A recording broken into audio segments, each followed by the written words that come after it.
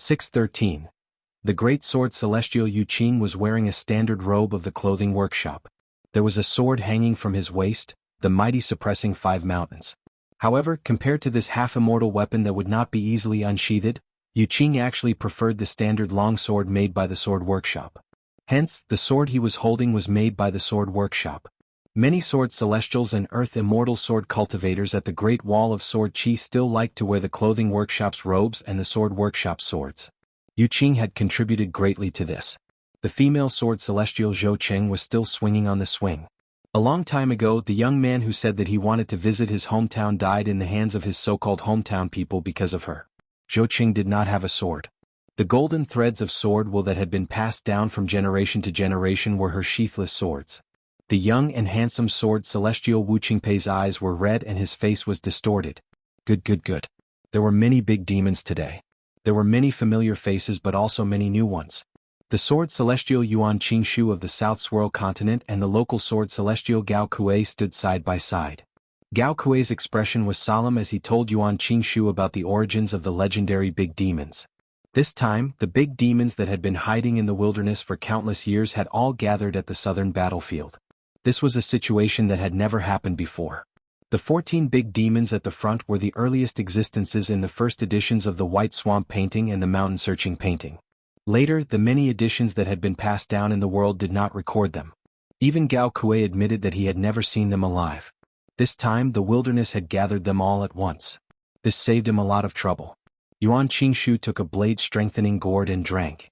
Every time Gao Kuei talked about the ancient origins of a big demon, Yuan Qingshu would take a sip of wine. It tasted great to drink with the big demon's name.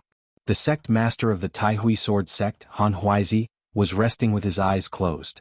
His palm was resting on the hilt of his sword. He tapped it lightly from time to time. Beside him was the sect master of the floating duckweed sword lake, Li Kai, who was also from the North Continent. Li Kai's eyes were shining. Good, all of them look like they can fight. There were 2 foreign travelers who did not look like sword immortals but more like a fisherman and a woodcutter. They were a pair of close friends on the snowy continent, sword immortal Zhang Liao and Li Ding. Their hearts were originally heavy, but when they looked at each other they smiled knowingly. They were ready to die. A sword celestial body. Was.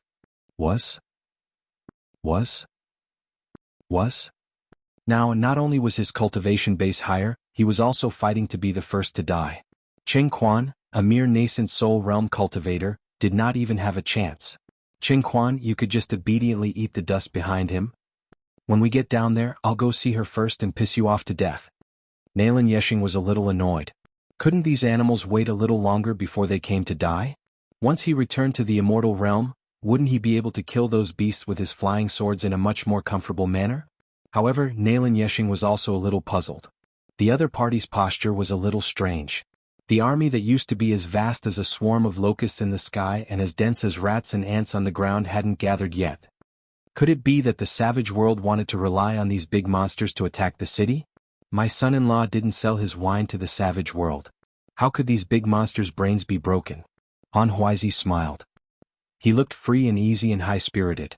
After this battle, my Grand Hui sword sect will have a clear conscience. Hidden official rubbed his hands and wiped the corners of his mouth from time to time. He murmured, it's obvious that they are going to fight. After this battle, as long as we don't die, not only can we drink wine, but we can also drink until we are full. Some sword immortals squatted on the edge of the city wall and reached out to stroke the edges. Their expressions were indifferent, and there was a faint sense of nostalgia that involved life and death. A sword immortal opened a pot of wine and muttered in his heart. He slowly poured the wine and threw the pot out of the city wall. Old Def was expressionless. He was only thinking about when he could walk down the city wall and return to his little nest. The wind at the city wall was really strong. Mihu's expression was solemn. This time, it could be said that they didn't come with good intentions. Li Tumi, who was in the immortal realm, smiled bitterly. Well, this time it wasn't that little fatty yen who could eat meat anymore. Looking at the other party's posture, he was also a dish on the plate. On the vast land south of the city wall, there were a total of 14 seats arranged in a row. The only difference was that the height and size of the seats were different. It was like the strangest ancestral hall in the world. This was different from the arrangement of the ancestral hall in the vast world. Apart from the 14 unfamiliar great demons, the other so-called great demons who had been familiar faces on the Great Wall of Sword Chi for the past 100 years, no longer appeared to be great demons. These illustrious existences that had attracted the most attention on the battlefield and attracted the most flying swords were now obediently standing behind that line. This was the rule of the desolate world. It was simple, crude, and direct. It was even more straightforward than the Great Wall of Sword Chi. As for the vast world that liked to pretend, it couldn't be compared at all. Qin Qingdou put his hands behind his back and laughed softly. Your sword skills are high enough. Look at the picture scroll in front of you. It's a beautiful and magnificent concept. I always feel that I can strike with my sword casually. Left and right, what do you think? Left and right reached out to grab the sword. I never think so much when I strike with my sword. Qin Qingdou looked further south. As expected of the master of this world. If he didn't take the initiative to show himself, he really wouldn't be discovered if he was slightly further away. Qin Qingdou retracted his gaze and looked at the noisy fellows. Some of them were people he had interacted with before. Of course, due to various reasons such as good luck, fast escape, thick skin and so on, they hadn't been killed by him. However, this was something from a long time ago. As for whether there were stories from a long time later, it was hard to say. The result of his previous deduction was that if he gathered half of the desolate world's fighting power, he would be able to take down the Great Wall of Sword Chi. This wasn't a bluff. It was the truth. However, this bunch of beasts, old and young, liked to fight among themselves. Moreover, that old bastard had been dead for a long time and didn't appear either. Without a leader, and especially not a single one who could really pin down Qin Qingdou, they were a little scattered. Many times when victory was in their grasp, the battle only became a little bitter. Some of the greater demons would lead their troops and retreat, leading their demons back to rest and recuperate. Sometimes, great sword immortals would enter the enemy's territory and kill one of the greater demons. The rest of the greater demons would then be busy devouring the dead greater demon's forces, and would have no time to attack the Great Wall of Sword Chi, which would be useless even if they succeeded. Therefore, there was only one time in history, and it was also the most dangerous time. It was that martyr's palace in the desolate world, which Qin Qingdou called a rat's nest. Nearly half of the thrones had their respective masters appear. They all made an oath and divided the benefits, and then there was that great battle. It was probably that battle that was truly tragic. If Qin Qingdou didn't remember wrongly, he was the only one left on the city wall. The northern city's array formation was also almost broken, and the future of the Great Wall of Sword Chi was completely destroyed. That time, many elders in the eyes of young sword immortals died, and many children in the eyes of young sword immortals also died. Qin Qingdou sighed and said slowly, "It's time for the three parties to come to a conclusion. After being a felon for 10,000 years, there should be an explanation for himself." Far away in the south, there was an inverted mountain with countless huge broken stones pierced through by iron chains. It was a similar scene to the inverted mountain. The peak of the mountain was facing the ground, and the base of the mountain was facing the sky. The high platform of the inverted mountain was as flat as a mirror. Under the sunlight, it was dazzling like the largest gold coin in the world. There was a big demon dressed in a long golden robe, and his appearance could not be seen clearly. The big demon reached out and grabbed a handful of gold coins that were uncertain whether they were real or not. But soon, the coins flowed back to the ground through the gaps of his fingers like water. After all, it was not real enough. It needed so many mountain and river gods in the vast world to make it whole. Only then would his gold throne be worthy of its name. According to the agreement, when he came out of the mountain, all the fragments of the mountain and river gods in the vast world would belong to him. Unfortunately, it was not enough. It was far from enough. If he wanted to become an existence like the grand sun in the sky, unrestrained for thousands of years, and truly become an immortal existence, he had to eat more. It would be best if he could eat the reincarnated true bodies of the legendary heavenly court gods as well. Only then would he be truly full. There was a large cluster of jade palaces hanging high in the sky. A big demon in human form sat on the railing like a miser guarding a huge property. He looked at the Great Wall of Sword Chi with a smile. He had heard that further north of the city wall, there was a cloud pavilion made of celestial jade. There was also the ravine residence where the wind and moon rustled during the night. They seemed to be able to add some color to his residence. However, these were all for the sake of a sumptuous meal. He would only be satisfied after he occupied the residence of the mellow scholar Qin, who was known as the master of the world's memorial archways in the South Swirl continent. Then he would take the ancient ascension platform in the Aquarius continent that was as big as a world. That would be even better. There was a big demon sitting on the skull of a huge deity floating in the air. Beside him, there was a long spear that pierced through the head of the deity. The body of the spear was hidden, and only the tip and the end of the spear were visible. There was a faint sound of thunder at the tip of the spear, and the whole corpse was shaking. The big demon patted the tip of the sword lightly. He had heard that all the cultivators in the world were good at the Five Thunders execution, especially the celestial master residents of Mount Longhu in the central divine continent. There was a throne made of bones, and there were hundreds of thousands of skeletons. There were demons and sword cultivators. There was a big demon without flesh and blood. Its body was as white as jade, and it was stepping on the head of an ancient great sword immortal. The big demon was drinking with a cup of wine in his hand. The big demon stopped drinking and changed his sitting position. He tilted the wine cup in his hand, and the bright red wine poured over the head. After a while, the head slowly rose into the air. As more wine poured out of the cup, the head grew flesh and blood, tendons and bones bit by bit. Finally, it became an elder who was 10 feet tall. He looked no different from a human. The big demon shook his sleeve and a rainbow light shot out. The slightly stiff elder reached out and grabbed the rainbow light. The moment the dull elder with hollow eyes held the rainbow light, he was like a sword immortal holding a sword. His aura was majestic. There was an ancient pillar that was 3 kilometers tall, and it was inscribed with talisman markings that had been lost since a long time ago. There was a scarlet-red serpent coiled around it, and there were numerous indifferent and lusterless WRM pearls that flowed indeterminately around it. The long snake stuck out its tongue and stared at the top of the wall. It smashed the rotten fence that had been there for thousands of years, and then smashed the inverted mountain. It only had one goal, and that was to find the little fellow that could barely be considered a true dragon in the human world. From then on, it would complete the great Tao, and the heavenly Tao of the two worlds would be decided by it. A tattered long robe slowly appeared. There was nothing in the robe, and it fluttered in the wind. When this strange, ownerless long robe appeared, there were ancient sword wills in the world near the great wall of sword chi that were jumping for joy as if they had met an old friend. There were also more sword wills that seemed to be sobbing. There were also countless sword wills that were aggressive and became more and more irritable, as if they were angrily rebuking the gray robe. There was a beautiful woman wearing an imperial crown and a black dragon robe. She had the head of a human and the body of a flood dragon. She sat on a dragon throne that was the size of a mountain peak. The extremely long body of a flood dragon dragged on the ground.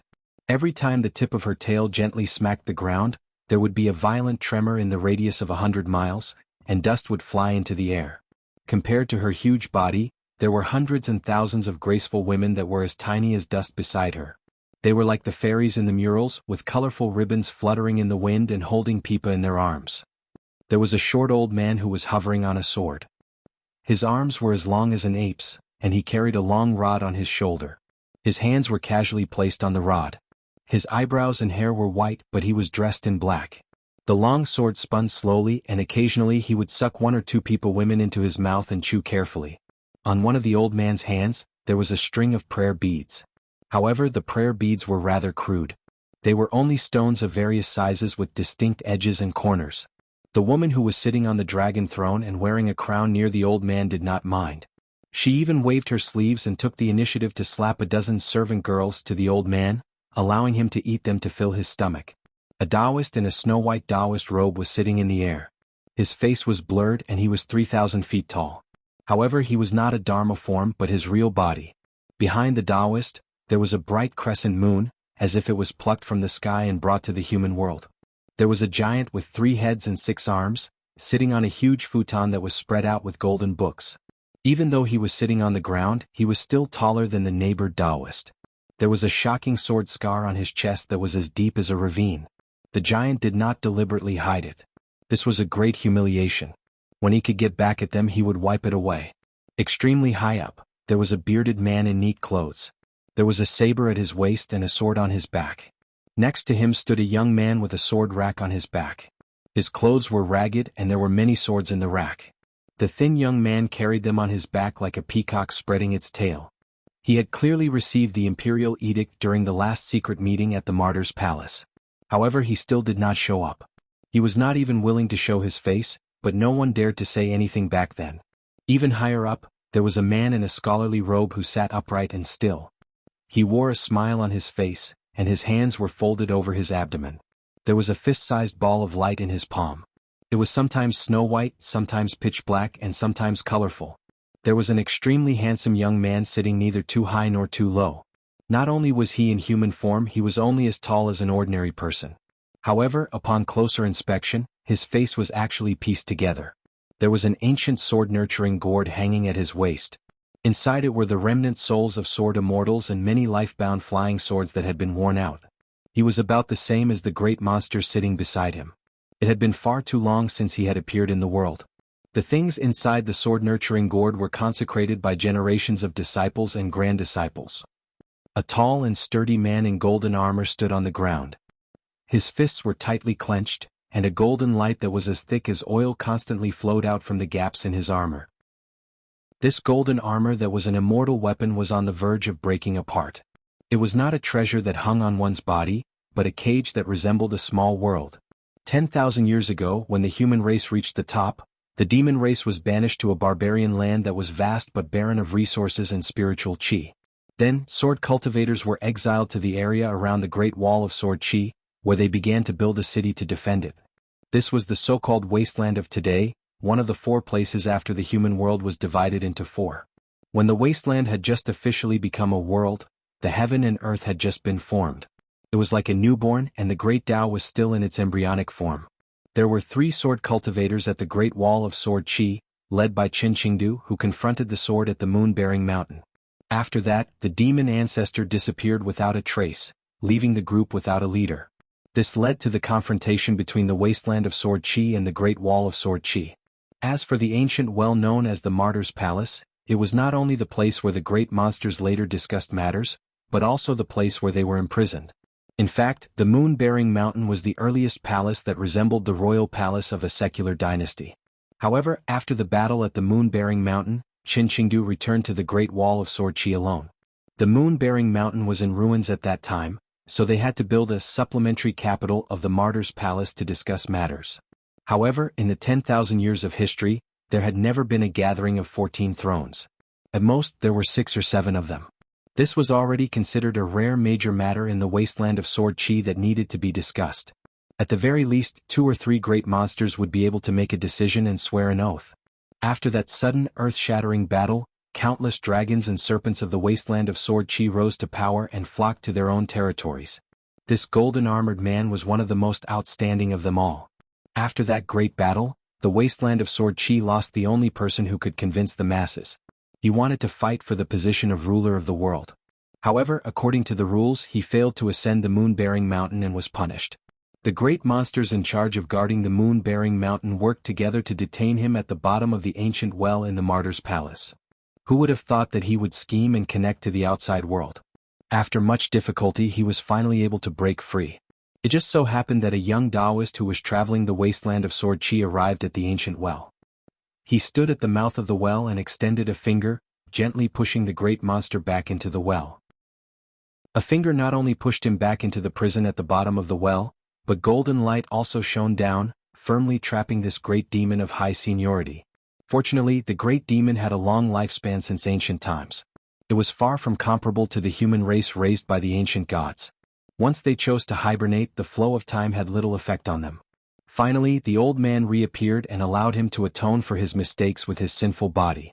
On the unmoving line in the south, an inverted mountain and a golden-robed great monster. The great monster sitting alone on the railing of a jade palace was like an ancient immortal recorded in the book of the vast world. The man on the head of the god's corpse had a spear that pierced through the skull. It contained the purest divine will of lightning in the wasteland of Sword Chi. On the throne of bones, it had forged an ancient great sword immortal into a puppet that had returned to its peak. The scarlet snake coiling around the pillar was like the master of all the water gods in the wasteland of Sword Chi. The snow-robed Taoist had refined half of the essence of one of the 3 moons in the wasteland of Sword Chi into his life-bond item. The 3-headed, 6-armed giant had been the first to scale the Great Wall of Sword Chi, surviving a blow from Qin Qingdu's sword. On this expedition to the wasteland of Sword Chi, the territory of the ancestral hall, regardless of its size, would be destroyed. The woman in the dragon robes with the imperial crown aspired to become the master of the wasteland of Sword Chi. The orderly flow of incense in the mortal world and the rebirth of the gods were all under her control. In exchange, she gave her Yelyuo to another great monster of the same generation. Henceforth, There would be no more competition between fellow Taoists in the wasteland of Sword Chi. Before this, neither side trusted the other and both wanted to eat the other. Now, however, they both had greater desires. The owner of the tattered robe had left the Great Wall of Sword Chi with Qin Qingdo. He had been one of the sword cultivators of the same generation as Qin Qingdo on the moon-supporting mountain. He had once been the best friend of the eldest sword immortal. The bearded man next to him, his only disciple, had once fought with Alliance. They had also drunk wine together. When he had nothing else to do, he had helped that old blind man move mountains. The man in Confucian robes wanted to go to the wasteland of Sword Chi. After the mortal world was completely destroyed, he wanted to rebuild the mountains and rivers. He wanted to use his knowledge to educate all living beings, teaching them regardless of background. The great monster that had been bound by the golden armor for countless years not only wanted to go to the wasteland of Sword Chi, he also wanted to lead an army to the blue netherworld realm, to the Baek Okekyung building. The old man on the sword wanted to refine all of the 5 sacred mountains in the wasteland of Sword Chi for his own use. He also wanted to personally destroy the 9 majestic strongholds and asked Bai Zhe what he was thinking. The handsome man with the blade-strengthening gourd at his waist felt that his ambitions were the smallest. All he wanted was to gain the face of all of the beauties in the wasteland of Sword Chi. Even if the female cultivators on the mountain lost their face, it wasn't like they couldn't live. If they lost their face, they wouldn't even need him to do anything. There were thousands of ways for them to die. These 14 great monster spirits were the peak of the wasteland of Sword Chi. Most of them had been awakened from their endless slumber. Some of them had been awake the entire time, but they had remained in their lairs throughout history. They had chosen to stand by and watch the war at the Great Wall of Sword Chi. They had never interfered with the once-in-a-century siege. The number of seats in the Martyr's Palace wasn't fixed. When someone died, their throne would shatter and fall to the bottom of the well. When someone of the younger generation rose to prominence, they would occupy a seat in the Martyr's Palace. There was no such thing as seniority.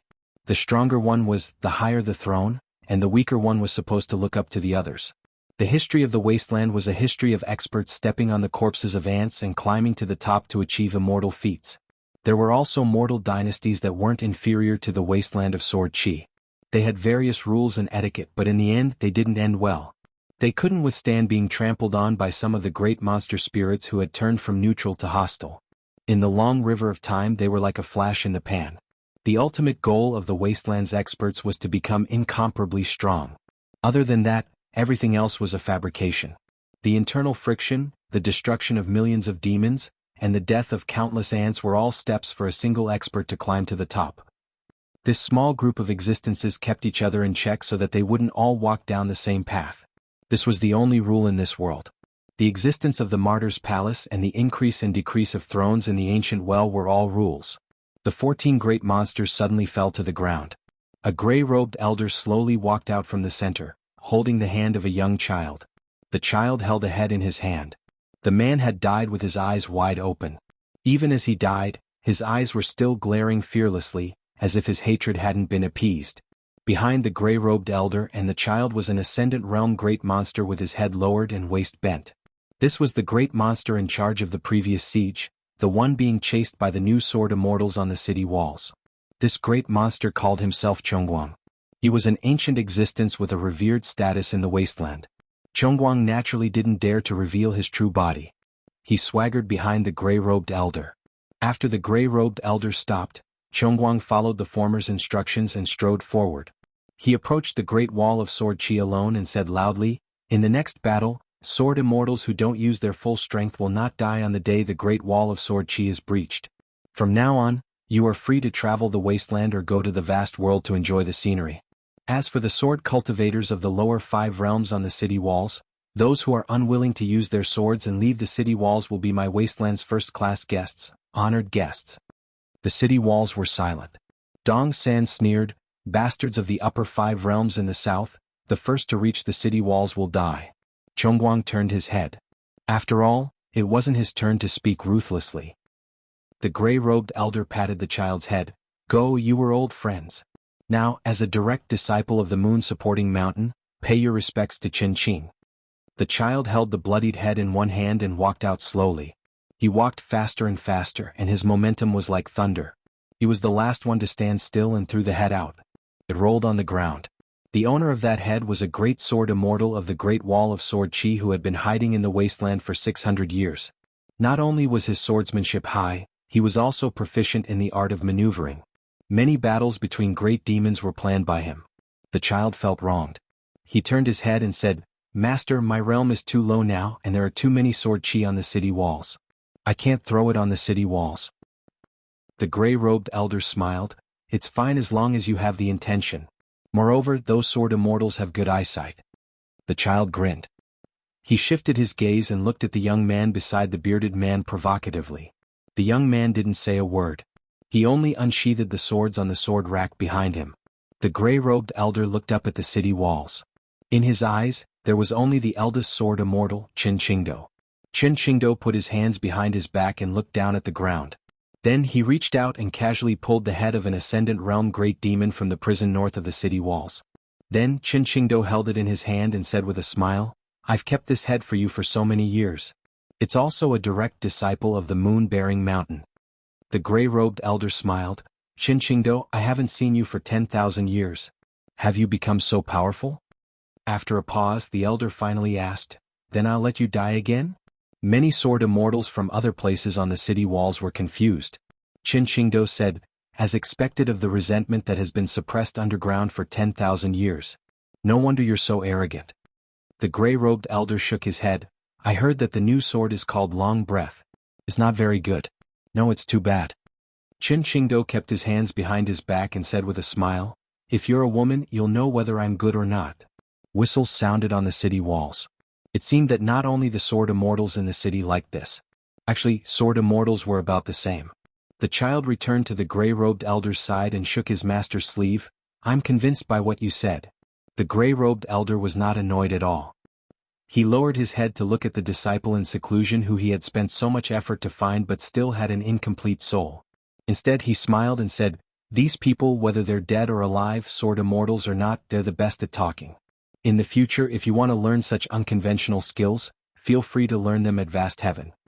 The great demon sitting on the railing of the immortal residence laughed and said, "You, Qin Qingdo, are truly respectable, hateful, and pitiful. However, you're the most pitiful. Imprisoning these great demons and not killing them as a whetstone for sword immortals, and as the product of that pill workshop, you should be cursed by many scholars in Vast Heaven, right? Dragging the entire Great Wall of Sword Chi here to die, you should be hated by your own people. Don't you think you're pitiful? You've already died once but you still have to be criticized behind your back. Qin Qingdo, oh Qin Qingdo, if I were you I'd rather die than worry." Qin Qingdo did not even look at this pinnacle great demon. He looked left and right at the jade palaces with ethereal immortal auras and asked, "Are you even worthy of speaking to Boss Sword Immortal?" The great demon laughed and said, "Perhaps I'm not worthy enough to speak to Qin Qingdo, but it should be enough to speak to you." The child walked out alone again and finally walked to the side of the head. He stepped on the head of the great sword immortal and looked up with a smile. "I'm 12 years old now. Isn't your great wall of sword chi full of geniuses? Someone who's about the same age as me and has fought with me before. I won't bully you. Any sword immortal below 30 years old is fine. Remember to bring a few half-immortal weapons or Dharma treasures, or it won't be enough." The old sword immortal frowned and said, "This little bastard is hoping that Ning Yao will appear. After exchanging a life for a life, he wants you to leave the city so that old bastard can take advantage of the situation." Qin Qingdo nodded and said with a smile, "That's what I'm thinking. But it doesn't matter. If I can't even handle this bit of provocation, what's the point of guarding the Great Wall of Sword Chi?" Qin Qingdo waved his hand. A group of more than 10 young people appeared behind him. Pang Yuanji, Qin Sanqiu and Dong Huafu were among them. Of course, there were also Ning Yao, who had already come out of seclusion, and Qin Pingan, who was originally standing in the pavilion on Dragon-Slaying Cliff. Qin Qingdo stretched out his arm and lifted the head. He turned his head and smiled. "Who's going to return the gift for me?" Ning Yao took a step forward, but a hand pressed on her shoulder. Qin Pingan said, "I'll go." Qin Qingdo smiled and said, "Aren't you afraid that you'll use up your only chance? Then what about the next battle?" Qin Pingan smiled and said, "Then we'll talk about it when the time comes." Qin Qingdo casually threw the head of the Ascendant Realm Great Demon. "Go all out and have a good fight." A green-robed figure leaped onto the city wall. Then he stepped on air and ran down along the wall. Then he suddenly stood still as if his feet were rooted to the ground. His knees were slightly bent. With a bang, he shot toward the southern land like an arrow and caught the falling head. He picked it up with one hand and put the other hand behind his back. Finally, he floated down to the ground. On the ground, the child tiptoed and grabbed the dust-stained head of the sword immortal in his hand. He slowly walked forward. The two sides were more than 100 steps apart. Qin Qingdou sneered and said, "The outcome of this battle will be decided between you and me. Who's going to take a sword strike? What do you think?" The gray-robed elder nodded and said, "Why not?" On the battlefield, the two sides confronted each other. The child smiled and stretched out his hand. Qin Pingon threw out the great demon's head. At the same time, the child raised his arm and intentionally or unintentionally, threw the sword immortal's head high into the air. The child did not extend his hand to catch the head of his fellow great demon from Moon-Bearing Mountain. Instead, he stomped the great demon to the ground and patted the blood off his body. He leaned forward and crossed his arms. "You look so light. You're not strong enough to fight." The green-robed young man took the head and held it in front of him. He gently wiped the unknown great sword immortal's face with his hand and made him close his eyes. However, this action was a huge flaw in his plan. After the child punched, the green-robed figure retreated dozens of feet. He drew a not-too-deep trench on the ground, but he still stood firm. The child stood where the young man originally stood. He nodded and said happily, "Not bad. You can play with me for a while." Qin Pingon turned his head and looked. The sword immortal head in his hand disappeared into thin air. Great sword immortal Yu Qing put the head under his armpit and cupped his fists at the young man. The child smiled and said, "It's your turn to punch. You only have one chance. After that, I'll go all out. You'll die very quickly. Compared to my original opponent, Ning Yao, and her useless parents, you'll definitely die much faster." Qin Pingon turned his head to look at the child. He then lowered his head and rolled up his sleeves. The corner of his mouth curled up. Finally, the smile on his face grew wider and wider. His eyes became more and more silent. The things that he had suppressed in his heart were now rising like a dragon in a well. Therefore, when he finally raised his head, it was a young face with a ferocious smile. 6:14. There was one good thing about cultivators who had grasped the true Great Tao. It seemed like there was no such thing as parting in life and death. As long as the opportunity arrived, they could meet again after a long separation. So what if it had been 10,000 years? Hadn't he still met Qin Qingdou and Qin Qingdou had met him? The only difference was that he was standing on one side of the river of time while Qin Qingdou was standing on the other side. The child didn't even look at the young man whose name he didn't know, only at the old man standing on the wall with his hands behind his back. This was Qin Qingdou, nicknamed Eldest Sword Immortal. Ever since he had awakened, his master and senior brother had never hidden anything from him. Thus, Qin Qingdou was not only his master's old friend, but also his own old friend. Back then, the three most senior, most skilled, and most lethal felons had traveled together, taking advantage of the fact that the foundation of the great Tao of the world had yet to be stabilized. The sun, moon, and stars had shifted, and the 4 seasons and solar terms had changed. But regardless, his master had still been recognized as the master of the great Tao of the world. Qin Qingdou and the other leaders of the felons, Guanzhao and the Dragon Lord, had paid the price of being trapped in a situation where their swordsmanship was superior to that of the great Tao of the world. Whether it was the process or the result of that battle, the history of the world had never recorded it, and those who knew the inside story could be counted on one's fingers. The child had heard from a senior brother of Moon-Bearing Mountain that the surrounding tens of thousands of li had been turned upside down. Moon-Bearing Mountain had been reduced in size by half, the result of the master of that tattered robe handing over his sword. As for the earliest embryonic form of the Yelyuo, it was said that he had created it with a single slash of his sword, resulting in its grandeur. But he was the most miserable of them all. His soul was incomplete and had been scattered throughout the world. Generations of guardians of Moon-Bearing Mountain had always had a secret mission, which was to help him gather his soul. Even now, they had only managed to gather his original soul and physical form and then piece together the rest of his soul. As for his physical body, it had long since been obliterated and could not be reconstructed. In this aspect he was actually not as fortunate as the Dragon Lord. For better or worse, the Dragon Lord had left behind a real head. Alas, the withered bone great monster that he had named Baiying had been playing with for years. When he was in the mood, he poured a cup of wine and used some unorthodox arts to create a puppet with the strength of a great sword immortal. It was a pity that he had not been able to learn this move, or else how much fun would he have had in breaking through the great wall of sword chi. But for some unknown reason the Dragon Lord, who had only lost one soul and two physical forms, had retained most of his intelligence. As a comrade who had fought alongside Qinqingdo in the past and the earliest sword immortal of the human race, not only had he never shown his true face, he had not even taken back the head that originally belonged to him. He had allowed Bai Ying, whose killing power was roughly equal to his, to trample on his skull and ignored it. Instead, he had an inexplicable deep-seated hatred for his close friend Qinqingdo. The child raised his hand and yawned, quietly waiting for the Dragon Lord to make his move. The outcome had long been decided, so it was really meaningless. After looking at Qinqingdo, he turned to look at the young woman standing at the edge of the city wall. Ningyao. She was a young sword cultivator whose name had been heard throughout the wilderness for a long time. It had little to do with the level of her current realm, but the level of her realm in the future would determine her position in the hearts of many great monsters in the wilderness.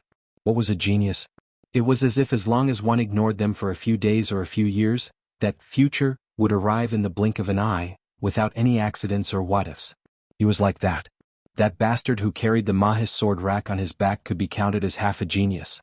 His name was strange and he was called Beijing. His master Beijing was the truly amazing one. Even his master had said, it's a pity that his temperament wasn't domineering enough, resulting in his swordsmanship not reaching the peak. Otherwise, the most suitable candidate to suppress the Great Wall of Sword Qi would be this person. He had heard that in the central plains of the vast world, there was a young man who learned martial arts called Chao Xiai who was also like him. The child was stepping on the head of the Ascendant Realm Great Monster. Nominally, he was still a direct disciple of the moon-bearing mountain lineage. However, in the prison at the Great Wall of Sword Qi, his physique had been damaged too much, and he had lost too much of his cultivation. That was why Qinqingdo was able to pull out his head with a casual pull. However, his Ascendant Realm was not stable, and his physique was still that of a great monster of the wilderness. If it were him now, even if he carried a few immortal weapons and chopped for a few years, he wouldn't be able to do anything.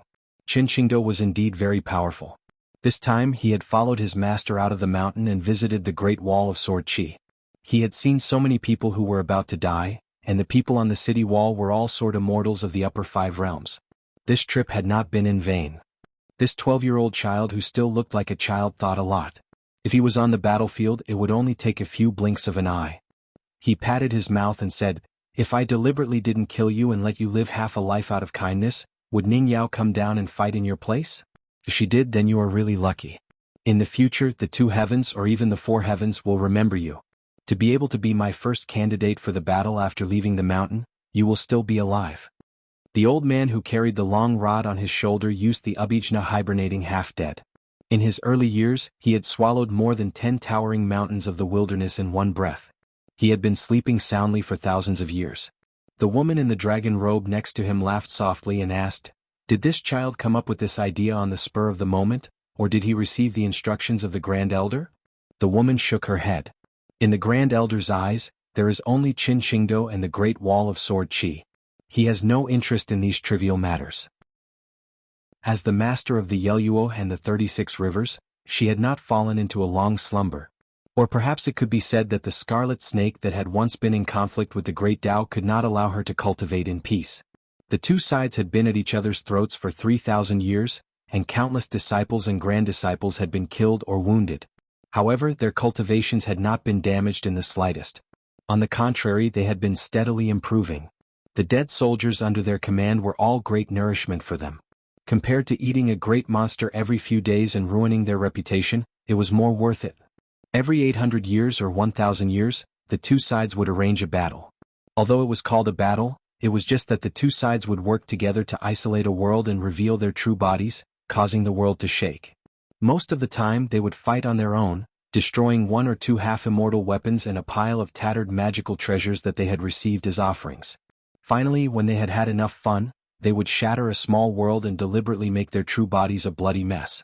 After all, the 2 sides were keenly aware that there was not much of a difference in strength between them. If they really wanted to fight to the death, there were quite a few existences of the same generation sitting on the throne of the ancient well who would not mind working together to eat them. This was especially true of that skeleton, which loved to act stealthily and dig 3 feet into the ground. Many great monsters in history who had been secretly recovering from their injuries had silently died while recuperating. In truth, they had been refined into puppets. Thus, Great Monster Bai Ying's fighting strength was not high on the surface, but her family's foundation was immeasurably deep. The old man on the sword patted the long rod lightly with both hands. That's interesting. I like this child. When he arrives at the vast world, I must give him a gift. The woman in the dragon robe and the old man on the sword were half Taoist companions. She joked, he's the last disciple of the ancestor. Is it your turn to give him a gift? The old man laughed. It's up to the child to accept him, but it's up to me to give him a gift. If he doesn't accept it, I'll strike him with the rod and his soul will be scattered. Come again, the vast world is famous for its heavenly treasures. It's not difficult to piece together his bones and soul. Who knows, the next time this child appears, his aptitude will be even better than now. The ancestor will have to thank me for helping him. The child, whose original name is Guanzhao, suddenly grins. It's better to change his real opponent to Ning Yao in his first battle. As expected, Guanzhao had received his hint. The handsome great demon with the beautiful blade-strengthening gourd on his waist glanced at Ning Yao on the city wall again. He also felt that Ning Yao would gain more if she fought. Therefore this great demon slapped the blade-strengthening gourd. A beam of sword light flew out of the blade-strengthening gourd and went straight for the young man who was delaying things. Only if Ning Yao died on the city wall would he have a chance to peel off the skin of the little girl's face. Ning Yao's face, as well as that of the Green Mountain deity Madame and the female martial god Pei Wan, were all great beauties that he had to obtain. After the sword light left the blade-strengthening gourd, it shot forward in a straight line. Although it was called a sword light, it was actually as thick as the mouth of a well. The sword chi was so strong that it stirred up countless sword chi and sword intent that were originally flowing between heaven and earth.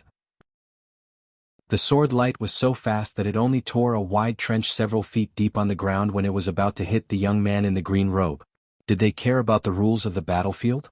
Did they care about the identity of a great demon? There was no such thing in the desolate world. When the desolate world lost the Battle of the 13, who among the great demons including Chongguang took it seriously? Only the sword immortals and the vast world took it seriously.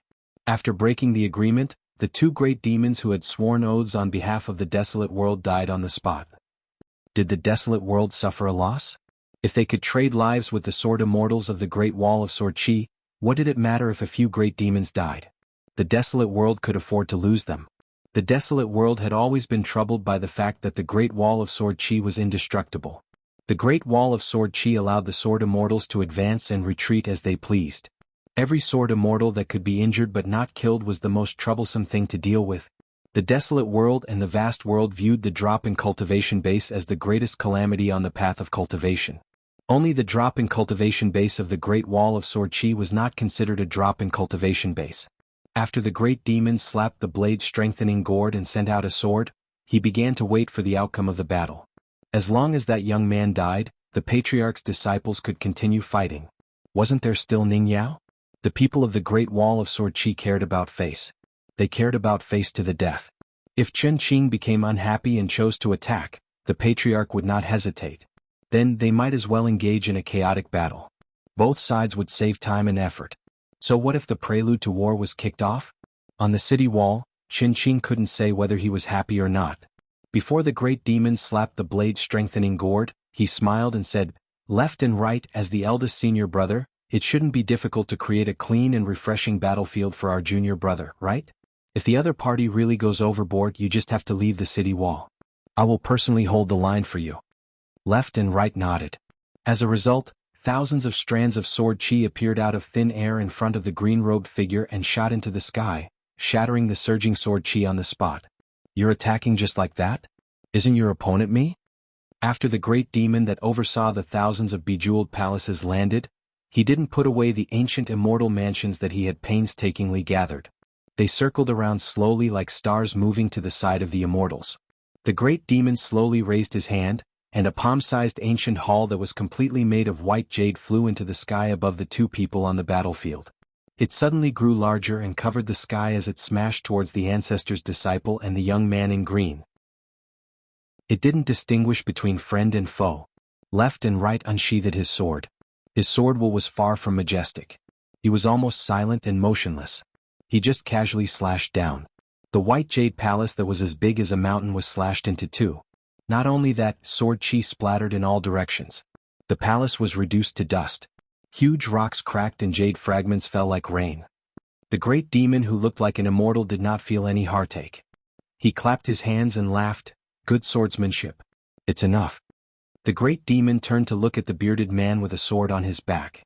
"How about it? This sword cultivator who can stand beside Chin Chin, I'll let you deal with him?"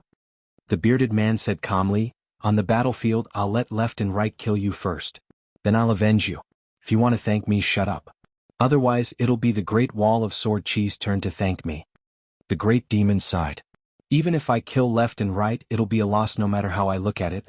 After all, no matter how good the Chen family's memorial archways are, they're still new objects. These old objects that I've kept for many years are all my favorites. They're all unique objects in the world. If they're gone, they're gone. Where can I find them again? As expected, sword cultivators like you are more straightforward. When you fight, you don't have to care about these gains and losses." On the city wall, Peng Yuanji was a little angry. He said in a low voice, "These great demons are helping that little bastard to create the atmosphere of heaven and earth. They want to suppress Qin Pingan's state of mind." Qin Sancho's expression was serious. This was the battlefield on the Great Wall of Sword Qi. Those who charged into the fray for the sake of personal feelings usually did not end up well. The demon race of the wilderness liked impulsive sword cultivators the most. Once the battle started, even if you were a sword immortal of the upper 5 realms, if you felt that you could single-handedly reverse the situation, you would not be happy. You would only let the demon race have their way and give away a series of battle merits for free. Many great demons would deliberately set up traps. They would catch the severely injured sword cultivator in their hands and slowly tear off his limbs. Then they would throw him into their mouths and chew. Sometimes they would pull out the tendons of the sword cultivator in their hands and peel off his skin bit by bit. All kinds of tragic scenes were too horrible to look at. Sword cultivators who were in trouble would only suffer a fate worse than death. Sword cultivators who had their souls suppressed would even wish to commit suicide. The great demon's purpose was to lure more sword cultivators away from the Great Wall of Sword Qi and enter the hinterland to fight. When the sword immortal attacked, there would be great demons who would instantly surround him and split the battle merits. There had been many such bloody lessons in history. When young sword cultivators who were favored by the heavens were captured, their clan elders or sword cultivators who preached the Tao would go and save them, but they would die. Sword immortals would go and die again. Sword immortals would go and die again. Sword immortals would go and die again. In the end, it was the young sword cultivator who died the last. There was a young sword cultivator who was not killed by the great demons in the end. The young sword cultivator who was crippled and had his flying sword broken was casually thrown to the ground by the great demon. When the great demon retreated, he ordered all the demon race to take a detour, leaving the heavens favored by the Great Wall of Sword Qi. Many young people who had their flying swords smashed and their longevity bridge completely destroyed would often end up like this. They would either accumulate some strength on the battlefield and choose to commit suicide, or they would be carried away from the battlefield and commit suicide at a later time in the city. The wilderness only cared about victory and defeat in life and death. It did not care about the process. Ning Yao said, "Then they will regret it." She gently clenched her hands and unsheathed her sword. The tip of her sword was pointed at the great demon who had summoned a white jade palace. In front of the line where the gray-robed elder and the 14-peaked great demons stood, a huge whirlpool suddenly appeared. Sword tips broke through the void and slowly emerged. It was as if a total of 15 small worlds had been added between the wilderness and the Great Wall of Sword Qi. The wilderness, the left and right sword cultivators were asking all the great demons at the same time. The wildlands and the Great Wall of Sword energy were at different levels of cultivation. Both sides were well aware that the more attention the wildlands and the Great Wall of Sword energy had, the more likely they were to die in the next battle. Those who didn't die were simply courting death. Those who could have died a bit later would die even faster. First it was Qin Pingan. Then it was the left and right. The wilderness, the literary sage's lineage, had never been reasonable. The golden-armored burly man suddenly revealed his huge true form. The golden armor on his body expanded and firmly suppressed the great demon. The golden-armored burly man reached out to block the sword tip. He pushed back the sword in the whirlpool. In the end, the sword and the whirlpool shattered together. The golden armor on his body was splashed by the sword Qi. The burly man did not even look at it. He only lowered his head and looked at a small gap in his golden palm. Unfortunately, it was quickly covered by a thick golden light elsewhere on his finger, filling the gap. The burly man was furious. He reverted to his human form.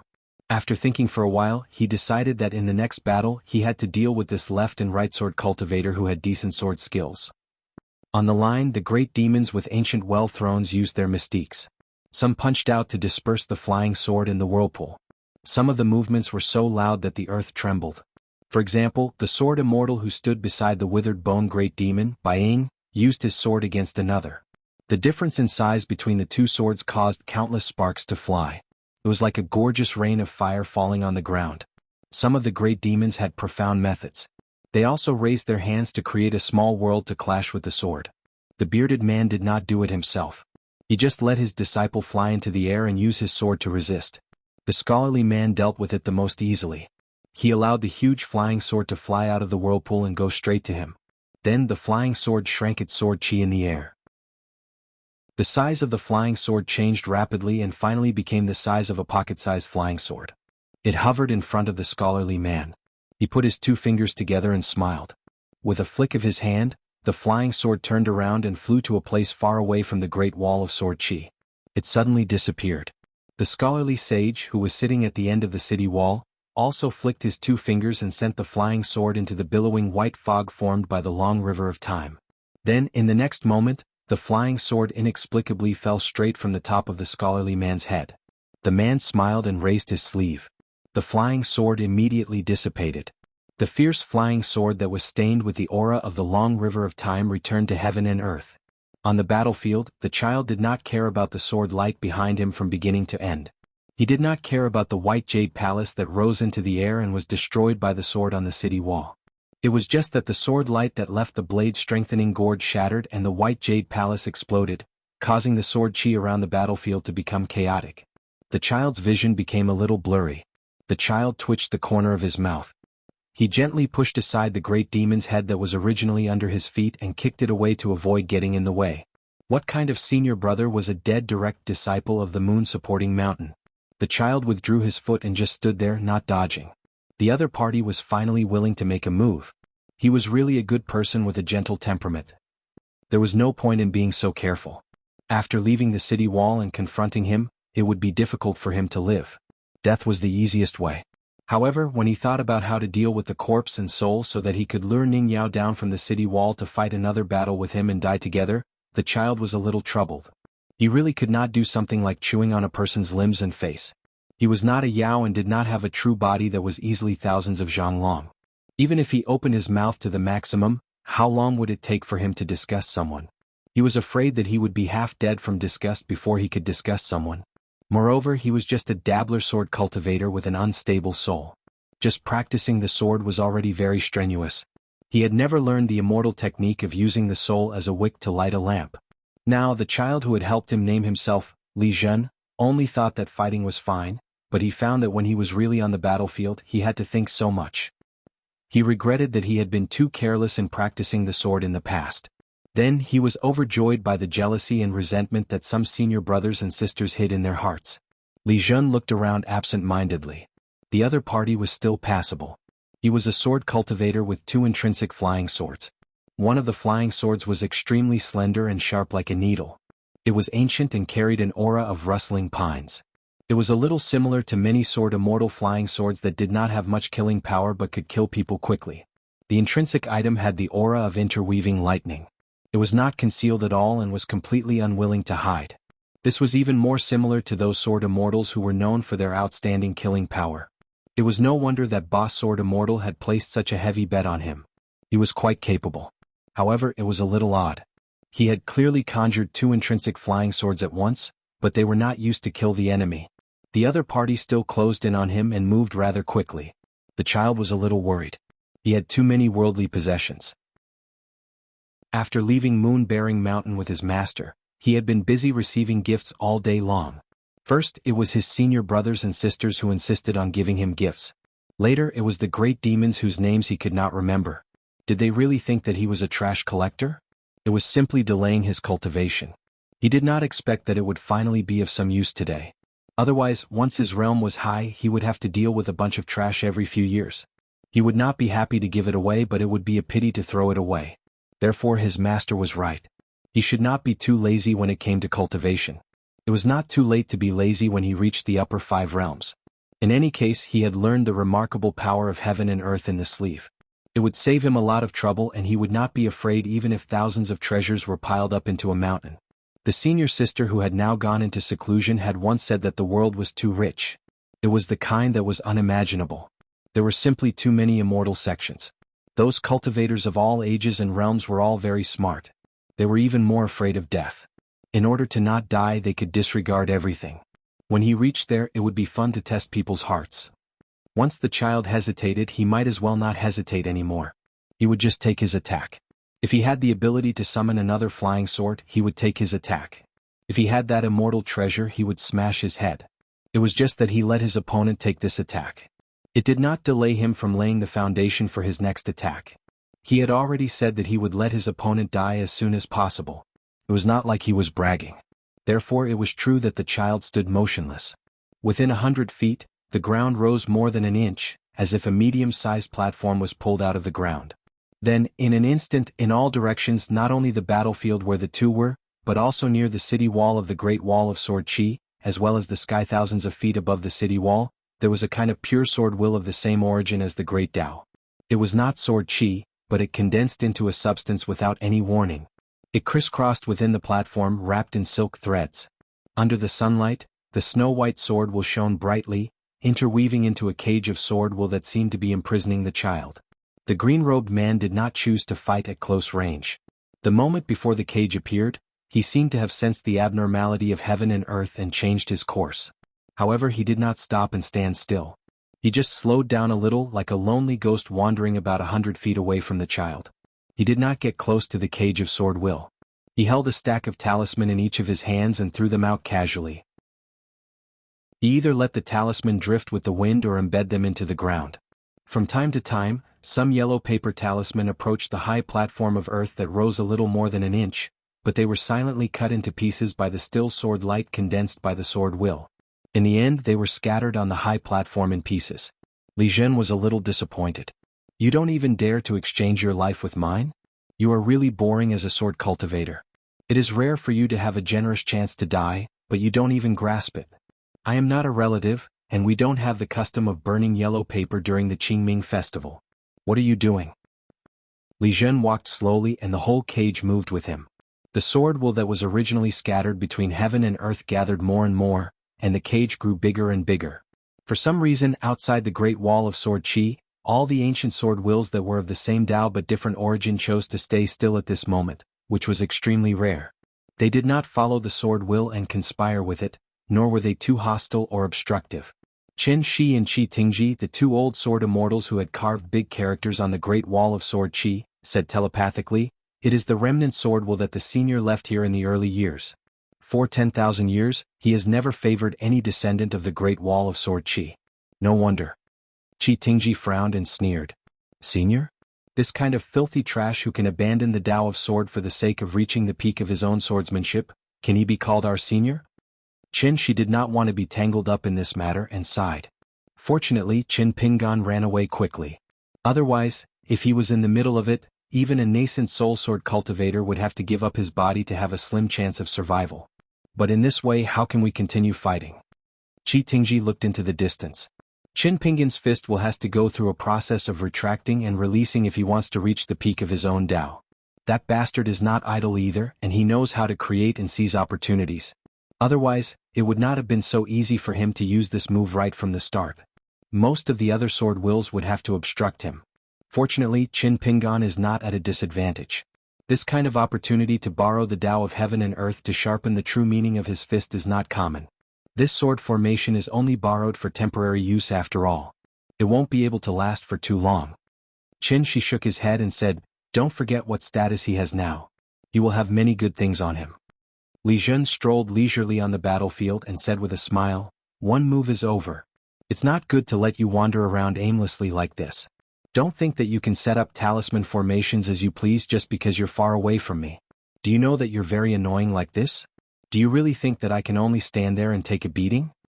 The child shook his sleeves and a sparkling and translucent dermic seal rolled out. He stomped it through the muddy platform and it fell to the ground below. Then he tossed out a half-sheathless broken sword. It was mottled with rust and the sword light was turbid. The child shook out a small and exquisite bronze pagoda from his sleeves, which seemed to be an imitation of the Baek-ok-kyung building. However, the pagoda was on the verge of breaking and the cracks were obvious. It did not seem to be of great use. Most of the time it was useless after being used once. The pagoda fell, but because it was extremely heavy, it sank into the ground and disappeared. Li Zhen walked without stopping, and it was the same again and again. Every time he threw out a celestial treasure, he would stomp it to the ground. As he walked and threw it, he said, "Every step I take is a small flaw. I'm also reminding you out of kindness that your flying sword can't break the sword formation. At least you can take the opportunity to drive your flying sword to burrow into the ground, and see if you can poke me from the bottom. But you don't appreciate my kindness and insist on waiting for death. Alright, let's see if you throw out more Qingming yellow papers, or if my treasure will help you clean up your grave faster."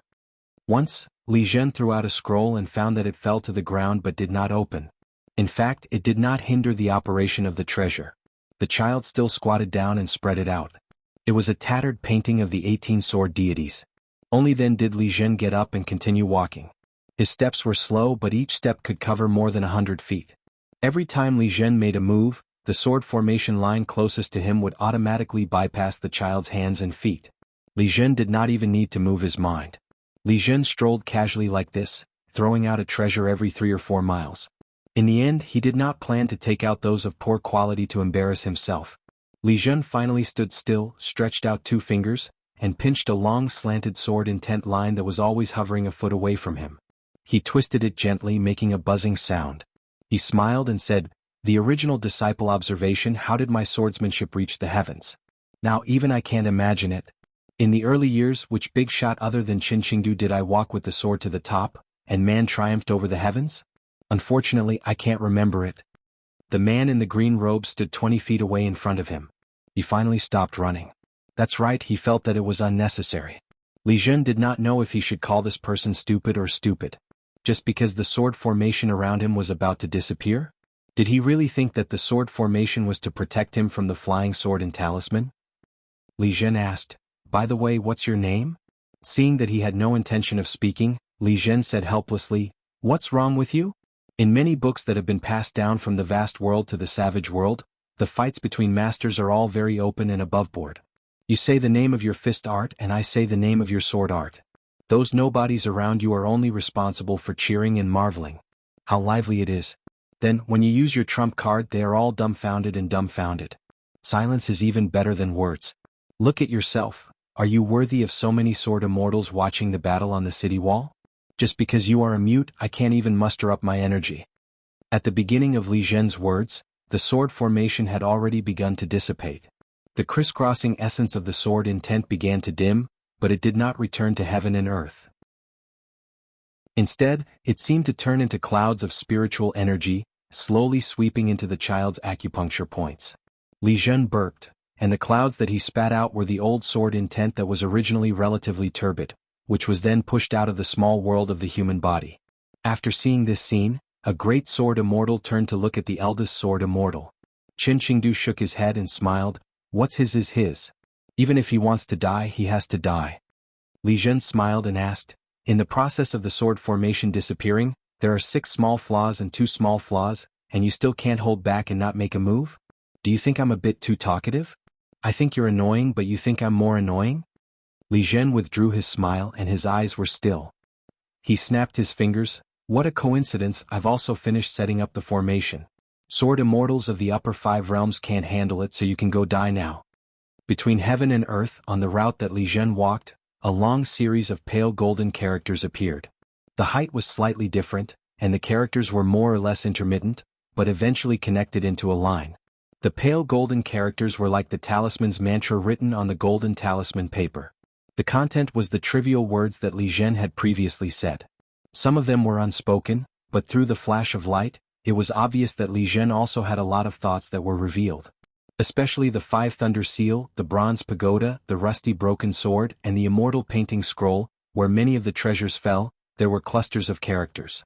Above the ground, a huge golden lightning bolt formed a huge crooked circle, covering the battlefield within a radius of 100 miles in one fell swoop. Higher than the great wall of sword chi, the sea of clouds gathered, and the thunder was loud, echoing with the thunder pool on the ground. At the same time, the 5 thunder seal began to slowly rise into the sky, shining brightly. 100 feet tall pagoda with flowing rays of light stood tall. The broken sword shattered, and all the fragments lined up along the edge of the thunder pool. The 18 sword immortals on the painting scroll slowly walked out. Even though they were suppressed by heaven and earth and sword intent, and their bodies were only the size of mustard seeds, each of them formed by the sword immortal's true intent was still brimming with sword chi. They hovered close to the ground like a natural trajectory of sword chi. In the end, the 18 mustard seed sword immortals were in charge of guarding each treasure. This was because the many treasures that Li Zhen seemed to have casually thrown out of his sleeves all had different phenomena. Why did he talk so much? Naturally, it was because there were too many treasures. His cultivation was not high enough for now, so he could only use magic treasures, half-immortal weapons and immortal weapons to make up for it. Li Zhen no longer yawned, nor did he speak. His expression was calm as he looked at the young man who was his enemy. One of his hands was clenched, and the sword pellet in his hand was spinning. It did not have any signs of treasure light flowing, but it was an immortal weapon. His other hand was similarly clenched like a fist, but there was no immortal weapon-grade sword pellet. Instead, it was a talisman of the ancestral talisman painting of the 5 mountains of the future. In the Great Wall of Sword Chi, and in an era even longer before its construction, sword immortals had always liked the idea of humans triumphing over heaven. Then I'll have to trouble you to endure the heavenly tribulation first. After the heavenly tribulation came the earthly tribulation. After the earthly tribulation, Li Zhen also had a meeting gift. As a sword immortal of the wilderness, he would exchange greetings with the sword immortal of the Great Wall of Sword Chi. Therefore, several black-robed immortals that were dozens of feet tall appeared behind Li Zhen. Their figures were ethereal and erratic, and only the long sword in their hands was filled with sword intent and dazzling sword light. One of the sword immortals in the middle was taller than the others. His face was clear and his expression was indifferent. His figure was the human sword immortal of the ancient era, clairvoyance. Li Zhen frowned. The green-robed man had one hand behind his back and the other clenched in front of him. His eyes were burning. His sleeves were no longer rolled up, and he stood amidst the astral winds formed by the heavenly tribulation. His sleeves fluttered as if they were filled with a cool breeze, making his sleeves look extremely loose. It was as if a lotus flower that was too deep green and almost black as ink had bloomed. He smiled and asked, "That's all?" 6:15. Li Zhen's eyebrows relaxed. A small accident would not affect the overall situation. Li Zhen was the first to walk out of the thunder pool that used the 18 treasures as the pivot of the formation. The projection of sword will followed closely behind, followed by the rest of the black-robed immortals. Li Zhen turned his head and said, "What a great camouflage of the Yin spirit. This thunder pool and the heaven and earth tribulations are yours." The price was not small. 18 treasures, 18 formation eyes. After the heaven and earth tribulations, more than half of the magic treasures would be destroyed. Among them, 2 half-immortal weapons, the 5 Thunder Seal and the imitation Baek Okekyung building pagoda, would not be destroyed but would drop and become magic treasures. However, he was Li Zhen, the disciple of the ancestor, so this price was completely bearable. It was just that small accidents came one after another. First, this person replaced Ning Yao and left the city. Then he did not engage in close combat, wasting the sword will cage full of murderous intent. Now even he was fooled, leaving only an out-of-body Yin spirit to take on the Thunderpool tribulation that could seriously injure a Jade Realm sword cultivator. This made Li Zhen unhappy. He was only 12 years old, arrogant, and long-winded. He stepped on the head of a big demon and stood still, letting him attack. This person did not take the bait. If it were any other young sword cultivator of the Great Wall of Sword Chi, they would all be arrogant. Except for Ning Yao, they would all be dead. Li Zhen could not help but turn his head again. After being exposed by Li Zhen, the man in the green robe no longer tried to hide. His feet left the ground and his sleeves fluttered in the wind, slightly distancing himself from the earth tribulation. He flipped his wrist and held a folded jade bamboo fan in his hand. He gently tapped his palm, causing ripples to appear on his robe. The green robe on his body immediately lost its camouflage and turned into a snow-white robe. The man and Li Zhen looked at each other and smiled. "After going through so much trouble, you only managed to trap a small Yin spirit like me. Does your heart ache? You're leaving just like that?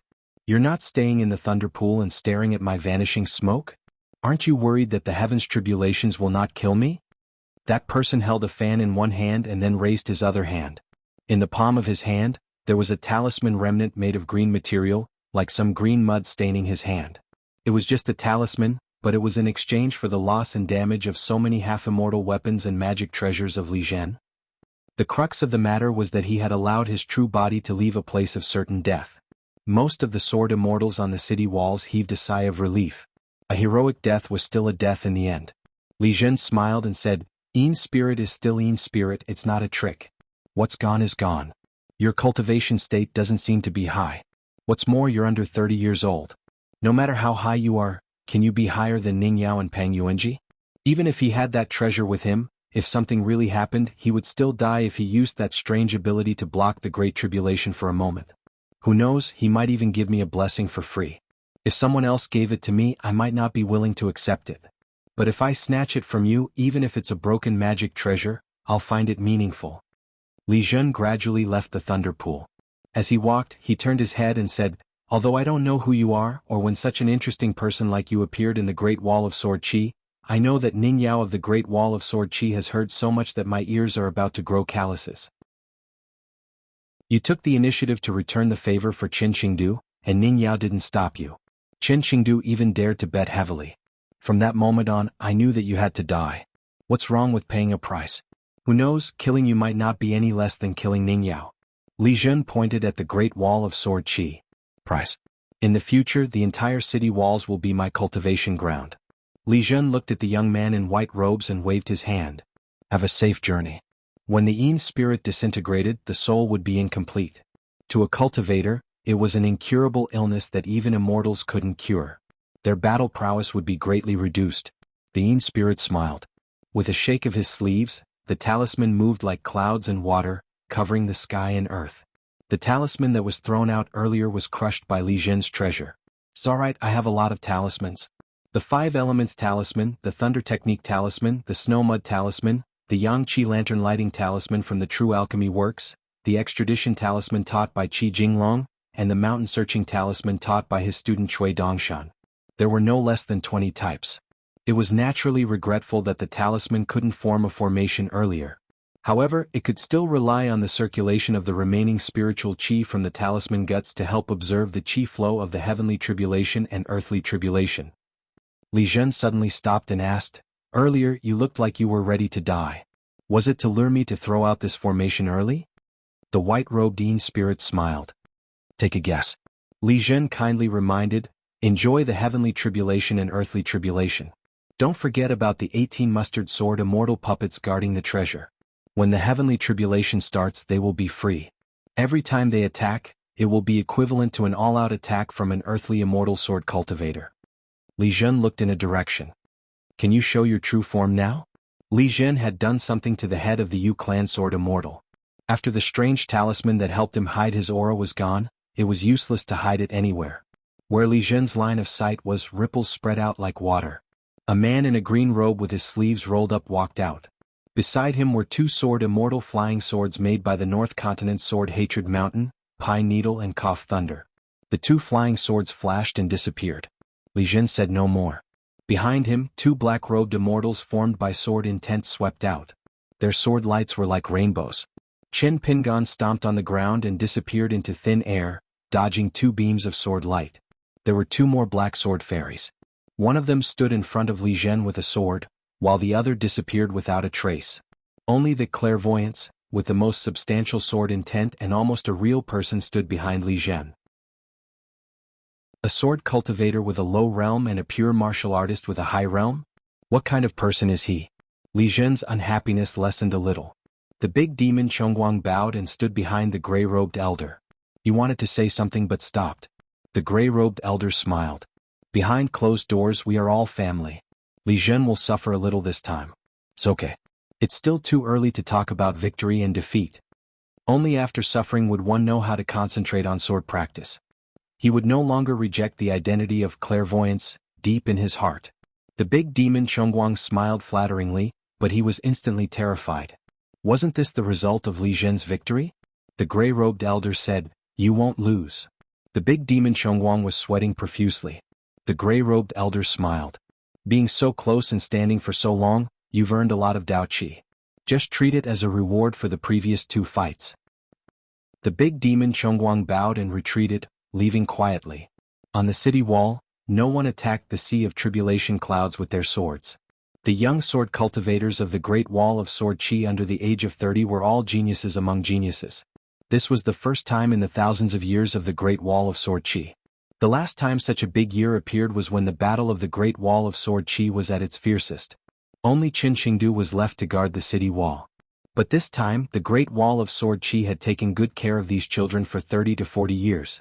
Of course, the price was the death of many Earth Immortal Sword Masters who guarded the formation for the children. Pang Yuanji said, "If it were me, I wouldn't be able to dodge the 5 thunders of heaven and killing intent of earth. I would only be able to take it head-on and die." Gao Yuqing, Gao Yeho's sister, said softly, "I would only die faster. I would die from that sword formation." Dong Huafu said, "That little bastard is the reclusive disciple of the moon-supporting mountains master. Other than Sister Ning, it's normal for any of us to lose. There's no need to think too much. Look at us, who can take out so many half-immortal weapons and magic treasures at once." So, according to Qin Pingan's words, when dealing with someone with money, power, and backing, we can't just, "I'll go and fight him one-on-one," or, "Let him fight all of us. When the time comes, we'll split the loot and everyone will be rich." Pang Yuanji said, "That's the logic. But we also have to look at that little bastard. Just the fact that he can control so many treasures at once is not something an ordinary person can do. This time, when we fought against Qin Pingan, it was all thanks to Qin Pingan that the other party's traps, big and small, didn't work immediately. In the next battle, we have to be especially careful of people like him."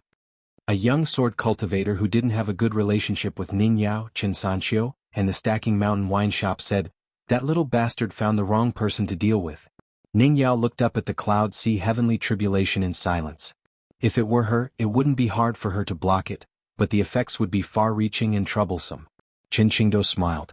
"Girl Ning, if it were you, there naturally wouldn't be such a bet.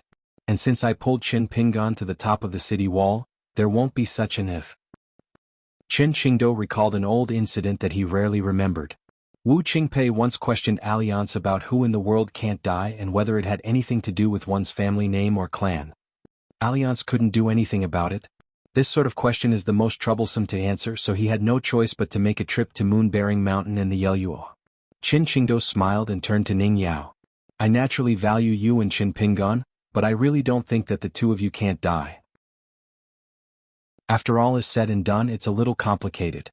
Girl Ning, do you understand what I mean?" Ning Yao nodded. "I understand. But I'm very unhappy, not for myself but for Qin Pingan." Zuoyo sneered.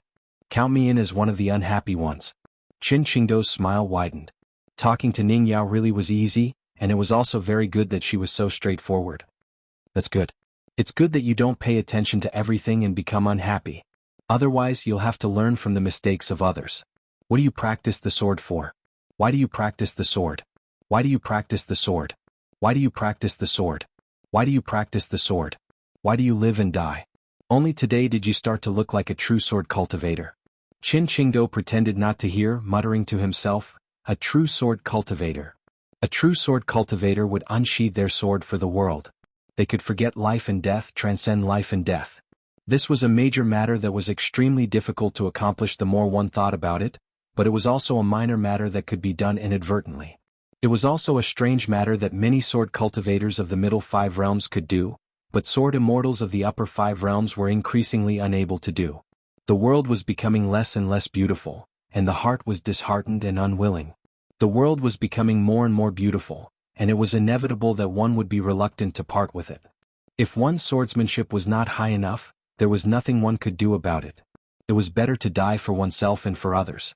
If one's swordsmanship was high enough, one would have the ability to find all sorts of reasons to not die. This was also human nature that could not be demanded. The human heart was truly worthy of being the most interesting cage set up by the gods.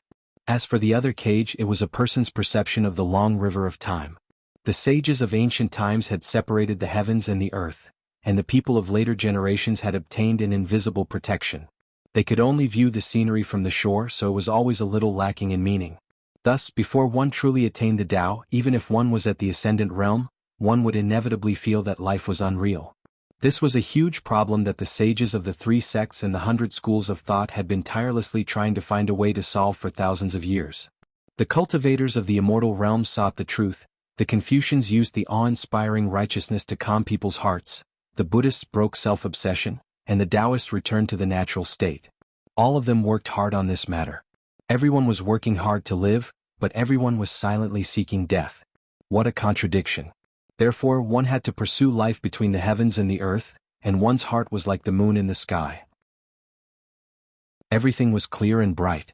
Qin Qingdao said something strange to Ning Yao. No matter what the result is, don't think that Qin Pingan will lose too much in this battle. Ning Yao remained silent.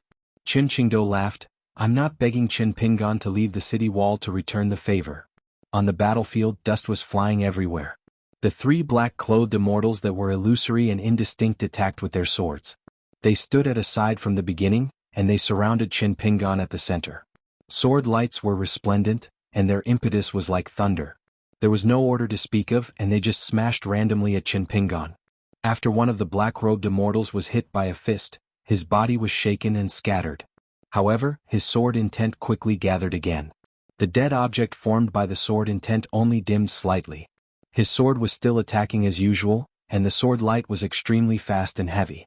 There was also another immortal who was hit by his own sword light, and then he continued to revive as if he was dead. On the other side of the battlefield, where there was a great disparity in strength, the sea of clouds that contained the five thunders Dharma hung low, and the earth was pulled up by the thunder pool. It was obvious that it wanted to connect the heavens and the earth, and crush the white-robed god in it. The third black-robed immortal who had been hiding in the dark appeared and stood still. Unknowingly they stood in four different directions. In the blink of an eye, the earth behind the four black-robed immortals trembled, and deity statues rose from the ground. Four heavenly King Dharma forms stood erect, like the world's most lifelike painted deity statues. Then, when the four sword immortals made sword gestures at the same time, the four heavenly King Dharma forms opened their eyes at the same time, showing the fury of a heavenly king. One of the deity statues was gorgeous and dazzling, and its entire body was overflowing with golden light. It wore a crown of 5 Buddhas on its head, and wore a golden armor. It was adorned with jewels and jade, and held a treasure banner in its right hand. Another deity statue was a golden man, wearing a red and purple armor. Its face was angry, and it held a spear in its right hand. The spear was on the ground, and the other hand held a treasure mirror, which reflected the earth. Another heavenly King Dharma form wore a heavenly robe, and its left arm was holding a saber, and its palm was holding a treasure. The last deity statue had a dragon coiled around its body, and its right hand held a red rope, which was said to be able to subdue the dragon kings of all places. Li Zhen was multitasking. He was looking at the real bodies of his opponents in the formation, and also carefully observing the white-robed god in the heaven and earth tribulations. The four heavenly King Dharma forms each held a treasure, and once again shrouded a small world with the light of the treasures. After the four black sword deities formed the formation, their bodies dissipated on their own, and turned into wisps of pure sword will. Qin Pingan punched out with the great cloud swamp style which shook the small world. For the time being, it was unable to sink down and suppress the earth with the heaven's might. At the same time, the flying sword Chu Yi flew out of its natal acupoint, and strangled the sword will that was close to it. Li Zhen twitched the corner of his mouth. His opponent had a lot of trump cards, and he was only forced to use them to defend himself at this moment. Li Zhen's thoughts moved slightly, and the clairvoyant behind him took a step forward, protecting Li Zhen like a guardian deity. A wisp of dark green sword light flew at an unimaginable speed, and nailed into the body of the clairvoyant in an instant. The tip of the sword trembled slightly, and it was less than a foot away from Li Zhen's forehead. Li Zhen took a step back, and the body of the clairvoyant became more and more condensed. He was about to reach out and confine the sneaky flying sword with 2 fingers.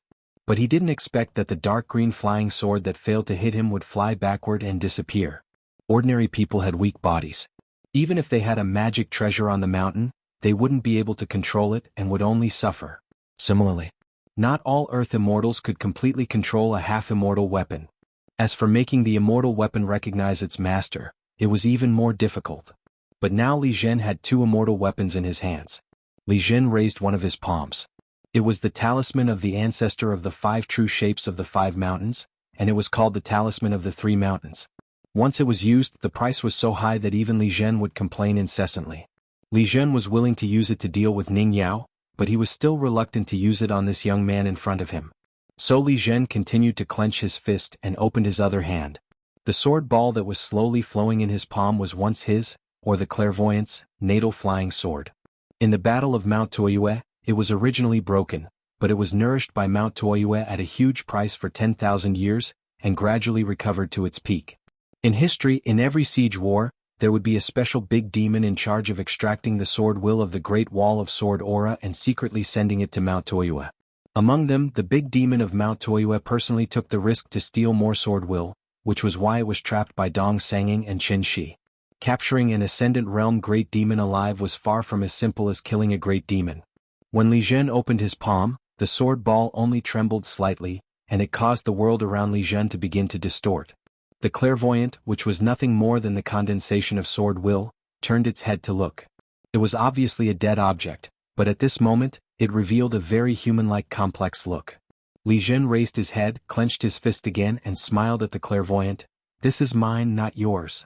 The clairvoyant gently waved its sword, and the green sword light that suddenly appeared was knocked away. Li Zhen no longer cared about the flying sword that appeared and disappeared mysteriously. He strode forward, passing through the clairvoyant's body and continued to watch the battle. The young man was really not an ordinary fighter. When the Heavenly King Dharma form smashed down with a spear, he directly blocked it with his arm. His whole body was hit and his legs sank into the ground. On the city wall, the young geniuses of the Great Wall of Sword Aura continued to communicate with each other. Dong Butte smiled. "It's another battle where Qin Pingan has no power to fight back. It's one-sided, one-sided." Guizhuzhou nodded vigorously. "That little bastard is really powerful. He can be brothers with Qishou. When they meet on the battlefield in the future before both sides fight, they can pour out their hearts." Qin Sancho smiled bitterly. In fact, these seemingly casual words were precisely because everyone's heartstrings were tense. The little girl Lu Duan, who was not afraid of anything, was sweating profusely. She was very worried. In the process of the sea of clouds and the earth rising, before the heaven and earth were completely connected, the entire thunder pool on the ground received the sea of clouds, and there were 5 thunders crashing to the ground. Between the heaven and earth, more and more thunder whips appeared. Before they landed, they would split into countless tiny electric snakes that contained the true meaning of thunder techniques. A white-clothed Yin spirit was surrounded, and could only continuously dodge with the wind. Not only did he have to avoid the 5 thunders crashing to the ground, he also had to avoid the chaotic electric light that spread like branches and leaves in an instant. However, the heaven and earth were connected, and the 2 calamities overlapped. He was destined to have nowhere to hide. Li Zhen smiled at the 4 Dharma Laksana and said, "Don't worry. Let this pure martial artist, who was originally high in martial arts, slowly turn into a skeleton and let him have a taste of what it feels like to become a god." After saying this, Li Zhen raised his head and looked at Ning Yao. He heard from senior sister Tua Yushan that the sword cultivators of the Great Wall of Sword Aura liked this the most. The young man whose Yin spirit and real body were trapped in 2 different battlefields was probably one of the few exceptions. However, Ning Yao did not look at Li Zhen. She just stared at the sea of clouds that was falling faster and faster. Ning Yao did not care about Li Zhen's provocation. On the ground far away from the city wall, there were flying swords that continued to fly toward Li Zhen, like a sword cultivator asking for a sword. This time it was not just one green sword light but 3 swords together. The first one was the thin needle Songzhen. Clairvoyance sent out a sword, but the flying sword suddenly changed its trajectory and disappeared without a trace. There was only a gully of the same depth on the ground. Clairvoyance twisted his wrist and continued to attack. Even the powerful Kulei retreated without fighting. However, he was affected by the sword aura of clairvoyance. When he retreated, the tip of the sword was crooked. Li Zhen thought it was a little funny. So they were just 2 embroidered pillows for show? If it was on a normal battlefield, they could really scare people. Many lives were on the line, and it was enough to change the situation. Only the flying sword 15, which contained real killing intent, broke through the air from the side far away. It drew an arc and rushed toward the back of Li Zhen's head. Clairvoyance was now encumbered by Li Zhen's current realm and thoughts, so he could not completely rely on his instinct to attack. Since he was not at the peak of his real body, Clairvoyance could not attack in time, so he simply reached out and grabbed the flying sword. Li Zhen did not care about this kind of assassination at all. It was okay to be hit by the sword. Moreover, Clairvoyance was blocking the flying sword. Li Zhen's only concern now was to determine whether the real body of the young man was the real body, or just an external body of the Yang spirit. If the real body was still hiding somewhere unknown, waiting for an opportunity to attack, it would be another small accident that had nothing to do with the overall situation, but would make Li Zhen lose face. After all, this opponent seemed to be too different from the sword cultivators who liked to be straightforward. He should be like the left and right people on the city wall. Li Zhen thought about it. It was good to wait for the dust on the two battlefields to settle, but it did not seem right for him to be so idle. He took out a natal flying sword that was known to be endowed by nature. It soared into the sky, bringing with it a snow-white ray of light. Finally, it transformed into a bright moon in the wilderness, competing with the great sun for glory. The full moon hung in the sky. The moonlight was like water, sprinkling down on the world and illuminating hundreds of miles around the battlefield. After being illuminated by the moonlight, most of the ancient sword Immortal's sword will showed some stagnation. The Thunder Pool was a small world, relying on the accumulation of treasures and his superficial talisman array skills. The four black-robed immortals were both camouflage and not camouflage. After the Dharma form stood tall, it was another small world. When Li Zhen's natal flying sword was taken out, it was the third one. Li Zhen looked at it with rapt attention. The moonlight sprinkling on the earth was tainted with the aura of the flowing water of time. Therefore, when Li Zhen made up his mind, the third small world outside the two small cages became still, more than 1,000 feet below the earth was still included. It turned out that the young man did not have any more tricks up his sleeve, so his real body was hiding somewhere else. On the other hand, the three real and fake flying swords finally knew their place and stopped pestering Li Zhen. They just flew in the distance like headless flies. Especially the two fake flying swords, which were on the verge of collapse, looked very funny. In the small world, except for the sword Immortal's sword will that seemed to be unrestrained by the great Tao of heaven and earth, which only slowed down, the rest of the sword chi turned into powder in the flowing water of the moonlight. Li Zhen was relieved because there were no more accidents, but he was also a little disappointed. The flying sword in Guanzhou's hand had already escaped. The flying sword's sharpness was quite good. However, Guanzhou was also safe and sound. The green sword light, after a long time, returned without any success. In the end, it could not escape the fate of its master's death and the destruction of its life-flying sword. It and its poor master were both making a dying struggle. The first small world of the Thunder Pool was already connected to heaven and earth. Above the earth and in the sky below the city, huge waves of sword chi sputtered in all directions, like sword immortals taking out their flying swords. A little lean spirit. In the second small world where the statues of the four heavenly kings were guarding, there were more real bodies who punched as pure martial artists. The young man's hands and shoulders were all exposed. Li Zhen said that he would turn him into a skeleton, which was obviously not a daydream.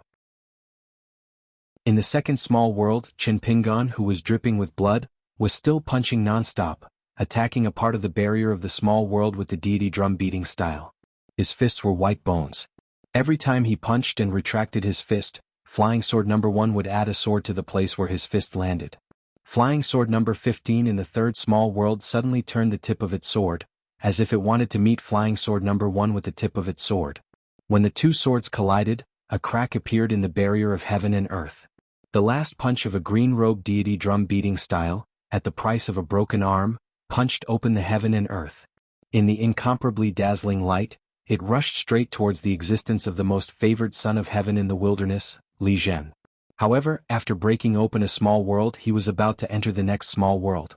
His body should have been blocked and he was seriously injured. It was reasonable that his running speed should be slower than before. However, his peak fist intent flowed like a waterfall, as if a high god had descended on him, allowing Chen Pingon to run as fast as lightning. In an instant he had traversed more than 10 miles.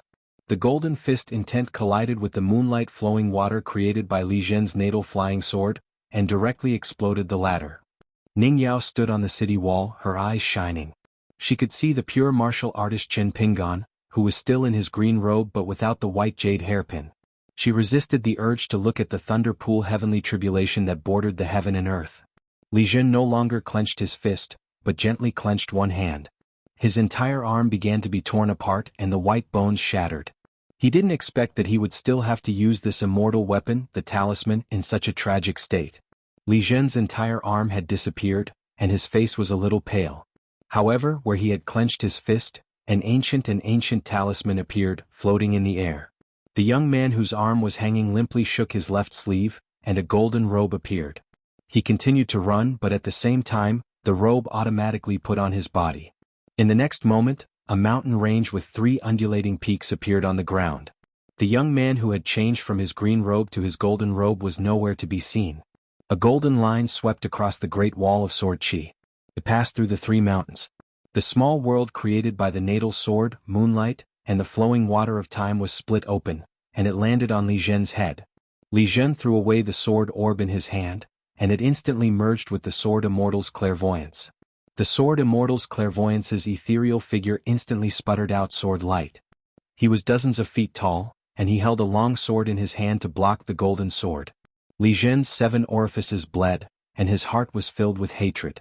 No matter what, he had to drag him down with him. Originally, only Ning Yao was qualified to make him pay such a huge price. In order to control the immortal weapon, the talisman, Li Zhen had to lose a part of his soul and a part of his spirit. And after the sword orb merged with the clairvoyant sword heart, Li Zhen's original intention was to simply give up this clairvoyance, which was equivalent to the value of 2 immortal weapons, and cooperate with the talisman of the 3 mountains to exchange his life with that Ning Yao. Otherwise, in the future, as long as his sword heart slightly resisted the clairvoyance, it meant that he would never be able to truly control a puppet that wielded an immortal weapon and was an immortal weapon in his lifetime. The clairvoyance was completely useless and even damaged his Dao heart in this lifetime. Fighting side by side with Qin Qingdu, not learning the clairvoyance of the Dragon Monarch until his death, and being the oldest convict of the Great Wall of Sword Chi, he should die cleanly and cleanly. Li Zhen abruptly turned his head to look at the sky where the heaven and earth had collided. He stared with his eyes wide open. It was a white jade hairpin that was slowly descending. Indeed, the white-robed Yin spirit was no longer there. In the sky above his head, the immortal weapon sword immortal, which had been condensed with golden light, collided with the long sword in the clairvoyance's hand. Except for the place where Li Zhen was standing, the surrounding ground instantly sank dozens of feet. Coincidentally, between the white jade hairpin and Li Zhen, there were 2 flying swords that had been acting from the beginning to the end. Pine Needle and Cough Thunder.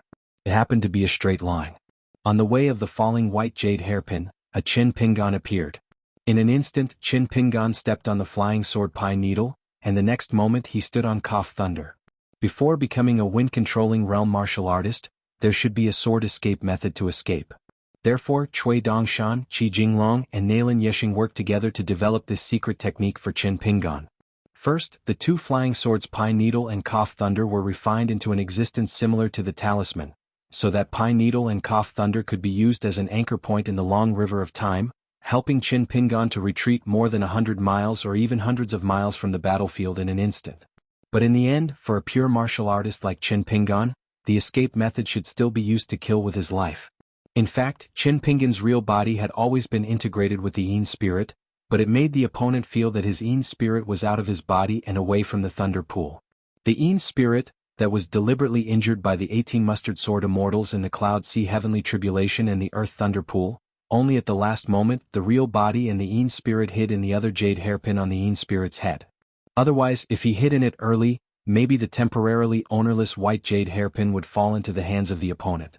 As for Cui Shiwu, Pine Needle, and Cough Thunder, a total of 4 flying swords, they were all left to Qin Pingan, the pure martial artist with the Yang spirit's body, and the immortal weapon rank robe, Golden Wine. Both of them only wanted not to die, and that was enough. In the blink of an eye, not to mention the realm and swordsmanship, even if you are the sword immortal on the city wall, you are not as good as me, Qin Pingan. It was for this moment to use the sword. Li Zhen looked up with a complicated expression. He had used all his means, but what else could he do? The worst result, the accident seemed to have really come. Qin Pingan reached out and made a grabbing motion, silently chanting a word. The sword slashed down, directly cutting Li Zhen's body into 2 on the spot. Li Zhen only slightly tilted his head. Therefore he managed to preserve a complete head. The long sword in his hand was only condensed from an imitation of the sword intent. Did he really think that Qin Pingan was wasting his time on the city wall, being taught the sword by both sides time and time again? It was not the sword immortal that was still confronting the clairvoyance. The scholar looked at the world and took everything for his own use. After Qin Pingan landed, the sword intent of the long sword had already shattered. He stepped on the head and punched out, capturing all the souls that were trying to escape in his hand. Li Zhen's soul, which was already incomplete, was held in the hand of a young sword cultivator whose name was still unknown. Li Zhen was lifted up gently, and a fist aura that vaguely resembled spring thunder enveloped Li Zhen tightly. Qin Pingan crushed the head with his foot. His 5 fingers were like hooks that penetrated the other party's soul. He asked, "Little trash, why aren't you nagging anymore?" Li Jun's soul did not struggle at all. The corner of his mouth twitched, and just as he was about to speak, Qin Pingan's fist aura shattered it. "I beg you to say one more word? Can you do it?" Between heaven and earth, only sword chi and astral wind blew at the young man's temples and robes. Many of the 14 great demons on the line in the distance were restless. However, the gray-robed old man raised his hand and stopped these peak existences from attacking the young man. He took a step forward and smiled. "Little guy, your state of mind is not bad." Not only that, the gray-robed old man waved his sleeve and casually scattered the clairvoyance that swallowed the immortal weapon sword pill. Not only that, the 3 mountains talisman also disappeared. Qin Pingan also grabbed the flying sword celestial and pointed the tip of the sword at the gray-robed old man.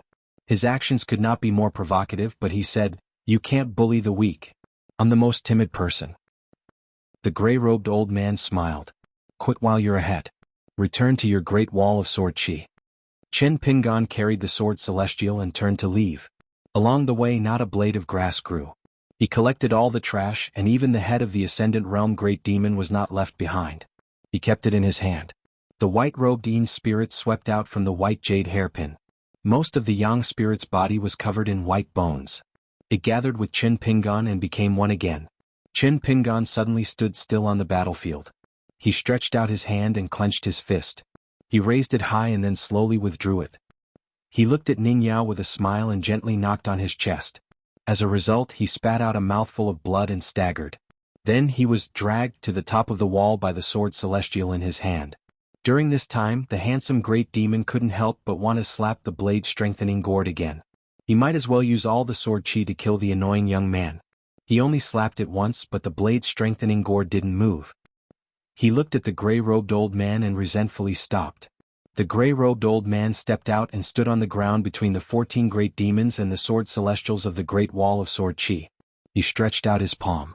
"Qin Qingdo, according to the agreement, just use your sword." Qin Qingdo smiled and asked, "You put on such airs. Let's make a deal. How about 2 swords? The gray-robed old man withdrew his hand and smiled. He was too lazy to answer. Qin Qingdo turned his head and waved to Qin Pingan. "I can't let you work for nothing. Come here, I'll teach you a sword." Qin Pingan's shoulder was pressed down by Qin Qingdo. It wasn't just the Great Wall of Sword Chi. The great demons couldn't see any more clouds as far as they could see. Not only that, even the sand on the ground between the great demons and the Great Wall of Sword Chi was obediently stuck to the ground. On the Great Wall of Sword Chi, an old man in a white robe suddenly appeared behind Qin Pingan and Qin Qingdo. He sat cross-legged on the Great Wall of Sword Chi and reached out his hand. He held a long sword and casually stabbed it down without any swordsmanship. The sword went straight for the gray-robed old man's head. Yellow sand billowed again. After a while the dust settled. The gray-robed old man was still standing on the battlefield. However, he was hovering in the air with his hands behind his back. He kept his promise and took Qin Qingdo's sword head-on. Most of the 14 pinnacle great demons were somewhat unsettled. Half of them turned their heads and looked behind them. The gray-robed old man turned and left. He was the manifestation of the great Tao of the wilderness. Taking Qin Qingdo's sword was nothing more than the wilderness taking Qin Qingdo's sword. It didn't matter. The wilderness had been barren since ancient times. So what if one sword could destroy thousands of miles of mountains and rivers? However, after 10,000 years, Qin Qingdo's swordsmanship had indeed improved. That was because there was still a small portion of the sword intent that didn't follow the gray-robed old man's orders and landed behind the great demons. Qin Qingdo patted Qin Pingan's shoulder. "Have you learned it?" Qin Pingan wiped his face with his hands. It was covered in blood after learning the sword. He didn't answer Sword Immortal Boss's question. He asked, "Is that young man still alive?" Qin Qingdo laughed. "He's not alive in the first place. How can he be dead?" However, if we're talking about the young man who was pieced together by his soul, not to mention the clairvoyance, he's already dead.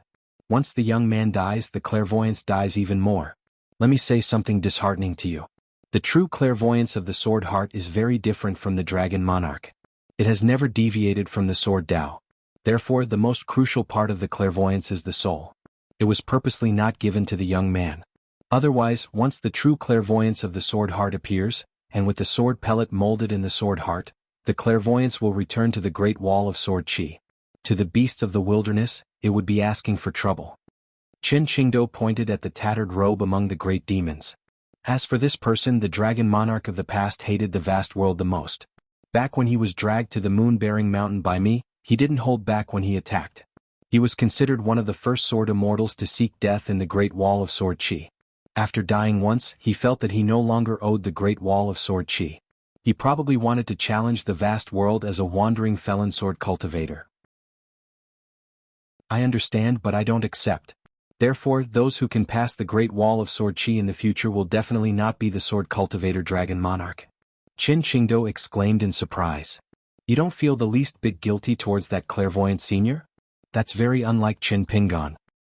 Qin Pingan said indifferently, let's not talk about a brainless youth.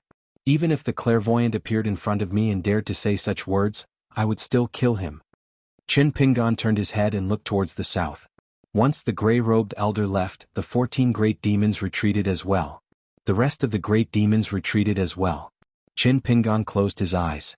Damn it, his cultivation level had actually dropped. This drop was several cultivation levels in a row. Fortunately, he had relied on his experience of traveling in the North Continent and tried his best to withstand the heavenly and earthly calamities. He could make up for it by increasing his cultivation level. As long as the longevity bridge was not broken, the 4 key natal items would still be around. Now that he was only a level 5 Qi refinement warrior, dropping a few cultivation levels was not too fatal. As long as he relied on the sword imparted to him by Boss Sword Immortal, he could quickly nurture a true natal flying sword. It would be a blessing and a curse. Ning Yao carried Qin Pingan on her back. At the last moment before Qin Pingan completely lost consciousness, he vaguely heard the sound of a horn. The city was under siege. 6:16. Qin Pingan opened his eyes. Almost instantly, 4 flying swords appeared at the same time. Chuyi was asking for credit, Shiwu was still obedient, and Songjin and Kulei were imitation swords after all. Although they were refined, they were still far from being so spiritual. The small room had the most familiar smell of medicine. Looking at the sky outside the window, it was close to dusk. Closing his eyes, he felt the vague atmosphere of the Great Wall of Sword Qi in the distance. When he opened his eyes again, Qin Pingan put away the flying swords. His mind was immersed in the small world of the human body, checking the aftermath of the big battle, mainly inspecting the 4 key acupuncture points. In the Battle of Cultivators, if the natal Qi residence became a ruin similar to the ruins of the battlefield, the foundation of the Great Tao would be damaged. However, just as the spiritual mustard seed appeared, an aggressive fire dragon swam over. On the dragon's head stood the golden little man, still wearing a scholar's robe. In addition to the sword, there was also a golden scripture, but it had become a little bald head. The golden little man stood on the fire dragon's head and stared at Qin Pingan, ready to attack. Qin Pingan bluffed, "Don't scold others. When I'm ruthless, I'll even scold myself." That little bald head even cared about this? He kept scolding. Qin Pingan couldn't really scold the golden little man, so he had to pretend to be deaf and dumb. After all, without it to help in patrolling the small world, controlling the pure Qi of the martial artist and not interfering with the circulation of the spiritual Qi in the Qi residence, Qin Pingan's mind would be like Shao Si after such a big battle. The martial artist's Qi and the cultivator's spiritual Qi would have already been in full swing in the small world. That would be one disaster after another, endless troubles. Over at the underwater mansion, the spiritual energy had been completely depleted. The water ripples on the murals had dimmed, and the small pond had dried up. However, the waterword seal, the painted murals, and the small pond had not been damaged at all. Naturally, they were not completely undamaged but only had the opportunity to repair them. For example, some of the painted murals had peeled off. Many of the already unstable portraits of the water god had become more and more scattered. Among them, a few of the water gods that seemed to have been given an eye had their pure golden light dimmed. The entire underwater mansion looked a bit gloomy. The boys in green clothes were all idle. Even the cleverest housewife couldn't cook without rice. They raised their heads and looked at Qin Pingan's spiritual seed. Although they didn't complain, they all frowned with resentment in their eyes.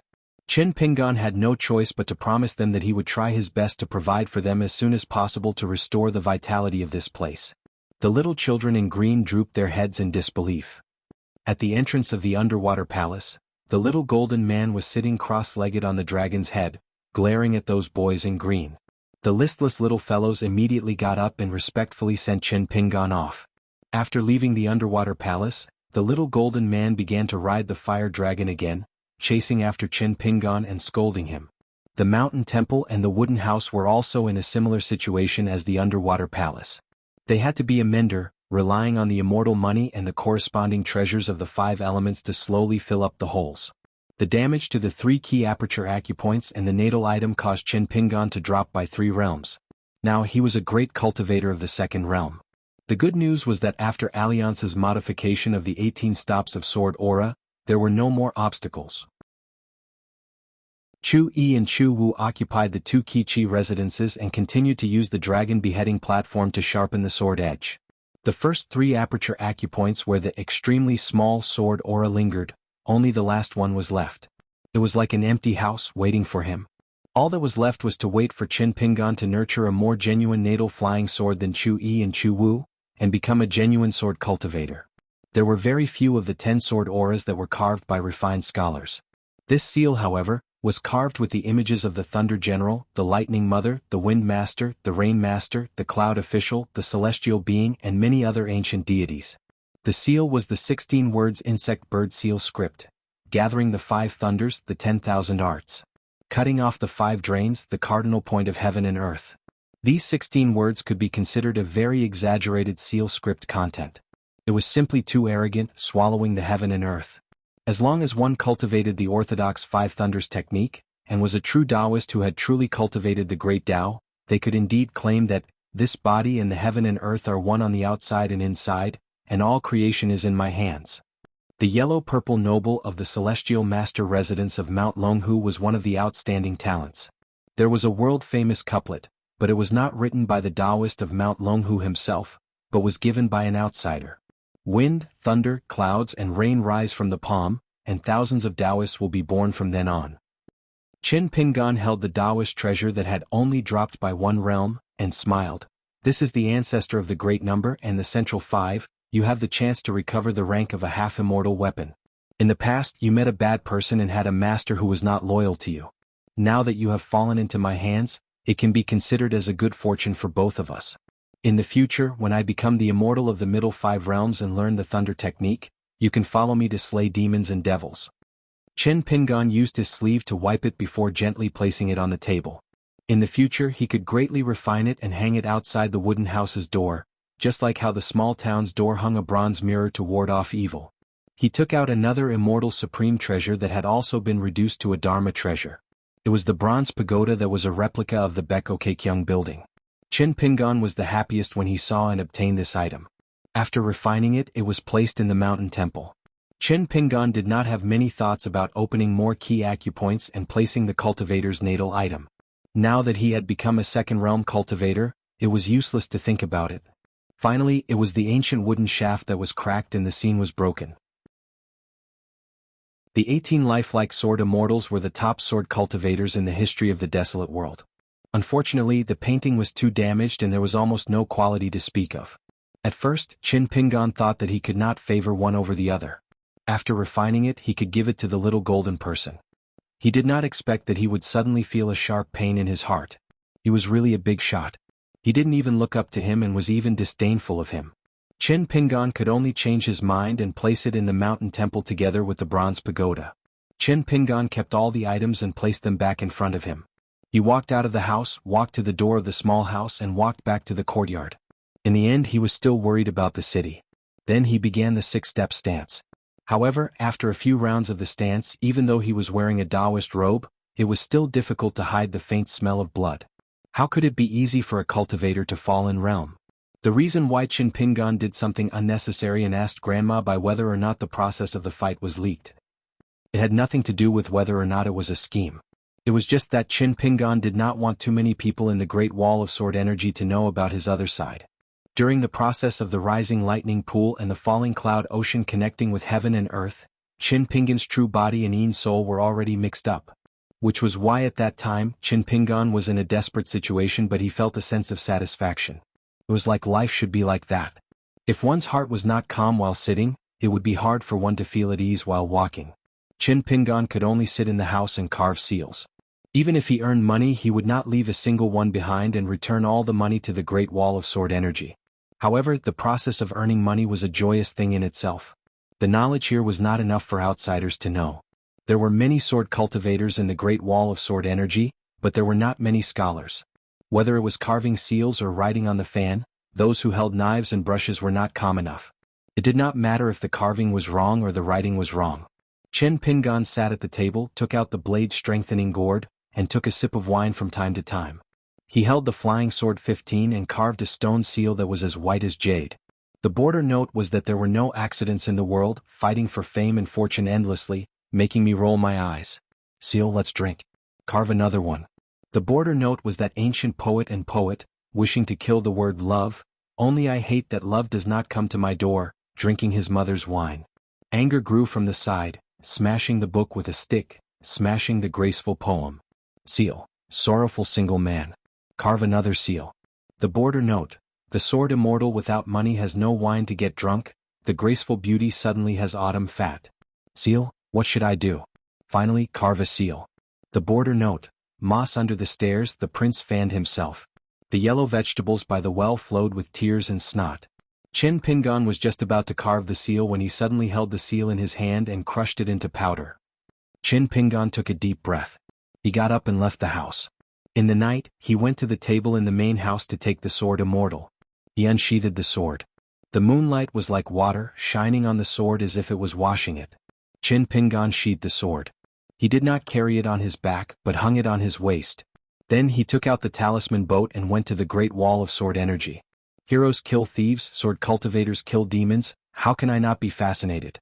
Then let's do it. 617. Bai Lianshuang's description of all the battles of the Great Wall of Sword Qi in history was very accurate. On the city wall, sword immortals and sword cultivators all took out their flying swords. Sword Qi surged to the south like a tide, turning everything in its path into dust. On the battlefield, the demons that were swarming towards the Great Wall of Sword Qi fell to the ground one by one as if they were being mowed down. There were 3 moons in the savage wilderness. The city wall had the most moonlight. There were so many sword cultivators on the city wall. Once they took out their flying swords, the night became as bright as day. It was enough to overshadow the moonlight. It was still too early for the demon clan to go against the current. It was too early for them to attack the city like a swarm of ants. They could only use their lives to exhaust the sword cultivator's spiritual qi in exchange for a chance to get close to the Great Wall of Sword Qi. They had to pay a huge price for every step they took toward the north. A group of big demons showed their true forms. Under the lead of Chong Guang, the big demon in the Ascendant Realm, they were responsible for uprooting the mountains from the savage wilderness. They carried them to the south and smashed them toward the Great Wall of Sword Qi. Great Sword Immortal Yu Qing, who was known as the candidate of the 10 pinnacle cultivators, had 2 swords at his waist. One of them was majestic, and the other was a standard long sword of the sword workshop. Both of them were still sheathed. He took out 2 natal flying swords. The 100-foot-long spring poured down like a waterfall, smashing the mountains that were flying toward the city wall to the ground. The earth shook and countless demons were crushed to death. There was also a flying sword skylark in the sky. Sword Qi fell on the battlefield like a torrential rain. Han Huizi, the leader of the Taihui sword clan in the North Continent, didn't aim his flying sword at the demons who were dying on the battlefield. Instead, he cooperated with Yu Qing to smash the mountains that were smashing toward the city wall. Li Tumi, the head of the Yen family and a sword cultivator in the Immortal Realm, also had 2 natal flying swords. One was a white dragon and the other was a black dragon. The flying swords were like 200-foot-long dragons, rolling on the ground and killing demons. The Immortal Realm Mi, whose natal flying sword Aou, left the city wall and sank into the ground. It tore gullies on the battlefield to stop the demons from advancing. His younger brother Miyu summoned his flying sword, Rosy Sky.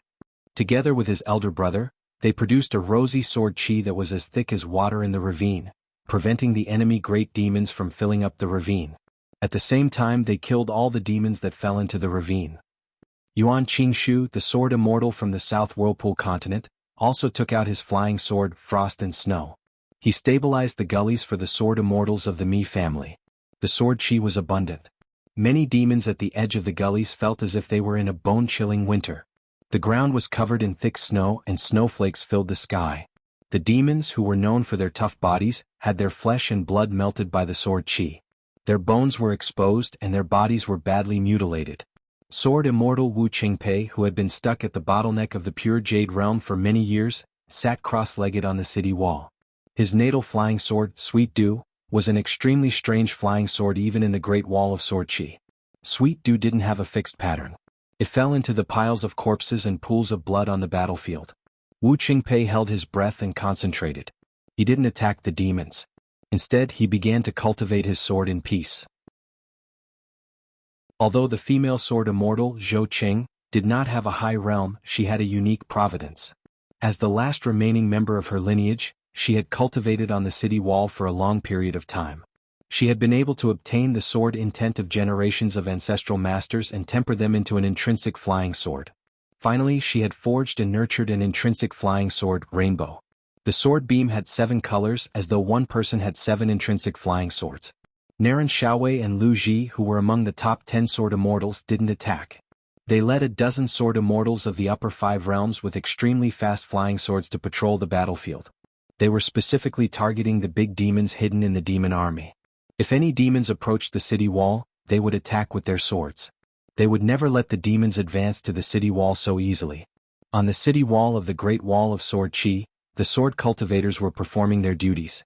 The sword immortals of the upper 5 realms had their flying swords at the front of the tide of Sword Qi. They were the furthest away from the city wall and killed the most enemies. Naturally, they consumed the most spiritual qi and were the most dangerous. The Earth Immortal sword immortals of the nascent soul and golden core realms followed closely behind.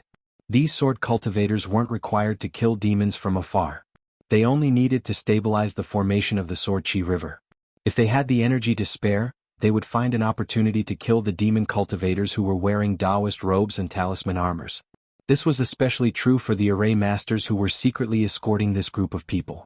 Once they noticed any signs of them, they had to kill them on the spot regardless of the cost. All the sword immortals of the middle 5 realms below the golden core realm had to be more careful when attacking. Their main task wasn't to kill the enemy, but to form a formation in front of the city wall. This was to prevent the demons who were specifically targeting them from damaging their natal flying swords. The 3 groups of sword immortals took turns to put on a show to scare people. After all, it wasn't enough to scare people to death. Every sword immortal on the Great Wall of Sword Qi was always in pursuit of real battle results. After all, the big demons attacking the city wasn't a matter of a few days or months. It would often last for years. For the demons of the desolate wilderness, 3 days and 3 nights of attacking the city was really just an appetizer. During this period, the only exception was one of the 14 big demons who appeared in public, Bai Ying, who was sitting high on the withered bone throne.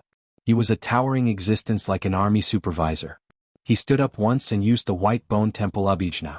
On the bloody battlefield, thousands of skeletons of demon cultivators stood up in an instant. However, for some reason they didn't attack the city or retreat. They just stood there in a daze, allowing the Sword Qi to destroy them. They had completely lost their last bit of value. Bai Ying sat back on his throne and stretched out a palm, as if indicating for the sword immortals on the Great Wall of Sword Qi to continue attacking. Bai Ying took another look at the unpolished Jade Realm sword immortal Wu Qingpei. He was quite interested in the natal flying sword, Sweet Rain. Bai Ying's gaze looked further into the distance of the battlefield. If one could bathe in the sweet rain after becoming emaciated, it could help temper one's soul. It would be beneficial to one's Tao. Other than that, Bai Ying didn't feel that this kind of battle was worth a second look. Other than the few sovereigns who didn't go out to spread their branches and branches, as well as Bai Ying's White Bone Mountain, the rest of the sects and forces as well as all their vassals, were all mobilized. Therefore, in the desolate wilderness, if one could look down on the land from the 3 moons like the Taoist who refined the moon soul, one would be able to see that on the vast territory, there would first be grains of mustard seeds. Then, there would be thin lines that slowly moved towards the Great Wall of Sword Qi. Those were the demons who were rushing towards the battlefield. Every thin line was easily hundreds of thousands of demons. Most of them were puppets that hadn't gained sentience and were controlled by the cultivators. Among them, there were also countless demon cultivators who had embarked on the path of cultivation and transformed into human form. There were also many heroes who learned from the dynasties that were built by the Great Wall of Sword Qi. Ferocious demons from the remote mountains and marshes, those who occupied the land of berserk miasma, those who had good feng shui, all kinds of deities, malicious ghosts and vengeful spirits, without exception, had to use at least half of their resources to attack the Great Wall of Sword Qi. If they couldn't take down the city walls, they would be courting death. However, if they wanted to break through the city wall, they had no choice but to throw their lives away. As long as they could afford it and were willing to sacrifice more and more useless ants, the Great Wall of Sword Chi, which seemed to be unreachable and indestructible, would lose more and more of its advantages. The moment when all three were lost would be the moment when Qin Shing's soul completely dispersed and his body and Tao vanished. The Great Wall of Sword Chi was a world of its own. How would Qin Shingdu defend this advantage, and how would the desolate wilderness eliminate this disadvantage? This was the most crucial part of the battle. It could even be said that this was the only thing that needed to be done. Sword immortals attacking with their swords, ants besieging the city, they were all fighting for this. The desolate wilderness only needed to use half of their resources to defend the Great Wall of Sword Chi. Not only would the Great Wall of Sword Chi fall, but the vast world of Sword Chi would also be affected. For example, the South Whirlpool continent, the Southwest Fuyao continent, and the Southeast Tongya continent were the closest to the inverted hanging mountain. Therefore, the gray-robed old man, who had been silent for 10,000 years, reappeared. The first thing he did was to divide the desolate wilderness into 20 territories. He needed 14 greater demons and no one was exempt. He had to mobilize at least half of the forces in one of the territories to the Great Wall of Sword Chi. If he couldn't complete this small task, then there was no need for him to continue living. Once the battle began, he would be the first to ascend the city walls and experience Qin Shingdu's swordsmanship. If he wasn't willing, then he would be sent to the bottom of the ancient well. 20 territories. If the cultivators' cultivation bases weren't high enough, then they would have to rely on numbers to make up for it. However, there was one thing that had to be done. All of the greater demons in the upper 5 realms had to head north. Anyone who dared to hide or avoid battle was to be slaughtered. Of course, he couldn't force the greater demons who had worked so hard to reach the upper 5 realms. As long as they were willing to go to battle, they would be rewarded in the future. Before leading an army into battle, they should first receive a generous gift. If these existences died in battle at the Great Wall of Sword Chi, they wouldn't even be able to catch a glimpse of the boundless world. In that case, their heirs or direct descendants would be guaranteed a place in the wildlands. The size of the territory would be determined by the cultivation base of the greater demons who died in battle, as well as their battle achievements. For the next 1,000 years, no one would be able to invade their territory in the slightest. If they broke through the Great Wall of Sword Chi, then not only would they be rewarded in their hometowns, any greater demons of the upper 5 realms would be able to establish their own sect in the New World. The contract signed by Tua Yushan and the 14 greater demons had already spread throughout the desolate wilderness. In each of the 20 territories, if the greater demons' cultivation bases were high enough, they would lack robes, armors, and treasures. The gray-robed old man was very direct. He asked the 14 greater demons to contribute. Don't hide your wealth. Whether you pay for it yourself or borrow it from someone else, just give it to them. In any case, once they reached the vast world, they would just have to follow the established strategy and plunder by themselves. No matter what method they used, they would at least get back double the amount. If it wasn't enough, then they could just look for him and Tua Yushan for compensation. The siege this time was orderly and was divided into 8 stages. Now, it was only the first stage that had just begun. After that, the sword immortals on the Great Wall of Sword Chi would constantly encounter accidents. For example, in the wilderness, there would be pure martial artists of the 10th level. There would be the Mahis sword boat on the mountain ferry. There would even be sword cultivators fighting sword cultivators on top of the city walls. There would also be a large group of military cultivators gathered in the desolate wilderness, all of them wearing armor pills. When the time came, a large mountain would appear on the battlefield. It would be the 5 great mountains that had been emptied by dozens of dynasties. Countless cultivators would gather on the mountains and rain down treasures. On the battlefield, the greater demons would have to look up at the city walls. As time passed, the battlefield would become taller and taller. In the end, the Great Wall of Sword Energy would become the true ruler of all the lands in the wildlands. As the saying goes, the saying goes, the saying goes, the saying goes, the saying goes, the saying goes, the saying goes, the saying goes, the saying goes, the Great Wall of Sword Energy. Bai Ying began to drink. He had heard that the vast world had many immortal wines. Didn't the arrogant sword immortals on the city walls like to use their swords to kill demons? They could just use their swords to their heart's content and earn battle merits. After all, they would be stuffed to death with battle merits. In fact, the desolate wilderness had already begun to plan from the start of the Battle of the 13. The 3 siege battles that ended with the desolate wilderness retreating were just exercises for the desolate wilderness. The Great Wall of Sword Chi seemed to have been born, and a large group of young geniuses led by Ning Yao rose up. In fact, the desolate wilderness was the same. Li Zhen, who had a part of the soul of the oldest felon, was naturally one of them. If he died, he died. The patriarch didn't feel any heartache, much less Bai Ying. It had to be said that there was 100 sword immortals of the demon race. They were only determined by their great Dao talent and their future accomplishments. They were not determined by their current cultivation level or combat strength. The only disciple of the bearded man, Bai Jin, was only ranked third among the 100 sword cultivators. According to the habits of the Great Wall of Sword Qi, when the battle was balanced or at a disadvantage, the sword cultivators would leave the city walls together and split up the battlefield. They would appear at the front lines and block the demon race's follow-up attacks. Then it would be the turn of the Earth Immortal sword cultivators and Ning Yao to leave the city walls. Both sides would kill each other on the battlefield. Life and death depended on their own abilities and fate.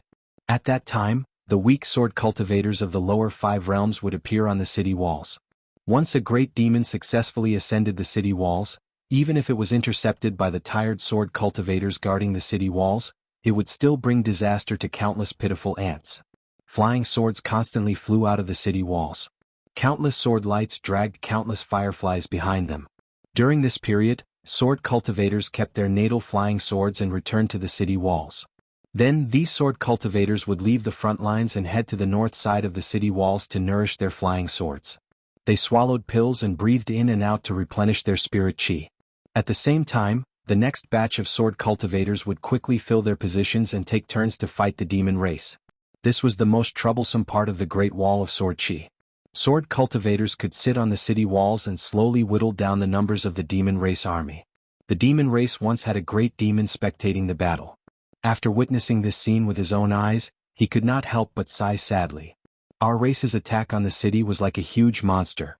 On the battlefield we could only sit and wait to be exploited. How tragic, how helpless, and how futile. On the Great Wall of Sword Qi, a sneaky black-clothed youth appeared. After ascending the city walls, he went to a makeshift shop set up by the clothing and sword workshop. The youth seemed to be very afraid of death. He took a robe and wore it on the outside. A standard sword of the sword workshop hung on his waist. Then he started running. During this time, the Great Wall of Sword Qi was shattered by the sword immortals. The Great Wall of Sword Qi was extremely long.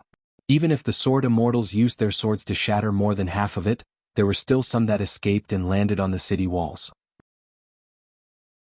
The black-clothed youth stretched out his hands and blocked a huge boulder that was as big as a house for a few Middle 5 Realms young sword cultivators who could not dodge in time. Although the black-clothed youth with a slender figure and ordinary face blocked the boulder, he vomited blood. Without waiting for the young sword cultivators to thank him, the youth wiped away the blood and continued running. Finally, the youth found a group of familiar faces. Before this, he saw many familiar faces. For example, the Jindan bottleneck sword cultivator Pang Yuanji, and the young girl Gao Yuqing, who did not stay by her brother Gao Yeho's side but relied on Pang Yuanji to attack. He also saw some unexpected and unfamiliar faces. They stood beside the sword immortal Ku Xia and took out their intrinsic flying swords. Lin Junbai Zhumei Jinzhenmeng. The group of young sword cultivators from the Shaoyuan dynasty of the Middle Plains, Yan Lv and Jiang Guanqing, had already left the Great Wall of Sword Qi. They had already boarded the inverted suspended mountain to travel to the South Hassa continent. The black-clothed youth did not find it strange that the sword immortal Ku Xia had stayed behind. However, Lin Junbai and the other two had stayed behind. Not only did they not hide in the city to watch the battle from afar, they even had the guts to participate in this battle. The youth was very surprised. Ning Yao, Stack Mountain, Qin Sanqiu, Dong Huafu, Yanji, Fan Dash. The 6 of them gathered together and attacked the demons with their swords. Stack Mountain carried a giant sword on his back. This was an interesting thing in the Great Wall of Sword Qi. This was because the great sword immortal Yu Qing had one of his intrinsic flying swords. It was called the Mighty Suppressing 5 Mountains. It had the same name as the Aquarius Continent sword immortal Wei Jin's sword, Gao Zhu. It was similar to Qi Shou's half-immortal weapon. Fatty Yan's sword, Purple Lightning, was cursing the demons for being shameless. They dared to use underhanded methods against his Lord Yan. Dong Haitan placed the extremely feminine name of his sword, Hong Zhuang, across his knees. This descendant of the Dong family who never spent money, did not curse the demons. At this moment he was cursing Fatty Yan for being too soft with his sword. He was like a drunken Qin Sanqiu. Dong Huafu's words had always been sweeping across a large area. Yan Jiao said that the way he controlled his flying sword was unpredictable. He was not messing around. In fact, it was very particular. Not only was the opponent unable to detect the path, but even he could not figure it out. That was why it was the most powerful. Qin Sanqiu was dressed in white. It was an ancestral robe of the Qin family on Taixiang Street. This elegant young master's sword, Cloud Pattern, had long lost its original scabbard. It used to be the sword of his friend Little Cricket. After Little Cricket died, Qin Sanqiu took it. This time, when he ascended the city wall, he brought an additional scabbard of the sword workshop's standard long sword and hid Cloud Pattern within it. As for the Cloud Pattern that belonged to Qin Sanqiu from the beginning, it was temporarily lent to his good friend, Fan Dash, who could not break through to become a Jindan practitioner. Controlling a flying sword to go out of the city to kill demons was not an easy task. Among the demons there were those who not only had tough bodies, but also had extraordinary battle prowess. There were also many sinister methods that specialized in breaking through the flying swords of sword cultivators. There was also a large number of sacrificial demons. They had talisman engraved on their bodies to lure and restrain the flying sword of sword cultivators. Once the flying sword took the bait, they would not hesitate to self-destruct their Yaodan and blow up the flying sword. These demons would never write the words sacrificial demon on their heads. They would even deliberately injure themselves or pretend to be careless, revealing one or two fatal flaws on the battlefield. Once the flying sword crashed into the talisman trap on their bodies, the life-bound flying sword would not even be able to return. In this way, would the sword cultivator still dare to use his full strength to kill the demons? Would he still have the indomitable spirit of the sword when he used his sword? This in itself was an extreme test of the sword cultivator's eyesight. It was also a matter of sharpening the Dao heart. Ning Yao, who had both a sword and a sword on her back, glanced at the black-clothed youth. She felt somewhat helpless but did not speak to him. He was already here. Was she going to chase him away from the city wall? Besides, would he listen to her? Therefore, Ning Yao turned around and continued to control her flying sword. She naturally had more than one life-bound flying sword. However, in less than 20 years and 3 consecutive battles, the demons had only seen one of Ning Yao's flying swords. Chen Pingan, who had transformed into a youth, took a few glances and saw through the clues. Fan Dach's sword was too restrained. It should not have been the killing power of a sword cultivator at the Dragon Gate bottleneck. It was not that Fan Dach lacked temperament or was cowardly. Instead, it was because he was in a rather awkward situation. Killing enemies on the battlefield was not like the sparring in the Ning Manor or the Yen family's drill grounds. Fan Dach wanted too much to catch up to the attacks of Tai Zhang, Qin Sanqiu, and the others. He wished too much that he could cooperate with his friend's life-bound flying swords flawlessly. As time passed, they would become interlinked. One wrong step would lead to many mistakes. Instead, he needed Qin Sanqiu and the others to help him save the situation. Originally, even an earthly immortal realm sword cultivator would be unable to see the distant battlefield clearly when looking from the top of the city wall. But now, sword cultivators at the middle 5 realms only had to focus their attention and they would be able to see everything clearly. Chen Pingan knew that this was the work of the 3 Confucian, Buddhist, and Taoist saints. It was a kind of mysterious creation ability that helped the Great Wall of Sword Qi to create an innate advantage of the world. Chen Pingan came to the side of Fan Dach, whose face was tense but could not hide the sadness in his eyes. He did not walk up the city wall. He only stuck his head out and looked at the battlefield in the south. Then he used his voice to form a line and chuckled softly. It's not like we're working together to kill the demons of the upper 5 realms. Just attack with your sword and ignore Dong Haitan, Fatty Yen, and the others. As long as their flying swords heavily injure the demons and don't kill them in time, you can ride your flying sword and secretly stab them. It's a waste not to take this kind of free battle merit. How can this bunch of Golden Core Realm Sword Immortals have the nerve to snatch credit from a little sword cultivator of the Dragon Gate realm? Don't you have any sense of brotherhood? Stacked Mountain's flying sword pressed forward with an indomitable will. His sword intent was as pure as his person. Dong Huafu habitually attacked with his sword and chased after Stacked Mountain. These two were ruthless people who only cared about their heads. Therefore, Qin Sanqiu and Yen Beek would cooperate with Stacked Mountain and Dong Huafu respectively. Apart from that, they also had to kill their own enemies. The 4 of them fought side by side 3 times and their cooperation was extremely skilled. It was like a small world.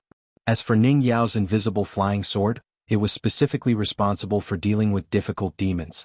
While Stacked Mountain and the other 3 were attacking the enemy, they were also sweeping the demons on the battlefield and probing them. Ning Yao was equivalent to one person with a sword. She alone brought up the rear and ensured that the other 4 would not have to worry about using their swords. Therefore, Fan Dach was slightly superfluous. Fan Dach believed that he was the most cumbersome existence. Fan Dach had previously practiced his sword in the Ning residence with these friends in the small mustard world. Even though he had practiced with them many times, Fan Dach was not a fledgling sword cultivator who had never fought for his life on the city wall. The only reason was that these friends were too outstanding. Opportunities on the battlefield were fleeting. Dangers and accidents would appear in an instant. Fan Dach could not keep up with Stacked Mountain and the other three. Whether it was their thoughts or the speed of their flying swords, they could not keep up. After hearing that familiar voice, Fan Dach did not turn his head to talk to Qin Pingan. He did not get distracted when he attacked with his sword. This was the sword cultivator of the Great Wall of Sword Chi. He was used to killing on the battlefield. Fan Dach did not hesitate or feel embarrassed. He attacked according to Qin Pingan's instructions, and did as this second shopkeeper said. He did not try to attack with his sword and work with Chen Sanxiu and the others to kill the Yao.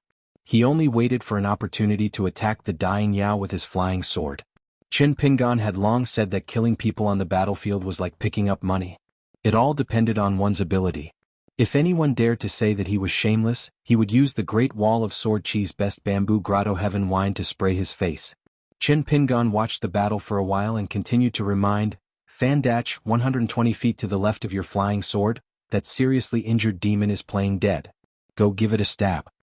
The sharp sword pierced through the head of the crouching demon. Qin Pingan glanced at the battlefield and continued, Fan Dach, you can ride your flying sword and temporarily leave the battlefield of Stack Cliff and the others. You don't have to deliberately follow them. Go to a place slightly further away. Regardless of whether they are playing dead or not, just give them a stab. It is safer to attack these trash because the possibility of them being a kamikaze soldier is the lowest. Don't be greedy. As long as you don't damage the foundation of your flying sword, you will have plenty of battle achievements.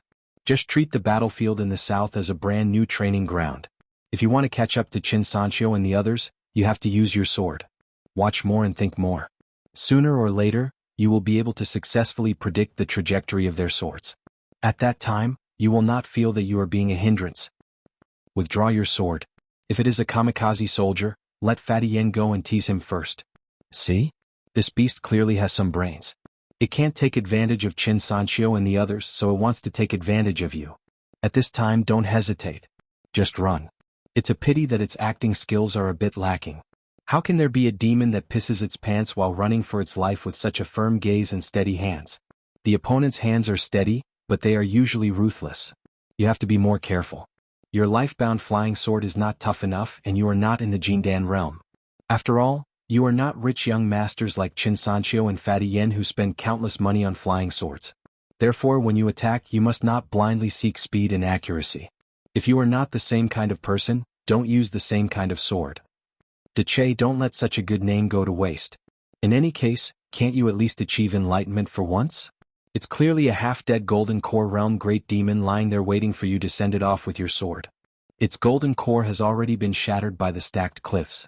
I told you not to blindly attack quickly, but I didn't tell you to be slow when you should be fast. Look, Fatty Yen has stolen all the credit. In the northeast direction, 230 feet away, do you see that demon cultivator? It has just lost a transcendent artifact and is hesitating. However, it is intimidated by the greater demon army behind it, so it can't just turn around and retreat. It can't be faked. Dach, why are you in a daze? Chop it to death. Alright, it has been snatched away by Stack Cliff again. Dach, are you secretly in love with our head shopkeeper? The one confronting Qin Sanxiu is probably a nascent soul greater demon that is hiding its strength. It should be at least at the Jindan realm bottleneck. Its skin is rough and its flesh is thick. However, that transcendent artifact is too cumbersome. You can go help it. Remember to keep your flying sword close to the ground. If you can, find an opportunity to stab its crotch. Don't try to stab its head or chest. This beast is clearly coming for Qin Sanxiu and the others. This fight is going to be tough. Dach, this crotch stab has the demeanor of a sword immortal. Quit while you are ahead. Hurry up and run. The greater demon has its eyes on you. Let Dong Haiten carry it. A demon of the upper 5 realms that was in charge of patrolling the battlefield seemed to have sensed the abnormality of the battlefield. It was still a demon sword cultivator in the unpolished Jade realm. A sword beam with an imposing aura rushed towards the top of the city wall. The sword beam was aimed at Qin Pingan, who only had his head exposed. However, the sword on Ning Yao's back unsheathed itself. She slashed at the sword beam, causing it to fall to the ground. The flying sword smashed into the ground, creating a dusty crater beneath the city wall. The demon sword cultivator, who had failed in his attack, rode his flying sword and disappeared in a flash. He wandered uncertainly underground before finally circling back. Ning Yao's sword returned to its sheath. She had a calm expression as she continued to ride her intrinsic flying sword to hunt demons. Among the group, only Ning Yao's intrinsic flying sword did not return to the city wall after 3 days and 3 nights. On the battlefield, the golden Luan phoenix flapped its wings from the great wall of sword qi to the southern battlefield to kill demons. Sword Immortal Gao Kuei's intrinsic flying sword was as large as a fairy as it descended from the sky. Zhou Cheng's intrinsic flying sword, Rainbow, swam wildly on the ground. Wherever it passed, countless broken limbs and broken bones splashed everywhere. After Ning Lianyun, the head of the Ning family, summoned his intrinsic flying sword, a sea of clouds appeared in the sky above the battlefield. Sword qi rained down like a torrential downpour. Among the army of the wasteland world, there was also a great demon that used its divine ability. It rode a vast black cloud of crows and swept towards the city wall. Many sword cultivator flying swords that could not dodge in time were scattered. Some of the flying swords that entered the black cloud directly shattered as if they were crushed into powder by a millstone. The sword cultivators on the city wall were all covered in blood. Ning Lianyun naturally would not let the great demon succeed. He used the black cloud of crows to disrupt the sword formation. With a slight thought, he controlled one of the clouds. The black cloud of crows collided with the old sword immortal Ning Lianyun's sea of clouds. A young sword immortal from the Nalan family, who had not used his sword many times, pushed his hand forward. A crystalline white jade platform descended from the sky above the great demon that summoned the flock of crows. It went straight for the great demon's head. The great demon did not resist at all and retreated. The great demon's army of demons within a radius of several kilometers was smashed by the white jade platform. Immediately, blood splattered everywhere. Not only that, the great demon seemed to have been targeted by some strange divine ability of the sword immortal. No matter how it fled or changed its route, the white jade platform that contained boundless sword qi would smash down again and again. Instantly, countless innocent bystanders were implicated. The 18 white jade platforms descended one after another, finally successfully enveloping and suppressing the great demon that had nowhere to run. The great demon had no choice but to reveal its true form and withstand the crushing white jade platform. When the white jade platform that was constantly cracking completely exploded, the great demon's true body was smashed into the ground. However, the great demon, whose flesh and blood had been completely worn out, glared fiercely at the sword immortal who had attacked at the top of the city wall. It transformed back into its human form and snorted coldly. It chose to temporarily leave the battlefield to recuperate. The sword immortal on the city wall left the southern wall and went to the north to rest with his eyes closed. Another sword immortal went from the north to the south and took his place. He was responsible for overseeing the area. As long as a great demon dared to attack, a sword immortal on the city wall would have to return the favor. Furthermore, the great sword immortal would have to take the initiative to greet a great demon that had attacked once on the battlefield the next time it appeared within the range of the sword attack. The great demon was bold and was not afraid of death. It stood close to the great sword immortals such as Yu Qing, Ning Lianyun, Han Huizi, and Li Tumi, who were not part of the 10 but were in the immortal realm. Regardless of whether one of them attacked or all of them attacked together, everyone's battle merits would be deducted if they were unable to severely injure the great demon. This was the rule of the Great Wall of Sword Qi. It was an iron law that was personally set by the eldest sword immortal. Other than that, the great sword immortals on the city wall would not deliberately target the great sword immortals on the city wall as long as they attacked. The Great Wall of Sword Qi acknowledged the number of sword cultivators that died. Any sword cultivator, other than using all their strength to kill demons and defend against enemies, should first learn how to protect themselves in the process of killing. A dead sword immortal was dead. A living sword cultivator, even if he had yet to become an earth immortal, had countless possibilities. If not, where did all the sword immortals who were good at fighting come from? How could sword cultivators hide and attack while relying on the careful protection of their ancestors? That was why Qin Qingdu said to Ning Yao that no one could not die in his heart. This was the cruel truth that the eldest sword immortal had never concealed from any of his juniors for 10,000 years. Fierce battles and dangerous killings were everywhere. On the two ends of the city wall, in the sky above the Great Wall of Sword Qi, where the sages of Confucianism, Buddhism, and Taoism were overseeing, there was an even more silent, but at the same time more crucial hidden battlefield. The old Taoist sage who oversaw the highest point in the sky waved his snow-white feng-tail again and again, dispersing the smoke and clouds. He was like a famous scholar who sat alone on the mountain peak, brushing away the filth and summer heat. The monk who sat on the praying mat silently chanted sutras. Golden lotus flowers bloomed everywhere, constantly rising into the sky, forming a long golden river with lotus lanterns floating on it. The scholarly sage sat upright and still as he spread open a book of sages. The golden words on the book flew out word by word, and when he finished reading a book of sages, there was not a single word left. The scholarly sage then opened the next book of sages. Qin Pingan had already left the battlefield beside Fan Dash and appeared at Pang Yuanji's side. From afar he took out his two flying swords, Cough Thunder and Pine Needle, to help set up a camouflage. He knew when to stop. He also appeared at Gao Yeho and Situ Weiran's side to help a little. He did not linger at the place where the sword immortals were overseeing. However, Qin Pingan would stop for a while when facing the regular customers of his wine shop, the sword cultivators of the Middle Five Realms who had drunk wine. Not only did he take out his two fake swords, he would also use his flying swords to kill his enemies. However, he would definitely not stay in one place for too long, nor would he attack in succession in a line. He would occasionally return to the battlefield where he attacked before, and then walk hundreds of miles. If he could save a sword cultivator's life-flying sword, he would save it. If he could kill demons, he would kill them. He did not try to be brave, nor was he greedy for merit. Not only that, sometimes it was the black-clothed youth with a dull expression, and sometimes it was the haggard old man. When Qin Pingan was hesitating, he was weighing the woman's skin in his hand, wondering if he should cover his face with it. A sword immortal who was in charge of guarding the array could not stand it any longer. He scolded him in his mind, "You're a great cultivator of the second realm. Can you be more shameless?" This sword immortal had an extremely good relationship with Yu Qing and Mihu. Back then he was one of the sword immortals who went out of the city to mediate the fight. Qin Pingan raised his middle finger at the sword immortal. Then, he gritted his teeth and decisively covered himself with the skin. He leaped onto the city wall, and his footsteps were as graceful as a woman's. Then he helped a group of young sword cultivators sneakily attack with their swords. The sword immortal from afar was stunned at first. Then he laughed heartily. He was very impressed by this scholar of the literary sage's lineage who he did not have a good impression of. After the sword immortal laughed, he looked at the back of the young man whose clothes were slightly stained with blood. The sword immortal calmed his mind and continued to guard the array for the flying swords of the sword cultivators who left the city wall. The sword immortal faced the south and paid close attention to every detail of the battlefield. At the same time, a thought appeared in his mind. Perhaps only such a young man could be the junior brother of the left and right sword immortal, who could make the big brother bet on him. Only then could he be a good match for Ning Yao.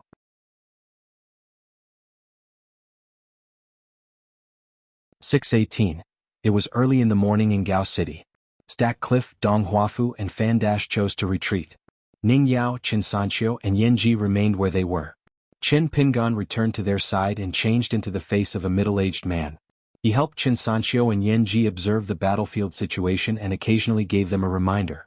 Compared to Fan Dash, Qin Sanqiu and Yan Ji who had to be precise, Qin Pingan was much more concise and to the point. He would only fill in the gaps in the details. Most of them were suggestions on the trajectories of flying swords and landing spots. It was a quick review to improve the situation. It was not that Qin Pingan did not take these two golden core sword cultivators seriously just because he was used to drinking and became good friends with them. In fact, Qin Pingan had benefited a lot from watching the battle and observing Qin Sanqiu and Yan Che's attacks.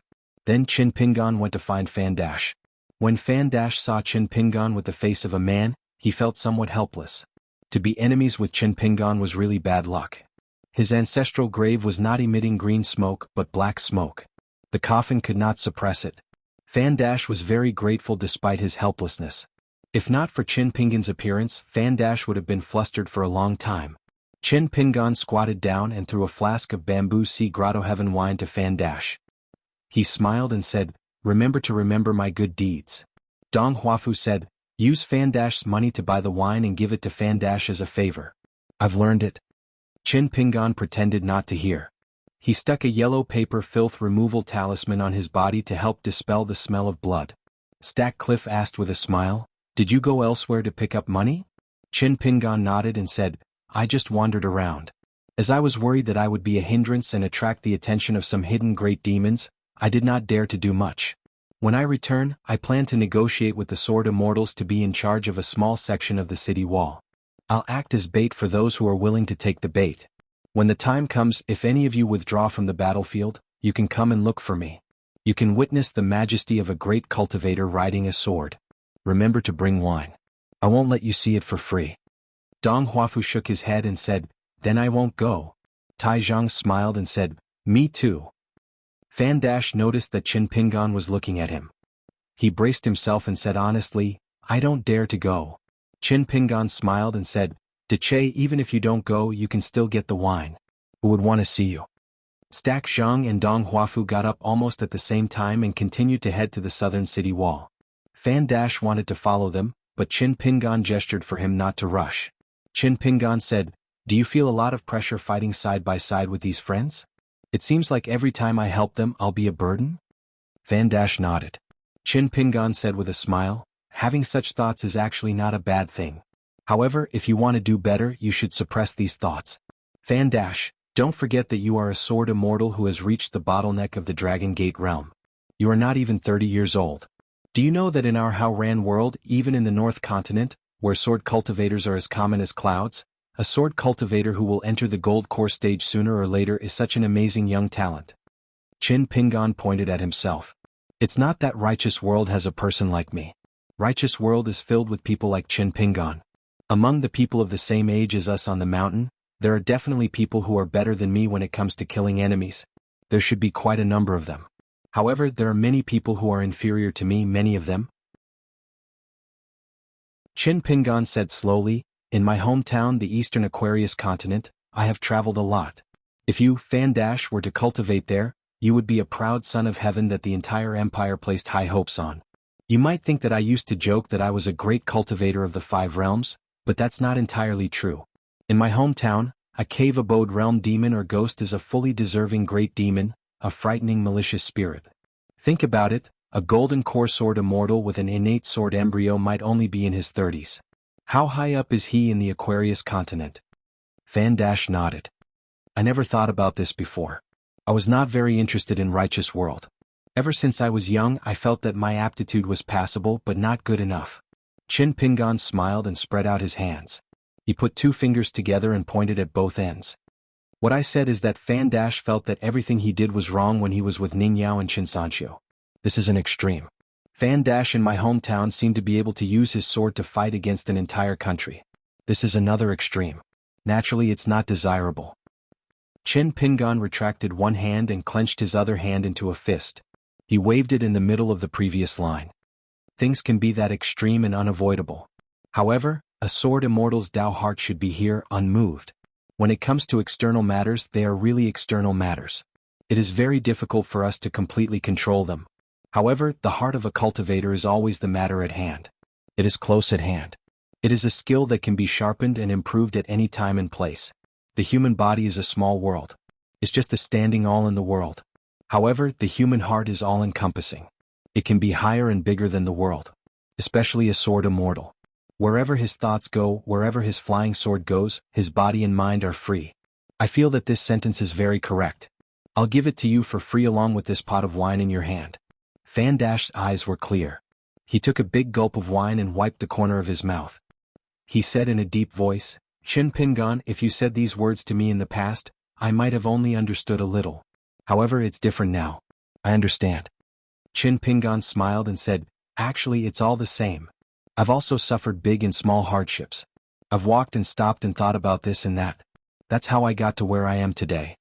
Fan Dash was silent for a moment. Suddenly, he asked curiously, "Which sage said the sentence that was given to me along with the wine? The more I think about it, the more it makes sense." Qin Pingan stretched out his hand and rubbed his chin. "Dash, it's fine if you're not smart. Why is your eyesight so bad?" Fan Dash smiled and stood up.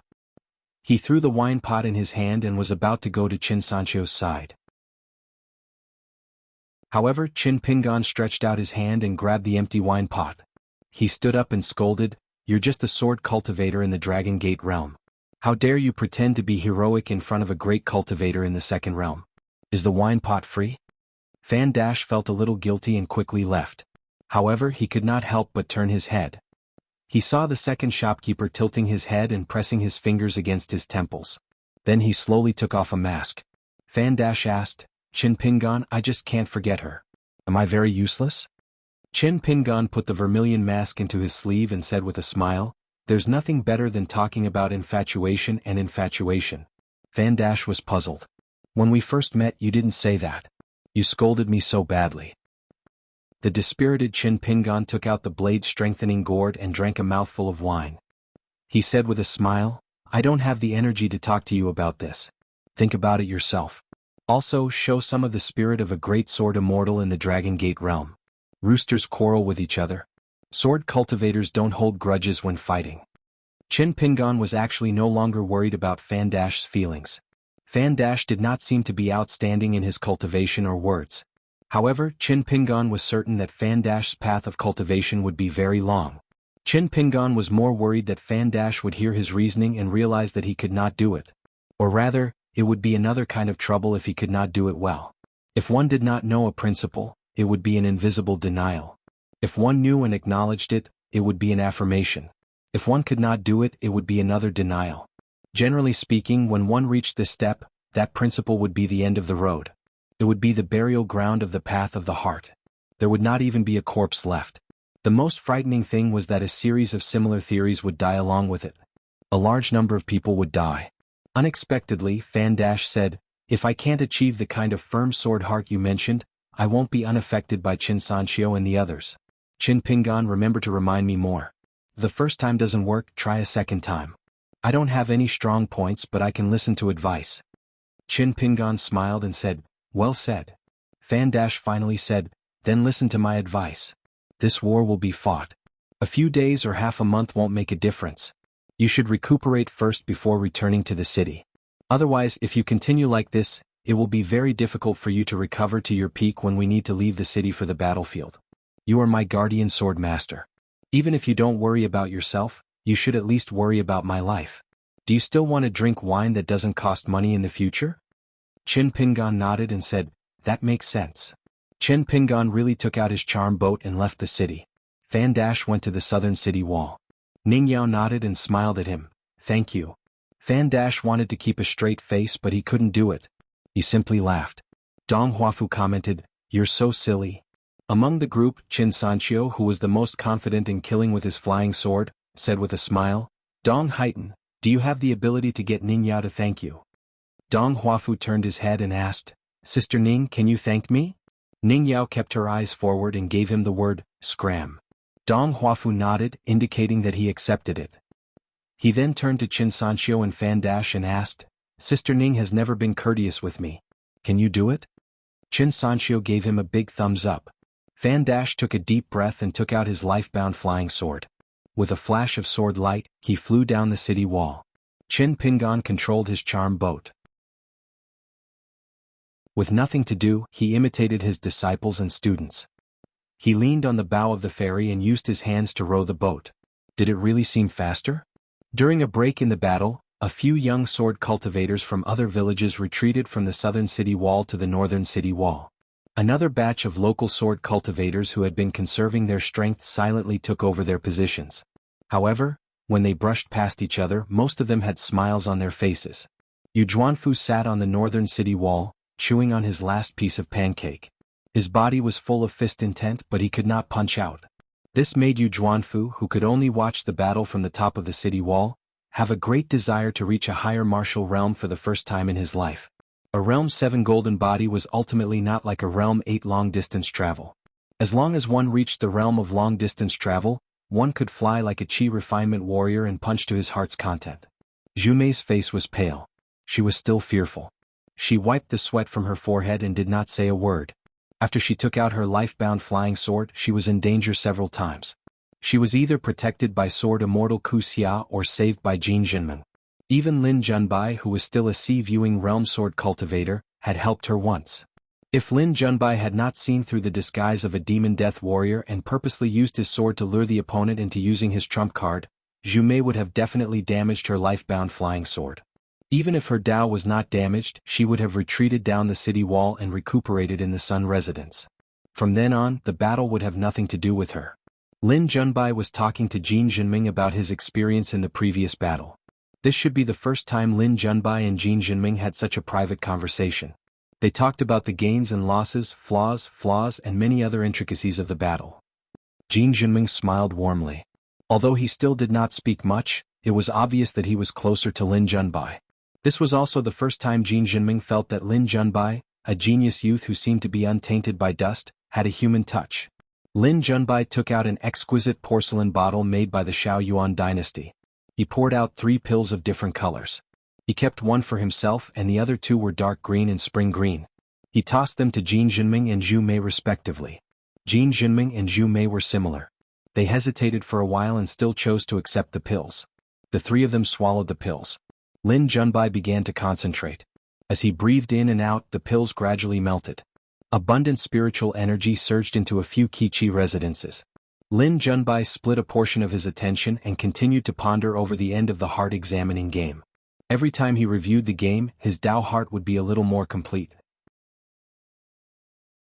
Back then, the white-clothed youth who claimed to be Cui Dongshan had asked Lin Junbai a question as he was putting the pieces away from the chessboard. He asked if Lin Junbai dared to stay at the Great Wall of Sword Qi to kill demons. Lin Junbai said he dared, but the risk was too great and the benefits too small. It did not seem worth it. It's not a suggestion, it's an order. Because you are too stupid, I can only say more. Otherwise, my good intentions will be misunderstood by you. What was originally a good thing will become a reason for you to complain about me. When the time comes, I will beat you to death and you will still feel aggrieved. Cui Dongshan twirled a chess piece between 2 fingers and shook it. Firstly, after you stay, it doesn't matter how many demons you kill. If you can kill more and gain the recognition of 1 or 2 sword immortals, that would be even better. Cui Dongshan casually threw the chess piece into the chess jar and twirled it again. Secondly, with Kuxia by your side, you will not die as long as you are careful. Kuxia is even more stupid than you, but he is still a rare good person on the mountain. Therefore, the more you act like a good person, the more decisive you are with your sword and the more demons you kill, Kuxia's recognition of you will increase with each passing day on the city wall. Kuxia is already prepared to die. Therefore, one day Kuxia might be willing to die in a different way. If it is not for himself, it will become for you, Lin Junbai, the future pillar of the Shaoyuan dynasty. At this moment, you need to be careful. Don't let Kuxia's sword immortal die in battle here for you. You, Lin Junbai, have to constantly use Zhu Mei and Jin Jinming, especially Zhu Mei, to make Kuxia dispel his thoughts of dying so generously and escort you out of the Great Wall of Sword Qi. Remember, even if Kuxia's sword immortal insists on returning to the Great Wall of Sword Qi alone, he will have to escort you all the way to the South Swirling Continent before he can turn around and return. I will not teach you how to do it and what the meaning is. Cui Dongshan tossed a second chess piece into the jar. Thirdly, when you leave the inverted hanging mountain and get along with Zhu Mei and Jin Jinming from beginning to end, you must not overdo things and try to win their hearts. There's no harm in teaching you a trick. The Lin Junbai that they spend all their time with is still the same Lin Junbai who thinks highly of himself. He has to be a completely different person from the Lin Junbai who used his sword to kill the demons on the walls, or all your previous efforts will be wasted. Zhu Mei and Jin Jinming are not like Yan Lv or Jiang Guanqing. The latter is pragmatic while the former is hypocritical. They are 2 different worlds. You should consider it carefully. Fourthly, when you return to the Shaoyuan dynasty in the Central Plains, you must keep your mouth shut and not mention a single word. If you can't keep your mouth shut, you can go into seclusion and refuse to receive any guests. Before you shut your mouth, you should naturally have a private conversation with your teacher. You just have to be honest with him. Other than me, there is no need to hide anything from him. Don't treat your teacher as a fool. Lord Imperial Tutor will understand your intentions. Not only will he not be disgusted, he will instead be gratified. This is because you and he are kindred spirits. He will naturally protect you from the shadows and do his duty as a teacher for this proud disciple of yours. He will not personally take action to spread your name. That would be too underhanded. I believe that not only will Lord Imperial Tutor not do that, he will control the situation and do the opposite. Yan Lv is even more foolish than you. Since he is already your chess piece, he will naturally do what he should do and say what he should say when he returns to his hometown. However, Imperial Tutor will seal off the news in the Shaoyuan dynasty and not allow you to exaggerate your experience at the Great Wall of Sword Qi. Then you can wait for the academia to speak up for you. During this period, the more Lin Junbai keeps his mouth shut, the more the Shaoyuan dynasty remains silent. Praise from all directions will come knocking on your door. You can't stop it even if you close the door. Not only the Xiaoyuan dynasty but all the surrounding dynasties, vassals, emperors, generals, ministers, cultivators on the mountain, and the streets below will all know that there is a young Lin Junbai who traveled to the Great Wall of Sword Qi. He dared not retreat in battle and could kill demons with his sword. Cui Dongshan twirled the chess piece between two fingers and asked with a smile, "In this fourth, what is the most subtle thing? Think carefully. Don't let me down." Lin Junbai answered, "Let my teacher feel that my conduct is still a little immature. It will also let him do things that his students can't do. Then he will not hold any grudges in his heart." Cui Dongshan threw away the chess piece. "Fortunately, you aren't stupid to the point of death. Just wait and see. In the future, the war at the Great Wall of Sword Qi will be even more tragic. The world will be stunned by a single blow and become a little more clear-headed. Then your deeds at the Great Wall of Sword Qi will be even more valuable." Cui Dongshan twirled another chess piece and sneered, "Even those Confucian sages, gentlemen, and sages who belong to a different Confucian lineage from your teacher will look at you in a different light. The imperial tutor sees you as his last disciple with great prospects. However, the academia of the Confucian Academy may not continue to see Lin Junbai as a disciple of the dynasty's imperial tutor. Experience the profoundness of this place. It will be like drinking wine for you." Cui Dongshan shook his finger and chess piece, "But don't get carried away. All the praise today will become criticism in the future. The people who praise and criticize are often the same group of people. This is another wonderful thing. Once you understand, it will be another pot of wine. It will be very intoxicating." Cui Dongshan threw away the chess piece in his hand and smashed it into the pot. The pieces collided with a crisp sound. He shook his sleeves. "This person Yen Lu can be used well. This person Zhu Mei must obtain her approval, especially the latter. Once the relationship between the two sides is properly handled, you will be pleasantly surprised." Lin Junbai asked softly, "Is it the family behind Zhu Mei?" Cui Dongshan shook his head. "It's not just that. Your brain is really muddled. What kind of chess game are you playing? You only look at one or two moves with each move and you want to win." Lin Junbai said sincerely, "Please dispel my doubts, Mr. Cui." Cui Dongshan said, "What Zhu Mei says is not as important as what Yu Zhuanfu sees with his own eyes. The two women are inseparable and have a close and pure relationship. What can't they say? Yu Zhuanfu approves of Zhu Mei's character and Zhu Mei approves of you, Lin Junbai. Naturally, she will say a few words of justice for you. It is precisely because of Zhu Mei's innocence that Yu Zhuanfu is willing to listen. In that case, your clumsy shrewdness at the Great Wall of Sword Qi will not become a flaw in Lin Junbai's life in Yu Zhuanfu's eyes. Instead, it will increase her positive view of you. Can you understand this?" Lin Junbai said softly, "This junior is afraid that my understanding is wrong and not profound enough. Please elaborate." Cui Dongshan laughed. "A person without a single flaw is the most unapproachable. Once they deny you and then approve of you, this kind of approval will be even more firm and unshakable than when they first met you. You don't understand this? You don't know how to play chess and you don't understand people's hearts. I'm already regretting doing this long-term business with you. Why do I feel like I'm going to lose money? Lin Junbai, I've played chess with you so many times and I have no worries at all. I've never thought of doing business with you. Instead, I'm worried and sick at heart. What should I do?" Lin Junbai wanted to say something but stopped. Cui Dongshan narrowed his eyes. "You only know how to ask and not think? Don't you know that my patience is limited? I will slaughter you. Do you know why? If your answer is wrong, you'll die." Lin Junbai's forehead was covered in sweat.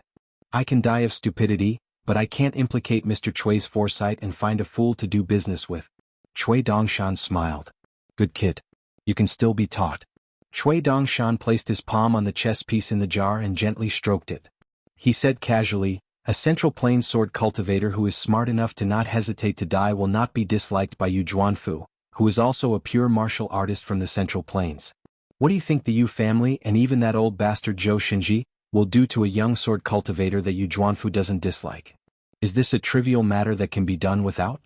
Old man Yu, Zhou Xinji, these old bastards. What do they think of the original Lin Junbai, that so-called half-wit? Have they not seen enough? Old man Yu single-handedly controlled the fall and rise of two great dynasties. What kind of smart person has he not seen? That old bastard Zhou has lived for thousands of years and is used to seeing the ups and downs of the world. What they have not seen is that kind of smart and stupid young man who is full of vitality and doesn't put the world in his eyes. But he is filled with a sense of foolishness and dares to disregard fame and fortune when it comes to major issues. Chui Dongshan gently raised his hand. When it was an inch away from the jar, he flicked his wrist and said with a smile, "This is the subtle changes in the human heart. The scenery is magnificent. It's just that you can't see it clearly. Careful as a hare. Cultivators are immortals. You don't use your good eyesight and pretend to be blind. Cultivate the Tao, but cultivate the Tao heart, my ass. You, Lin Junbai, are destined to be a mountain man in the imperial court. If you don't understand the human heart, how can you distinguish people and use them to control people? How can you use the human heart without suspicion?" Lin Junbai was convinced and said seriously, "Mr. Chui is wise. Lin Junbai has learned from you." Chui Dongshan raised his head. "What? You use such a vulgar term to describe me." Lin Junbai shook his head. "It's wise and wise. Only the sun and moon. This is the realm that I'm willing to spend my entire life pursuing. It's definitely not the wise and wise that the people of the world speak of." Chui Dongshan laughed out loud. "This bootlicker is very much like the style of my mountain. Very good, very good. If there's a chance in the future, I might really take you in as my disciple. Then you can go to the ancestral hall to kowtow and burn incense." Lin Junbai actually had a guess in his heart, but it was too inconceivable and he did not dare to believe it. Chui Dongshan retracted his smile and lowered his head to look at the chessboard. With a swipe of his palm, all the chess pieces fell into the jar. He then took out a lonely black chess piece and placed it on the chessboard. He then took out a white chess piece and formed a large circle. Chui Dongshan said, "Since I'm going to groom you as half a disciple, then I'll have to show you some of my true abilities. Using Yin Lu as an example, you have to make this black chess piece feel very free. You have to make this black chess piece feel that he's not bound by anything and that life is filled with hope. However, his heart and all his thoughts are in fact under your control. Whether you want him to live or die, whether you want him to gain or lose power, it's all within your calculations." Lin Junbai felt that this logic was simple and not difficult to understand. Then Chui Dongshan formed an even larger circle of black chess pieces outside of the white chess pieces. "This is the heart of that old bastard Zhou and old man Yu. How will you break out of this situation?" Lin Junbai pondered for a long time. He raised his arm to wipe his forehead and shook his head. "There's no solution. Don't even think about breaking out of this situation." Chui Dongshan nodded. "Not bad. You're half right." Chui Dongshan picked up a white chess piece and threw it on the chessboard outside of the black chess pieces. It's hard to change the situation on the chessboard in such a short time. Life is not a game of chess after all. However, don't forget that the heart of a person is unrestrained. Therefore you can throw away a thought and hide far away. Widen your eyes and carefully look at the larger chessboard of heaven and earth. Zhou is nothing. This is the cultivation of the heart." Lin Junbai lowered his head and stared at the chessboard that was not a chess manual. He fell into deep thought. "Yo, dear cry, eating the wormwood of the wild, eating the apple of the wild. I have good wine and music, but I don't have any guests." Chui Dongshan retracted his gaze from the ground and turned to look at the sky. He smiled. "Mountain guest Lord Yunzhong. When I see a bird flying by, I float." At the top of the city wall at this moment, Lin Junbai imitated the white-clothed youth, and looked up. That person was Chui Dong, who played the colored cloud manual. His chess skills were even higher than Chui Dong's in the past. The white-clothed youth kept the chess jar and chessboard. After he stood up, he said his last words to Lin Junbai. "I taught you this to tell you that scheming against the heart of a person is meaningless. It's not worth it." Qin Pingan did not directly return to Ning residence. Instead he went to the wine shop. The shop was not closed, but there were no guests. The two young workers, Zhang Jiajin and Jiang Chu, had secretly gone to the inverted hanging mountain like the gold core sword cultivator Cui Wei. Zhong Qiu, Pei Qian and Chao Qingleng would travel to the South Whirlpool continent. The two young men would follow Chui Dongshan to the Aquarius continent. Of the three people who were helping at the wine shop, the young man was called Qiu Long, the young lady was called Lu Yi, and the youngest child was called Tao Ban. They were all shop assistants selected from the stacked mountain range, and they were all familiar neighbors. Tao Ban was different from his peers Feng Kangle. Feng Kangle, who had started saving money at a young age to prepare for marriage, was truly fearless. He was good at reading people's expressions and knew how to steer according to the wind. Tao Ban, on the other hand, was fearless and one-track minded. Qiu Long and Lu Yi, who were chatting at the table, immediately stood up nervously when they saw the amiable second manager. It was as if they were slacking off by sitting at the table. Chin Pingan smiled and gestured for them to sit down. We don't have any guests. You can relax. Tao Ban was the only one who was lying on a bench at another table in a daze, staring blankly at the empty street. Chin Pingan sat at the table and asked with a smile, What's wrong? You can't beat Feng Kangle in snatching your little wife. Are you unhappy? Tao Ban said unhappily, Second shopkeeper, do you think I'm that kind of sword embryo that no one can see through? Chin Pingan was speechless. Chin Pingan patted the table. Go get me a jug of wine. Same old rules. Tao Ban stood up unhappily and shouted, Sister Louis, go get a jug of wine from the second shopkeeper. Don't forget to collect the money. Chin Pingan took out a piece of snow and handed it to Louis, saying that there was no need for pickled vegetables and noodles. He only wanted to drink wine. Soon, the young lady came back with a jug of wine and a white bowl, gently placing them on the table. Chin Pingan poured a bowl of bamboo sea paradise wine and took a sip. Tao Ban sat up and leaned on the table, somewhat bored.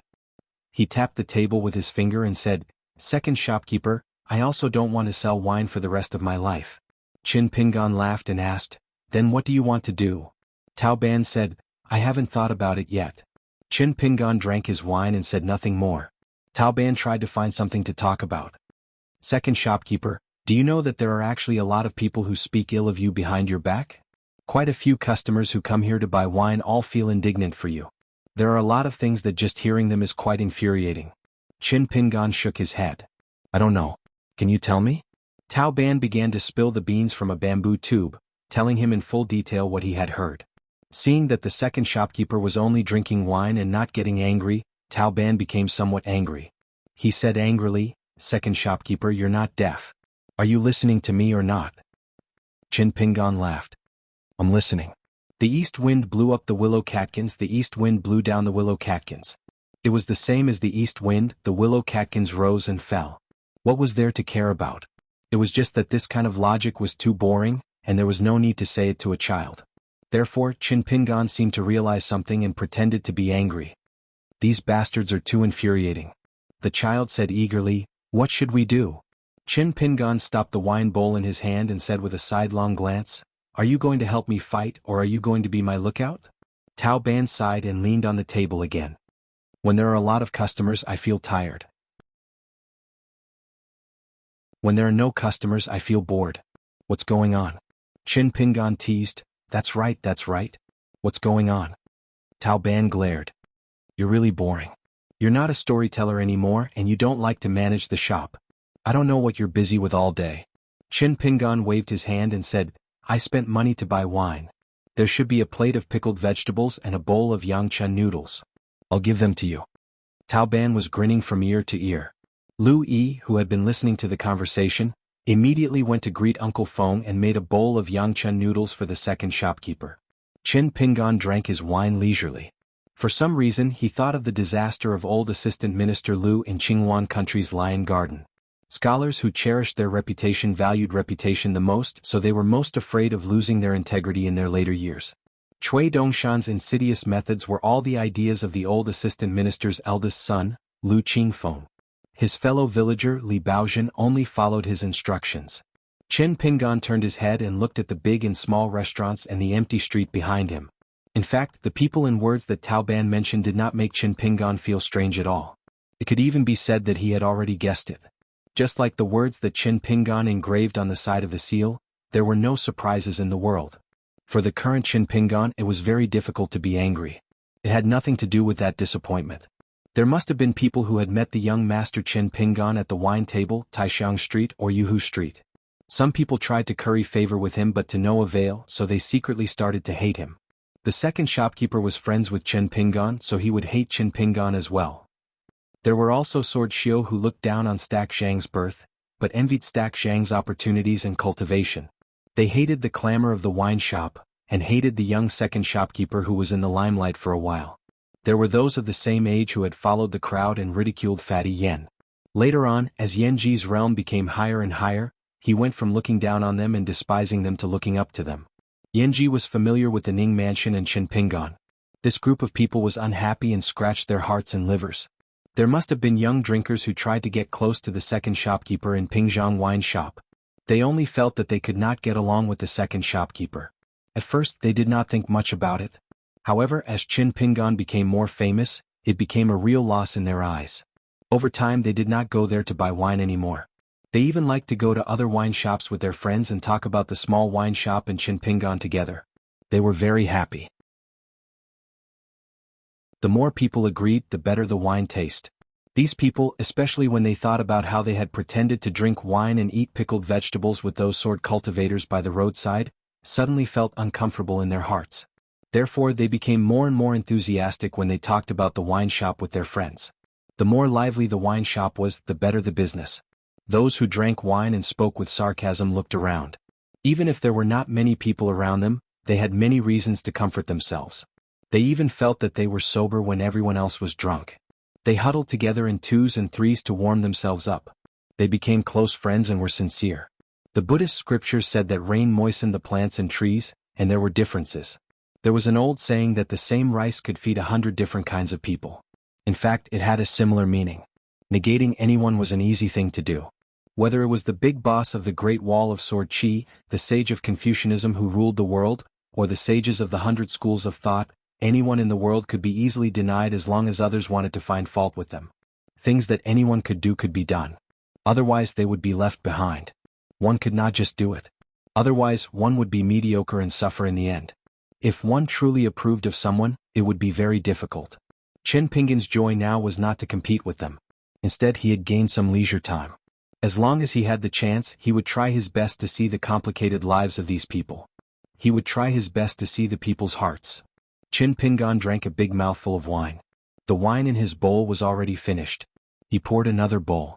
Looking at Taoban who was engrossed in eating, Chin Pingan laughed and said, "Eat slowly. No one will snatch it from you." Taoban ignored him. Chin Pingan drank his wine and missed his hometown. When he was young in a small town, a child once climbed a tree to retrieve a broken kite hanging on a high branch. In the end he was called a thief. There was once when he saw his peers playing from afar in the immortal graveyard. Someone was bitten by a snake. That child hurriedly asked, secretly learned, and eavesdropped on the herbal prescription from the Yang family's shop. He helped the bitten child apply medicine. After that, when they saw the black charcoal kid from Clay Bottle Alley who was always alone and watching them play from afar, the ones who scolded him the most fiercely and threw mud at him the most fiercely were the peers who had been in contact with the orphans of Clay Bottle Alley. At that time, Chin Pingan did not understand why it was like this. As he gradually grew up, he gradually understood that if he did not do this, he would lose his friends. But this did not stop those children from being filial to their parents when they grew up. They helped the elderly in the neighborhood carry water and snatched water in the middle of the night. There were also young people who were not stingy with their money. Some were even lucky enough to become the lackeys of the rich kids in Filu Street and Peachleaf Alley. They would glare angrily and act fierce whenever they found an opportunity. Even so, it did not stop some of these people from returning home after receiving a reward. They would lead their younger brothers and sisters, whose clothes were shabby and whose toes stood outside the door, all year round to the shops in the small town. They would spend lavishly and buy a lot of New Year's goods. Then they would ask their parents to cook a sumptuous New Year's Eve dinner. It was a lively reunion. They would make small items such as bamboo dragonflies, bamboo knives, and bamboo swords for their younger brothers and sisters. There were also those whose entire family was ill-intentioned when they were young and remained the same when they grew up. Then they would get married and have children. Their lives would not be too good. The family would never quarrel over right and wrong. All the knowledge of the family seemed to have a kind of harmony that was similar to a small world. Even though Chin Pingan had become an apprentice of a kiln worker, he still did not understand why at that time. Later on he walked the path of the Jianghu and read a lot of principles and books. Only then did he understand the reason. The child in Mud Bottle Alley grew up day by day. He would be unhappy and aggrieved about the things that happened to him when he was young. He could only squat alone, shake his head and play with grass. Or he could go to the immortal tomb and make small, unbelievably rough clay figurines in front of the dilapidated idols. He would also pick up a withered branch and jump alone on the lush countryside road. He would use the withered branch as a sword and slash along the way. He was panting and very happy. He would also have a toothache that made his face red and swollen. He could only chew some herbs in his mouth and did not want to speak for a few days. But as long as there was no illness or disaster and no pain anywhere on his body, even if he was hungry for a meal, he was happy. He would also be unable to sleep in the middle of the night. He would run alone to the locked dragon well or under the old locust tree. As a lonely child, as long as he looked at the bright stars in the sky, he would feel as if he had nothing, but also as if he had everything. Later on, the little slug in the same alley grew up. He could walk and talk. The straw sandals youth in Mud Bottle Alley also met Lucien Yang. Later on, he became an apprentice of a kiln worker and felt that life had a little more to look forward to. He had to take care of the little slug and learn more skills from Lucien Yang. Chen Pingan hoped that the three of them would be able to eat their fill and wear warm clothes in the future. No matter what they encountered in the future, no matter whether it was a big disaster or a small one, they would be able to smoothly walk through it. The little slug said that he had to earn a lot of money so that his mother could wear gold and silver when she went out every day. He also said that they would move to the residence on Falu Street. When that time came, all the bastards who had bullied them would not look for trouble. They would all be scared to death. They would slap their own mouths and take the initiative to bring chickens and ducks to apologize. Otherwise he, Gukin, would not forgive them. Those who had scolded him 100 times in the past, he would scold them back a few hundred times. Those who had kicked him once in the past, he would kick them back 7 or 8 times. He would kick them until they rolled on the ground and almost died. Lucien Yang said that he wanted to become the person with the best craftsmanship in all of the dragon kills. He wanted to learn all of Old Man Yao's skills. The porcelain that he personally made would be placed on the old emperor's table. He also wanted the old emperor to treat it as a family heirloom. When he grew older and became an old man, he, Lucien Yang, would definitely be more awe-inspiring than Old Man Yao. He would scold all of the clumsy disciples and apprentices every day until they bled. Lucien Yang still hoped that he would be able to shatter a brick with a casual punch and cross the widest stream with a single step. Everyone who had studied in school, everyone who knew how to write a few sarcastic lines, would look at Lucien Yang in a new light and beg to write Spring Festival couplets for his old Lu family. At that time, the three of them had their own wishes. In fact, each of them felt that their wishes were very big and were the biggest. However, no one would have thought that when compared to the fate of the three of them in the future, such a big wish actually did not seem that big. Could even be said that it was very small. It was just that Gukin became the kind of person that the three of them hated the most. Lucien Yang also did not become that kind of hero. Instead, he became a true scholar. Qin Pingan, who only wanted to live a stable life, did not live a stable life. He earned a lot of money and traveled very far in the Jianghu. He met many people that he did not even dare to think about in the past. He was no longer the straw sandals child who carried a large wicker basket up the mountain to gather herbs. He had changed into a large wicker basket that could not be seen and could not be touched. It was filled with stories that he could not bear to throw away and picked up one by one to put into the wicker basket on his back. Some of the stories did not have happy endings. Some lovers did not become spouses. It seemed that good people did not have good karma. Some parted without sadness at the time, but in reality, there was no chance for them to meet again. Some of the stories had happy endings, but at the same time there were flaws. Some of the stories did not have an ending. However, Qin Pingan had always believed that seeing the light in the dark and giving birth to hope in desperate times was not wrong. Qin Pingan put down his wine bowl and was in a daze. He thought of Old Man Yao, who liked to be alone with his hands in his sleeves. He remembered the first time he followed the old man into the mountains to find soil suitable for making porcelain. It suddenly snowed heavily. The cold wind was bone-chilling and the snow was knee-deep. The thin straw sandals youth almost froze to death.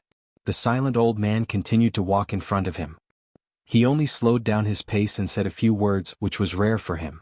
Walking on the mountain road in the middle of winter, the weather is cold and the ground is frozen. It was not easy to earn some money, but you are not willing to spend a single cent just to freeze yourself to death? The weather is cold and the road is long. You should wear more clothes. Can't you understand this? If your parents don't teach you, can't you think for yourself? On the seemingly endless snowy road, the suffering youth listened to the words that were even worse. He could not cry even if he wanted to. The old man did not care about Qin Pingan's life or death. However, when Qin Pingan once again felt that kind of despair, a person caught up with him. Not only did he bring Qin Pingan a big bag filled with thick cotton-padded clothes and dry food, the tall youth also scolded him for being an old man who had kowtowed to his master and was not a good person. Qin Pingan was not paying attention and his neck was strangled by the person. His body was pulled backward. Not only did the person not stop while he was ahead, he increased the strength of his arm and rubbed Qin Pingan's head with his other hand. He laughed and said, "You are quite tall now. Did you ask for my permission?" Qin Pingan's eyes were red. He muttered, "Why did you only come now? In the world, the only person who could criticize Qin Pingan's life and who Qin Pingan was willing to listen to was at the Great Wall of Sword Qi. Because he was Lu Xianyang.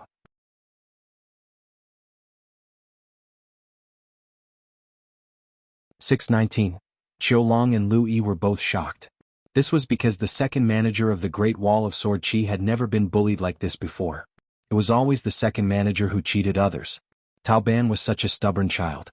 Protecting the wine shop's business so that his elder sister and the second manager could earn money every day was Tao Ban's greatest wish. But at this moment, Tao Ban gave up the opportunity to speak up for justice. He silently left the table with his bowl and plate. He could not help but look back. The child felt that the tall young man in green robes was really amazing. In the future he wanted to become such a person and not a person like the second manager. Even if he often laughed and chatted with others in the wine shop, even if he earned so much money every day and was famous on the Great Wall of Sword Qi, when there were not many people, he would still be like today. He was worried and unhappy. Lu Xianyang let go of Qin Pingan and sat beside Qin Pingan, who had already given up some space on the bench. He waved at Tao Ban and said, "Young man, bring another jug of good wine and a wine bowl. Put the bill on Qin Pingan's head." Tao Ban looked at the second manager. The second manager nodded slightly. Tao Ban then went to bring the cheapest jug of Bamboo Sea Paradise wine. Although he did not want to become the second manager's business skills were the best. Whether it was selling wine, acting as a banker, or asking the sword, Tao Ban felt that he could still learn these things. Otherwise, how could he compete with Feng Kangle for a wife in the future? Qin Pingan still had wine in his jug. He poured a bowl for Lu Xianyang and asked, "Why are you here?" Lu Xianyang was not in a hurry to give an answer. He took a sip of wine and shuddered. He said sorrowfully, "As expected, I can't get used to these so-called immortal wines. My life is cheap. I only think that glutinous rice wine tastes good."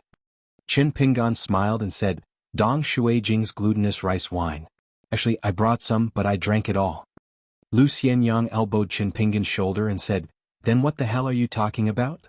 Qin Pingan rubbed his shoulder and continued drinking. Lu Xianyang took a big gulp of wine and wiped the corner of his mouth with the back of his hand. He raised his thumb and pointed to the street behind him. "I came here with my classmates to travel. On the way here, I found out that the Great Wall of Sword Qi was at war again. I was scared to death. I was afraid that the teachers would be hot-blooded and show us some righteous energy from their stomachs and then take us to the city wall to kill demons. I wanted to hide in one of the 4 private residences on the inverted hanging mountain. 4 private residences. But my classmates and teachers were all righteous. But my teachers and classmates were all righteous. Could have been but they were all righteous. So. Of course, I've heard a lot about you in Chunbanzai. That's the most important reason. I have to advise you not to let you do whatever you want." Ban Lu Xianyang was the most talkative person in the world. Qin Pingan had experienced it for many years. Back then, when the 3 of them got along, Lu Xianyang and Gukan would quarrel and scold each other whenever they had a disagreement. Qin Pingan didn't even bother to stop them and just listen to them. After all, they were both adults and children, so they couldn't argue too much. Lu Xianyang seemed to have never lost an argument because he didn't care about winning or losing at all. He was always smiling happily. Gukan would often win the argument by cursing Lu Xianyang's 18 generations of ancestors, but in the end, it was Gukan who became more upset and chased after Lu Xianyang to beat him up. When she was angry, Gukan would grab a tree branch and throw stones. Even if Lu Xianyang was accidentally hit by a stone, he wouldn't get angry. Gukan once said that Lu Xianyang was not a good person at all. He lived a poor life and was a bachelor. The only good thing about him was that he did not hold grudges and would not beat people up just because he was strong. At that time, the 3 of them who depended on each other had their own way of living. No one was more reasonable and there was no clear right or wrong. Lu Xianyang liked to talk nonsense. Qin Pingan felt that he did not understand reason at all. Gukan felt that reason came from strength, a strong fist, a rich family and a lot of henchmen. Lu Xianyang and Qin Pingan were just older than him. They were 2 poor men who might not even be able to get married in this life. How could they be reasonable? But at that time, the 3 of them always had more fun when they climbed the trees to catch birds, went down the river to catch fish, planted rice seedlings together to fight for water, and picked bean sprouts from the gaps of the grain-drying field. Qin Pingan asked while Lu Xianyang was drinking, "How was your study at Mellow Scholar Chen's?" Lu Xianyang smiled and said, "How was it? Haven't I lived for more than 10 years? How could it be worse than the small town? Lu Xianyang did not seem to be used to the wine of the bamboo sea paradise. He took small sips of the wine and said, "So I don't regret leaving the small town at all. At most, when I'm bored, I think about my hometown. The crops, the messy dragon kiln residents, the chicken and dog feces in the alleys. I think about it, but it's just a casual thought. I don't feel anything else. If it wasn't for some old debts that I have to settle and someone that I want to meet, I wouldn't feel the need to return to the Aquarius continent." Lu Xianyang shook his head and repeated, "It's really boring." Qin Pingan suddenly said a name and did not say anything else.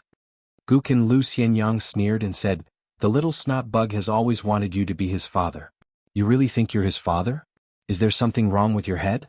If you don't kill him, then don't kill him. You asked for it, so bear with it. If you kill him, then kill him. If you feel regret, then bear with it. What's going on now? Haven't you always been like this since you were young? What, now that you're capable, you're a gentleman and sage after studying? You're an immortal after learning martial arts and cultivating the Tao?" Lu Xianyang became angry and slapped Qin Pingan's head. "Gukan? You're not even willing to call him the little snot bug." Lu Xianyang became angrier and angrier. He poured the wine but did not drink it. He scolded, "You're the only one who likes to look for trouble. If it were me, Gukan would have left the town. He's so capable. What he does has nothing to do with me. I only know the little snot bug from Clay Bottle Alley. He became the little devil of Book Slips Lake and killed the innocent. If he wanted to die, then he died. By doing bad things, he lived a better life than anyone else. That's the little snot bug's ability. It's the Book Slips Lake's foul atmosphere. Who's going to stop such a disaster? Who did I, Lu Xianyang, kill or harm? You, Qin Pingan, have read a few books and you're going to demand yourself to be a person of virtue and virtue? You were a layman who wasn't even a disciple of the Confucian school. If you're so arrogant, then wouldn't the Confucian saints and gentlemen have all ascended to the heavens? I, Lu Xianyang, am a proper disciple of the Confucian school. Compared to the Qin clan's ancestor who carries the sun and moon on his shoulders, wouldn't I have come to the Great Wall of Sword Chi to kill demons 708 years ago? Otherwise, I'd have to worry myself to death. I just don't understand. How did you end up living like Qin Pingan? I remember when I was young, you weren't like this. You didn't like to meddle in other people's business. You didn't even like to gossip. Who taught you that? Mr. Chi from the school? He's dead. I can't say anything about him. Besides, the dead should be respected. Scholar, sage old scholar? All right, I'll scold him later. Beside the great sword immortal? Forget it. If we're too close, I'm afraid he'll hit me." Qin Pingan finally opened his mouth and said, "I've always been the same person I was back then." Lu Xianyang raised his hand. Qin Pingan subconsciously dodged. Lu Xianyang rolled his eyes. He raised his wine bowl and drank a mouthful of wine. "Do you know what I couldn't imagine the most? It's not that you're rich and have become one of the most promising people in our group. It's because I've long believed that Qin Pingan would definitely become rich, very rich. It's not that you're in such a pitiful state today. It's because I know that you've always been a person who likes to go to extremes." Lu Xianyang raised his wine bowl. "The thing I couldn't imagine the most was that you learned how to drink. You really like drinking." Lu Xianyang raised his wine bowl and put it back on the table. He really didn't like drinking. He sighed. What can Qin Pingan and Lu Xianyang do when the snotty brat has become like this? Who doesn't have their own lives to live? There are so many things that we can't do no matter how hard we try. It's always been like this and it will always be like this in the future. We've endured the most pitiful years. Lu Xianyang reached out and pressed Qin Pingan's head. "You've helped the snotty brat do so many things to make up for his mistakes. Very good, it can't be better.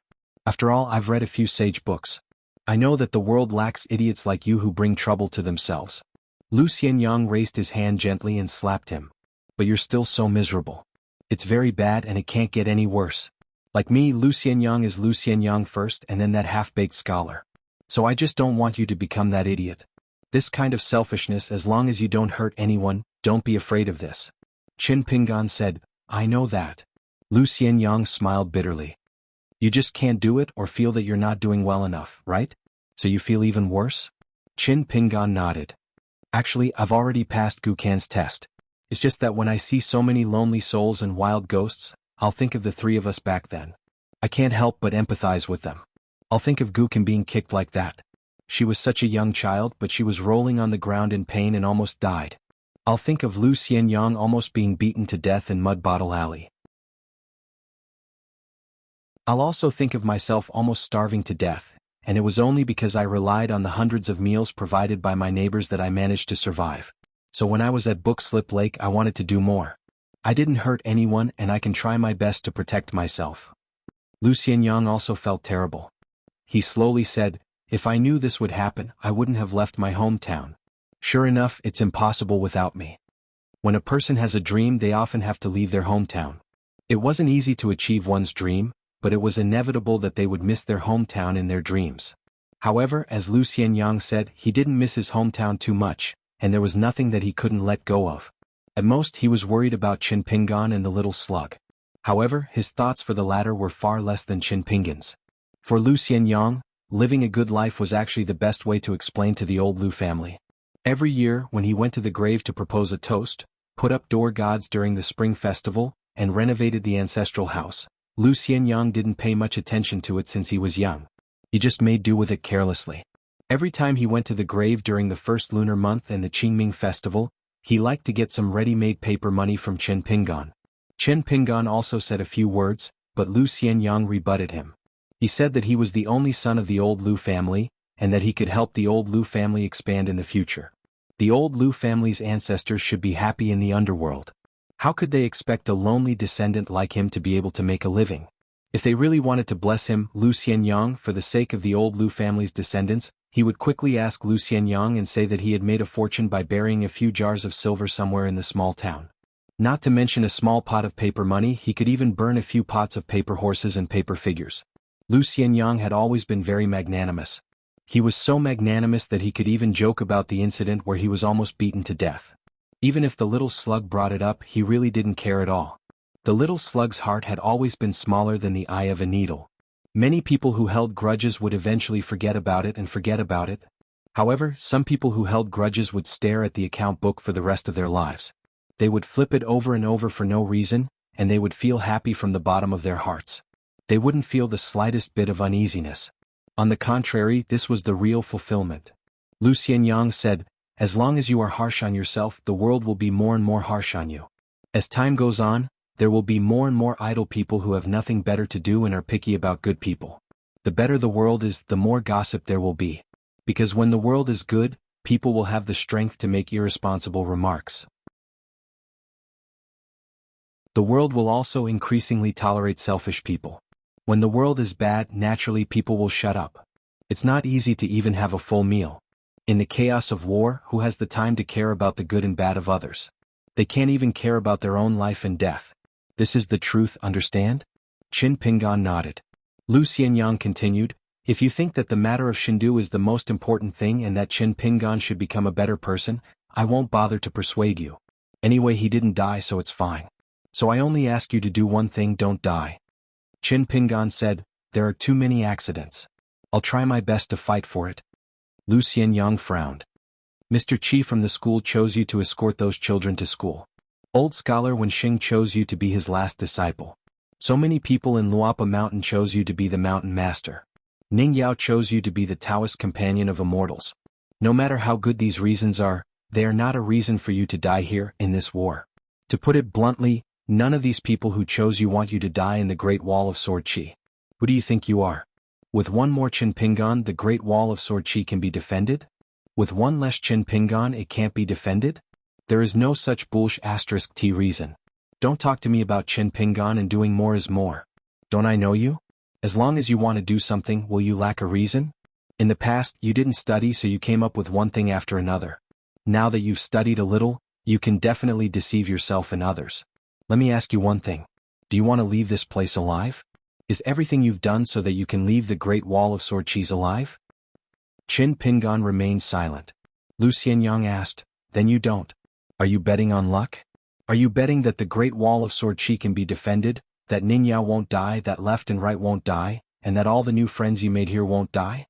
Do you, Qin Pingan, feel that after leaving your hometown things have been too smooth and that your luck has finally changed? That you have gone from being the unluckiest person back then to being the luckiest one? Have you ever thought that the more you have now, the more you die and the game is over? You will still be the unluckiest wretch? Qin Pingan said angrily for the first time, then what should I do? If you were me, what would you do? Lucien Yang said calmly, it's simple. First, tell Ning Yao that even if the Great Wall of Sword Chi can't be defended, both of them have to survive. During this time they can do everything they can and don't hold back. Therefore we have to ask Ning Yao what she thinks. Does she want Qin Pingan to die here with her and become a pair of lovebirds? Or does she want one to die and one to leave? One less death would be a gain. Or, the two of them work together and strive for both of them to leave with a clear conscience. Even if they owe her today they can make up for it in the future. After clarifying Ning Yao's thoughts, no matter what the temporary answer was, he had to ask his senior brother what he was thinking and what he hoped his junior brother would do. Would he continue the legacy of the Sage of Literature's lineage, or would he use his identity as a disciple of the Sage of Literature's lineage to die a glorious death on the battlefield? Senior brother and junior brother, it was just a matter of who died first. Finally, we have to ask Boss Sword Immortal Qin Pingan, if I, Qin Pingan, want to live, will he stop me? If he doesn't, can he help me? Life and death is such a big matter, what is face? Lu Xianyang pushed his wine bowl to Qin Pingan and said, have you forgotten? Back in our hometown, who has the right to ask for face? If you ask someone, will they give it to you? If begging is useful, will the three of us think it's a big deal? If the little snot bug begged someone not to insult his mother, if he begged, it would be fine. See how many times the little snot bug kowtowed back then? If you could learn the craft of burning porcelain by kneeling on the ground and kowtowing, would you kowtow? If I kowtowed and kowtowed until my head split into two, I would be rich and could be a lord. See if I kowtowed until I made a big hole in the ground? What, now that you've made a name for yourself, that pitiful bug from Mud Bottle Alley has become the young mountain lord of Luopa Mountain, the second shopkeeper of the Great Wall of Sword Chi, and you don't care about your life and face anymore. I can't afford to drink this kind of wine. I, Lu Xianyang, have studied many books, but I'm still too shameless. I'm ashamed of my inferiority. I can't match up to Qin Pingan. Qin Pingan looked absent-minded. He stretched out his hand and pushed the wine bowl back to its original place. It seemed that this was the only thing he could do. Lu Xianyang grabbed the white bowl and threw it on the ground beside him. The white bowl shattered into pieces. He sneered, Bullsh *T, I won't die here. When I go back to my hometown, don't worry. I'll go to my uncle and aunt's grave and tell them that their son was a good person, and so was their daughter-in-law. It's just that they're all dead. Qin Pingan, do you think they'll be happy if they hear that? Qin Pingan's entire body collapsed. His heart, fist, intent, essence, chi and spirit all collapsed. He could only murmur, I don't know. All these years I've never dreamed of my parents, not even once. Lu Xianyang suddenly laughed. He turned his head and asked, Sister-in-law, what do you mean? Behind Qin Pingan there was a travel-worn woman. She stood in the small world and was silent for a long time. Finally she said, if you want Qin Pingan to die, I'll let him die first. If Qin Pingan wants to die, I like him. I'll beat him half to death.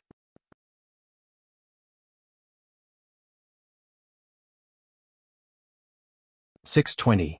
After Ning Yao sat down, Lu Yi hurriedly brought over a flask of the best Green Mountain divine wine. The girl left after putting down the flask and bowl. She did not forget to help the bad-tempered young man get another bowl. The girl did not dare to stay any longer. As for the cost of the wine, even Taoban, who was most concerned about the store's business, did not dare to say a word, let alone Lu Yi. The young man, the young woman, and the peach board hid in the shop together. The conversation between the second shopkeeper and the outsider had been in a foreign accent, so no one could understand. However, everyone could tell that the second shopkeeper was acting a little strange today. After Ning Yao sat down, the three of them could no longer hear the conversation. Ning Yao poured a bowl of wine and said straightforwardly, Boss, the Sword Immortal did say that no one can't die, but he didn't say that anyone has to die. Even I don't feel that I have to die here to be worthy of the Ning residence and the Great Wall of Sword Chi. So no matter what, it won't be your turn, Qin Pingan. Qin Pingan, I like you, not the future Great Sword Immortal Qin Pingan. It will be best if you can become a sword cultivator. If you can't, it doesn't matter. Just be a pure martial artist. Also, if you want to be a scholar, just be a scholar. Qin Pingan nodded. I understand. Lu Xianyang shook his head and lowered his voice as though he was talking to himself. You don't understand at all.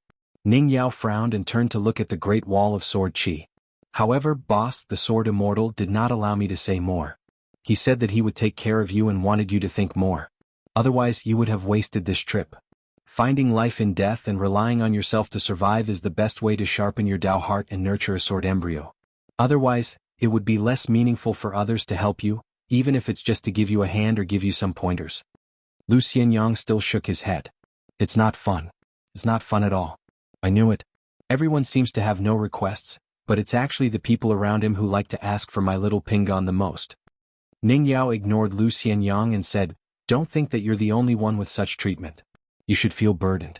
The number of young sword cultivators who have been taken care of by Boss Sword Immortal over the past 10,000 years is not a small number. However, there were some things that could be said, but most of them were not mentioned at all. The sword cultivator himself was completely unaware of it. In fact, I didn't find it meaningful in the beginning, so I didn't agree to the old Sword Immortal's request. However, the old Sword Immortal persuaded me again, saying that he wanted to see if you were worthy of him returning the Scholar Wood Sword case. Qin Pingon smiled and said, I thought Boss Sword Immortal had forgotten about this. It's just like a marriage proposal. Lu Xianyang stretched out his finger and gently rotated the white bowl on the table. He muttered, since his swordsmanship is so high, I might as well give him more. At the very least, it has to match my status in swordsmanship. Under the table, Qin Pingon stomped hard on Lu Xianyang's foot. Lu Xianyang stretched out 2 fingers as though he was conjuring a sword art. He held them vertically in front of him. It doesn't hurt at all. You're a bastard. In fact, Ning Yao did not like to talk about such things. Many thoughts just swirled in her mind, and the past was the past. Just like washing and refining a sword, what was not needed did not exist. What was needed would naturally be linked to the next idea, eventually becoming something that needed to be done. Ultimately, it would manifest in the sword technique, sword intent, and sword Dao. That was all. There was no need to speak of it. However, today was an exception. Ning Yao thought for a moment and said, Boss Sword Immortal doesn't think much now. How can he forget such things? Boss Sword Immortal once told me personally that he isn't afraid of anything except for owing debts. Ning Yao added on, he doesn't think much. The more he thinks, the bigger he can be. This is the state of mind a sword cultivator should have. When a sword cultivator strikes, it should be a straight path with a bright sword beam. It's just that I'm worried that I've always thought too little while you've always thought too much. Yet you don't make mistakes. I'm worried that what I say doesn't suit you. Therefore, I've been holding back from saying these things. Today, Lu Xianyang has made it clear to you. He spoke about fairness, selfishness, and conscience. Only then do I feel that I can say these things to you. I won't bother about Boss Sword Immortal's instructions. Ning Yao finally said, anyway, I only have this thought. Regardless of whether the Great Wall of Sword Qi can be defended or not, we have to live together. Neither of us can die. In the future, whether it's the sword or the fist, it will only increase. This is because you and I are not forgetful people. You don't have to prove this to anyone. Even Boss Sword Immortal and left and right. You don't have to prove it to them. It's fine as long as I know. So what are you feeling guilty about? In the future, if anyone dares to say anything about this matter, I've always disliked your reasoning. As long as I hear it, it's equivalent to questioning my sword. Qin Pingon smiled brightly and said, this time I really know. Lu Xianyang slapped the table and said, sister-in-law, your words are so straightforward. As expected of the Ning Yao who said, the great Dao moves naturally, the sword beam is bright. As expected of the Ning Yao who I knew would be my sister-in-law the moment I saw her. Lu Xianyang, this bowl of wine is for you. It's better to be late than never. Ning Yao finished the wine in the bowl in one gulp and put away the wine pot and bowl. She stood up and said to Qin Pingon, accompany Lu Xianyang to continue drinking. After you recover, you can go to the city wall to kill demons. Lu Xianyang and Qin Pingon stood up together and said with a smile, I'm relieved that sister-in-law said so. It's all my fault for leaving my hometown too early. Otherwise, it's hard to say who would call me sister-in-law. Qin Pingon elbowed Lu Xianyang in the chest. Ning Yao smiled and asked, how's the girl in Mud Bottle Alley who likes to look at people askance and say strange things? Lu Xianyang grimaced and rubbed his chest. He said with a bitter face, don't expose people's shortcomings and don't scratch people's faces. This is the most important principle of our hometown's Jianghu. Ning Yao left on her sword. Her sword Qi was like a rainbow. Lu Xianyang clicked his tongue in wonder and said, Qin Pingon, who is always so hesitant, actually found such a straightforward wife. How strange. Qin Pingon retracted his gaze and sat down. He didn't drink. He covered his sleeves with his hands and asked, how's the scholarly style of the Meloqin family? Regarding the Meloqin family, other than the old almanac of Pearl Grotto Heaven and the world-renowned Qin Chun, and of South Swirl Continent, The only other disciple of the Ingyin Qin family that he really came into contact with was the young girl named Qin Dui. Back then, Qin Pingan and Ning Yao went into the mountains with Qin Dui, the grandson of the Qin family from Dragontail Creek, Qin Songfeng, and the sword cultivator Lu Baqiao from the Wind and Thunder Garden. They went to find the tombstone tree that was of great significance to a scholarly family. Qin Pingan's impression of the girl from outside the village was neither good nor bad. Lu Xianyang didn't like drinking, so he ordered a bowl of yangcha noodles and a plate of pickled vegetables. He mixed them together and put one foot on the bench. He finished the noodles in a few mouthfuls. Then he stood there in a daze and looked at the empty bowl. After a while, he turned his head and asked, "Do you charge for this yangcha noodles?" Qin Pingan shook his head and said, "Other than the wine, I don't charge anything." Lu Xianyang suddenly understood and said, "I knew it. If you did business like this, you would have been hacked to death long ago." Lu Xianyang remembered Qin Pingan's previous question and said, "Studying there was very stable. When I first arrived there, I received several valuable gifts such as flipping the book and the ink fish. Later I sent them all to you and the little slug. There was nothing bumpy at Mellow Scholar Chen's place. Every day I would listen to the teachers and teachers teach me and clear my doubts. Occasionally I would go out to study. Everything was very smooth. I would often go to a big stone cliff by the river to enjoy the scenery. There was no other way. Mellow Scholar Chen was known as the master of the world's memorial arches. None of the places looked like our hometown. Only that stone cliff by the river looked a bit like the back of the green ox that the three of us used to play. Even if I wanted to complain to you and pretend to be pitiful, I didn't have the chance. Compared to you, my luck is indeed better. I hope it will continue in the future." Qin Pingan breathed a sigh of relief. Lu Xianyang smiled and said, "Even if there was a grievance like that of a little wife, do I, Lu Xianyang, need you to stand up for me? Touch your conscience. Ever since we became friends, who was the one taking care of who?" Qin Pingan raised his wine bowl and said with a smile, "You were almost beaten to death by that old bastard at Mount Xingyang. Later, wasn't it me who helped you vent a little of your anger?" When talking to Lu Xianyang, there was really no need to care about face. When it came to being shameless, Qin Pingan felt that he was at most half as good as Lu Xianyang. Lu Xianyang still had one foot on the bench. He knocked on the table with his chopsticks and pretended to be profound as he said, "You don't know about this, do you? That was all part of my plan. If it wasn't for this trick, how could a little bumpkin from Clay Bottle Alley like you have a chance to get close to Ning Yao? You weren't even half as handsome as me. Tell me, who is the biggest matchmaker between the two of you?" Qin Pingan chuckled. Lu Xianyang was a little worried. "I never thought that other than the glutinous rice wine in my hometown, this would be the first time in my life that I would drink properly. It wouldn't be a cross-cupped wine with my future wife. As a brother, I'm really loyal to my friends. I don't know if my wife has been born yet.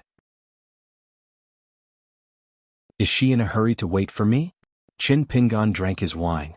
Lu Xianyang had not drunk since he left his hometown. It was most likely true. There are many good people in the Mellow Qin family. It's just that some of the bad habits that young people should have, big and small, are inevitable. Lu Xianyang smiled and said, "I made some friends over there. For example, one of them came to the Great Wall of Sword Qi this time. He is the younger brother of that woman, Qin Shi. His name is Qin Shi and he is a good person. Now that he is a sage of the Confucian school, he does not lack the scholarly aura. He is also a descendant of the Qin clan, so he has the aura of a young master and the aura of an immortal on the mountain. These three temperaments can sometimes be one temperament, sometimes two temperaments." Qin Pingan asked, "What's your current realm?" He could not tell the depth of Lu Xianyang's cultivation. He only knew that Lu Xianyang should be a Qi refinement warrior of the middle five realms. Lu Xianyang waved his hand. "Don't ask. Otherwise you'll be so embarrassed that you'll cry." Qin Pingan said helplessly, "News about me can spread to Spring Banner House. It's definitely not about opening a shop. Haven't you heard about the few fights?" Lu Xianyang asked, "Are you a swordsman now?" Qin Pingan could only shake his head. Lu Xianyang asked again, "Which realm are you a Qi refinement warrior?" Qin Pingan didn't want to talk. Lu Xianyang pointed to the ground. "Then why aren't you squatting down and talking to Uncle Lu?" Qin Pingan said angrily, "I'm a 7th realm martial artist after all." Lu Xianyang said with a look of astonishment, "You hit a lady and you still have the cheek to say that?" Qin Pingan asked curiously, "You're a swordsman of the middle five realms?" Lu Xianyang stretched out his hands, tugged at his collar, shook his sleeves and coughed a few times. Qin Pingan had already changed the topic. "Besides your friend, who else from the Mellow Qin family came this time?" Lu Xianyang smiled and said, "Why do you care about this?" Chen Pingan also shook his sleeves and said jokingly, "I'm a direct disciple of the literary sage. The family head of the Yingyin family is a direct disciple of the second sage. You're learning from the Mellow Qin family. According to the vast world's literary lineage, how do you think your seniority is calculated?" Lu Xianyang smiled and said, "What a coincidence. The family head of the Qin family also came to the Great Wall of Sword Qi this time. I happen to know him and often ask him for advice.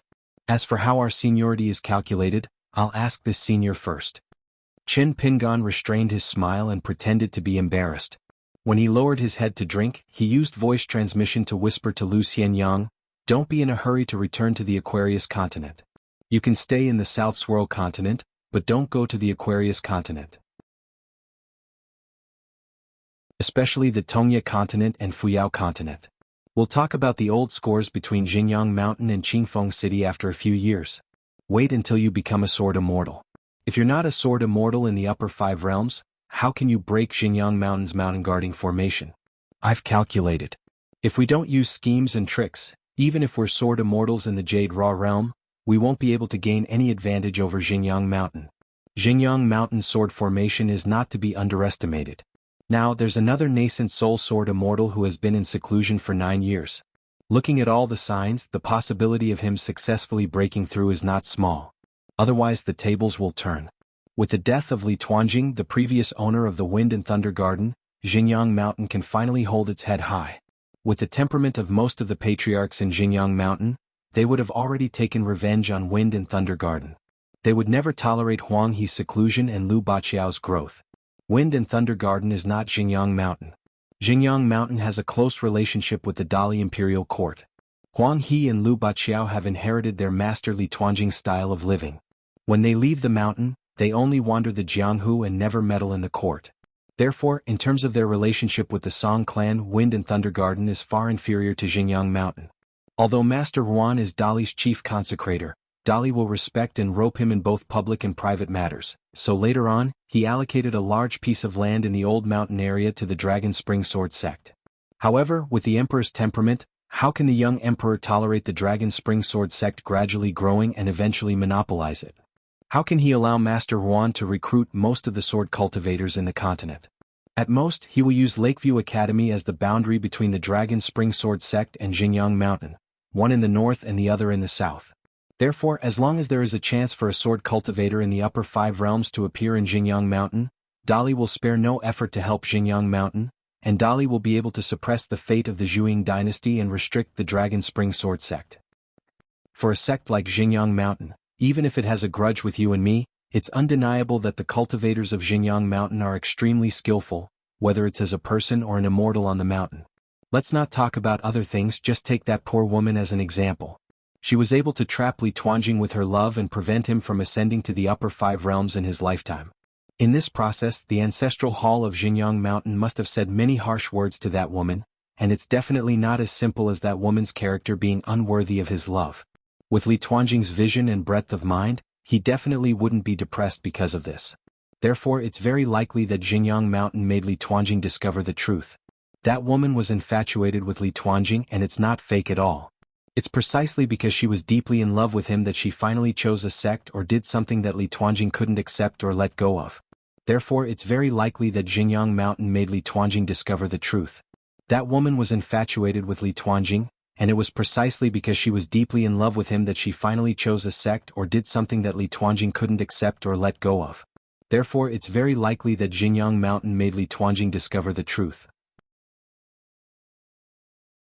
That woman was infatuated with Li Tuanjing, and it was precisely because she was deeply in love with him that she finally chose a sect or did something that Li Tuanjing couldn't accept or let go of. As a result, Li Tuanjing's hatred for her continued for hundreds of years after her death. A family style and a sect style will depend on the decisions made by the big shots on several major matters, the temperament of the younger generation that they have taught, and the habits of the lower class people in terms of choosing benefits. It will be difficult to make a mistake by looking at both high and low. Back then, the woman from the Su clan of Qingfeng City and the mountain-moving ape of Xinjiang Mountain were allies, but they schemed against each other. Look at it now, aren't they still allies with a stable relationship? In the end, it's because they are of the same mind and temperament. Those who benefit themselves often have more friends on the surface. As long as you don't harm the core of the sect, the superficial friend of Xinjiang Mountain will still be Xinjiang Mountain's friend. It will even make many cultivators who don't have a good impression of Xinjiang Mountain become Xinjiang Mountain's friend, and they will even be willing to speak up for Xinjiang Mountain. Moreover, if you're willing to listen to the temperament of the little girl with the surname Tao and the son of the Su clan of Qingfeng City, I can tell you more than a dozen small things right now. Due to the influence of the family style, it's not surprising at all. The current Xinjiang Mountain is no longer the Xinjiang Mountain when Li Tuanjing was still alive. It's also not just the Xinjiang Mountain that no one can suppress after Li Tuanjing's army was disbanded. Now it's a bigger situation where a continent is a country. You and I need to consider how to cut off the relationship between the Song clan and Xinjiang Mountain, how to separate Xinjiang Mountain from its many allies, how to smooth out the entanglement of interests between the three major mountains within Xinjiang Mountain before Q-Sword, clearly see the nature and character of all the patriarchs of the Ancestral Master Hall, and deduce the trump cards of Xinjiang Mountain in the face of a great enemy. Think about all of this first. When you strike with your sword, you'll be able to do the same and make the enemy suffer 100 times more. After you strike with your sword, not only will you hurt the opponent's body, but you'll also hurt their hearts. The difference between the two is like heaven and earth. If a cultivator recuperates and goes into seclusion, it might make Xinjiang Mountain unite against a common enemy and help them gather the morale of the people. However, if you strike with your sword accurately, besides hurting one or a few people, you can also hurt a lot of people's hearts. At that time, even if you and I strike with our sword happily and sheath our sword happily, the people of Xinjiang Mountain will continue to worry for 10 or 100 years. There will be 10 or 100 people who will continue to strike for you and me, and every strike will hurt their hearts. Lu Xianyang laughed. Looking at Qin Pingan, who had unknowingly turned from a half-mute to a half-talker, Lu Xianyang suddenly said some inexplicable words. As long as you're willing to live, you're no longer like when I first met you. You never thought that death was a big deal. Then walking out of Liju Grotto Heaven is the most correct thing you've done. Because you're actually more suited to live in a chaotic world than anyone else. This way I can truly be at ease. Qin Pingan was a little anxious and said angrily, "Are you listening to me or not?" Lu Xianyang smiled and nodded. "I've heard you. I'm not deaf." Qin Pingan drank a mouthful of wine to drown his sorrows. Lu Xianyang asked jokingly, "You've been thinking about this all these years?" Qin Pingan said angrily, "I haven't been idle when I'm practicing my fist techniques and cultivating. Then as long as I have nothing to do, I'll think about this." Lu Xianyang pointed at the wine bowl. "After talking so much, you must be thirsty." Qin Pingan only covered his hands with his sleeves. Unknowingly he had lost the desire to drink. Lu Xianyang smiled and said, "Do you really understand why Xinjiang Mountain and Qingfeng City are like this?" Qin Pingan was puzzled. "What do you mean?" Lu Xianyang asked in return, "Why harm others for oneself? Or harm others? Or perhaps, the temporary altruism is just an elaborate disguise to benefit oneself in the long run?" Lu Xianyang asked again, "Why are some people willing to benefit others for themselves and for others?" Lu Xianyang answered his own question. Because these are two completely different kinds of people. One rejects the ways of the world while the other is close to the ways of the world. The former pursues fame and fortune and all tangible benefits. They are very pragmatic. Even if many of the things they pursue are unattainable in the eyes of ordinary people, they are still inferior in reality. It's a kind of innate human nature, but it's precisely because it's inferior that it's practical and firm. The latter is willing to benefit others while being self-centered. Because they're vain, they're vain. Toward the ways of the world, they have an innate closeness to it. They're willing to give up material objects, benefits, and material losses in exchange for inner peace. Of course, there's also a deeper sense of belonging. It's precisely because they're vain that they're the most likely to be disappointed. In a battle between the vain and the real, it's always the former who bleeds. In the final analysis, it's because the former firmly believes that the ways of the world are not good. They can't lead a good life if they don't do so, while the latter believes that the ways of the world will be better. Therefore the answer is very simple. Although the Qi cultivators of Xinjiang Mountain and Qingfeng City seem to be Taoist cultivators, what they're actually after is not the great Tao but benefits. They're more practical things that are higher than emperors, generals, and servants.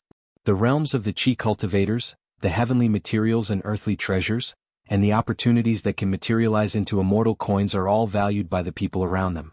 In the end, Lu Xianyang said, "I dare say that after you left the Black Pearl Cave, You must have had a lot of doubts and self-doubt about the scholars and Taoist cultivators outside. In the end, you've developed a certain degree of rejection toward the two big concepts of scholars and Taoist cultivators. Qin Pingan nodded. That's true. Lu Xianyang's words benefited Qin Pingan a lot. He was indeed a scholar who had studied under the mellow Qin family for many years. Lu Xianyang raised his bowl and took a sip of wine. He put down the bowl and couldn't help but complain, No, I can't pretend anymore. Qin Pingan was confused. Lu Xianyang continued to speak in his mind. Someone asked me to pass on these words to you. Why would I think about these things myself? That person said that after you've heard it, your state of mind will be more relaxed and you'll have more hope for the ways of the world. You'll also understand the two kinds of people better. As for who that person is, old Mr. Qin didn't say, and he didn't ask me to tell you this either. He asked me to take it as my own reading experience and tell it to you. I reckon that the only person who misses you so much and can ask old Mr. Chen to pass on a message should be that old Mr. Wen Shen. This old man is also a wonderful person.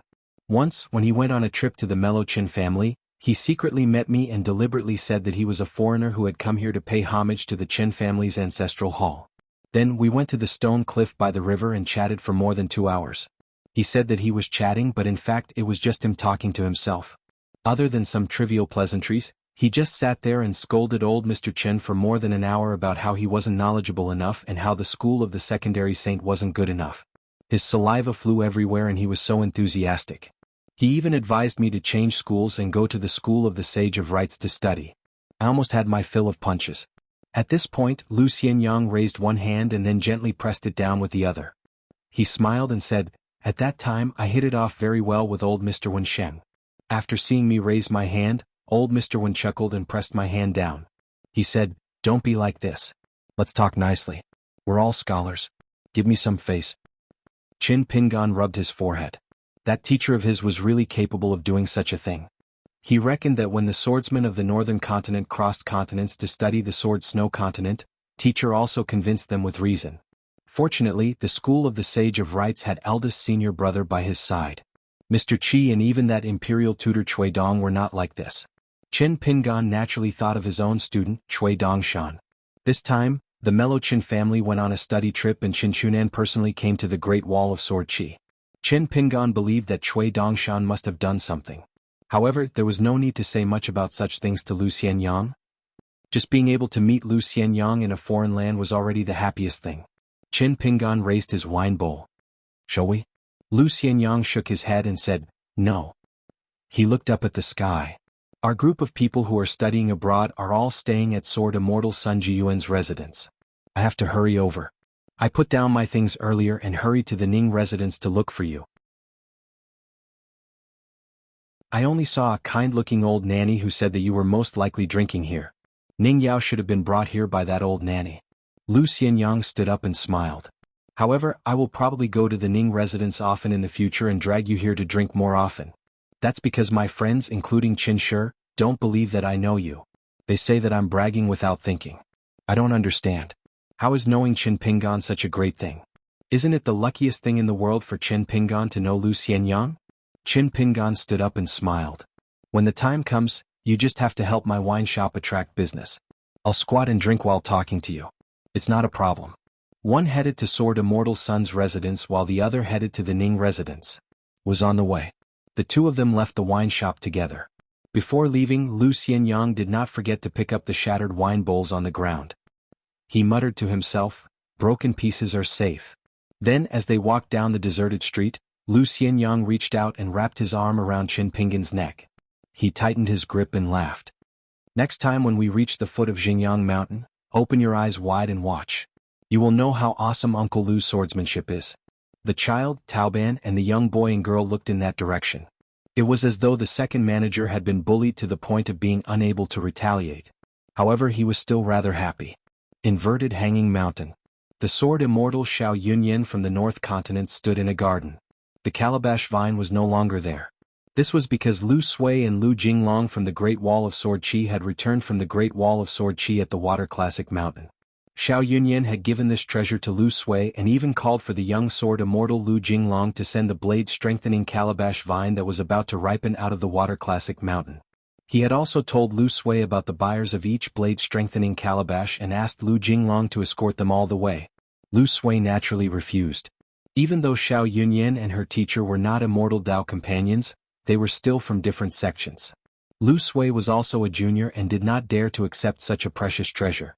However, Xiao Yunyan insisted and did not allow Lu Sui to refuse. Lu Sui had no choice but to agree in fear.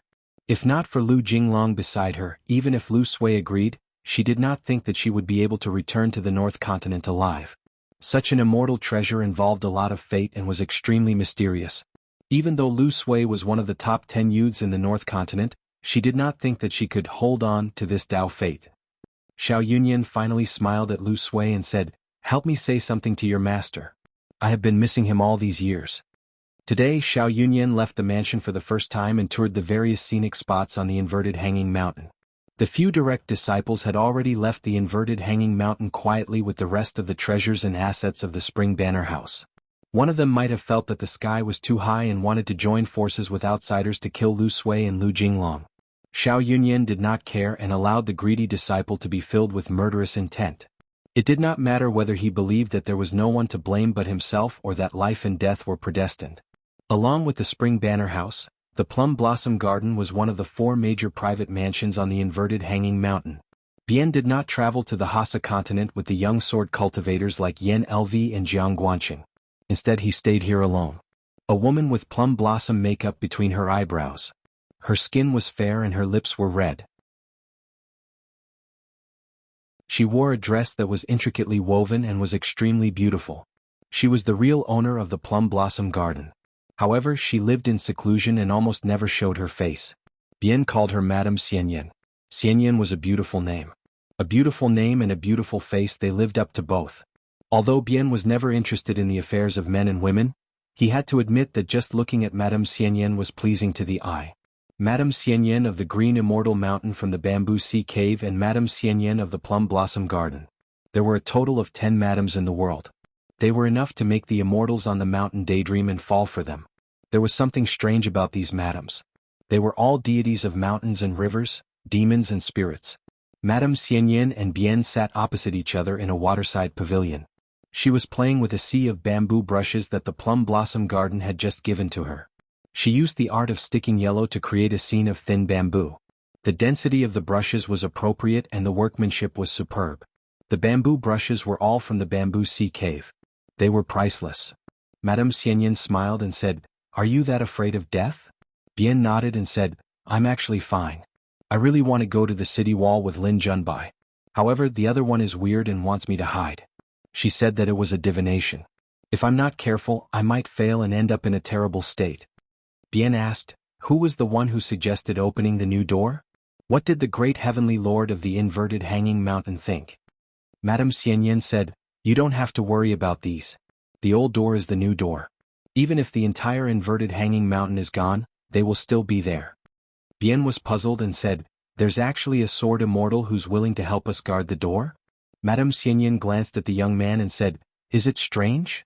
If it were you, one side would have died for 10,000 years while the other side would enjoy a peaceful world and laugh at those dead people. Would you be happy? You can bear with it for a day or two, but for decades or centuries. Can a good-tempered person become a sword immortal?" Bian nodded and said, "If it were me, I'd return it with double."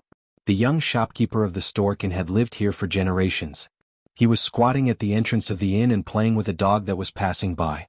The sun shone brightly, making lazy people even lazier. It was another boring and peaceful day in this peaceful world. Outside the inverted hanging mountain. Of course, the Flood Dragon Ravine did not only have small fishes and shrimps. Even for Earth Immortal cultivators, it was still a forbidden area that was difficult to cross. They could only take a long detour. Further away, the sect with the statue of the Rain Master and the statue of the Divine General was called the Rain Dragon sect. The Water Essence Palace on top of the inverted hanging mountain was its private residence. Other than the colossal Rain Dragon sect, on the vast and boundless ocean, there were also immortal sects of various sizes that occupied islands. Each of them had their own glory and disgrace. On the route of the cross-continent ferry from Osmanthus Island, the fourth sight on the ocean was the opening under the feet of the 2 golden statues of the Rain Dragon sect that were more than 1,000 feet tall. It was said that the golden statue of the divine general that held a sword with both hands was an ancient deity that guarded the southern gate of the heavenly court. The other statue with a blurry face and colorful ribbons was the first of the many rain masters in the heavens. In name, it was in charge of the clouds and rain of all the true dragons in the world. After the rain dragon sect's ancestral master reconstructed its Dharma idol, it still seemed to be in charge of a portion of the water flow in the south. The rain dragon sect, where the two deities faced each other, had a long and ancient tradition. When female cultivators chose immortal Tao companions, everything depended on the embroidered ball that they threw out. Upper five realms cultivators could snatch it by force, and earth immortals could not use their abilities to snatch it by force. However, if an upper five realms cultivator made a move, it would be a challenge to the entire rain dragon sect. More than 10 years ago, there was a young Chi cultivator with great fortune who passed through the opening on Osmanthus Island. He just so happened to see a rain dragon sect fairy throw out an embroidered ball, and he caught it. The embroidered ball and ribbons seemed to have ascended, and he floated up to the top of the rain dragon sect. Not only that, this man had even greater fortune in cultivation. He actually became Tao companions with a fairy on the mountain. This was such a great opportunity, such great fortune, even the faraway old dragon city of the Aquarius continent had heard of it.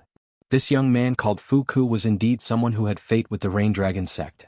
He was originally a nameless cultivator, but after cultivating the rain dragon sect's ancestral immortal method, he ascended to the heavens step by step.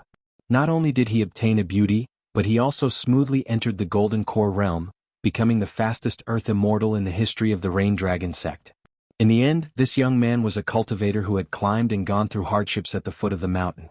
After ascending to the top, he treated people very differently from the cultivators of the rain dragon sect, and was valued even more. Today Fuku came to the foot of a divine statue. He climbed up and looked into the distance, his eyebrows flying. In just a short dozen years, he was able to make a young man who was embarrassingly short on money to be reborn and become an immortal. There were cultivators who had gone through thick and thin with him who came because of his reputation. The rain dragon sect did not allow outsiders to set foot on the island, so Fuku would take the initiative to receive them. He would arrange for them to be placed in a vassal force of the rain dragon sect. If they returned home, he would give them a generous sum of money. If they were unwilling to leave, Fuku would help them find a job or a status in a sect on another island. There were senior brothers of the rain dragon sect who wanted to travel to the Great Wall of Sword Chi, but they were stopped by their teachers. When they drank to drown their sorrows, Fuku would also accompany them. They did not speak much, only drinking. In these years, Fuku, who had limitless glory, would occasionally feel as if a lifetime had passed. From time to time he would think about the bleak circumstances of the past.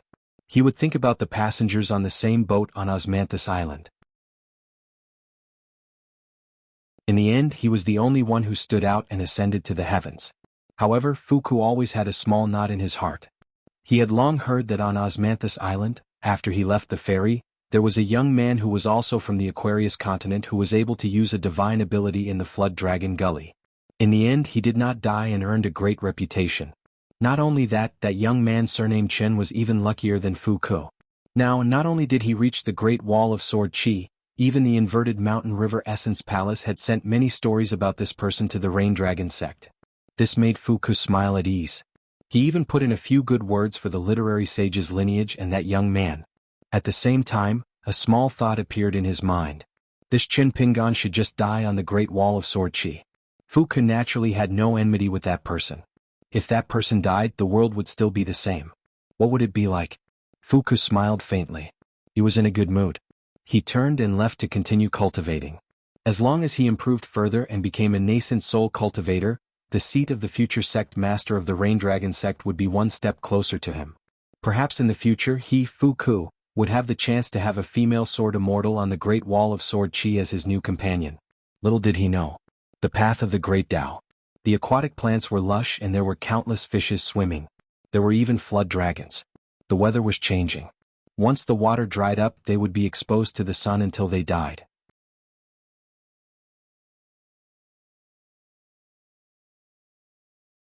(621) When Chen Pingan returned to the Great Wall of Sword Chi, he chose a secluded spot on the wall and was responsible for guarding the wall that was about a mile long.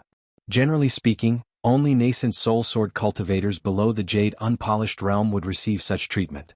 They were able to wield their swords alone and guard an area. For example, Chisho, who had just broken through to the nascent soul realm. Chisho also became the first sword cultivator to reach the nascent soul realm among his peers in the Great Wall of Sword Chi. This was a strict rule of the Great Wall of Sword Chi and also a special honor.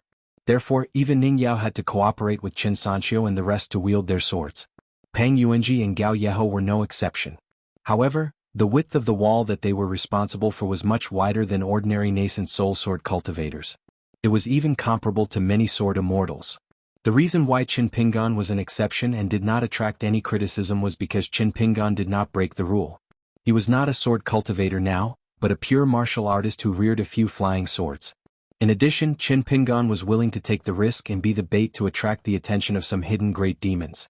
Ning Yao did not speak. The Yao family's elder sword immortal Yao Lianyun did not speak. The other sword immortals on the Great Wall of Sword Chi naturally did not stop them. Coincidentally, Qin Pingan and Chisho became neighbors. Chisho did not stop wielding his sword. He was only distracted for a moment as he glanced at Qin Pingan. This guy did not cover his face with a messy mask today. He wore a green robe from his family and a robe from the clothing workshop.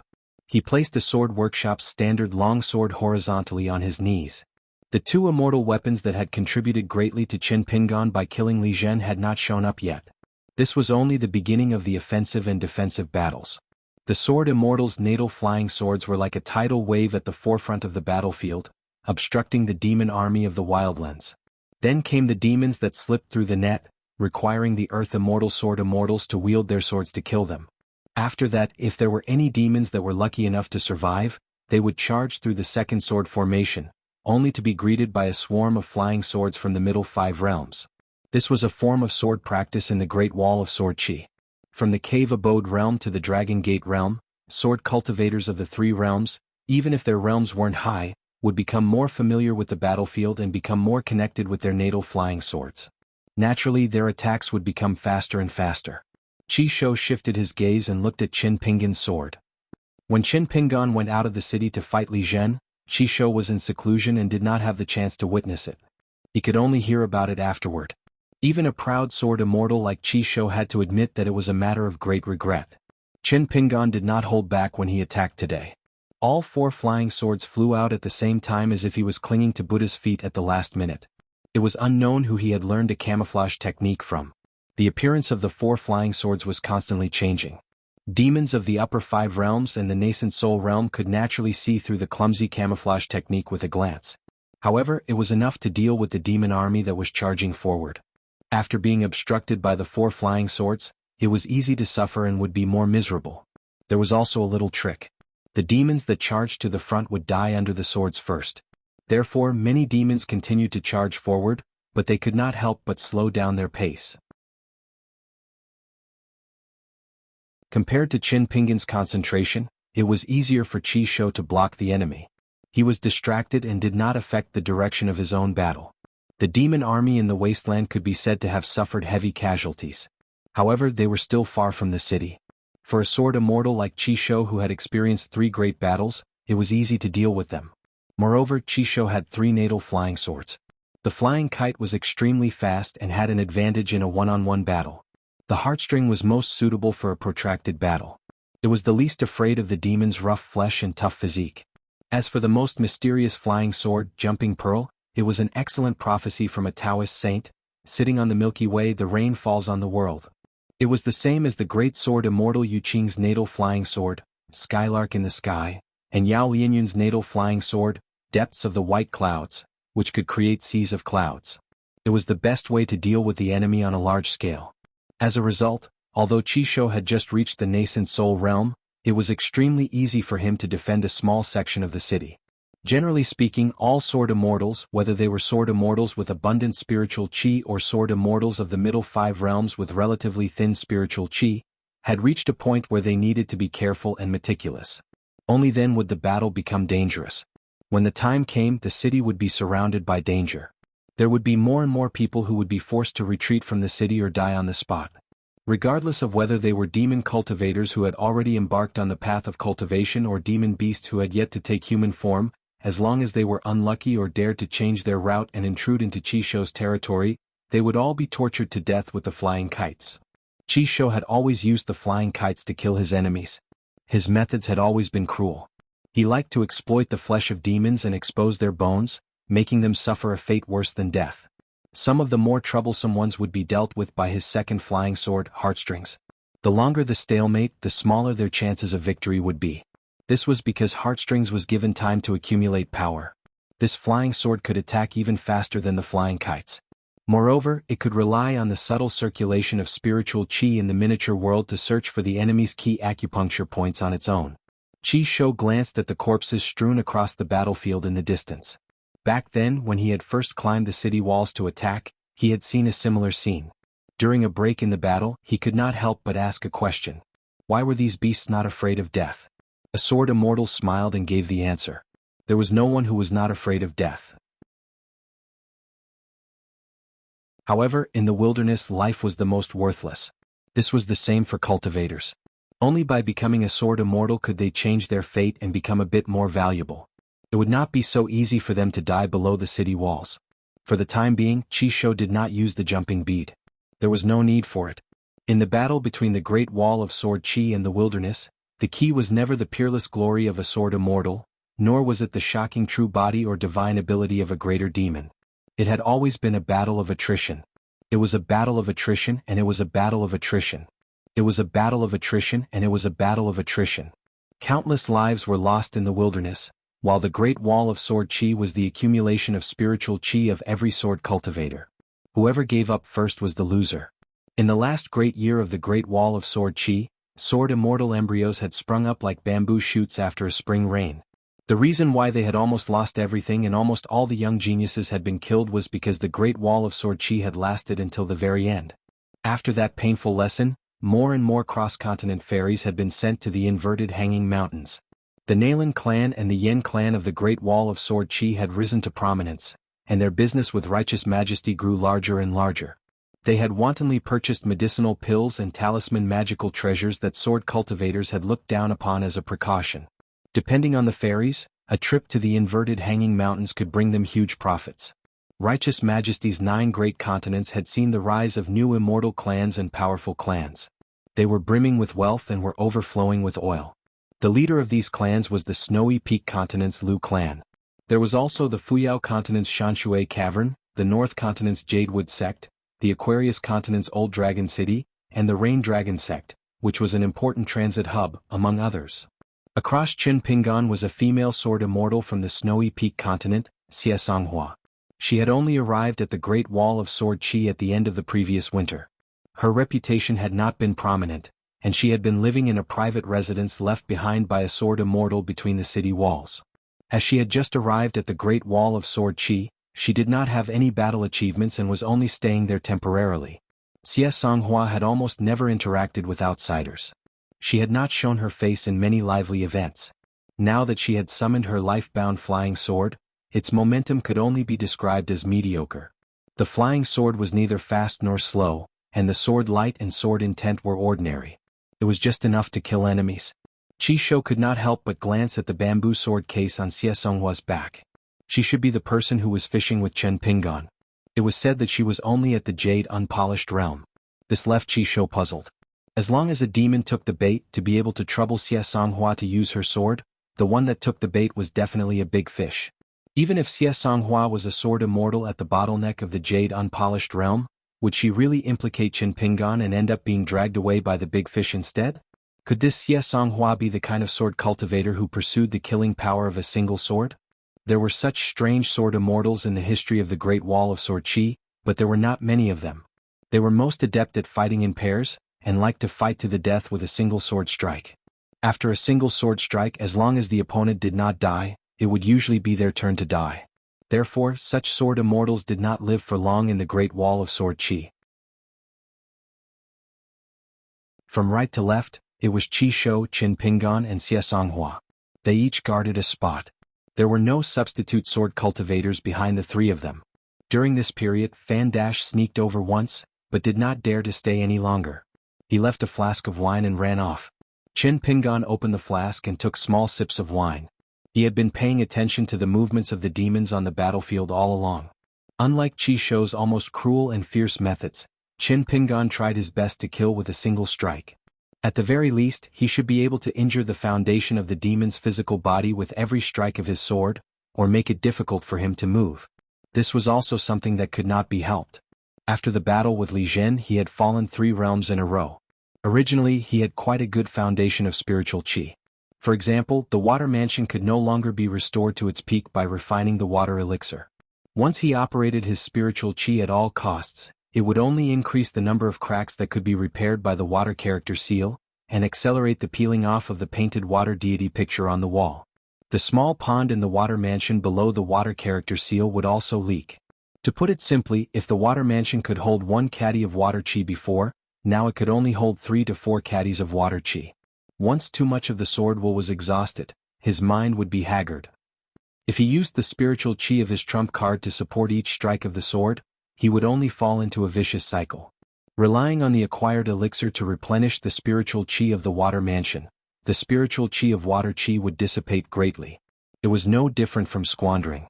In the end, it would lead to the waste of the water elixir of the Mirage Water Deity Palace. This was not the most troublesome thing. After the great refinement, even if Song Zhen and Kulei were imitations of the hateful sword mountain, the sharpness of the flying sword was not lacking. It was just that they lacked the unique natal magical power of the flying sword. To a certain extent, it was the same for the 1st and 15th level cultivators. There was a world of difference between a sword cultivator and a natal flying sword. Needless to say, Qin Pingan had personally experienced Qi Shou's 3 natal flying swords. For example, Gu Jianlong's white arsenic was a natal flying sword that was worthy of its name. Its grade was extremely high. Therefore, as long as it hurt the enemy, it would usually kill the enemy. Once the white arsenic really hurt the enemy's body, the sword would be able to infiltrate the enemy's acupoints and Qi mansion. It was extremely difficult to deal with. It was just that solving problems was originally cultivation. Carefully controlling the loss of spiritual qi in the 4 key acupoints, he repaired the foundations of the water mansion, the mountain temple, and the wooden house. The spiritual qi in each acupoint was about to be exhausted. For example, the water mansion seemed to have come to light. Many flaws became clearer. He immediately closed the door of the mansion and no longer used the spiritual qi here.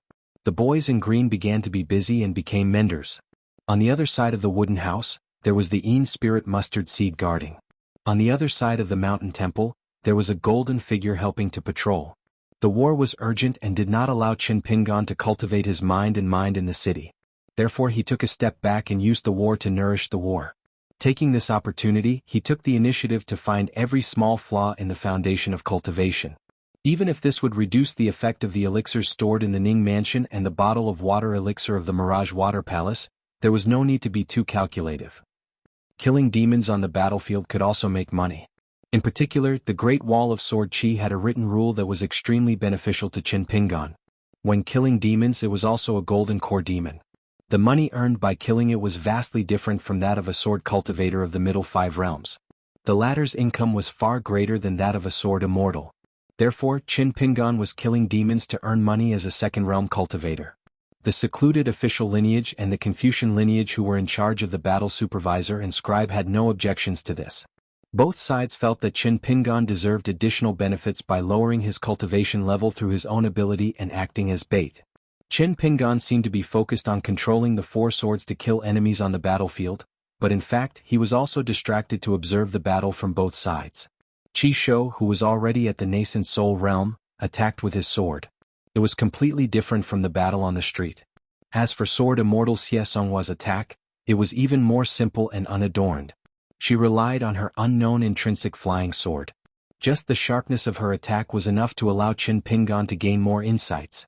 Qin Pingan was ultimately not a pure sword cultivator. The mental and spiritual energy he expended while controlling a flying sword was far more exaggerated than a sword cultivator's. The Golden Body Realm's tough physique naturally had its benefits. It could strengthen one's soul and intent, but it was ultimately incomparable to a sword cultivator's attack. As for the demon army's flood of death, it would not stop for even a moment. Therefore Qin Pingan often needed to drink wine. There was a lot of knowledge in the wine. By the side, Qi Shou was somewhat amused. It was truly difficult for this second manager who was puffing himself up at his own cost. It was best if the person holding the pole could not hold on before the big fish took the bait. However, the slightly pale young man's eyes turned brighter. Ignoring the fact that it was somewhat difficult to sustain a flying sword for a long period of time to kill demons, just Qin Pingan's tenacity and the way he handled many details left Qi Shou in a different light.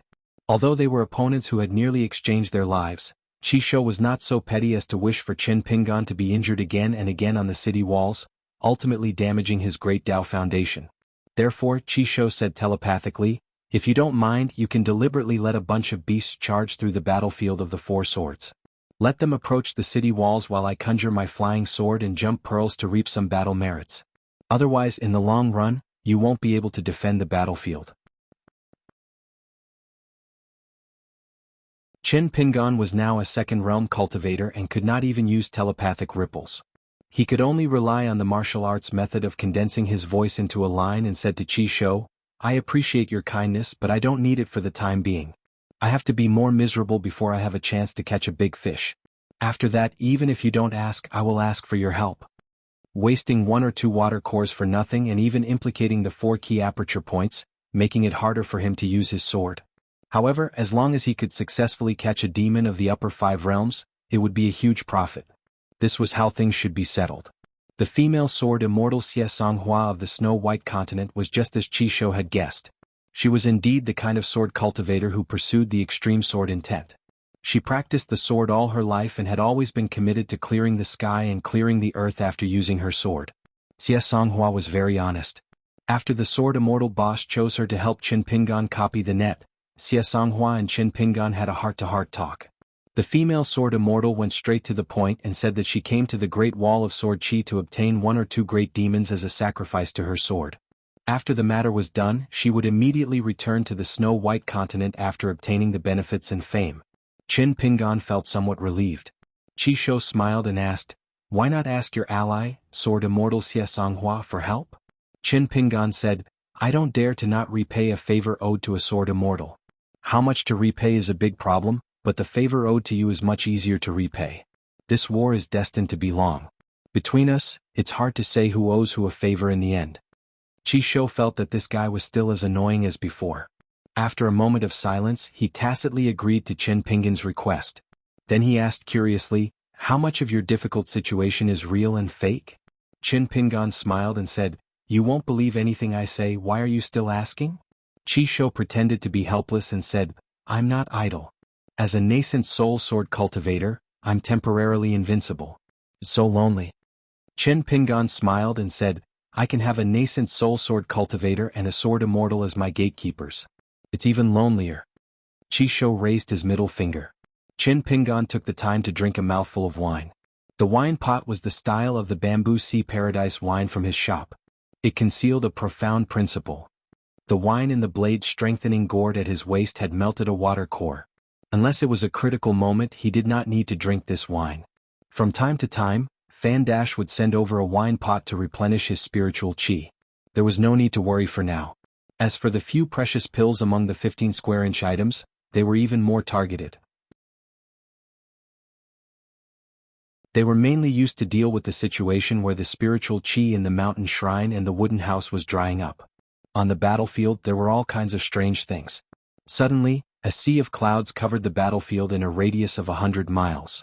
Looking from afar from the top of the city, a speck of light suddenly rose and broke through the sea of clouds. With a ray of light, it fell into the sea of clouds again and landed on the ground. It was like a thunderclap. After sneakily dodging the first sword immortal sword formation, a demon cultivator suddenly revealed his true form. Without exception, he was clad in silver armor and led the charge.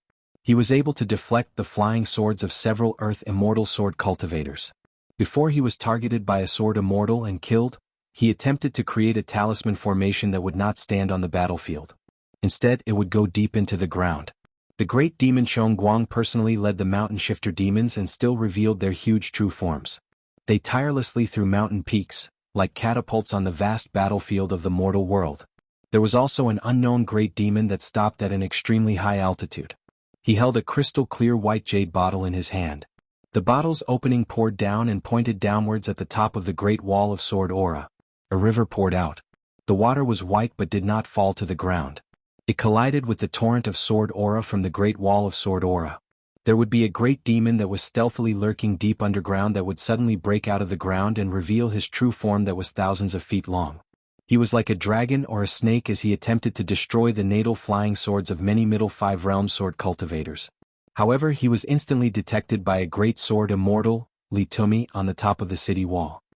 He repelled him with a sword and his huge body sank back into the ground as he attempted to retreat from the battlefield.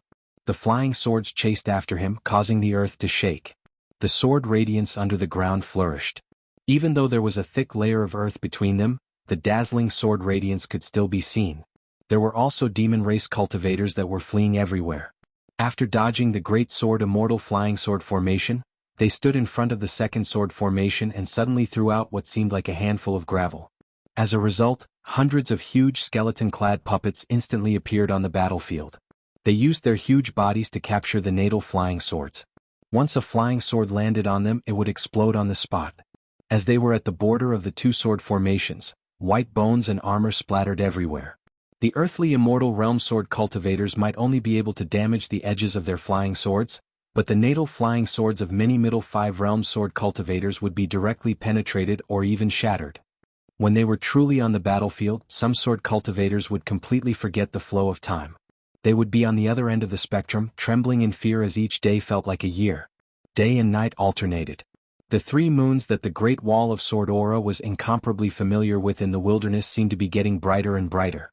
It was as if the moonlight was getting closer to the battlefield and favored the Great Wall of Sword Aura. Chisho glanced at Qin Pingan and reminded him, "Be careful that you don't fail to catch the bait. Instead you will be exhausted to death. If this continues, you will only be able to withdraw your sword once." If it was just an ordinary sword strike to block the enemy, Qin Pingan's mental exhaustion would not be so great. This required Qin Pingan.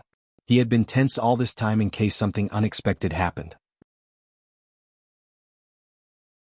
After all, he did not know where a certain great demon was hiding or when he would strike. Once he was sinister and did not seek to kill, he would only seek to destroy Qin Pingan's 4 flying swords. To Qin Pingan this was no different from a serious injury. Qin Pingan lifted the blade-strengthening gourd and drank a big mouthful of wine. He said quietly, "Therefore both sides are competing in patience and acting skills. If the other party does not dare to bet on a big win and really forces me into a corner, I might as well withdraw my flying swords and call for a substitute. At most, I won't be the bait." The battlefield was filled with incomplete and wandering souls, and they were ceaselessly minced into pieces by the sword lights. It was another type of tragic scene that covered the entire battlefield. Invisibly, as the corpses piled up into mountains and the sword immortals struck the ground repeatedly, the battlefield shattered. It was not as if the formation masters of the wilderness of wasteland were allowed to stabilize the ground and build up the battlefield at will. However, the bloody stench and the evil aura of the demon race grew thicker and thicker. Even though the sword immortals and their natal flying swords had long prepared a countermeasure, they used the unique abilities of their flying swords to wander around the battlefield and do their best to wash away the evil aura. As time passed, it was still difficult to stop some kind of momentum from gathering. This caused the sword cultivators' originally clear vision of the battlefield to gradually become blurry. This was the time to fight for the heavens. On the other hand, the demon race army of the wilderness of wasteland was charging and breaking through the enemy lines. They were increasingly irrational and fearless of death. In fact, more and more demon race cultivators even had a purer will to die when they first stepped onto the battlefield. The sword cultivators of the Great Wall of Sword Chi were not the only ones who were willing to die. Therefore, the Taoist saint who guarded the sky screen pulled out a strand of the snow-white feng tail from his hand and threw it to the ground. On the battlefield, a torrential rain fell without warning. The atmosphere was refreshing. Immediately, a great demon sitting high in the sea of clouds appeared. She looked like a lady from a noble family. She was extremely beautiful and wore 2 jade bracelets on each of her wrists. One was white and the other was black. The 2 bracelets flowed with brilliance. They did not cling to her skin and instead floated in the air. There were colorful ribbons that swayed slowly on her body. Her flowing black hair was also tied up by a series of golden bracelets, but in reality, it was spinning in the air. She took out an ancient scroll from her sleeve and gently unfurled it. There were continuous mountain ranges in the painting. The mountains were surrounded by mountains and the sound of flowing water could be heard. It was as if the mountains and rivers had been moved and imprisoned in the painting by an immortal's divine ability. It was not a simple painting. The great demon who was wearing a robe of red clouds smiled and took out a seal.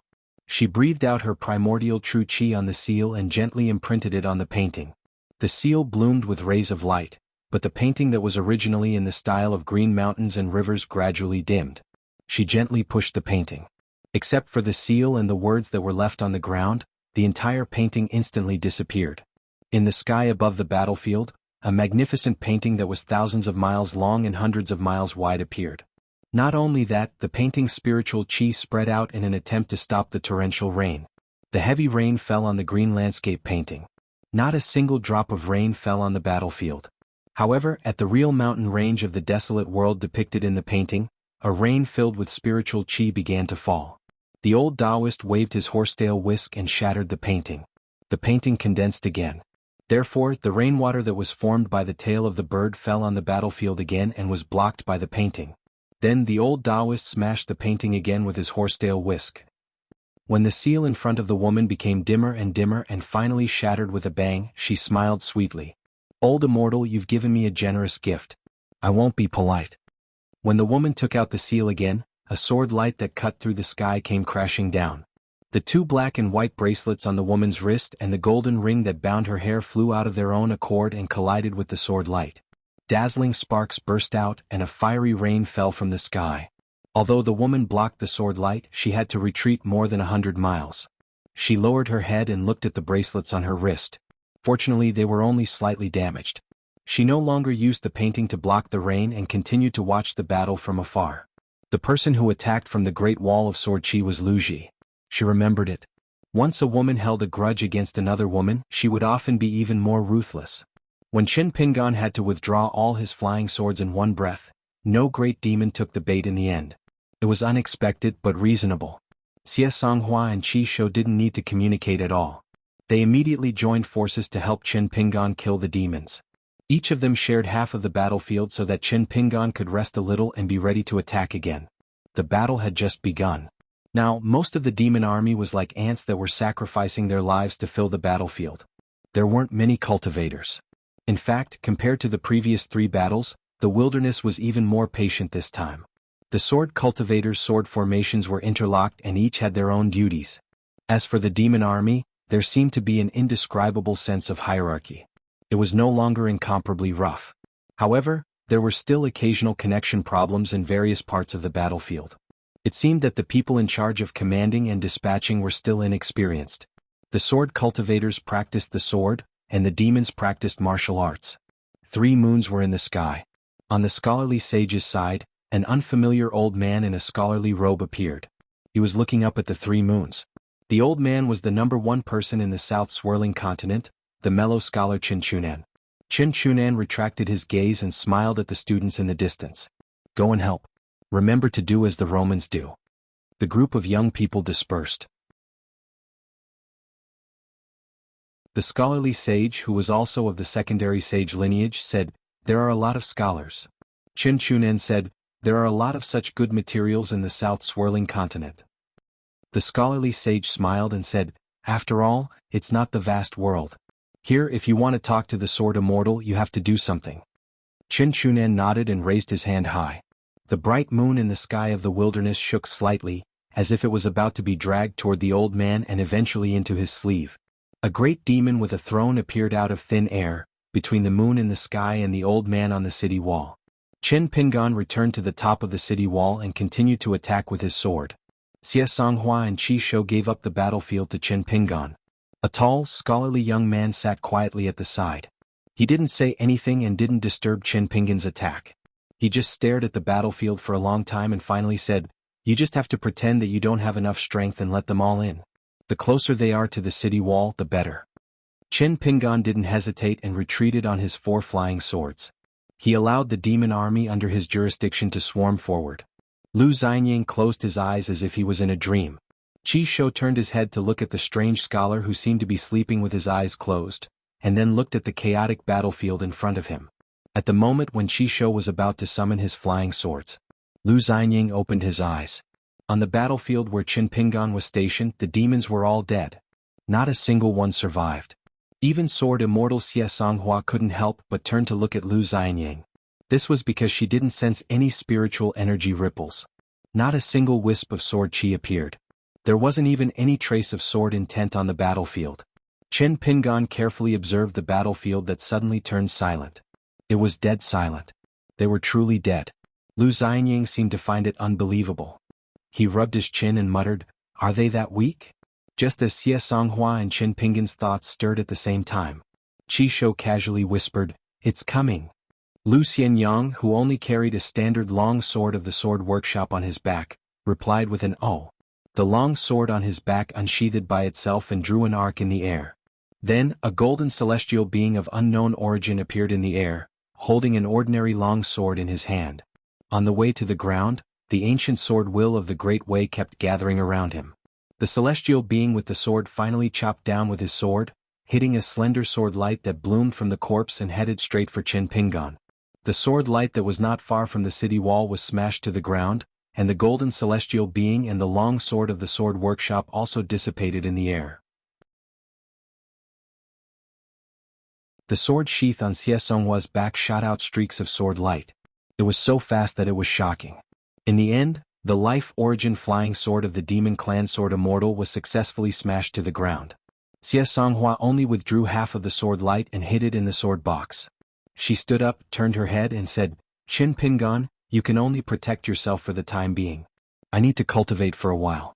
Otherwise, it's meaningless to me if I can't kill the demons of the upper 5 realms." Chen Pingan nodded. Lu Xianying turned and walked towards Xie Songhua, as if he wanted to take the position of the female Sword Immortal. Chen Pingan wanted to say something but hesitated. When Lu Xianying walked past Chen Pingan, he bent down and patted Chen Pingan's head, smiled and said, "Old rules learn a bit." Since the two of them met and became friends, Lu Xianying had been teaching Chen Pingan all kinds of things. The two of them left their hometown and parted for more than 10 years.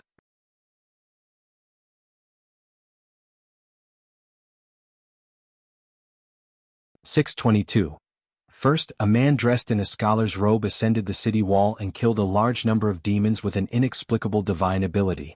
Later, Xie Songhua sacrificed a bamboo box to her sword and completely destroyed the natal flying sword of a Jade Realm Sword Immortal demon, causing the latter to fall to the nascent Soul Realm. Moreover, even the nascent Soul Realm was on the verge of collapse. It was hard to say if he could still be considered a sword cultivator in the future. After all, an innate sword embryo could only be encountered and not sought. It wasn't as if the sword cultivator's realm was high enough and the destruction of his natal flying sword could easily produce another one. Therefore, this great demon that suffered the moment he made a move suffered a great loss in this siege. What he lost was not only his realm, but also the various benefits brought by his identity as a sword cultivator. If he were to switch to other divine abilities and return to the upper 5 realms, it would be even more difficult for him to become a sword cultivator of the Great Wall of Sword Qi. On the battlefield where Chen Pingan, Lu Xianyang and Qi Shou were fighting, the demons' attacks were obviously stagnant. According to the rules of the Great Wall of Sword Qi, Xie Songhua went all out today and took advantage of the situation. It could be said that she had made a miraculous contribution. This battle merit wasn't small. Because the demon that had attacked her was one of the most precious sword cultivators in the Wildlands, Xie Songhua could be considered to have killed a half-immortal demon, or the equivalent of a complete unpolished jade demon. However, the person who saw the sword had to make a choice. If she chose the former, she would have to kill another half-immortal to exchange for the corresponding spoils of war. If she chose the latter, she would suffer a small loss. Fortunately, she could immediately get money and treasures from Master Hidden Official. However, Xie Songhua was obviously not satisfied and wanted to attack again. Qi Shou sighed, "Good luck is all given to Sword Immortal Xie. I have to take it easy." Qi Shou decisively took out his last flying sword and formed a sword formation around him to prevent the sword cultivator of the upper 5 realms from sneakily attacking him. Qi Shou turned around and asked, "Do you have a share of such a large profit?" Chen Pingan sat cross-legged on the spot and reached out to press down on the sword workshop's standard long sword on his knees. He shook his head and said, "No." As bait, there wasn't a single copper coin to be gained. Lu Xianyang smiled and asked, "Are you two friends?" Chen Pingan still shook his head. Qi Shou sneered, "Friends my ass. They're enemies. As long as I get off the city walls, this second manager will want nothing more than to scheme against me to death, and I will want nothing more than to crush him to death with my cultivation." Lu Xianyang nodded. "That's about the same as my hometown. The people there are simple and honest.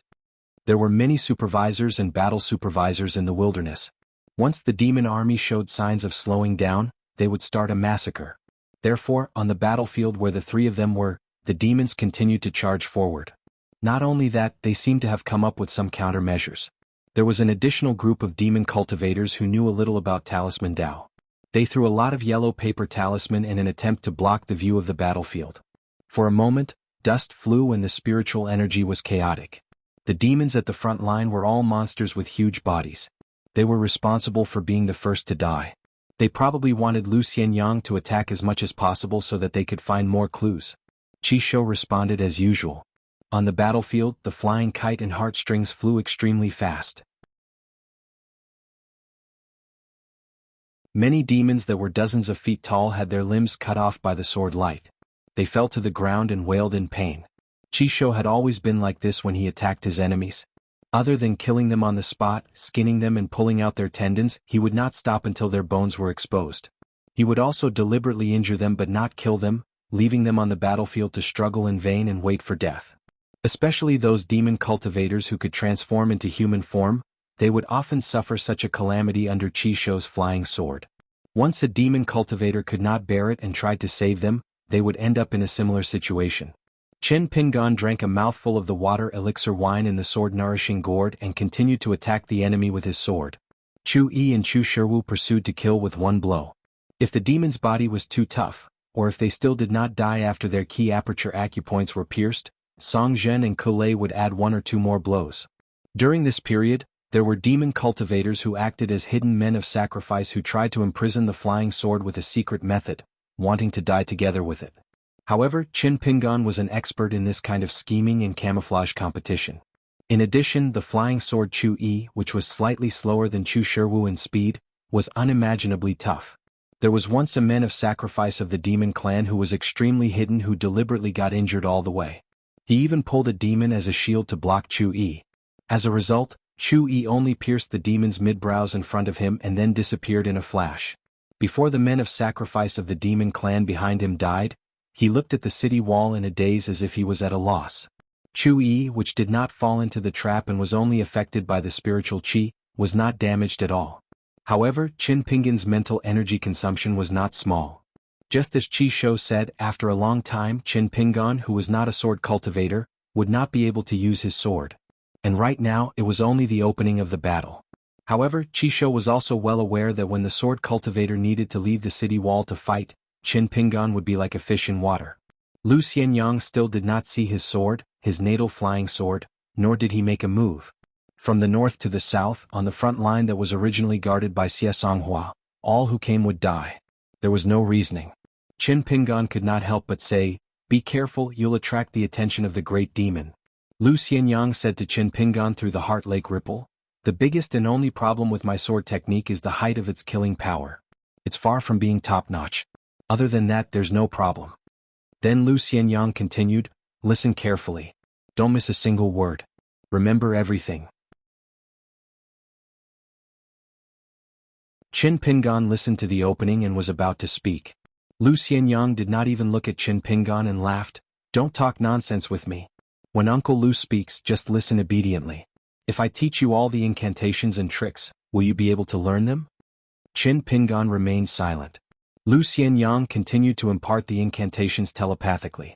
He knew that Qin Pingan had a good memory since young, so Lu Xianyang annotated the incantations as he spoke. He was not worried that Qin Pingan would remember wrongly. Lu Xianyang spoke in an extremely complicated manner. The content was the ancestral sword manual of Lu Xianyang's family. Other than the sword manual, there were actually two pieces of Lu Xianyang's family heirloom. Other than the sword manual, there was also the old modeled armor. The blue-black armor that did not have a good appearance was obtained by the woman of the Su family in Clear Wind City. After the head of the Su family obtained the treasured armor, he was like a tiger that had grown wings. He became one of the few nascent soul cultivators in the Aquarius continent.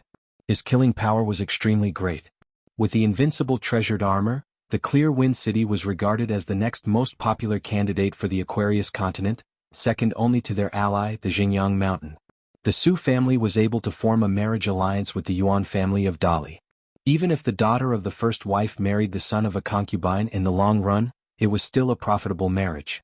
The reason why the Yuan family agreed to this undesirable marriage in the muddled situation of Clear Wind City was because of the head of the Su family's cultivation and the hope of reaching the upper 5 realms.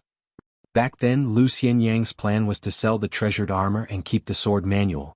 The price was to leave behind the ancestral sword manual and give away half of his life. If not for the rules of the Pearl Grotto Heaven, that mountain-moving ape would definitely not mind taking away the other half of his life. There was no reason to speak of either. However, Lu Xianyang was now a scholar. Back then, when he was lying on the sickbed in the Yuan family sword shop, he gained a blessing in disguise. At the brink of death, he learned the sword in his dream. Therefore, the rules had to be followed and the revenge had to be taken. Lu Xianyang asked, "Have you memorized it all?" As he spoke, there were wisps of sword intent circulating around him, as if they were protecting Lu Xianyang. Qin Pingan nodded and then said, "I don't think I can learn it. The threshold is too high." Lu Xianyang smiled and said, "Then it's the same as before. Set your attitude and compare yourself with anyone but Uncle Lu. Is it difficult to learn the sword? To me it's just SOSO. To you of course it's difficult. But then again, what's the most important craft in our hometown? Isn't it porcelain burning? No, we've also learned it. So now you're in the same situation as learning how to burn porcelain. Back then, you thought you wouldn't be able to learn it well in your lifetime and couldn't become an official kiln worker? You pulled a long face all day long and acted like a taciturn gourd. Look, how are you now? The emperor begged you to help burn 1 or 2 pieces of porcelain. Are you willing? Doesn't it depend on your own mood? Of course, my ancestral sword technique is very particular. You're much slower than me in learning everything, but you can still learn it. What's the hurry? You're inferior to me in everything. I have to teach you everything. You have to accept your fate and get used to it." Qin Pingan said softly, "I've really gotten used to it." Lu Xianyang laughed and said, "It's a good habit. You don't have to change it." On Qin Pingan and Lu Xianyang's route, they headed all the way south. In the rear of the demon army, there was an enormous military tent that was heavily surrounded. An inconspicuous wooden plaque was hanging on the door of the tent, on which there was only the word Jia Shen. Inside the tent there were desks of various sizes. Books and scrolls were piled up into mountains.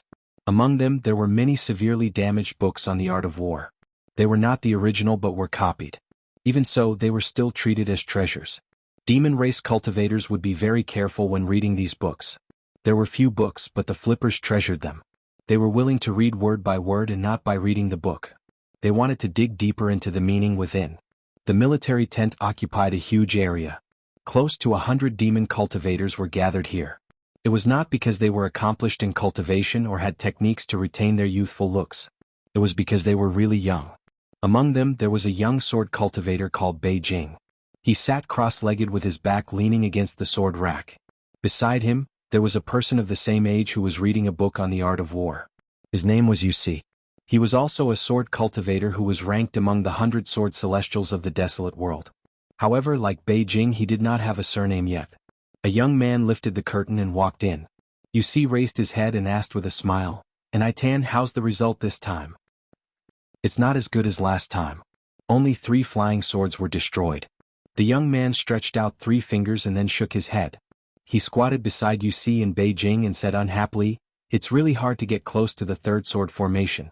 At my battlefield, there were sword celestials who came to hold the line and protect those sword cultivators of the middle 5 realms who were not stable in their attacks. I was almost cut in half by a sword chi. It was very dangerous." Then the young man smiled brightly. "However, I was not too far away from the battlefield where Qin Pingan was stationed. He was Chisho's neighbor. Chisho had indeed broken through the realm. He only used 2 flying swords to defend the battlefield. That's impressive." Then a scholar appeared. His spells were very strange. Those who ran into him did not even know how they died. That's impressive. A woman who was sitting behind a desk glanced at the map and said slowly, "The sword celestial you faced should be Situ Shueshua. He's in the jade unpolished realm and was born as a wild cultivator of the gold armor continent. His natal flying sword is steel cavalry, and his sword is impregnable pass.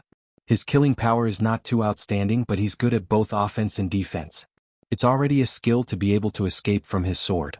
Black Beach, let's make a deal. You can slowly accumulate battle merits but don't die.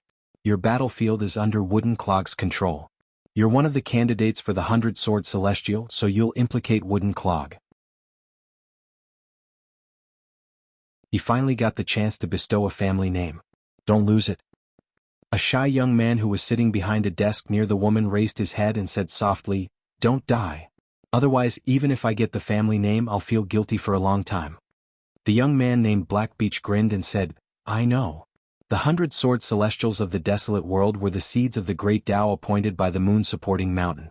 Their importance was second only to the ascendant realm great demons. Every sword cultivator's life was very valuable, regardless of their realm. If one of them died, the Jiazi tent and the moon-supporting mountain would investigate and punish them severely. At this moment, there were as many as 5 people in the Jiazi tent. Blackbeach, Beijing, you see, the woman who exposed Situ Shueshua's background, and a young man in the corner who didn't quite fit in. Wooden Clog turned to look at a desk and said softly out of habit, "Have you found out the foundation of that Confucian disciple's spells, especially whether or not he's a sword cultivator? The losses in this small battlefield have exceeded our expectations by quite a bit. We have to make an appropriate response. Previously we sent a sword celestial to assassinate Qin Pingon, but we've already failed. However, as long as you give us a conclusion, we really do need to mobilize another sword celestial. I've looked at the plan and found it feasible. Let me send a flying sword message to inform the sword celestial to launch a sneak attack. If that still doesn't work, I'll personally go to the Jiazi tent. You don't need to feel pressured in this regard." A man shook his head and said, "We still need to die a few more times to get more clues." Wooden Clog nodded. The woman said, "Qin Shunan from the south swirling continent personally came to the Great Wall of Sword Qi. That scholar is definitely of the quasi-sage lineage. There's no doubt about this. In fact, we can send fewer troops to the battlefield that this person is guarding. This is because there will definitely be a hidden flying sword message soon. After the Jiazi tent confirms that there's no mistake, they'll naturally send a letter to us. If this person's identity is written in the letter, we still have 2 sword celestial quotas left in the Jiazi tent. We might as well use them both. When the time comes, whether it's killing that scholar or Chen Pingon, or even that Qi Shou, we'll allow the 2 sword celestials to act according to the circumstances." Wooden Clog thought for a moment and nodded, "That's feasible." Then, the shy young man pulled out a piece of yellow paper from the pile beside him. He folded it into a small paper kite and gently threw it to the entrance of the tent. "Pass down my orders. On the 6th line of the Jiazi tent, slow down the attack. Apart from not allowing retreat, survival is the most important thing." The kite flew out of the Jiazi tent. The young sword celestial with the strange name you see teased, "Ting Tan, although your realm isn't high now, you have many tricks up your sleeve. If there's a chance in the future when the sword celestials leave the city, you should go and meet that Qin Pingon. Compared to idiots like me and Beijing who only know how to charge around, you'll have an easier time taking advantage of them." Ting Tan thought for a moment and nodded, "Let's give it a try." This Jiazi tent was one of the 60 great armies in the wasteland world. This was one of the large tents named after the heavenly stems and earthly branches. Apart from the Jiazi commander's tent's orders, every military tent was specifically responsible for the deployment of troops on a battlefield. Since it was marked with the word, it was clear that this tent was important. According to military law, even sword celestials and great demons would be executed on the spot if they dared to trespass into the Jiazi tent. Inside the Jiazi tent, everyone carried out their duties in an orderly manner. On the whole, the atmosphere was rather relaxed. The young woman with the map spread out on the table raised her head and said in a deep voice, "For our growth, for the sake of conquering the vast world in the future, we'll be able to defend a few of the great continents. Now, just talking about the Jiazi battlefield alone, we've already lost close to 10,000 troops for nothing. The records of our contributions are carved on the bones of our corpses. Don't think that this is something fun." A pale-faced youth sat alone in a secluded corner and sneered, "Troops? Can those brainless ants be counted as troops? It's better if those ants die. They'll help us fight for the right time and save food for the army. It's killing 2 birds with 1 stone. Our wasteland world can't feed so many useless people in the first place. If they die here, it'll be a worthy death. At least they've made some small contributions." He glanced at Beijing and an Itan who were not far away. "Leave that Qin Pingon to me. Whoever dares to fight with me, don't blame my flying sword for not having eyes and accidentally injuring my allies." It was Li Zhen who had turned from a child into a youth. He still had a part of the ancient Punisher Li Zhen's incomplete soul. Then he used the moon-supporting mountain's secret technique to reconstruct his body and finally pieced together a complete soul. Beijing was indifferent. And Tan still smiled brightly. No problem. You see, smiled, I wouldn't dare. I'm not qualified to be young Master Li Zhen's ally. That arrogant youth suddenly laughed and stared at you. See, I advise you not to learn from the people of the vast world. They like to speak in a weird way. You see raised both of his hands and said pitifully, I'll shut up. Mu Zhou frowned and raised his head. It was rare for him to speak in a more serious tone. But compared to Li Zhen and Yu Ci's voices just now, he still said softly, Li Zhen lost and only lost by a little. You see, this isn't a reason for you to gloat. You're all superior sword cultivators, so you should have a superior state of mind. Yu Ci immediately retracted his expression and nodded. Then Mu Zhou turned to Li Zhen and said, a loss is a loss. Li Zhen, you're not capable enough. You're able to survive after this because of your ability as the last disciple of the Moon Tua Mountain. I don't care about this. I'm only responsible for the victory and loss of the Jiaxin battlefield. I have to take care of everything. After the war is fierce, you Li Zhen still have to listen to orders. Ignoring military discipline and acting on your own will implicate the entire Jiaxin camp. You'll have to bear the consequences. But when the time is right, as long as you're still willing to find Qin Pingan as your opponent and fight with that person, even if you have to exchange your life, it's up to you. Jiaxin camp will not stop you. I'm even willing to take out Jiaxin camp's merit and help you create an opportunity to fight to the death with Qin Pingan. Because it's my honor to fight with Li Zhen, who dares to die again. Mu Zhou looked around and said in a low voice, why did Li Zhen fight? Why did he fight with Qin Pingan under the city wall? Don't you know? Are you worthy? How did this become the reason for you to laugh at Li Zhen now? Just because he lost a battle and died once? Then for the past 10,000 years, the Wildlands has never won a single battle. Not a single battle. So many Ascendant Realm seniors, together with the entire Moon Tua Mountain, who isn't a joke. If you're really capable, when you reach the vast world, you can laugh at the people over there as you wish. Mu Zhou took a deep breath, his expression was gloomy and murmured, talking to you guys like this doesn't make me feel happy. Li Zhen seemed to be in this Jiaxin camp. He still listened to Mu Zhou's words. He didn't compete with Yu Ci anymore and continued to close his eyes to rest. At the same time he refined the 5 life items. The woman teased, Mu Zhou, you're so handsome. The young Mu Zhou smiled shyly and blushed a little. Bei Ying, who was almost a mute, spoke for the first time, the flying sword of Jiaxin camp will be here soon. As expected, a messenger flying sword arrived at Jiaxin's tent. After reading the secret letter, Mu Zhou's expression became serious. I only know that the scholar is called Lu Xianyang, and he's from the Aquarius continent. He's not a disciple of the Melochin family, so I still don't know his cultivation background. The woman sighed, then we'll prepare for the worst and use our lives to find out the truth. Mu Zhou suddenly said, you see, go to the battlefield personally. Remember to disguise yourself well. After you receive a sword, immediately leave the battlefield without any hesitation. That Qin Pingan's sword power isn't too strong, but his observation of the battlefield is very detailed. With his temperament, I dare say that his backup plan is definitely not just that female sword immortal. As long as you don't die on the battlefield, there will be other sword immortals in charge of keeping an eye on you. Yu Ci stood up decisively, his face was full of eagerness, but his mouth complained, retribution comes so quickly. Mu Zhou turned to look at Bei Ying. Yu Ci immediately dashed out of Jiaxin camp, not giving Mu Zhou a chance to change his mind. Mu Zhou looked away and said to An Tan, I've already calculated. With the contribution you've accumulated so far, you're still lacking quite a bit if you want to buy that Yeluo treasure. It's fine. I'll take the lead and gather the money. In the future, whoever pays will receive a dividend every year. Who else is willing? The woman shook her head. I'm also saving money. I can't give it to you. Mu Zhou said, you can give it to me. You'll earn it back before the curtains of the battle fall. Trust me, it won't delay you from getting that treasure. Li Zhen opened his eyes and said, do you need to buy it? I'll just go and ask for it. Mu Zhou shook his head and was about to refuse. Li Zhen had already stood up and said to the woman, just tell me which treasure you need. I'll go and get it. I can't be bothered to make an extra trip.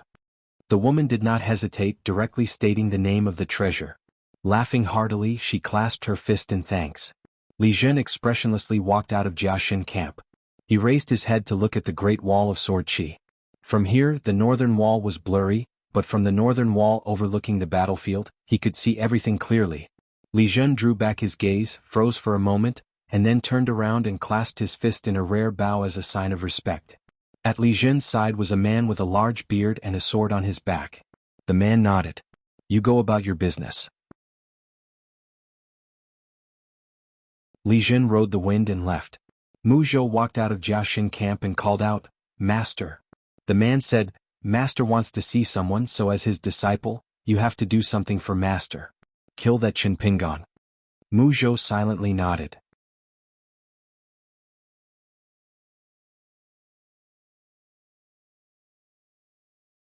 "623. A loud horn sounded on the battlefield and the demons started to retreat. This prelude battle lasted for more than 2 decades, and the demon army still couldn't reach the city wall. The sword immortals on the city wall were still outstanding. The demons on the wasteland side didn't attack much, and the number of Ascendant Realm and Immortal Realm demons who used their mystiques could be counted on 2 hands. Moreover, they didn't really break through the enemy's formation, so they seemed to be suppressed by the Great Wall of Sword Qi. During this period, the 2 most outstanding battles were publicly acknowledged. One was when the left and right sword immortals penetrated deep into the enemy's territory alone, and almost destroyed the Zhenggu army tent, which was located at the front, and provoked the attack of 2 Ascendant Realm demons. The left and right sword immortals didn't retreat, and their sword chi was vast and mighty. From the city wall, it was as if a small world had condensed and materialized out of thin air. Endless snow-white sword chi, with the left and right sword immortals as the center, formed a huge semicircle that covered the sky. Wherever it passed, the demons' bodies and souls were shattered, and they were all turned into powder. On the Great Wall of Sword Qi, the left and right sword immortals couldn't be seen at all. They could only see sword Qi and sword light. The Immortal Realm sword immortal, Mi Hu, who had broken through the bottleneck not long ago, stood beside his younger brother Miyu, who was still in the unpolished realm. The 2 brothers had different feelings. Mi Hu felt that if the left and right sword immortals could have more sword Qi, that would be delightful. Miyu's face was bitter, and he felt that the left and right sword immortals had too much sword Qi. The left and right sword immortals, who liked to be alone, had brazenly attacked the 2 Ascendant Realm demons. This was an extremely magnificent battle, and the battlefield was in the human world. As for the other battle, it took place in the sky. Qin Chunan had actually managed to drag down a bright moon from the highest point of the heavens into the mortal world. Almost the entire wasteland fell into a huge panic, and they were all worried that the moon, which was getting bigger and bigger, would really slowly fall into the human world. The gray-robed elder of the moon-bearing mountain still didn't stop him, and instead, he looked up and laughed, saying that the scholar had good means. Qin Chunan was indeed worthy of being hailed as the new peak of the second sage lineage. Out of the 8 continents outside the Central Plains, Qin Chunan of the Hassa continent, perfected fiery dragon of the North continent, and god of fortune Lu of the White Jade continent each had their own strengths. Even the arrogant Qi refinement warriors of the Central Plains did not dare to say that the pillars of the 3 continents were not powerful enough. The gray-clothed old man let the great demon at the peak of the Ascendant Realm, who called herself the Master of the Lotus Nunnery, fight with Qin Chunan with all her strength. The Taoist descendant who had already refined half of the moon soul was in a favorable position. However, it was still unable to stop Qin Chunan's heaven-defying methods, causing the moon to slowly descend to the ground. The so-called slowness was actually an illusion. If there were really ancient deities and people who had attained Tao who lived in the bright moon for a long time, they would probably be able to experience the rapid descent of the moon. Outside the battlefield, the cultivators in the wasteland who had cultivated Tao and were of a high level could feel the overwhelming suffocation as they neared the upper 5 realms. They could also see the scenery of the bright moon's moon palace more clearly. They could also see the lifeless continuous mountain ranges. The cultivators of the upper 5 realms with better eyesight could even see the lifeless ruins of the palaces, the huge dead trees, the ancient skeletons that could crush the mountain ranges, and the floating clothes that were as big as lakes. In the vast world, there was once a military sage who said something more praiseworthy than derogatory. It's a pity that the scholar is not domineering, and his writings cannot reach the heavens. If the person who said this had witnessed Qin Chunan's attack at the Great Wall of Sword Qi, he would not have made such a fallacy. The Great Wall of Sword Qi was most familiar with the 9 great continents of the vast world, not the central divine continent, but the south swirling continent, which was closest to the inverted hanging mountain. They were also familiar with the scholar Qin Chunan. This was also thanks to Alliance's propaganda that Qin Chunan was a rather unique expert among the scholars. He was like an old man swinging a hammer, skilled in both the pen and the sword. He could write essays and he could also fight. He was very, very powerful. However, the bright moon was not completely dragged down to the mortal realm. The Lotus Nunnery Master used all her strength and was in a stalemate with Chen Chunan for a full hour. Therefore, on that night, the moon was closest to the ground and it was extremely bright. These two battles should be a true fight between immortals. This boosted the morale of the Great Wall of Sword Chi. The sword cultivators drew their swords even faster, and the sword chi waterfall that gathered tens of thousands of natal flying swords became even more turbulent. However, in this wave of attacks, compared to the demon race army that swarmed and died, the number of demon race cultivators that were truly trapped was still very few. Therefore, the battle merits that the Great Wall of Sword Chi sword cultivators had accumulated were mostly meager. Therefore, the female sword immortal called Xie Songhua from the Snowy Peak continent could be said to have shocked the world with a single brilliant feat, and earned a huge amount of battle merits. After the demon race army stopped their attacks, they no longer left the corpses on the battlefield to be exposed to the sun as they wished, and allowed the sword cultivators of the Great Wall of Sword Chi to pick up money from the battlefield. They started to respect the demon race cultivators that had died in battle, and tried their best to collect the corpses. Their bones, along with their belongings, were carefully counted, recorded, and returned to their descendants. The Great Wall of Sword Chi naturally would not allow the demon race to swagger around and clean up the battlefield. The key was the temporary retreat of the demon race army. There was a greater demon that held a golden pot that was carved in the shape of a rat's treasure. After it was summoned, all of the spirit artifacts and magic treasures that were filled with spiritual energy automatically left the battlefield and hurriedly flew towards the golden pot. There was also a greater demon that held a jade tablet carved from black jade. After he clenched it, it shone with a dazzling light.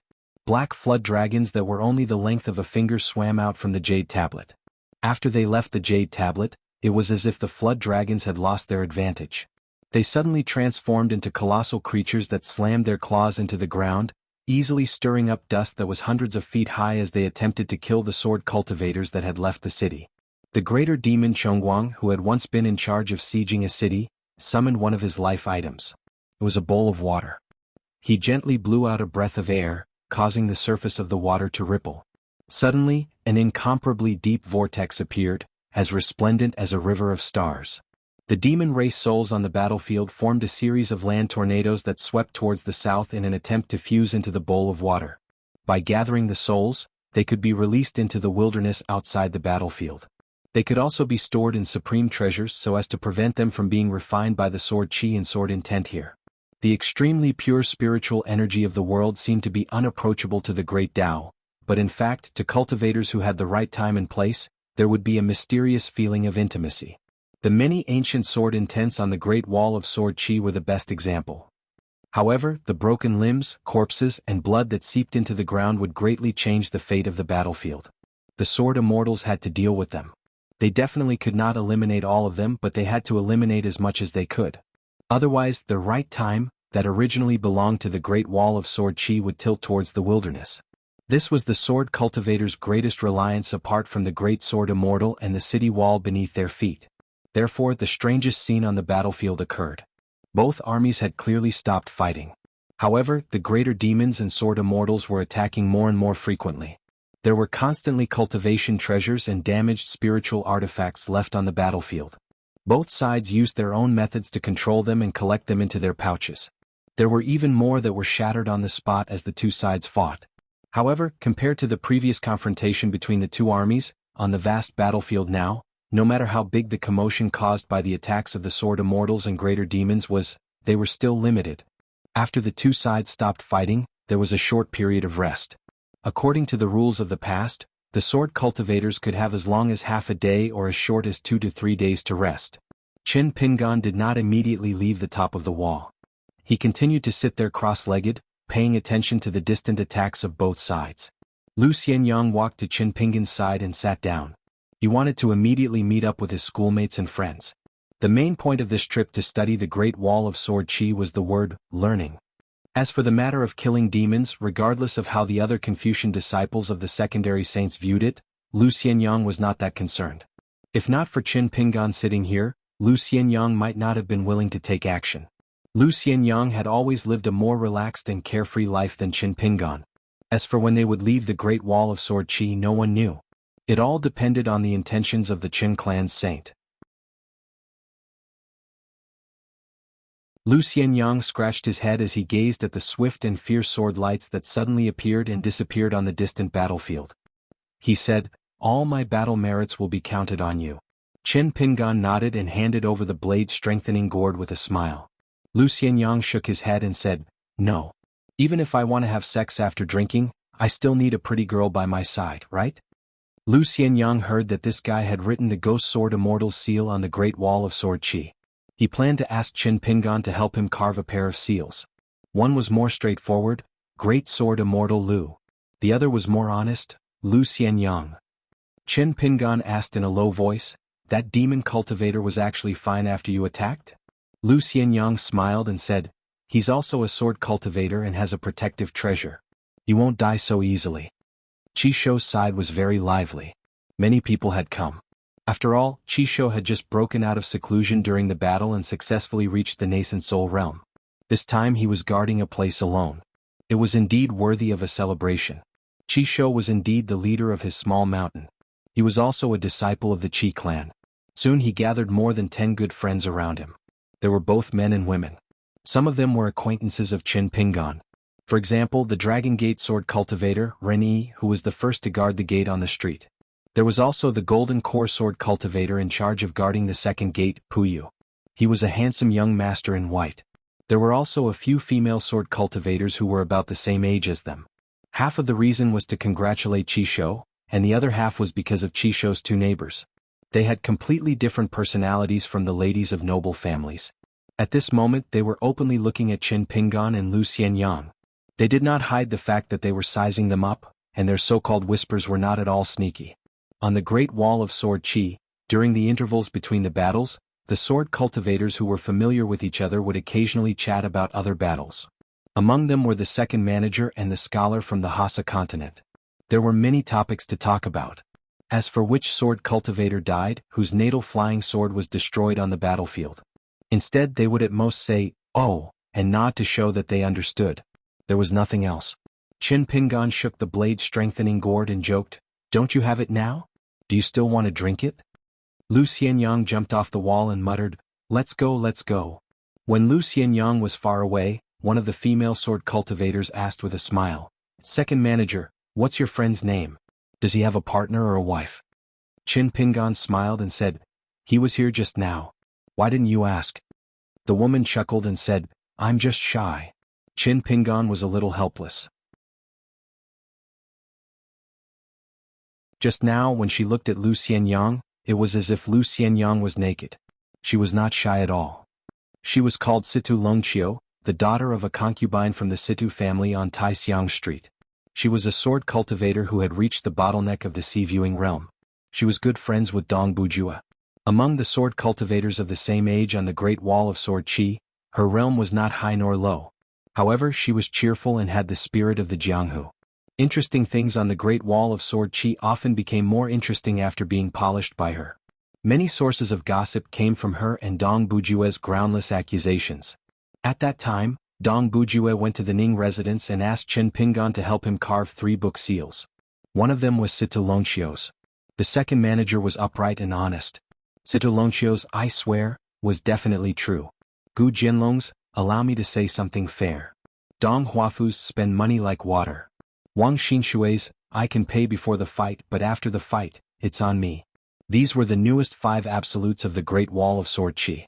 The Great Wall of Sword Qi was one of the 5 absolutes of the Great Wall. Aliang's gambling behavior was excellent and he washed his hair with saliva. The hidden official's temper was the best and he never hit anyone. The old deaf spoke human language. Lu Ji's beauty and Miyu's deep love couldn't keep her. Actually, these had nothing to do with swordsmanship or realms. Now, Qin Pingan and Situ Longqiu could be considered a meeting of experts. Situ Longqiu suddenly laughed and asked, "Is Yendang Mountain very famous in the vast world?" Qin Pingan shook his head. "It is just a mountain in the Aquarius continent that is not very famous. Its feng shui is very good, but it is not famous yet. But I have a good friend who travels the Jianghu in the wilderness. He likes to write about mountains and rivers. He told me that he had been to such a place before. The scenery there is marvelous."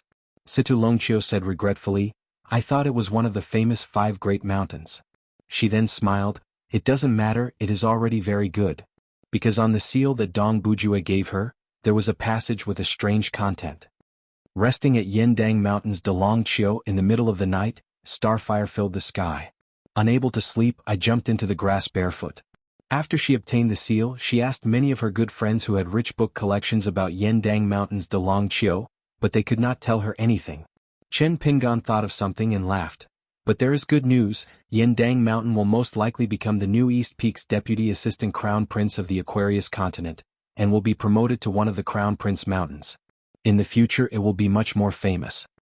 Situ Longqiu was startled. Crown Prince Mountain? What nonsense is this? She then laughed out loud. Anyway, it is still a good thing. Situ Longqiu turned and walked back to Qi Shou's side, and together they flew back to the northern city. Guizhuzhou flew over and squatted beside her master for a while. She said softly, Master, don't worry, I will not tell Mistress. Mistress is the eldest, but I still side with Master more. Qin Pingan laughed lightly. Whether it is you or Sister Situ in Master's hometown, you are all fairies. Guizhuzhou asked curiously, Fairies? Do you know how to fart? Do you stink when you fart? Do you purposely hide it in your skirt?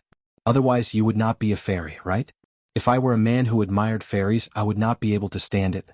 So if I were a fairy, I would hide in the blanket and fart secretly. I would lift the blanket and fan myself and I would not stink. Chen Pingan was already used to Guizhuzhou's wild and unrestrained thoughts. He drank another mouthful of the water pill wine in the blade-nurturing gourd, and the pitiful underwater residents that had almost depleted of Ling Qi felt better. He patted the little girl's head and stood up. Let's go and find Mistress. The master and disciple duo went to Ning Yao's side. Guizhuzhou was jumping around, but it was a pity she did not have the small bamboo box on her back. She asked casually, How many great demons did Master kill this time? Qin Pingan laughed. It is already good enough that Master is able to stay alive. Guizhuzhou nodded without hesitation and said, Master has shown mercy, I will leave their heads for a while. Qin Pingan asked, How is your father? Guizhuzhou grinned. I met him on the way. He allowed me to find Master first and return home later. This simple sentence, met him on the way, that could be considered more, made Qin Pingan, who experienced such a large-scale war for the first time, feel a bit of warmth in his gloomy heart, like the clouds opening and the moon shining.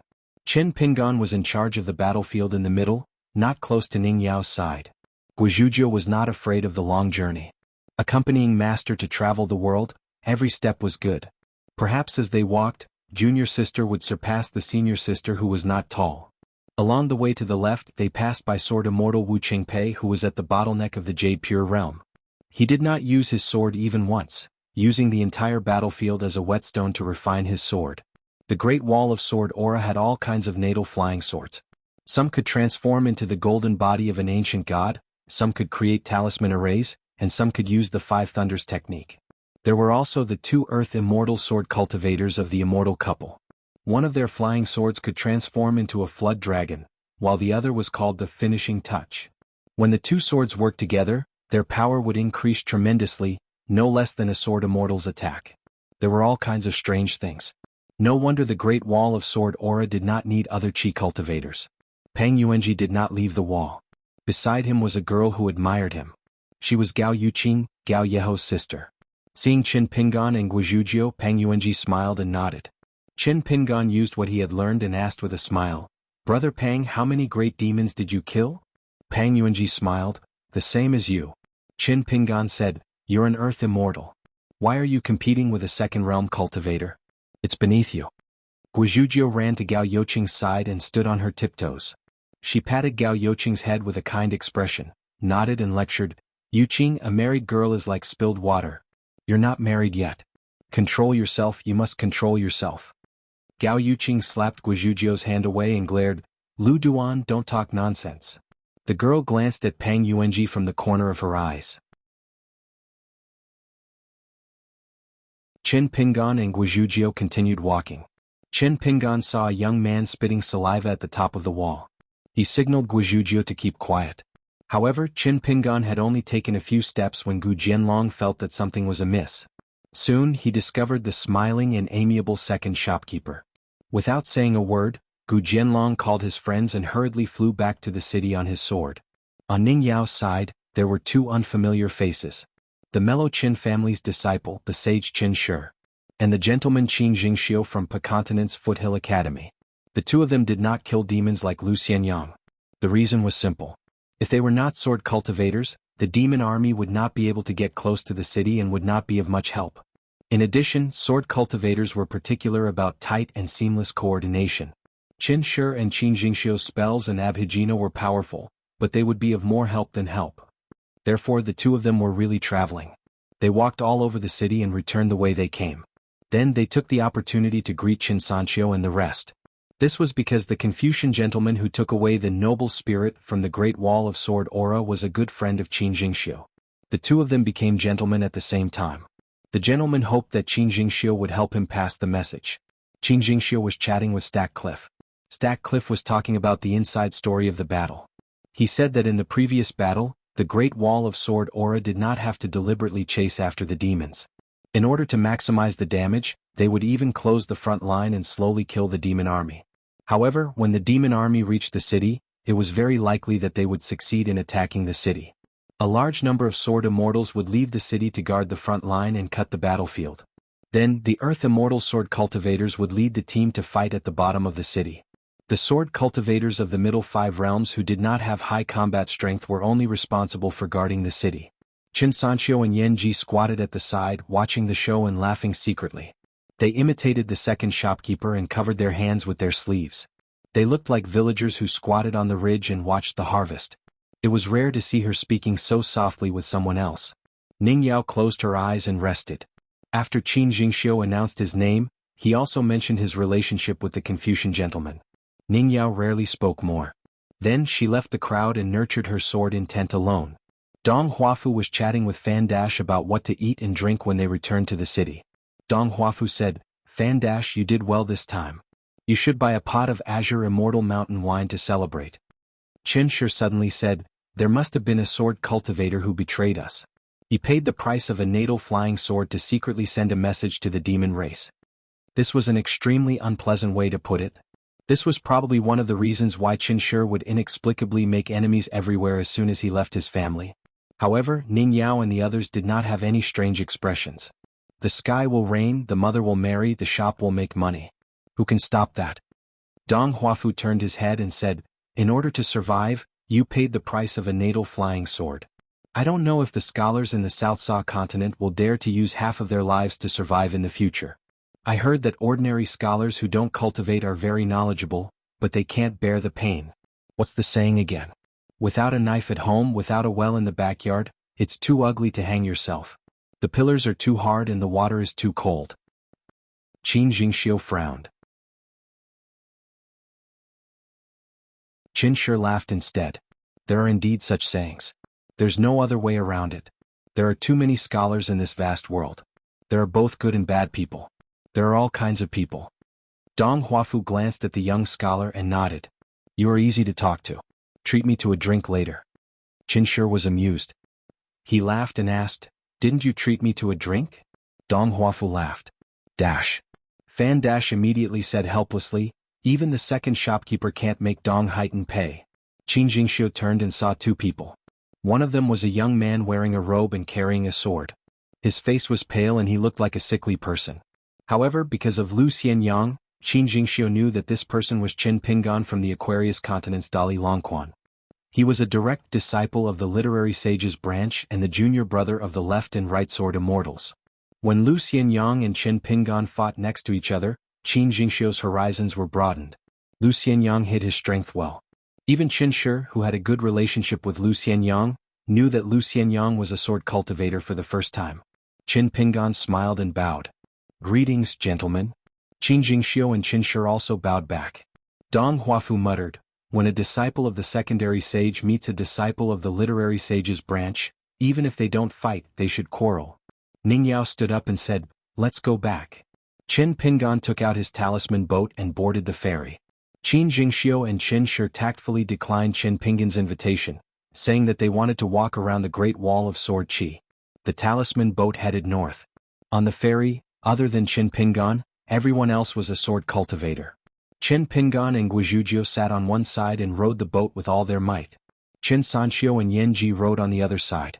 Dong Huafu shook his head and said, "It's too embarrassing." Fan Doc deeply agreed. On the city wall, Qin Jingxiu looked at this scene. On the ferry, other than Qin Pingan, everyone else was a sword cultivator.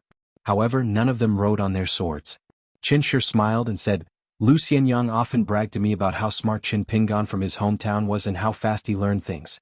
Other than being a little taciturn and not fond of talking, there seemed to be nothing wrong with him. In the beginning he patted his chest and promised me that Qin Pingan would be the best porcelain kiln worker in the world. After that, Lu Xianyang stopped talking about the dragon kiln." Qin Jingxiu said, "Lu Xianyang probably did not expect that Qin Pingan would become Mr. Wensheng's closed-door disciple." Qin Shi looked at the talisman boat and said, "I guess Qin Pingan also did not expect that Lu Xianyang would become a sword cultivator."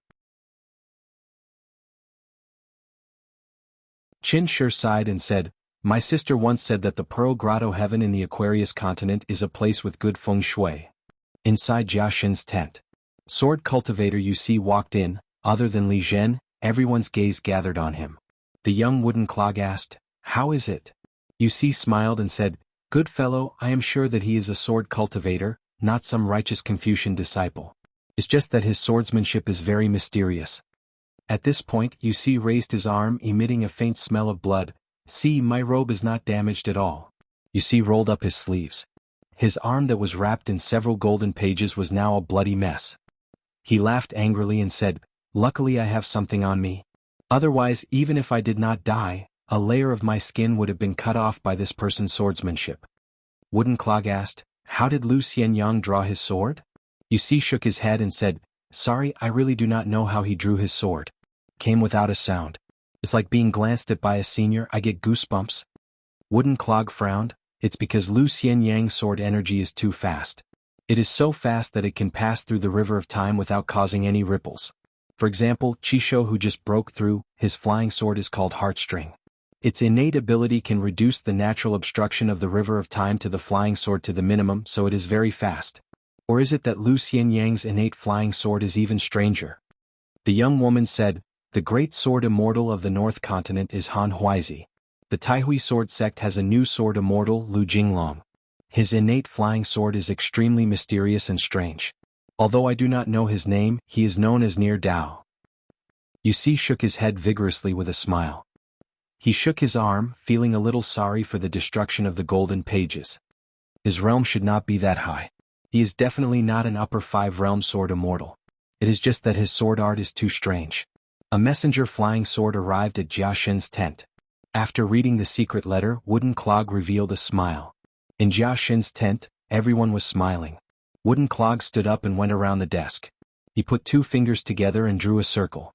In the tent, a long scroll about 10 feet tall appeared in the air. Wooden Clog said in a deep voice, "Kuei Wei tent has already sent information to all the military tents. This is the distribution map of the Great Wall of Sword Qi. Every upper 5 realm sword immortal has a rough division of labor. Some relatively fixed positions are recorded and marked on the letter. In addition, nascent soul sword immortals who are capable of guarding an area alone are not to be underestimated. In addition, all the golden core sword immortals with greater killing power are recorded in detail. Especially the youngest batch of geniuses like Ning Yao. Some of the Dragon Gate and Sea Viewing realms are individually marked." Wooden Clog began to report the names of the important sword immortals and sword immortals, as well as their positions and specific duties of guarding the city. Every time the youth said a name, the young woman would write an extremely small name on the scroll. Fortunately, the people in Jia Xin's tent were all cultivators with excellent eyesight. Even if their realms were not high, they could see the words on the scroll clearly no matter how small they were. The names on the scroll were divided into 3 colors: gold, vermilion, and ink black. They corresponded to the upper 5 realm sword immortals, nascent soul sword immortals, and golden core sword immortals. Wooden Clog emphasized, "To have a name on the scroll, even if it's an inconspicuous ink black color, the lower their realms, the more we need to find an opportunity to kill them." The young woman said, "Then I'll circle these special names with gold ink?" Wooden Clog nodded and said, "Sure." For example, Sword Immortal Guijia's daughter, Guizhujio, and Marquis Gao Ye's sister, Gao Yuqing. On the scroll, there were the 10 people at the peak of the Great Wall of Sword Qi. There were also Great Sword Immortal Yuqing, Yao family head Yao Lianyun, North Continent's Han Huizi, and Yin family's consecrator Li Tumi.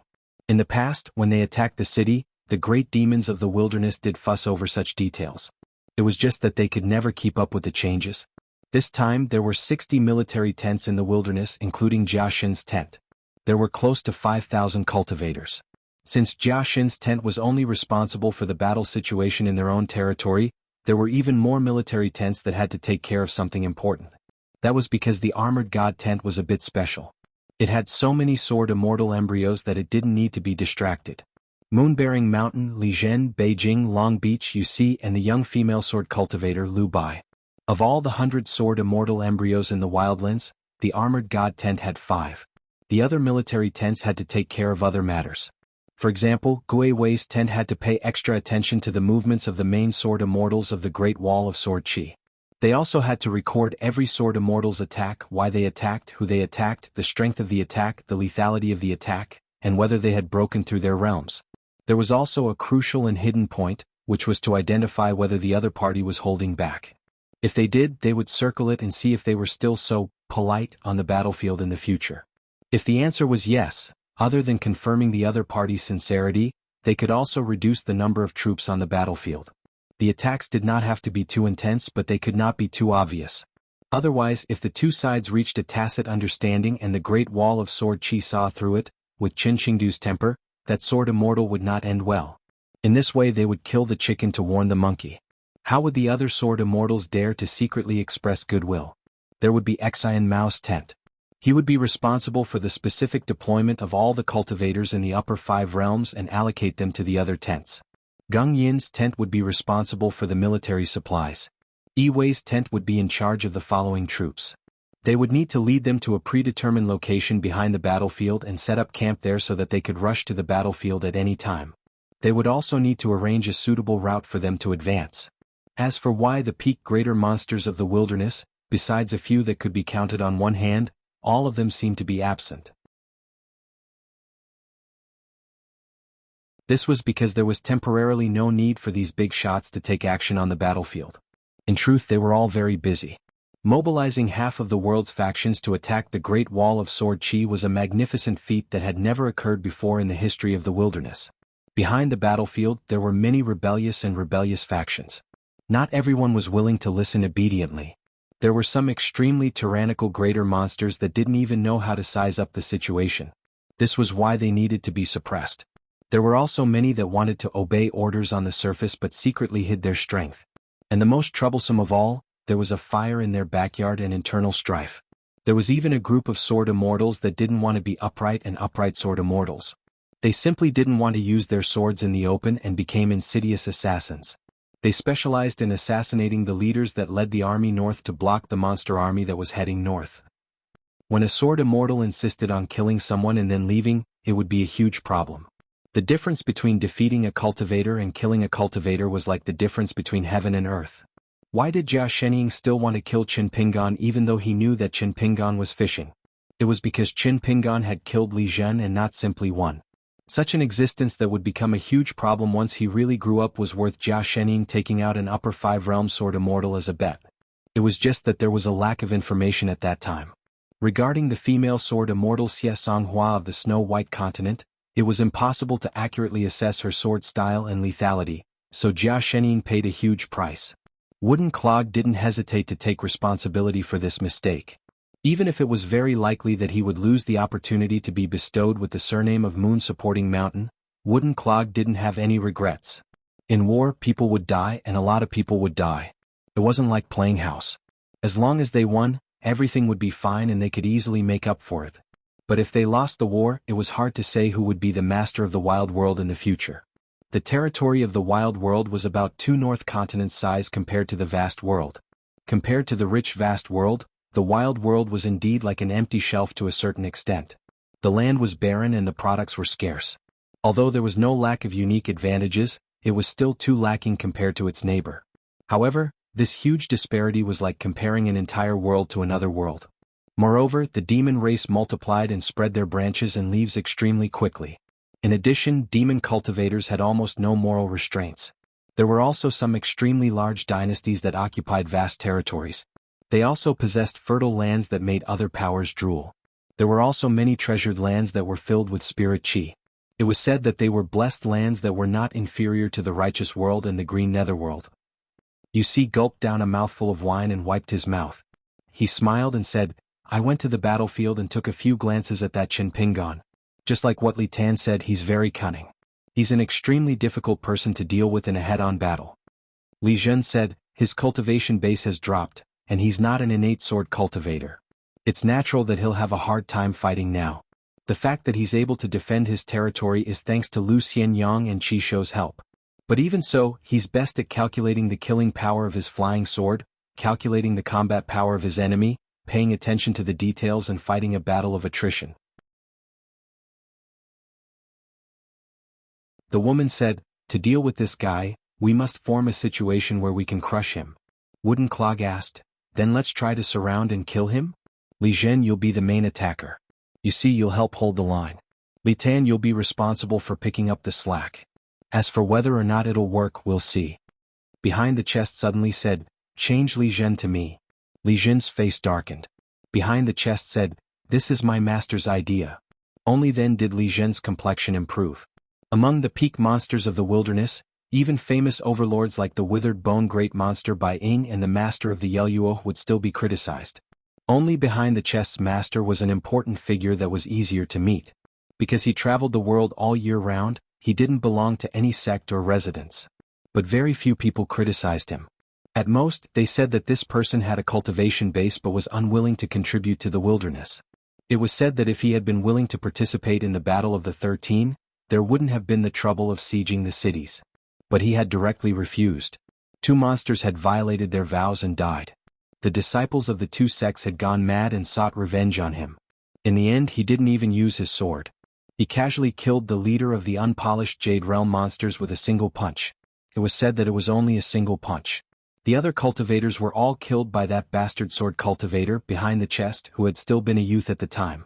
Only a few ants were lucky enough to survive and flee back to their sections. They helped pass on the message and then hurried to apologize. In the end, 2 unpolished Jade Realm monsters served as retainers for the master and disciple, helping behind the chest and feeding his sword. The principles of the wilderness had always been simple and straightforward. Those with bigger fists had more reason. If the wilderness had its own official history book, then every page would be filled with a thick stench of blood. Many local factions that had managed to develop the embryonic form of a dynasty with great difficulty were trampled and destroyed by the peak-level monsters. Many capitals that had been painstakingly built by generations of sovereigns were reduced to rubble overnight, the ground covered in blood. For example, the withered bone great demon Bai Ying had 6 trusted generals under her command. Each of them liked to turn 1,000 miles of land in a country into a graveyard. Everyone there was reduced to withered bone puppets. Then, like raising poisonous insects, they would leave behind some usable materials in the end. Only sword cultivators, regardless of their cultivation, were able to survive these inexplicable disasters. Because this was the rule set by Moon Supporting Mountain. The embryos of sword cultivators in the wilderness were like the seeds of learning in the vast world. It could even be said that they were protected even better. In fact, this was the strangest thing. The common enemy of the wilderness was the Great Wall of Sword Chi, the sword cultivators. But no matter how the wilderness attacked the city, it would always end miserably. Towards the sword immortals and sword cultivators of the Great Wall of Sword Chi, they were willing to hold pure respect. On the battlefield, they didn't show any mercy. After leaving the battlefield, when the sword immortals of the Great Wall of Sword Chi were mentioned, perhaps the monster cultivators who had personally experienced the battle would hate them to the bone. But they would never slander or curse them. Ning Yao returned to the Ning mansion alone, saying that he would go into seclusion to refine his sword. As for the rest, they went to the wine shop to drink. Fan De Che had already accepted his fate and borrowed money to treat them. The wine was drunk very quickly. Qin Sanqiu and the rest had already returned home. Guizhu Jiu flew over the walls to see the small bamboo chest. It had been a long time since they last met and she missed it. In the end, only the head shopkeeper and second shopkeeper of the wine shop were left, as well as many drunkards who came to quench their thirst. While Stack Zhang was busy with business, Qin Pingan squatted by the side of the road to drink. Yu Fu and Zhu Mei actually came over to drink. Yu Fu carried the wine jug and walked towards Qin Pingan. The sword cultivator who was beside the second shopkeeper immediately laughed and gave up his position, each one more understanding than the other. Yu Fu sat on the steps at the side while Zhu Mei stood not far away. Sister Shi's heroism was something that young girls could never learn. Yu Fu asked, Qin Pingan, your fist technique, is it not widely spread in the Aquarius continent? Qin Pingan shook his head.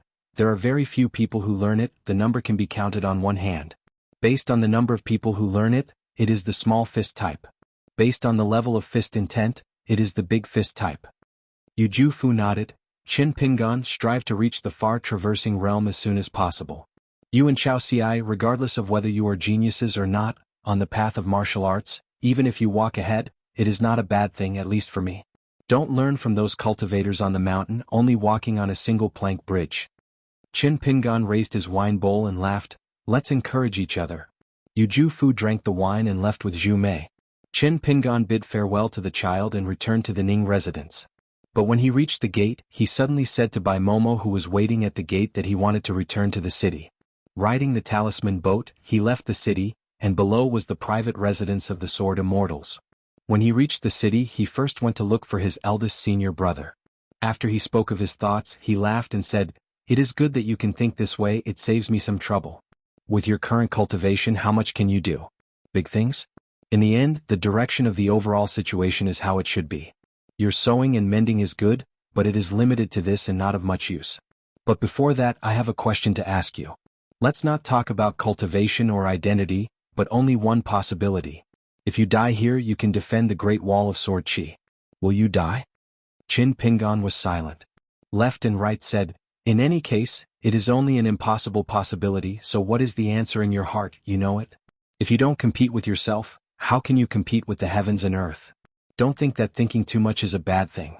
Our Confucian school believes that there is a beginning and an end to things, and that there is a beginning and an end to things. If you know the sequence, you will be close to the Tao. In Buddhism, there is a time of gradual enlightenment and sudden enlightenment. In Taoism, there is also a time of accumulating millet. Take it slow. Qin Pingan looked down at the southern battlefield and said softly, I will remember senior brother's teachings. Left and right thought of something. You cannot be negligent in your studies. I will give you 2 more small questions. Think about why Buddhism and Taoism treat the matter of sculpting statues so differently. Then there are the 4 bodhisattvas of Buddhism. Wisdom, compassion, practice, and wish power. If you follow the order of Sir's teachings, which order do you think is better, the best? Wisdom first, compassion in the heart, great aspirations, and then practice? Or do you have a compassionate heart first, make a great wish, and develop wisdom through practice? Think about it yourself, think more. Qin Pingan nodded and said, Okay. Then he smiled bitterly, Senior brother, this is not a small problem. Left and right said, On my side it is a small problem. On Sir's side it is not a problem. Qin Pingan bade farewell and left. With a thought, he did not go to the thatched cottage to look for eldest Sword Immortal. Instead, there was one more thing that Qin Pingan needed to do. Left and right frowned. Can't you be more straightforward? Do you have to torture my junior brother like this? If not for the fact that eldest Sword Immortal's swordsmanship was indeed high, Left and Right would have said, Who do you think you are? Qin Qingdo came to Left and Right, hands behind his back, and said with a smile, It's good to have the best swordsmanship. Every day I feel refreshed. Qin Qingdo's line of sight was an extremely distant small world. In the small world there was a proper school. A man in a Confucian robe was teaching the young boys and girls. First, he talked about the opening of a mountain in poetry. With the white sun at the end of the mountain and spring grass growing in the pond as an example, he talked about 2 sentences that seemed simple and straightforward, but in fact he took up all the glory and did not leave any room for future generations. This Confucian scholar's pseudonym was Zhou Mi. Behind him was a screen with a golden and jade landscape style. In front of him was a desk full of books and literati's offerings. There were the 4 treasures of the study, the paperweight, the ink bed, and 9 other small items. The more flashy and impractical a spirit artifact was, the more likely it was to be viewed as a precious treasure by many demon cultivators in the wilderness. Even so, the more likely it was to be viewed as a treasure by many demon cultivators. This Zhou Mi was the great demon with the second highest throne in the abyss of the ancient well, second only to the gray-clothed old man. He was even higher than the bearded man with a sword on his back, Lu Cha. He was known as the Sea of Learning in the Wasteland, the moon-supporting mountain in terms of knowledge. He read a lot of books and learned everything. He was proficient in the 3 schools of Confucianism, Buddhism and Taoism, the 100 schools of thought, poetry, arithmetic, calligraphy, painting, metal and music. He was very good at all of them. Zhou Mi called himself the Old Bookworm, and was also known as the Old Fox reaching heaven. Among the disciples, Si Qin, Kaiying, Tong Xian, Tong Yin, Yu Zhao, and Liu Bai from the Jiaxin tent were now in the list of the 100 sword immortals. In addition, a large group of disciples earlier were now people of the military Shang and Taoism. The surnames of all the disciples under Zhou Mi could only be obtained after the Great Wall of Sword Qi was breached. In fact, the person in charge of writing this genealogy was Zhou Mi. It was said that in history the withered bone great demon Bai Ying once asked curiously, "Does Mr. Zhou want to be the master of our world's culture and education?" Zhou Mi smiled and answered, "Not enough." Today, Zhou Mi talked about the trivial knowledge of being naive and doing things in the ways of the world. He talked for more than half an hour. Moreover, he often asked the students for their answers first. As a teacher, Zhou Mi would give his own answer. If someone solved the problem well, Zhou Mi would directly give him a bookcase as a tribute. Today he gave his disciples a bookstore seal engraved with endless stream and mountain. Back when Zhou Mi had first started teaching the Tao, he had told the first generation of students that the scholars of the world didn't care about reason anymore. Of course they had their own reasons. Right and wrong, good and bad were complex. However, the scholars of the wildlands were far from that level, and didn't have the qualifications to treat everyone with reason. Because their foundation was too weak when it came to learning, they had to have respect in their hearts. All of Zhou Mi's disciples only had one homework, which was to copy the classics of the 100 schools of thought every day. The last question of the day was Zhou Mi's talk about man and time. This involved a fundamental principle. Zhou Mi believed that the demon race had been enlightened and transformed into human form. However, only those who read books could be considered human. Zhou Mi had a smile on his face as he spoke about what he was thinking about. Before the age of 10, time flowed slowly like a small stream. It was so slow that it seemed like it would never grow and could not see the distant scenery. After the age of 20, one did not care about the passage of time at all. It was fast and slow. One would be bored out of their wits if they took an extra look.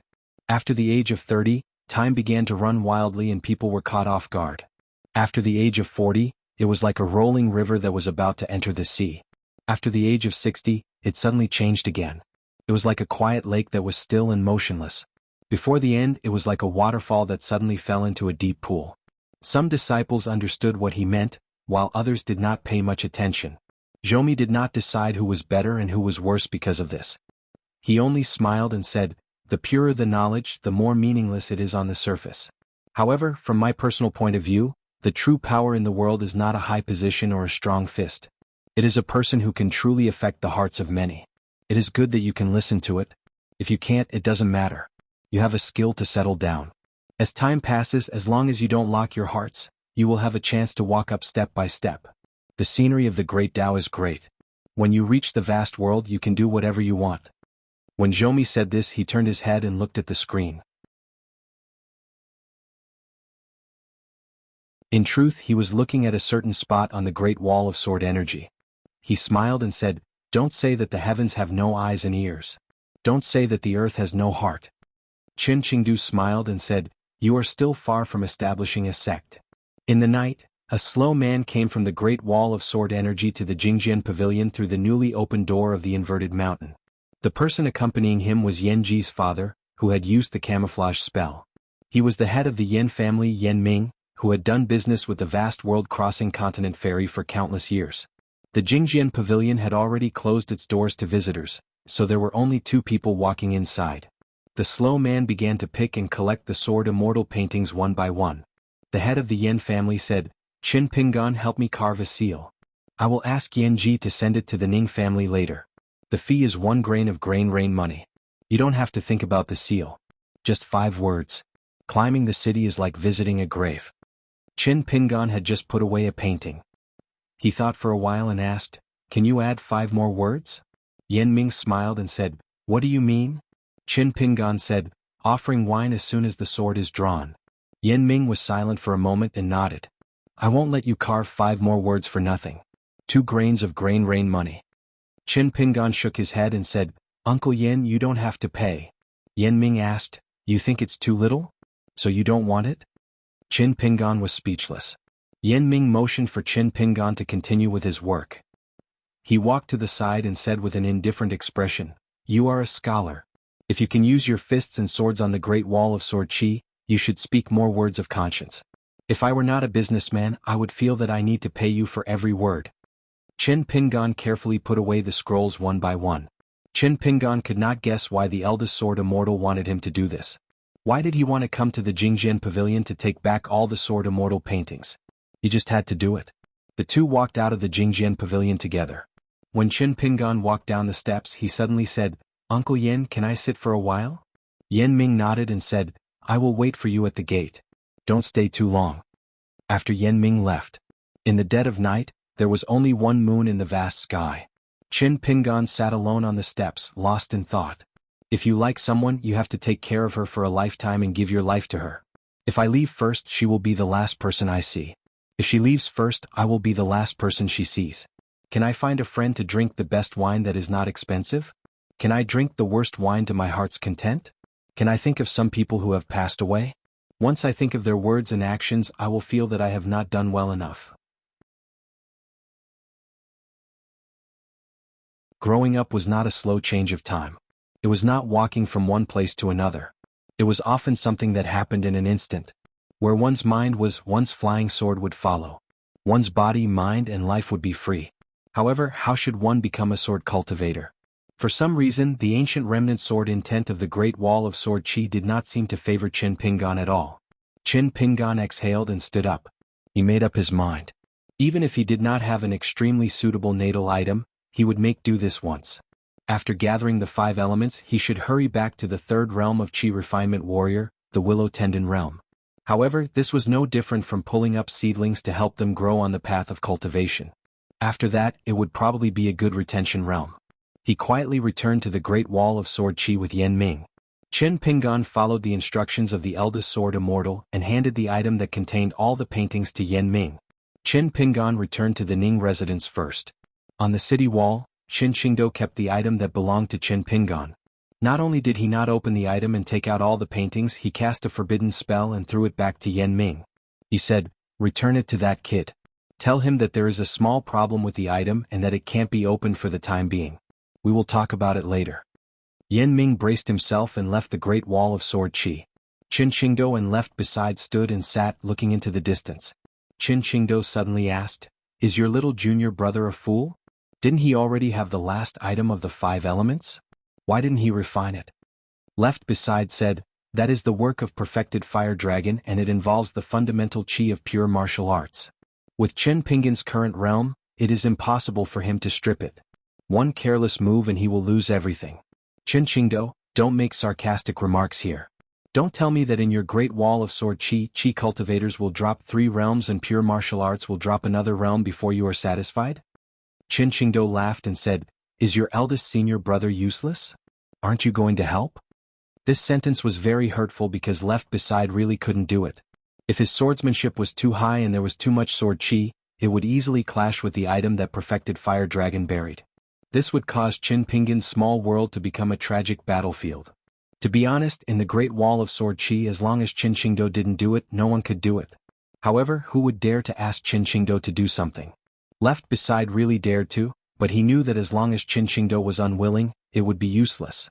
Qin Qingdou was silent for a moment. "Qin Pingan, can you take it?" Left beside nodded and said, "Yes." Qin Qingdou laughed and asked, "If you want me to strip that fire seed and refine it into the 5th natal item, you have to pay a price. Qin Pingan needs to walk a similar path to becoming a true spirit god.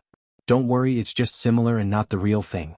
Otherwise, not to mention you, even the old scholar will fight me to the death." For the first time, left beside hesitated. He was in a dilemma. Qin Qingdou clicked his tongue and said, "What a waste of being the eldest senior brother. He's not as straightforward as the youngest junior brother." Qin Pingan has already agreed. Left beside immediately stood up. "I'll go guard the array. I won't care about what's on the city wall first. If I miss the opportunity to use my sword, I'll make up for it in the future." Qin Qingdou pressed down on his shoulders. "Guard my ass, stay here obediently. There's no doubt that you will successfully refine the natal item." As for the path after that, what's the point of guarding the array? You're quite good at killing people, but it's a pity that you're really not good at teaching swordsmanship to save people. Either way, he was really enraged. It wasn't the first time he tolerated this eldest senior sword immortal. He was disrespectful to the teacher and bullied his junior brother to death. Did he really think that left beside was a clay bodhisattva without anger? Qin Qingdo increased the strength of his palm and said with a smile, "Left beside, it seems that you still don't trust your junior brother." Left beside frowned and asked, "How much?" Qin Qingdo stretched out a finger. "One is that one. Isn't that enough?" Left beside was skeptical. Qin Qingdo laughed. "Left beside, your swordsmanship is so high. Would I lie to you?" Left beside directly unsheathed his sword. The entire great wall of sword chi instantly sensed the anomaly. Qin Qingdo slightly changed his position and held the blade with his hand, allowing the long sword to slash through his palm. On the city wall, thousands of sparks immediately sputtered out. The battle started again. On the city wall, Lu Xianyang didn't come this time and followed beside Qin Chunan. As usual, Qin Pingan and Qi Shou were neighbors. Qi Shou felt that it was a little strange. Today Qin Pingan felt a little different. He still wore a Taoist robe, but there was a jade bamboo folding fan at his waist. He turned his head and smiled at Qi Shou. "It's only been a few days since we last met, but Brother Qi's demeanor is even better than before." Qi Shou immediately understood. However, after some thought, he wasn't sure. Who knew if it was another kind of trick? Therefore, Qi Shou said in a bad mood, "Stay away from me." Qin Pingan opened his folding fan and gently fanned it. After casually summoning 4 flying swords, he shook his head and sighed. "Brother Qi, oh Brother Qi, who gave you the confidence to look down on a third realm cultivator as a mere nascent soul cultivator?" Qi Shou turned a deaf ear to him. However, he was especially ruthless when he attacked with his sword today. Qi Shou originally wanted to ask why Left Beside suddenly attacked, but now he didn't want to say anything. On the wall near the thatched cottage, Left Beside asked Eldest Sword Immortal telepathically, "After successfully refining your natal item and enduring that hardship, can you nurture a natal flying sword? What's its grade?" Qin Qingdo said with a blank face, "Did I say that? How can there be such a good thing in the world? How can a natal flying sword be given away so casually?" Left Beside turned his head and looked at the old man at the door of the thatched cottage. Qin Qingdo restrained his smile. "I once borrowed a scholarwood sword box and I'll return the favor. I'll let Qin Pingan become a sword box or a scabbard. As for whether or not he'll be able to nurture a life-bound flying sword that's blessed by the heavens, and what grade of life-bound flying sword he'll be able to nurture, will depend on his own fortune." Left Beside took a deep breath and flew out of the city. Once again he left the city with his sword and went to find an Ascendant Realm Great Demon alone. In the secret chamber of Ning Mansion. Qin Pingan, who was a cultivator of the 3rd realm and a martial artist of the 7th realm, could only use his Yin spirit to travel the Great Wall of Sword Qi. His true body and Yang spirit body remained in Ning Mansion. This was because Eldest Sword Immortal said that the Yin spirit had accumulated too many thoughts. No matter how much he washed his sword, he couldn't cleanse it into a pure state. Even if he cleansed it into a pure realm of light, he wouldn't be Qin Pingan anymore. Qin Pingan held his breath and focused. What he thought in his heart was a sentence from a book. Reach the 8 extremes, wander 10,000 miles, silent and thoughtful, ponder for 1,000 years. When his mind was silent and almost asleep, only a pair of thoughts deep in his heart slowly swam at the bottom of his heart like a dragon. However, the two didn't fight but got along happily. Sword cultivators were free in body and mind. They had the greatest killing power higher than the sky. Qin Pingan suddenly opened his eyes and said in a deep voice, "Eldest Sword Immortal, please use your sword." In the secret chamber, the sword light exploded with a bang. Qin Pingan's flesh was instantly torn open. Even his golden body physique was like paper. In the blink of an eye, his body was covered in blood and flesh. Then, his limbs, bones, internal organs, and even his eyes were completely melted by the sword light. In an instant, only a set of white bones was left. In the end, not even a set of white bones remained. In the endless night, the muddle-headed young man stumbled along the road that did not have any light. He was just walking forward subconsciously. As he walked to the side of a hunchbacked child in straw shoes. The latter walked slowly and carried a large basket on his back. The child stopped and looked up at the young man. He seemed very sad, as if he didn't know why he was still so tired after growing up. Therefore, the child was heartbroken and didn't want to continue walking. He squatted on the ground and leaned against the large basket that was never full of herbs. He started to sob. The young man staggered and squatted down, staring blankly at himself who hadn't grown up. They looked at each other. The young man said 3 words to the child. "I'm sorry." Then the child wiped his tears and took the initiative to reach out his hand. The young man took the child's hand, stood up and walked forward together. The young man was still in a daze. He only told his child about the beautiful things that he would encounter in the future out of his heart.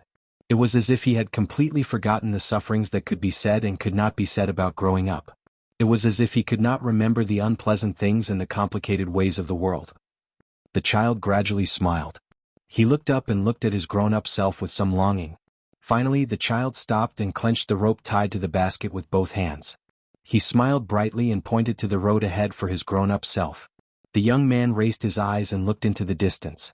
A flickering light appeared on the road that had been so dark that he couldn't see his own fingers. All of a sudden, the world was clear and bright.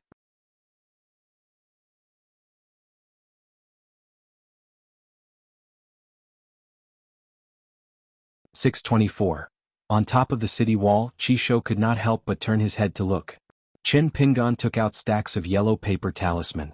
It felt like the opening of a new shop, but who was he going to sell these low-grade talisman to? Was he going to sell them to the beasts of the wasteland?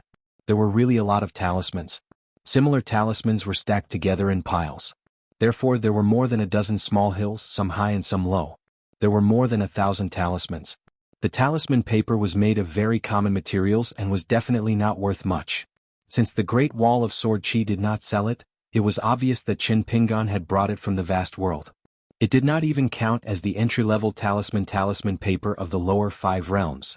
It was really just a yellow paper talisman sold in the streets. If a peachwood sword was added to it, it would be the standard item of the Taoist priests who walked under the mountains and swindled people. When Chin Pingon finished setting up the array, he turned to look at Chisho. Chisho knew that something was wrong. Chin Pingon's eyes were sincere like a father looking at his son. He smiled and said, "Brother Chi, don't miss this opportunity. I'm Chin Pingon of the bag shop, and the second shopkeeper of the wine shop. Although my bag shop is small, it has roamed the pugilistic world of the Aquarius continent, Tongya continent, and the North continent for many years. Especially the talisman, it is famous for its low price and good quality. It has an excellent reputation and has received countless golden talisman from customers who have bought my talisman. They have reaped great benefits and are grateful to me. I can't stop them. Brother Chi, do you have any thoughts? You and I have fought side by side. Even if we aren't friends, we are better than friends. I can give you a discount. If Brother Chi doesn't have any divine money on him, it's fine. I'll allow you to buy on credit without interest. I'm a very negotiable person." Chisho pretended not to hear. However, he could not persuade Chin Pingon to stop nagging. He talked about the subtleties of his talisman one by one. He said that although the Heavenly Thunder talisman was born from a side branch of the orthodox thunder technique, it was extremely lethal. He said that the Great River talisman was perfect for the battlefield where blood was lakes and rivers.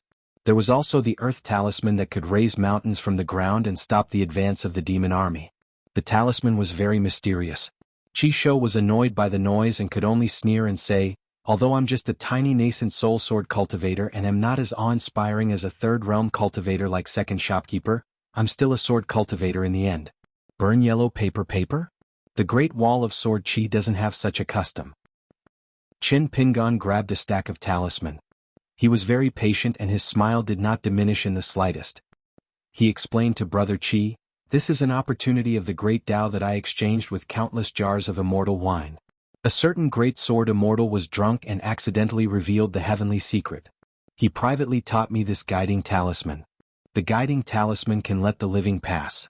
On the battlefield, of course, it can also send the enemy to the Yellow Springs. Brother Chi, are you really not tempted? The war hasn't really reached its climax yet. If you only use your flying sword to kill beasts, it will more or less lose some of the fun. It's like drinking in my wine shop. No matter how good the wine is and how great the Great Wall of Sword Chi is, in the end you still need pickled vegetables and yangchen noodles to go with the wine." Chin Pingon switched his hand and grabbed another stack of talisman. This talisman has a great origin. It's the Sword Chi Bridge talisman that the Great Sword Immortal used to establish his life. "Brother Chi, your realm is not high for the time being, but I believe that your eyesight is good. Look at how complicated it is to put pen to paper. The seemingly small talisman is simply a talisman array. I won't say anything else. Just the amount of immortal cinnabar used to draw the talisman is how much is needed? Brother Chi, how can you conclude that my talisman is worthless just because the quality of the talisman paper is not the best? Brother Chi, I didn't expect you to be such a vulgar person who judges a book by its cover. I'm very disappointed. That Li Zhen was killed by me on the battlefield. Brother Chi and I fought back and forth, and in the end, you only lost to me by a little. This means that Brother Chi is at least a little better than Li Zhen. If you were in the moon-bearing mountain, it wouldn't be difficult for you to be the big brother. Chi Shou said angrily. Qin Pingan, are you done yet? During the war, I'll have to trouble you to control your flying sword and kill the enemy. Even if you dare to be distracted and risk your life, don't implicate others. Qin Pingan put down the 2 stacks of talisman and gently tapped his chest with the folded fan. He looked at the battlefield in the south and said with a smile, since Brother Chi doesn't have the intention to buy it for the time being, it doesn't matter. In this world, fate is the most important thing. I'll just watch Brother Chi's heroic way of killing the enemy. On the other side of the city, some people have a small criticism of Brother Chi's method of killing the enemy, thinking that it's too cruel. In my opinion, it's very good. Brother Chi's habits of being a young master of a wealthy family, his arrogance as a genius sword cultivator, and his selfishness of not being able to tolerate his peers being stronger than him are minor flaws. However, as long as you're on the battlefield, Brother Chi will transform into a true hero. To be able to endure Qin Pingan, who wanted to kill him but couldn't, and even be able to suppress some of the unhappiness in his heart to help me kill the enemy and defend the battlefield, such a sword cultivator Chi Shou really has the demeanor of a first-rate sword immortal. Chi Shou took a deep breath. As long as I don't buy your lousy talismans, will you continue to talk about it? Qin Pingan opened his folding fan and said with a smile, I won't talk about it, I won't talk about it. Brother Chi, just fight with your sword elegantly. Chi Shou withdrew his gaze and continued to control the flying kite and heartstrings to kill the demons. Compared to the first battle, the proportion of demon clan cultivators who had taken human form in this battle was significantly higher in the siege army. They were no longer those unenlightened beasts on the city wall whose sword cultivators had high realms and could not even be counted as battle achievements. In the first opening battle, these demons who were not serious cultivators at all, were mostly driven to charge forward. Their only use was to pile up corpses into mountains to fill the deep ravines opened up by the sword immortals. Their flesh and blood soaked the earth, affecting the time and place. In fact, Chi Shou did not care about the few talisman of the 5 elements at all. Only the guiding talisman and the bridge talisman, especially the latter, interested him a little. This was because there were traces of sword aura flowing on the talisman paper, which could not be faked. In the talisman gallbladder, there was not much sword intent, but it was very pure. When Qin Pingan said that it was privately taught by the great sword immortal, Chi Shou somewhat believed it. However, it was not difficult for Chi Shou to defend the battlefield by himself. He did not want to do business with Qin Pingan at all. No matter what he said, his reputation as the second manager of the Great Wall of Sword Chi for selling wine and being the banker was so widespread that even other bankers could not earn money. This had never happened in the history of the Great Wall of Sword Chi. The more experienced a gambler was, the fiercer his scolding would be. Did Qin Pingan not know? The sword cultivator who replaced Xie Songhua and Lu Xianyang's battlefield was an old nascent soul cultivator who had been silent ever since he arrived at the top of the wall. He was Qin Quan, who had fallen from the upper 5 realms back to the nascent soul realm. He liked to quarrel with the sword immortal Zhao Jioge for most of his life. They sat at the top of the wall, one in the south and one in the north. They would spit at each other whenever there was a disagreement. In the past, when he confronted Zhao Jioge, the old nascent soul cultivator was very talkative. After leaving Zhao Jioge and being alone, it seemed that he had no opponent, so he did not say a word. In fact, in the south of the city, there was a private residence left behind by a sword immortal. Chen Quan's grandmaster used his battle achievements to exchange for it.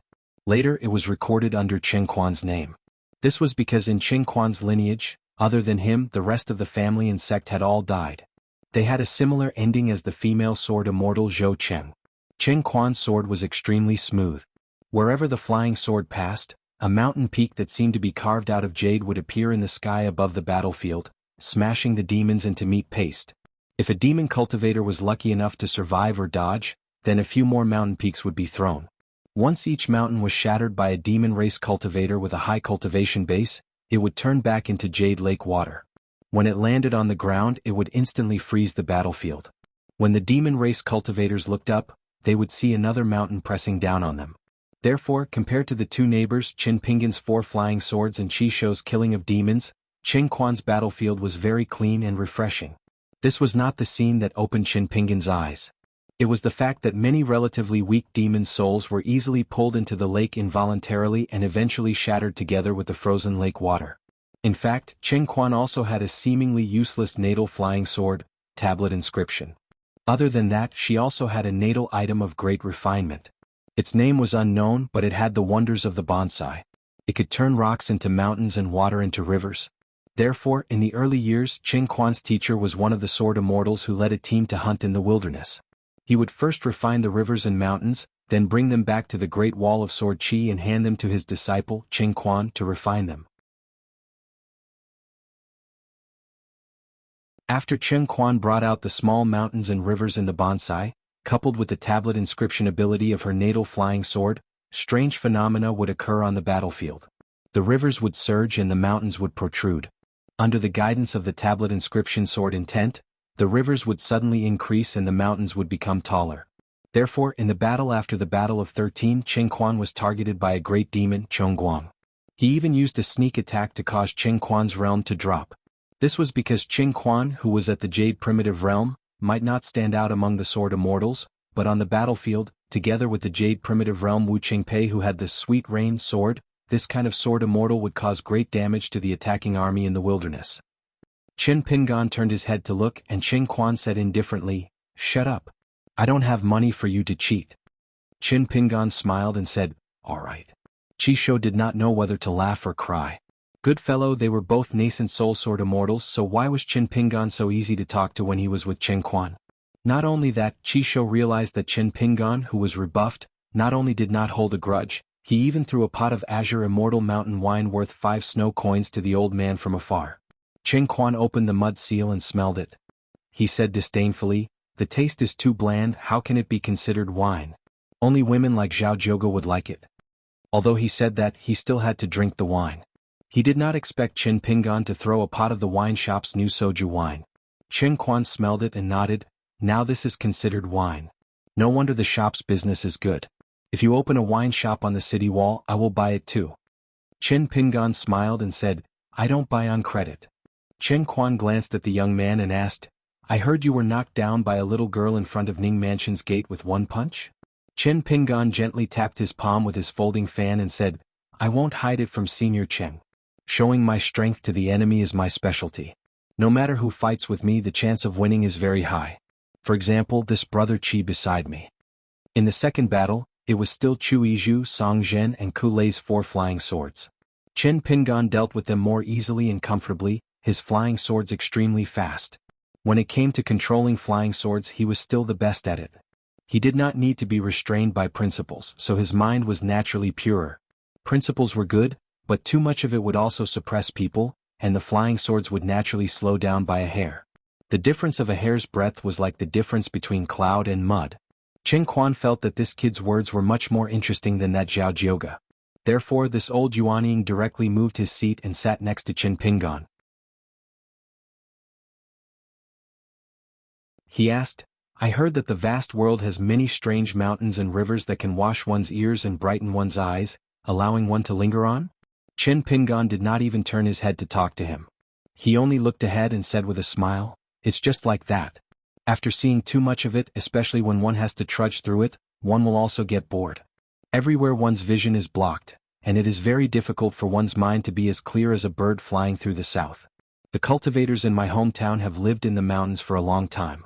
When they are too quiet, they will want to move and go to the mortal world outside of the mountains and rivers. Going down the mountain only to go up the mountain is also very boring."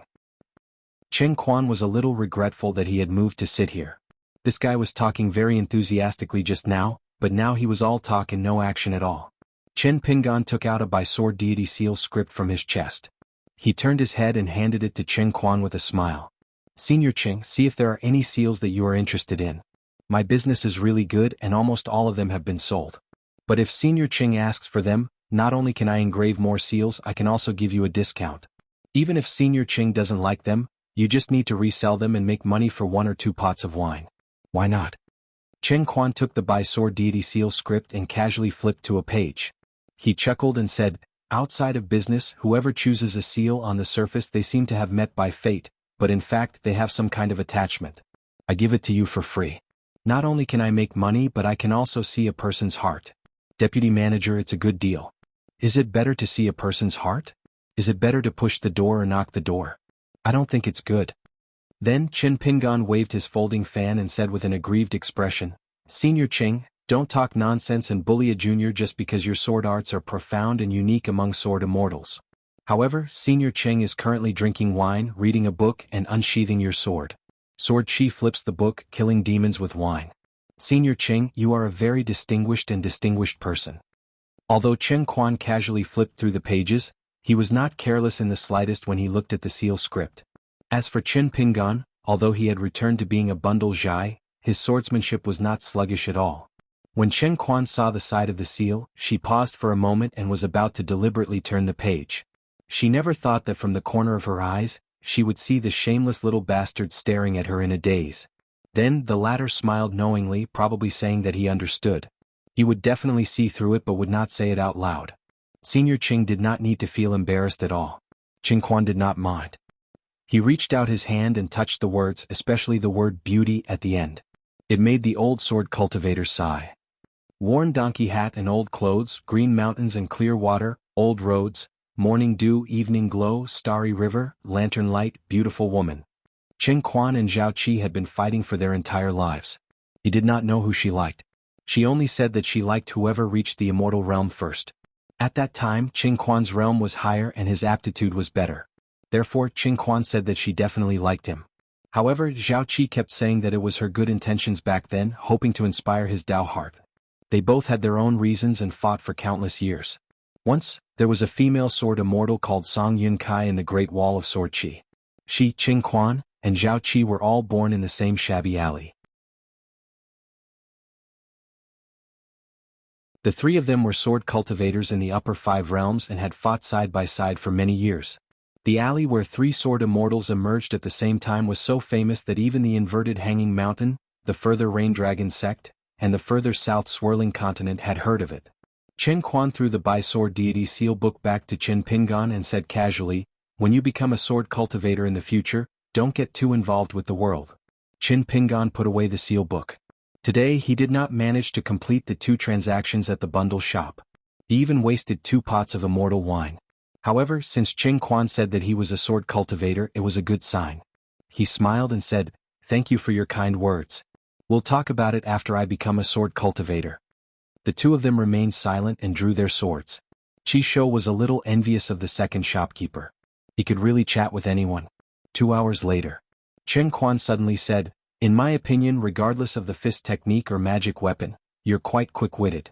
This is the most important skill you have. If I asked you to engrave that seal book just now, the edge of the book will not change. I only need you to change the words of the seal book. What would you engrave? In my opinion, the By-Sword Deity seal book and the inscriptions on the fan are a mess of words. You can just copy it after reading some books. At most, you can just use it for a while. It can't be considered true skill. The disciples of the literary sage's lineage are full of knowledge. They shouldn't be limited to this. This time, it was Chen Quan's turn to broaden her horizons. The second shopkeeper actually took out a seal book and said with a smile, I'll have to trouble Senior Cheng to take care of my battlefield. Of course I'll still take the credit.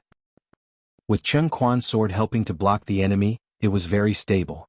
Chen Pingan generously took a break from the busy work. He took back his 4 flying swords. 3 of them entered the blade-strengthening gourd to cultivate for a while. He only used Flying Sword 15 as a carving knife. Not only did he change the seal book, he also changed the edge of the seal book. After handing it over to Chen Quan held it in her palm. She raised her head and looked at it. Expressionless, she nodded and said, it's passable. Chen Quan put the brand new seal book, which seemed to be pleasing to her eyes but could not be considered as a true love, into her sleeve. An old friend is even more beautiful, generous and strange. A peak in a youth's heart is suddenly stolen by the clouds. The seal book, careless. Chen Pingan was not in a hurry to use his sword again. He still let Chen Quan help to clean up the battlefield. He muttered to himself, a great heart is not afraid of being seen by others. Chen Pinggan used the jade bamboo folding fan given to him by his student, Cui Dongshan, to fan himself and Senior Chen. He laughed and said, "This is a seal tailor-made for Senior. Not only is the material excellent, every word is written with care. The original price is not high, 1 grain of Guyu money. In addition, Senior Ching is a sword immortal, so you get a 20% discount. Now that you've helped me kill the enemy, you get a 50% discount. It only costs 5 grains of Guyu money." Chen Pinggan said in a low voice, "If it were me, I would ask for a discount. 1 grain of Guyu money would be 1 grain of Guyu money." Qin Quan ignored the young man. The old sword cultivator looked absent-minded. A smile slowly appeared on his weathered face. He muttered, "She was the most beautiful woman in our great wall of sword chi. She was very beautiful." Speaking of this, Qin Quan said to Chen Pinggan in a serious manner, "She was even more outstanding than your Nin Yao." Unexpectedly, the scholar changed his attitude faster than flipping a book. Chen Pinggan immediately cursed, "Bullshit." Qin Quan was in a good mood. This was a familiar scene, so she was not afraid of it. However, after drinking his wine and taking his seal, it was not appropriate for her to curse back. She laughed and said, "Why are you still cursing?" Chen Pinggan asked, "If you suppress your realm to the 3rd realm, you'll see if I curse you or not." Qin Quan reminded him with a smile, "Second shopkeeper, if you continue to be so unforgiving, I won't be polite anymore." Qishou was a little helpless. The quarrel between the old and the young on the other side was as imposing as a group of 200 people fighting. Fortunately, it did not delay them from drawing their swords to block the enemy. This was normal. One was an old sword cultivator who had been through many battles, while the other was a second shopkeeper who haggled over every detail. The only thing Qishou did not expect was that both sides could really curse. It seemed that Qin Pinggan had the upper hand, because some of the curses were uttered by Qin Pinggan in the dialect of his hometown or the language of other continents. Qin Quan could not understand, so she had to guess what the other side was cursing. Sometimes, Qin Pinggan would look at her with pity and use the dialect of other continents to praise and curse. Occasionally he would repeat it in the language of the Great Wall of Sword Chi.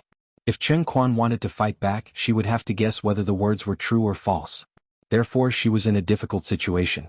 Her skill in cursing, which she had honed from years of mutual training with Zhao Jiao, was inevitably greatly reduced. It was very lively. When Fan Dash came to deliver the wine to Qin Pinggan, his scalp went numb. Fan Dash had only come once and did not dare to come again. He had Dong Huafu, who had temporarily withdrawn from the battlefield to rest, deliver the wine. Dong Huafu liked the liveliness. He sat to the side and listened attentively. Not only could he nurture his sword, he could also watch the show. He felt that he had learned a lot of new knowledge. What's more, Dong Huafu's skill of adding fuel to the fire was a unique talent that no one could learn. 10 days later, the two armies faced each other without a truce. Qin Quan and Qin Pinggan once again welcomed a truce. In fact, Qishou was the one who suffered the most. Qin Pinggan often used him as an example, saying things like how his brother Qi was at such a young age, a 30-year-old young man, but he was already a nascent soul sword cultivator. "Old man Qing, if you want face, you should quickly stay away from Qishou. Old man Qing, it's fine if your realm is not high, but I heard that you only have 2 natal flying swords. How many flying swords does Brother Qi have? Most importantly, each of Brother Qi's flying swords are of the highest quality that can only be seen once in 1,000 years. Old man Qing, how can you compare to him?" With Chen Quan's temper, once she got angry, let alone cursing Qishou, she would not even let the 18 generations of the Qi family's ancestors off. Chen Quan smiled and said, "Brother Chen, after sparring with you, I'll quarrel with that sissy Zhao Jiao. It'll be a sure win." Qin Pinggan waved his folding fan and said with a smile, "Allow me to say something fair. I can scold both of you alone." Qin Quan glared and said, "You're going to open a dye house just because I gave you some color? Let's spar again?" Qin Pinggan seemed to be silent, but he conversed with Chen Quan through telepathy. Qin Quan seemed to be weighing the pros and cons. In the end, he nodded and said to Qishou, "That little bastard from the Qi family with eyes on his forehead, Grandpa Qing sees that you have a good foundation.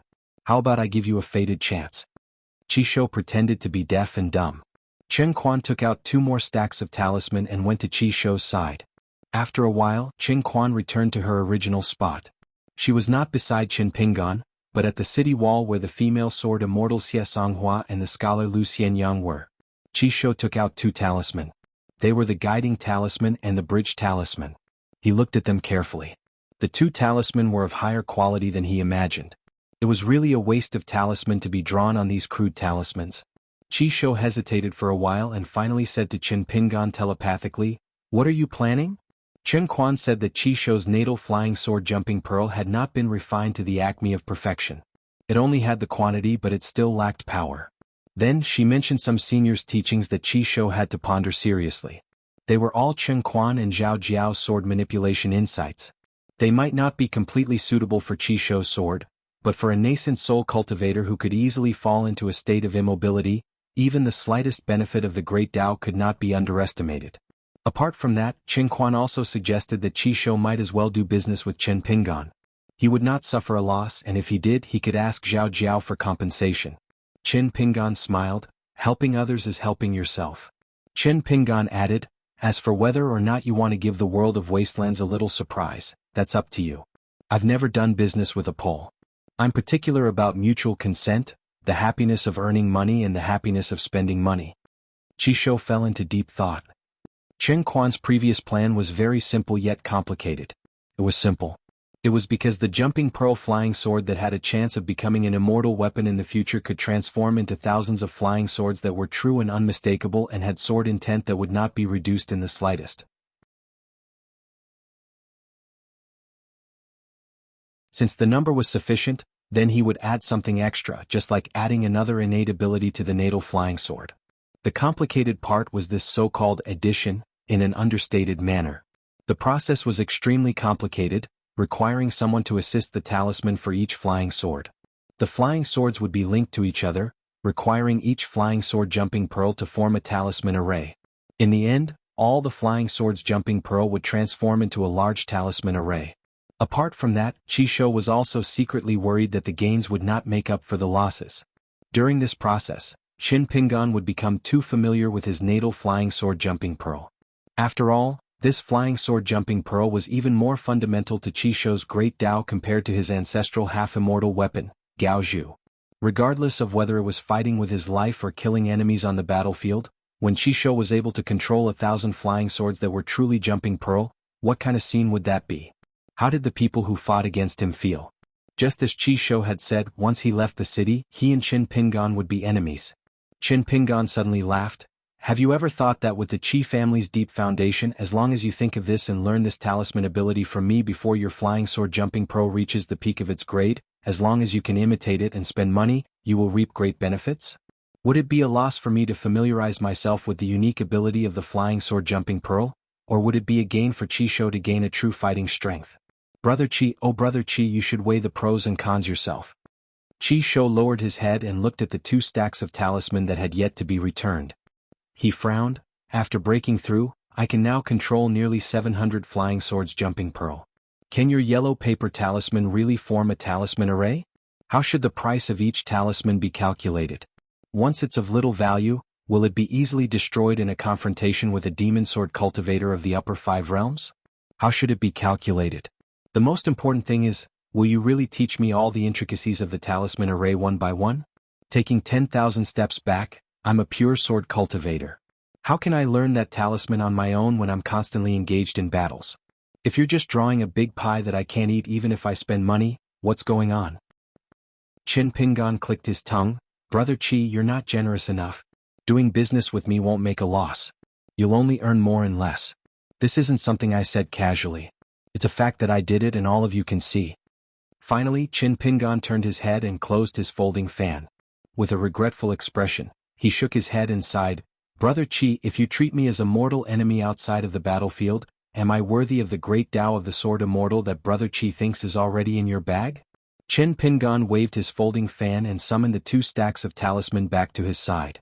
He smiled. "Even if the deal doesn't work out, we can still be benevolent. I'll give you a word of Brother Qi's teachings. A gentleman respects those who are in himself, but not those who are in the heavens. That's how he progresses." Qin Quan smiled and asked telepathically, "Is the deal over just like that?" Qin Pingan said, "It's human nature. If it were me, I wouldn't agree so casually either." Qin Quan nodded and said, "The talisman array is indeed of little value. Chisho isn't fooled by you. At least he has some brains. Qin Pingan smiled and said, "That's not true. My talisman art is extremely difficult to come by. Once it's completed, its power is really not small." Qin Quan was stunned. "Wait a minute. According to you, you don't even have a guarantee whether it'll succeed or not."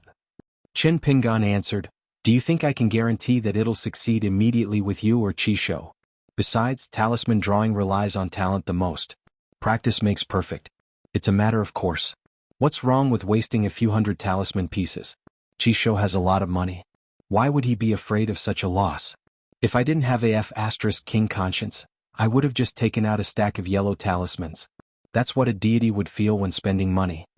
Qin Quan laughed and said, "Brother Qin, after helping someone you can practice talisman drawing and even make money.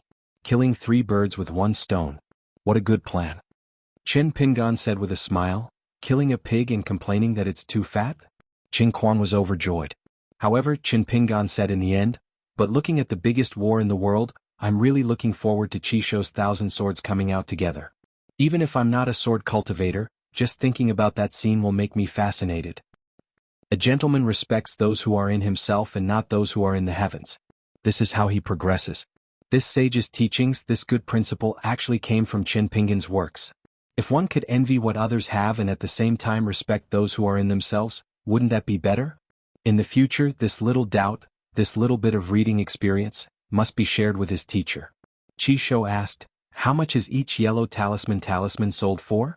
Qin Pingan fastened his folding fan to his waist, got up and bowed. He ran over to Qishou while muttering, "I'll have to trouble Brother Qi to help me kill the enemy for a moment. I'll tell you in detail. In short, I can guarantee that the more talisman you buy, the greater the discount. Our brotherhood, which clearly distinguishes between gratitude and grudges, can't be bought with money." Then when he reached Qishou's side, Qin Pingan turned his head and shouted, "Brother Qing, help Brother Qi out a little on this battlefield. Show some of the demeanor of a senior. At most, Brother Qi will be able to return to the top of the wall in half an hour." Qin Pingan led Qishou away from the top of the wall and squatted together on the horse path at the corner of the wall. He piled up the yellow talisman at his feet and converged his voice into a line. He said softly, "Different talisman have different prices. Brother Qi isn't the kind of person who haggles over every ounce, so I'll give you a fair price and give you a 50% discount. 1,000 talisman, not a single one less. I'll only charge Brother Qi 3 grains of grain rain money." Qishou was about to get up and leave. How many taels of silver could 1,000 yellow talismans cost in vast heaven? At most, a few dozen taels. Even if the cinnabar used to draw the talismans did consume a lot, with Qin Pingan's stingy temperament, the quality of the talismans couldn't be too good since he could draw more than 1,000 celestial cinnabar in one go. How many grains of grain rain money could he spend? At most, it would be a few grains of grain rain money. Qin Pingan didn't stop him and just said, "This talisman formation of mine is related to the 3 mountains and 9 marquises. Of course, it's not an exact copy. To be honest, with my current level, I don't have the ability to draw it. However, the foundation of the talisman formation does have a great origin and is related to the 3 mountains and 9 marquises. Other than that, I'll definitely use my lifetime's talisman drawing skills without hiding anything. If I can save a talisman for Brother Qi, I'll do it. Of course, I'll say this in advance. After all, this is a talisman formation that has been lost for a long time. It's not a simple talisman drawing. Brother Qi must be mentally prepared for some wear and tear. As for how to attach the talisman intent to the sword, it's also an amazing unique skill."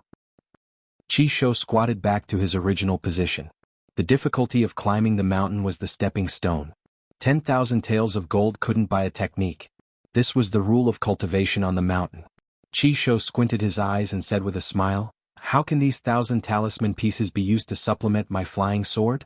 Could it be that you've thought about this from the beginning? You wanted to make this deal with me so each talisman was targeted? And you could even guess that we're neighbors? Look, Brother Qi, you're gauging the heart of a saint with the heart of a gentleman again. You've wronged me." Qin Pingan was a little embarrassed. He picked up a stack of talisman papers and used his fingers to open them one by one. It turned out that other than a few at the beginning and the end, the rest were all blank. Qin Pingan said helplessly, "The path of talisman drawing is the most difficult thing to do. Last time, I fought with Li Zhen until the sky turned dark and I lost too many priceless talisman. I was severely injured and dropped 3 realms in a row. Brother Chi, in all honesty, can you imagine this kind of suffering? After that, I was always busy. I had to practice my fist and repair my realm. I didn't even have time to draw these talisman papers. That's why I forgot to mention the labor costs of talisman drawing and the loss of so many demon-slaying battle merits. Chi Shou sneered, Qin Quan helped you kill demons? The battle merits can't run away. Qin Pingan made a no sound. Then we'll just talk about the labor costs of talisman drawing. In our vast world, we all pay attention to the cost of polishing the brush. Brother Chi, it's fine as long as it's just a small sum of money. Chi Shou said, there's no such thing in the Great Wall of Sword Chi. Qin Pingan said, then I really can't give you a discount for those 3 grains. Chi Shou said, you're deliberately killing pigs? Brother Chi, I won't allow you to humiliate yourself like this. It's fine to call yourself a sucker. After saying this, Qin Pingan let out a rare hearty laugh. He patted Chi Shou's shoulder. I thought of an old friend who parted on good terms. Brother Chi, you'll definitely be like him. You'll be extremely lucky and live to the end. Chi Shou pushed away Qin Pingan's hand from his shoulder and frowned. Qin Pingan raised his head and stared at Chi Shou. He smiled, I didn't misjudge Brother Chi. There's no need to fight to the death on the battlefield. Chi Shou asked, what do you mean? Qin Pingan said with a smile, take a guess. Chi Shou laughed, aren't you afraid that I'll beat you at your own game? Don't forget that there are many jumping pearl flying swords. You still don't know how many I have. Don't tell me you're going to keep watching every detail of my battlefield? Qin Pingan nodded, I have nothing to do. I'm still very good at it. Chi Shou recalled something. He had heard from his clan's patriarch that all the sword immortals at the Great Wall of Sword Chi had received a strange order not long ago.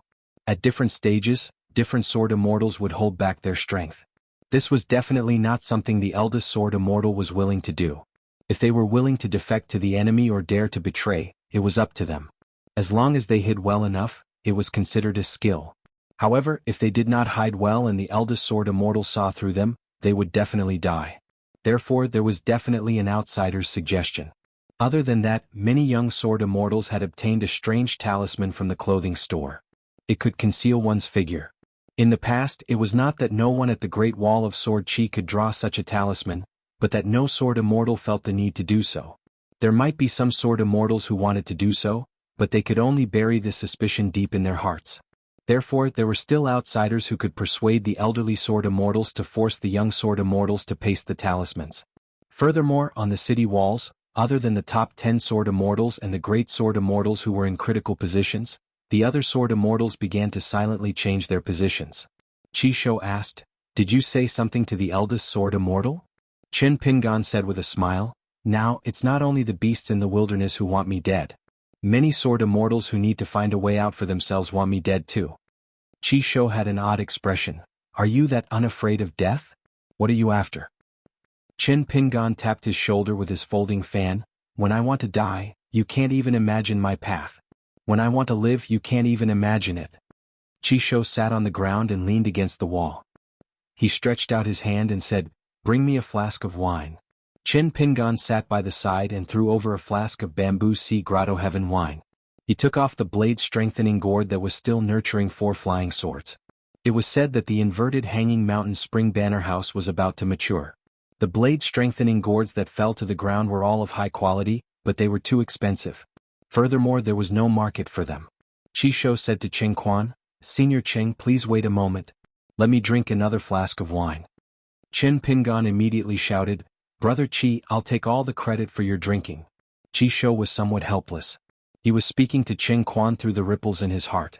Chi Shou drank the wine and asked, is it an old grudge between us? Qin Pingan smiled. Back then the Chi clan used their power to bully others. In the end, I can accept all the methods they used on the surface. Being strong, having a hard fist, and being straightforward can be considered a form of treating others with sincerity. I don't care if I like it or not. I'll just accept it because it's too simple. It saves me a lot of worry and effort. It can even cover up the right and wrong, making up for each other. If I can use my fist and sword and everything that happened before is still the same, then it's simple. I'll return everything to you. Chi Shou, there are many real difficulties. It's not that I'm looking down on you, but when you reach the vast world, it's more worrying and troublesome. If you have the chance to go there in the future, remember to take it easy. Qi Shou shook his head. I'm not interested in the vast world. Instead, I'd like to go to the heart of the savage world and learn from Alliance, the strongest Q-sword expert. Qin Pingan smiled. Going to the country with a sword, leaving your hometown thousands of miles away without any worries. You're very much a sword immortal. Qin Pingan put away the blade-strengthening gourd. Let's start earning money. Qi Shou took out 632 jumping pearl flying swords and gathered them at the foot of the wall. He was about to return to the top of the wall. Qin Pingan suddenly said in a low voice, if all the key talisman are replaced with imperial seals or better talisman papers, talisman arrays and sword arrays, it's amazing. Brother Qi, when you take out your swords from the top of the wall, the power will be greater than the sky. Qi Shou stopped and asked curiously, how much would that cost? Qin Pingan thought for a moment and looked to the north, smiling, I'm in a good mood. I'll only take the same amount as you. Qi Shou turned around and heard the person say, it's only 5. Qi Shou turned around. Qi Xiong, the man asked, isn't our heart-to-heart talk worth 2 grains of grain rain money? Qi Shou shook his head with a straight face, it's not worth it. The person said helplessly, Brother Qi, it's not good to always look down on yourself like this. Qi Shou leaped onto the wall and thanked Senior Qin Quan. In the secret chamber of the Ning residence, Qin Pingan opened his eyes. He found that his body was intact and unscathed. Puzzled, Qin Pingan walked out of the secret chamber in a daze and came to the training field. The world was silent along the way. He didn't see Grandma Bai. He walked all the way to the dragon-slaying cliff as if he was the only one in the vast world. Qin Pingan raised his head and looked over. It was as if someone had opened the heavens and arrived at the martial arts arena. Qin Pingan's mind stirred slightly. It was inexplicably unbearable. A qi dwelling that had never been deliberately opened was agitated. However, this strange feeling was fleeting. The person who came to the Ning residence was the eldest sword immortal who had separated his soul. Qin Pingan cupped his fists. Thank you, eldest sword immortal, for using your sword. Thank you again for covering heaven and earth. Qin Qingdou smiled. It's true that you used your sword, but how did you cover heaven and earth? Qin Pingan was even more puzzled. Qin Qingdou said, in the past 10,000 years, there have been countless sword cultivators. It's rare to have a natal flying sword without knowing it. Qin Qingdou smiled and looked around. He nodded, being in the middle, what a caged bird. Qin Pingan suddenly understood. He was very happy. Qin Qingdou asked, is it enough to detain the enemy in heaven and earth? What about the second natal flying sword? In an instant, other than Qin Pingan and Qin Qingdou, the world was filled with flying swords. Layers upon layers, densely packed and innumerable. In my heaven and earth, all are caged birds. If I'm not a sword cultivator, who is?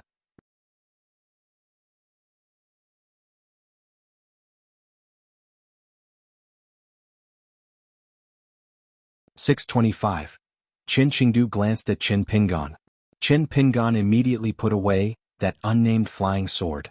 With a thought, all the flying swords hid in the Qiqi residence without any sword light and finally merged into one sword. Such flying swords that could ignore the obstruction of the river of time was actually very unreasonable.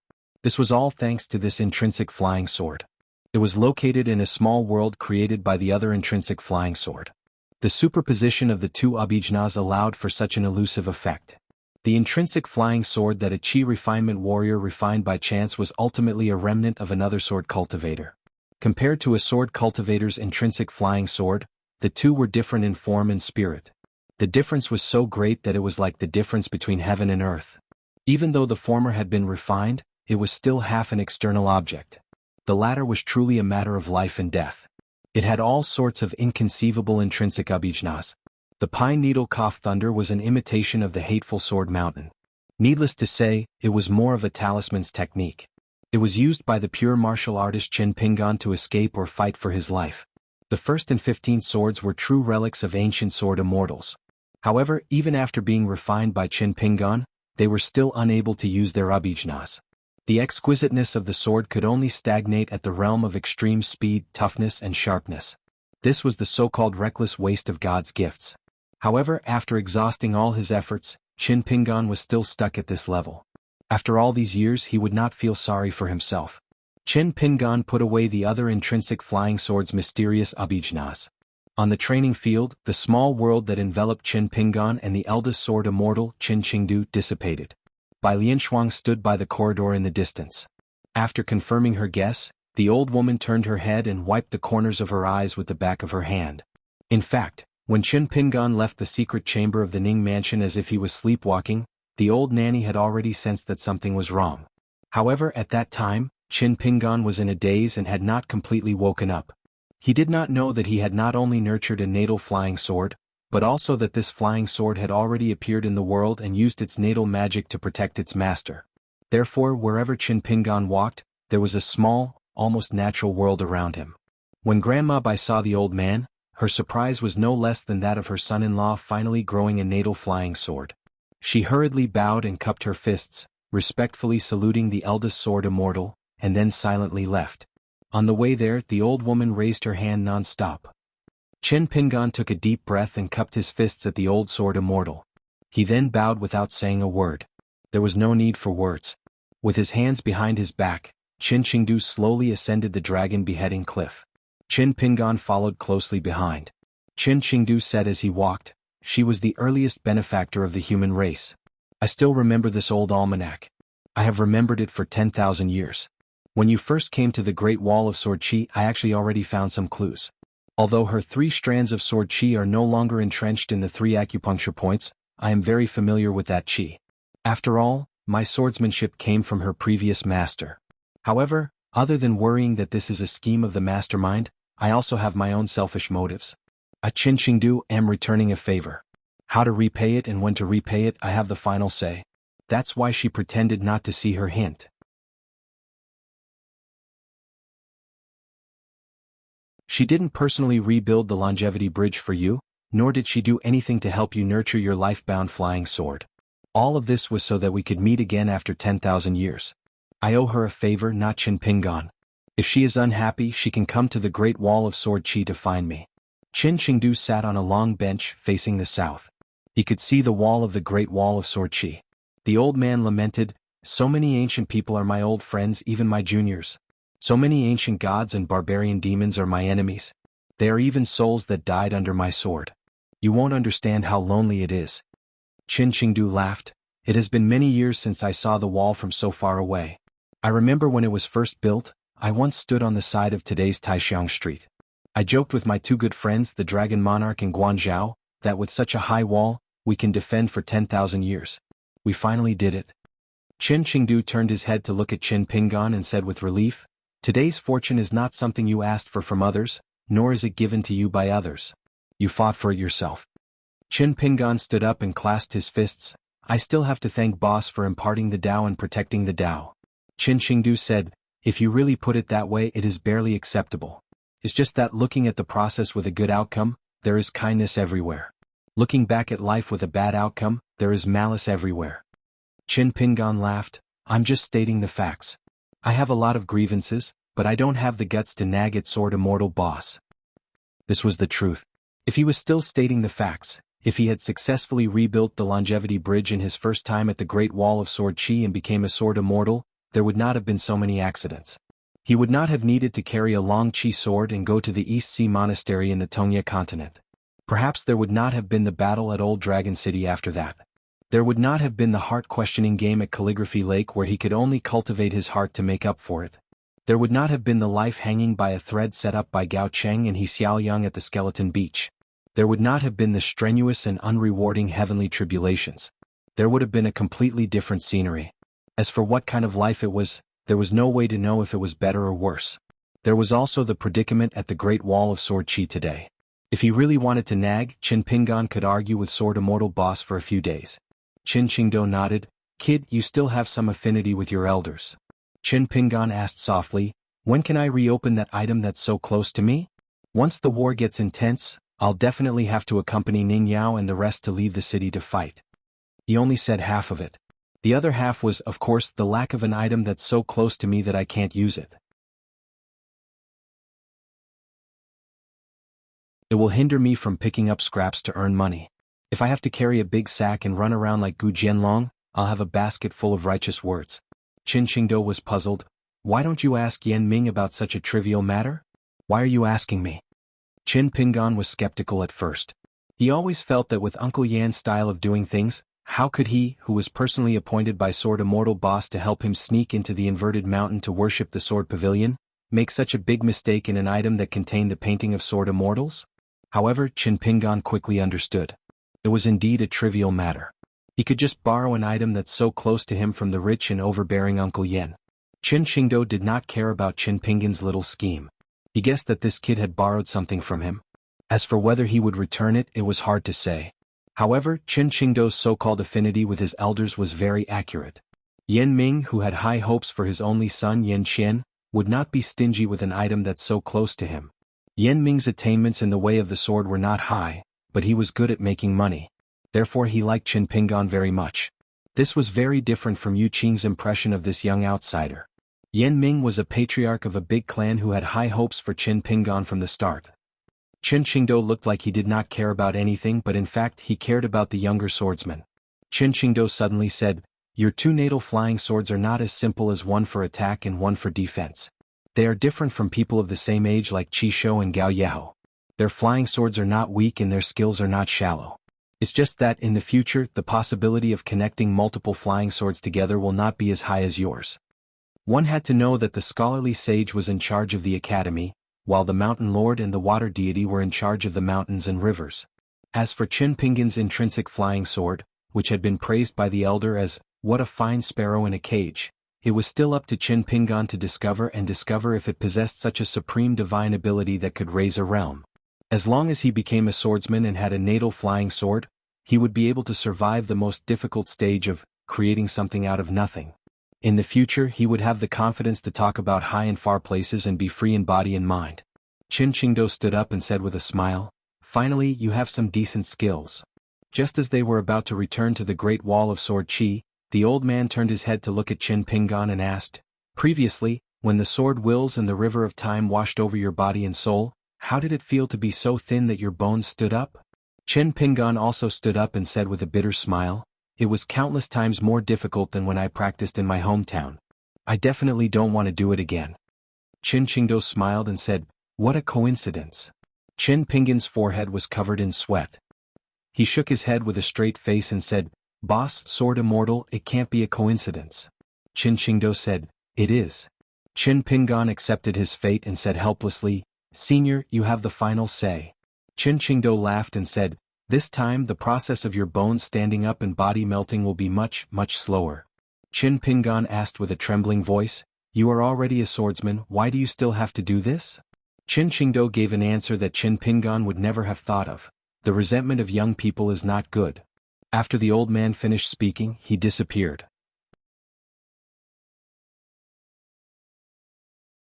The whole Ning Mansion's dragon-slaying cliff and the small pavilion appeared out of thin air in a small world that sword immortals could not break even in 100 years.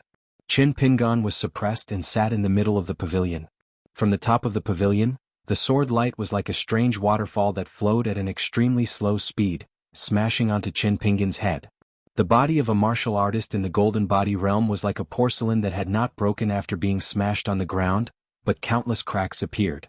Especially the head and face that were the first to be bathed in the swordwool waterfall, it was the first to suffer. If Qin Pingan could still use his Yin spirit to travel far away, he would discover his true body. The current scene was even more tragic than the face of the Lady of the Flying Eagle Fort in the Tongya continent. Not only the skin, even the pair of eyeballs were starting to crack slowly. The most torturous part was that the changes were spreading out bit by bit like the growth of plants and trees. Compared to Qin Pingan's experience in the secret chamber of the Ning Mansion, one was fast and one was slow, two extremes. After the waterfall touched the ground, it did not rush out of the dragon-slaying cliff and the small world of the pavilion. Instead, it was like an ancient well that bore the weight of the rain from the heavens. The well water gradually deepened and the water level gradually reached Qin Pingan's knees. This was more than just being buried in a white blade. It was clearly like being ground to death inch by the boundary between heaven and earth. Sword cleansing, sword cleansing, sword cleansing, it had always been sword cultivators who cleansed their swords. When had there ever been a sword cultivator who used his physical body as a sword to be cleansed and refined? The old woman sensed the strange phenomenon of heaven and earth again from afar. She was gratified and said, "I never thought that young master would become a sword cultivator. He's even more diligent in his sword practice." Over at the Great Wall of Sword Qi, Zhuozhua asked, "How was it?" Qin Qingdu laughed and said, "First, there was the beast ancestor who held a long sword and pointed the tip of the sword at the wilderness. Then, there was the natal flying sword that imprisoned Qin Qingdu. As the senior brother, what else do you want from your junior brother?" Zuozhuo's face was tense as he said, "It was eldest senior brother and youngest junior brother." Qin Qingdu clicked his tongue and said, "I beg you people of the sage of literature lineage to have some dignity." Zuozhuo was in a good mood and really did not pursue the matter this time. However, he could not help but frown and asked, "Since he has the natal flying sword, why didn't he immediately rush to the battlefield?" Qin Qingdu said, "I begged him to come. That kid has become a sword cultivator and is so arrogant that he refused to come." Zuozhuo laughed heartily and said, "It's still eldest senior brother who is a sword cultivator." Qin Qingdu suddenly said, "A war is ultimately not a fight. Your youngest junior brother understands this better than you. However, there are some things that I will tell you later." This time, the demon army's attack on the city quickly created an extremely spectacular accident. On the battlefield, the physical bodies of 5 towering mountains were directly erected. They were all extremely tall mountains in the wilderness. This was the great demon Zhongguang's mountain-shifting divine art.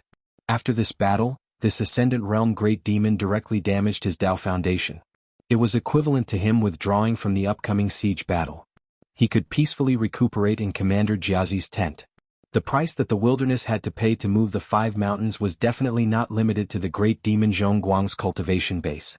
For example, the mountain gods that originally guarded the 5 mountains were all mountain lords of the upper 5 realms in the wilderness. Now they, together with the mountain temple and the golden body, had merged into the fate of the 5 mountains. Otherwise, even if the great demons of the wilderness could move the 5 mountains, they would not be able to break through the torrent of sword chi and move it to this battlefield. Although the 5 mountains were only half the height of the Great Wall of Sword Chi, to the sword cultivators of the Great Wall of Sword Chi, it was still a huge problem. Not only did the demons advance faster and more steadily, but the 5 mountains that appeared out of thin air each had a protective spell formation that flowed with the light of treasures. Within the spell formations were the great cultivators of the wilderness who had set up the formations early on. It was as if they had given up half their lives. The great demon Zhongguang was able to successfully place the 5 mountains here not only because of his own cultivation base, but also because of the demon race's secret arrangements in the opening battle. In addition to the magical techniques and treasures of the cultivators on the mountains, they had completely cut off the roots of the mountains and rivers. In the end, they had worked together to refine the 5 mountains and hand them over to the Ascendant Realm great demon Zhongguang. Thus, the price was enormous, but if they succeeded, it would be the turn of the sword cultivators of the Great Wall of Sword Chi to pay with their lives and flying swords. In addition, the sovereign great demon who had once been the ruler of the Yeluo, the woman in the dragon robe who wore the imperial crown, seemed to have replaced the withered bone great demon Bai Ying and was in charge of the latest phase of the siege. She was called Yang Ji, and it wasn't as if no one in the world of wastelands didn't know her true name, but those who had the right to know were ancient existences who knew her well. Whether or not they knew her true name was meaningless, and neither side would truly fight to the death. She had already given all the rivers and lakes under her command, including the Yeluo, to another great monster. But before handing over her property, she had naturally held back some of the water from several rivers and stored it in her natal artifact. At this moment, the 5 great mountains towered above the earth. She personally oversaw one of the mountains. She didn't reveal her true form, just like a young lady from a noble family who was enjoying the scenery. At the foot of one of the great mountains she was all smiles. She gently bent down and shook out a total of 5 jade-green water droplets from her dragon robe. She smiled and said, "Go, the mountains don't move, the water flows. Act as a moat." In the end, a raging river appeared at the base of each of the 5 peaks, circling around the 5 mountains. The water was extremely vicious and filled with baleful energy. Many of the ghosts that had managed to survive on the battlefield had not been able to do much and would have been refined by the sword chi sooner or later, but when they entered the water, they became malicious ghosts that swam aimlessly through the river.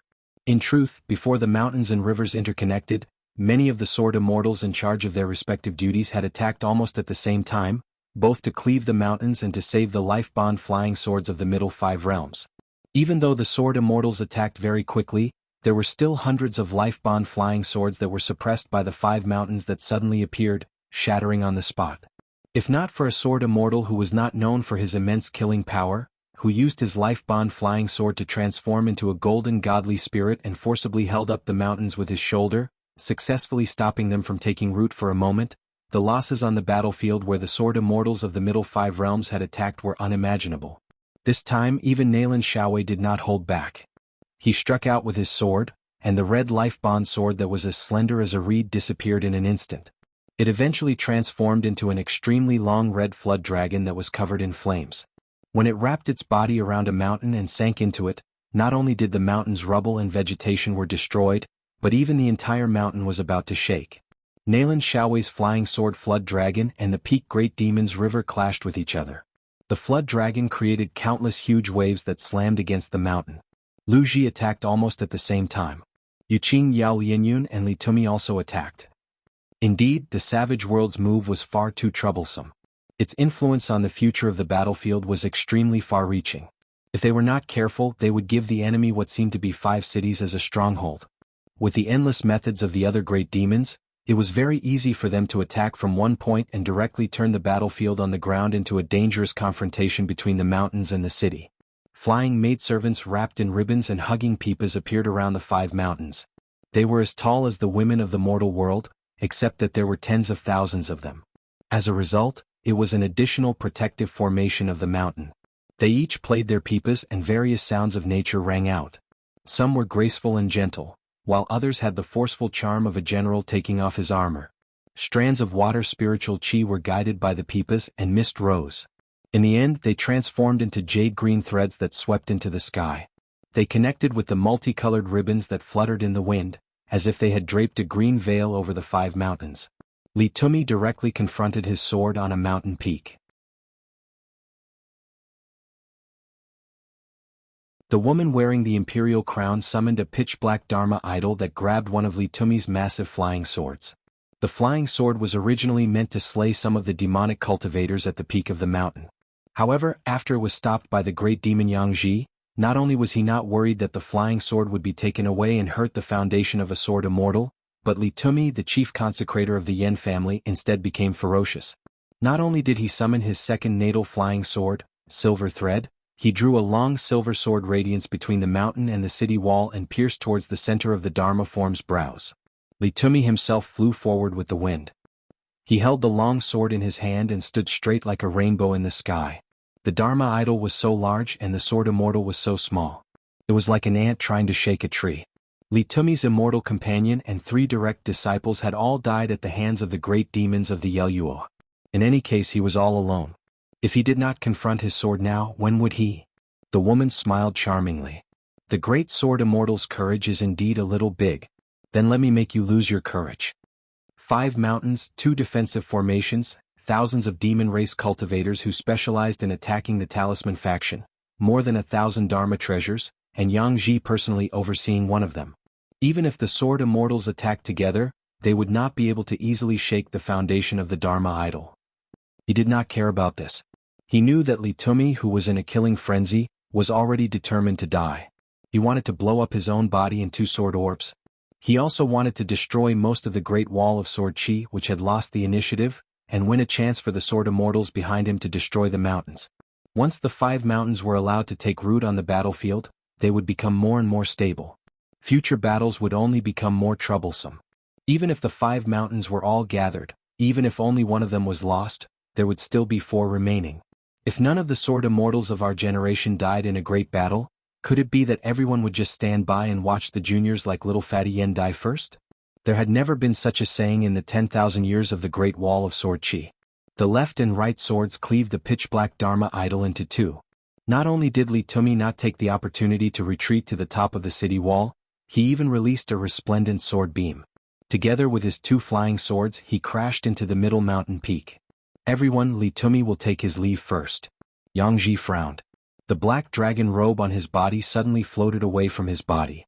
Like a cloth covering a bonsai, it instantly enveloped the entire mountain, preventing the suicidal sword immortal from completely destroying the mountain's array formation and roots.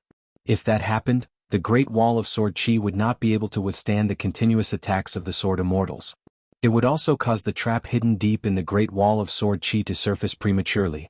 With the mountains gathered on the battlefield, if the Great Wall of Sword Chi's attacks were not strong enough, the Sword Immortals would naturally be able to gain a foothold.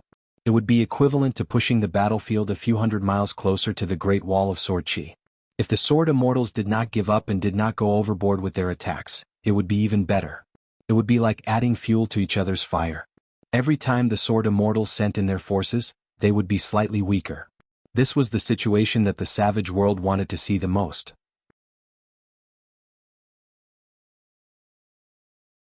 That was because the Sword Immortals at the Great Wall of Sword Chi were qualified to add fuel to the fire. In the opening battle, the savage world had purposely made it so that it did not hurt, but in the second battle, the Great Wall of Sword Chi would be severely wounded. A group of Sword Immortals would be killed. But Li Tumi's suicide attempt had already infuriated the former mistress of the Yeluo. Yang Ji communicated mentally with the other 4 peak great monsters hidden in the other 4 mountains, telling them not to panic. In particular, Yang Ji was adamant that the old man in the middle of the mountain was not allowed to act on his own. What surprised her even more was that left and right had failed to save Li Tumi and even made an unimaginable attack. After Li Tumi had resolutely destroyed his golden core nascent soul, all of his soul, and 2 sword orbs, Yang Ji's immortal armament robe had actually suppressed his momentum. If everything went as expected, he would only have destroyed half of the protective array and would not have much of an effect on the mountain's foundation. But left and right had thrust out his sword, using his vigorous sword intent to tear apart the mountain covered by the black dragon robe and slash at Li Tumi. Li Tumi, whose sword light had been half restrained by the black dragon robe, laughed noiselessly as he departed the mortal world. After this strike, Li Tumi's body and Dao vanished. His 2 life-bound flying swords exploded with a thunderous boom. An immortal sword cultivator did not even leave a trace of his soul behind, causing the entire mountain peak to be blown apart. Not only that, the 100-some monster talisman cultivators near the mountain peak, whose lives were directly tied to the protective array, all of them under the nascent soul stage were killed. A slight change in one part would affect the entire situation, causing the slowly stabilizing foundation of the mountain to tremble. After left and right had thrust out that sword that was bound to provoke endless criticism in the world, she did not stop while she was ahead. Instead, her body swelled with sword chi and she landed on the much shorter peak of the middle mountain. She gripped her sword with both hands and nailed it into the mountain peak. How big could a mountain be? Could it really withstand the sword chi of left and right? The great monster Yang Ji was furious, but she was also decisive. She gave up the immortal weapon robe in order to stabilize the fate of the mountain. Not only that, but she also ordered the peak great monster, who also had a throne and was half her Taoist companion, not to make a move. It was too difficult to kill left and right, so she could deal with left and right personally. The rest of the 4 mountains had to kill a few great sword immortals like Li Tumi. Otherwise, the second stage of the plan would become a huge joke. She revealed her true form and her huge body instantly climbed to the top of the mountain. Yang Ji did not care whether or not she would kill innocent talisman cultivators along the way. Other than this middle mountain, which had caused a huge commotion, the other 4 mountains were relatively stable, but that was only relative. Hidden Official, who had been playing with her braids, was in high spirits when she saw this scene. She turned her head and looked at Qin Qingdo from afar. The old man said, "Go play by yourself." Hidden Official bent her knees slightly, and a violent tremor came from the top of the city. Hidden Official, who looked like a little girl, left the city. She directly smashed through a mountain. The extremely slender and short little girl, after landing, patted some dust off her head, and then began to run back and forth on the ground. She used her head to chisel through the entire mountain. Every time the little girl broke through the mountain, she would be covered in dust and grime, but she would wander around casually, looking very happy. The 2 close friends from the snowy peak continent, who did not look like sword immortals at all, looked more like fishermen and woodcutters. Sword immortals Zhang Liao and Li Ding looked at each other and smiled. If it was an ordinary step-by-step battle, it would be fine. The 2 of them would live as long as possible and kill more beasts. They would not feel guilty or uneasy. But since the other party happened to come up with such a method, how could they let a bunch of beasts who did not have many books in the whole world win the momentum and monopolize the limelight? No. Therefore there was no need for words. The 2 sword immortals, both sides almost at the same time, left the great wall of sword chi on their swords. Like 2 rapidly falling meteors, they chose a mountain. One landed at the foot of the mountain, the other halfway up the mountain. The fishermen of the world liked to row boats, and Zhang Liao, who had an innate affinity for water, was no exception. But this was the last time in his life to go sightseeing, so he did not have to deliberately pretend to be cultured. Sword Immortal Zhang Liao directly stepped into the vassal river of the Yeluo and said with a smile, "Snowy Peak Continent Sword Immortal Zhang Liao." And after slowly ascending the mountain, Li Ding, who was walking back to back with Zhang Liao, released sword light from his 7 orifices and bones and smiled knowingly. "What a coincidence, I am also a Snowy Peak Continent Sword Immortal."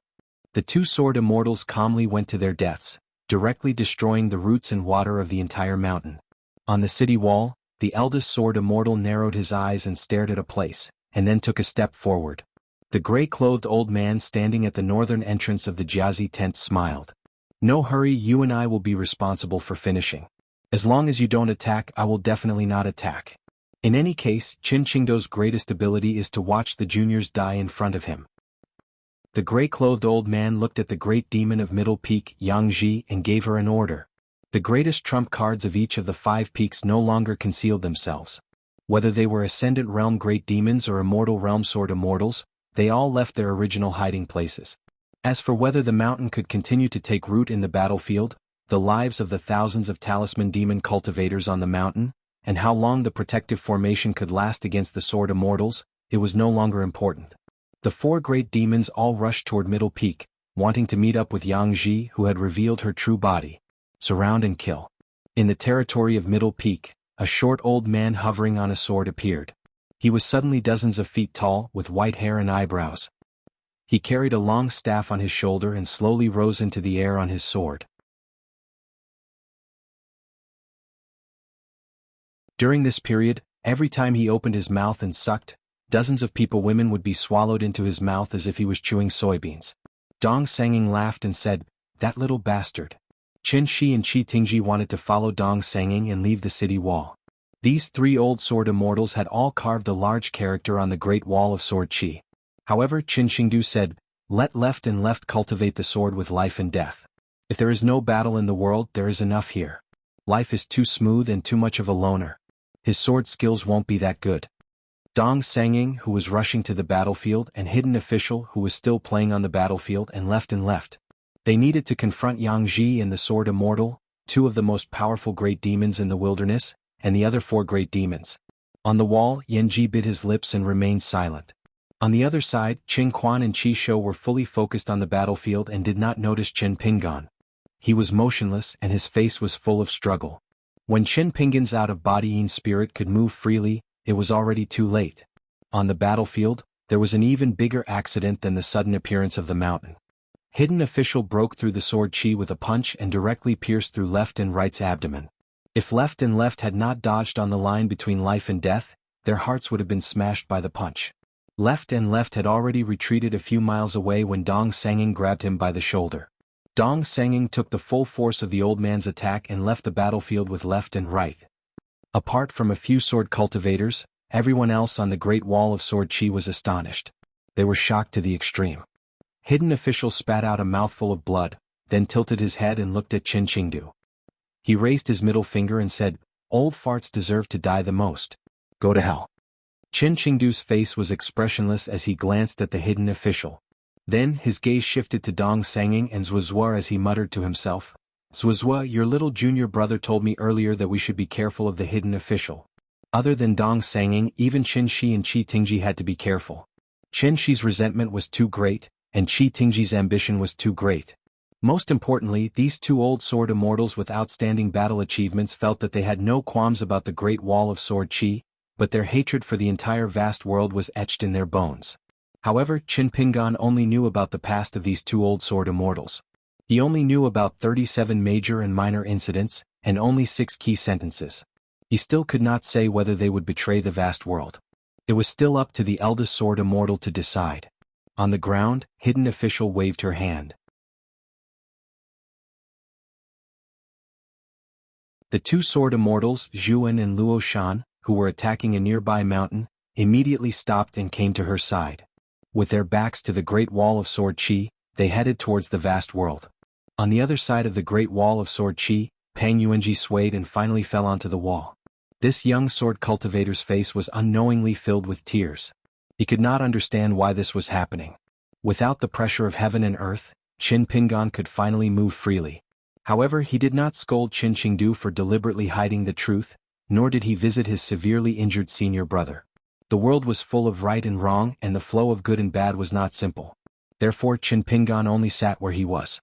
He opened his folding fan and covered most of his face, only revealing a pair of eyes. He stared at the battlefield in the south and said slowly, "There's still a fight."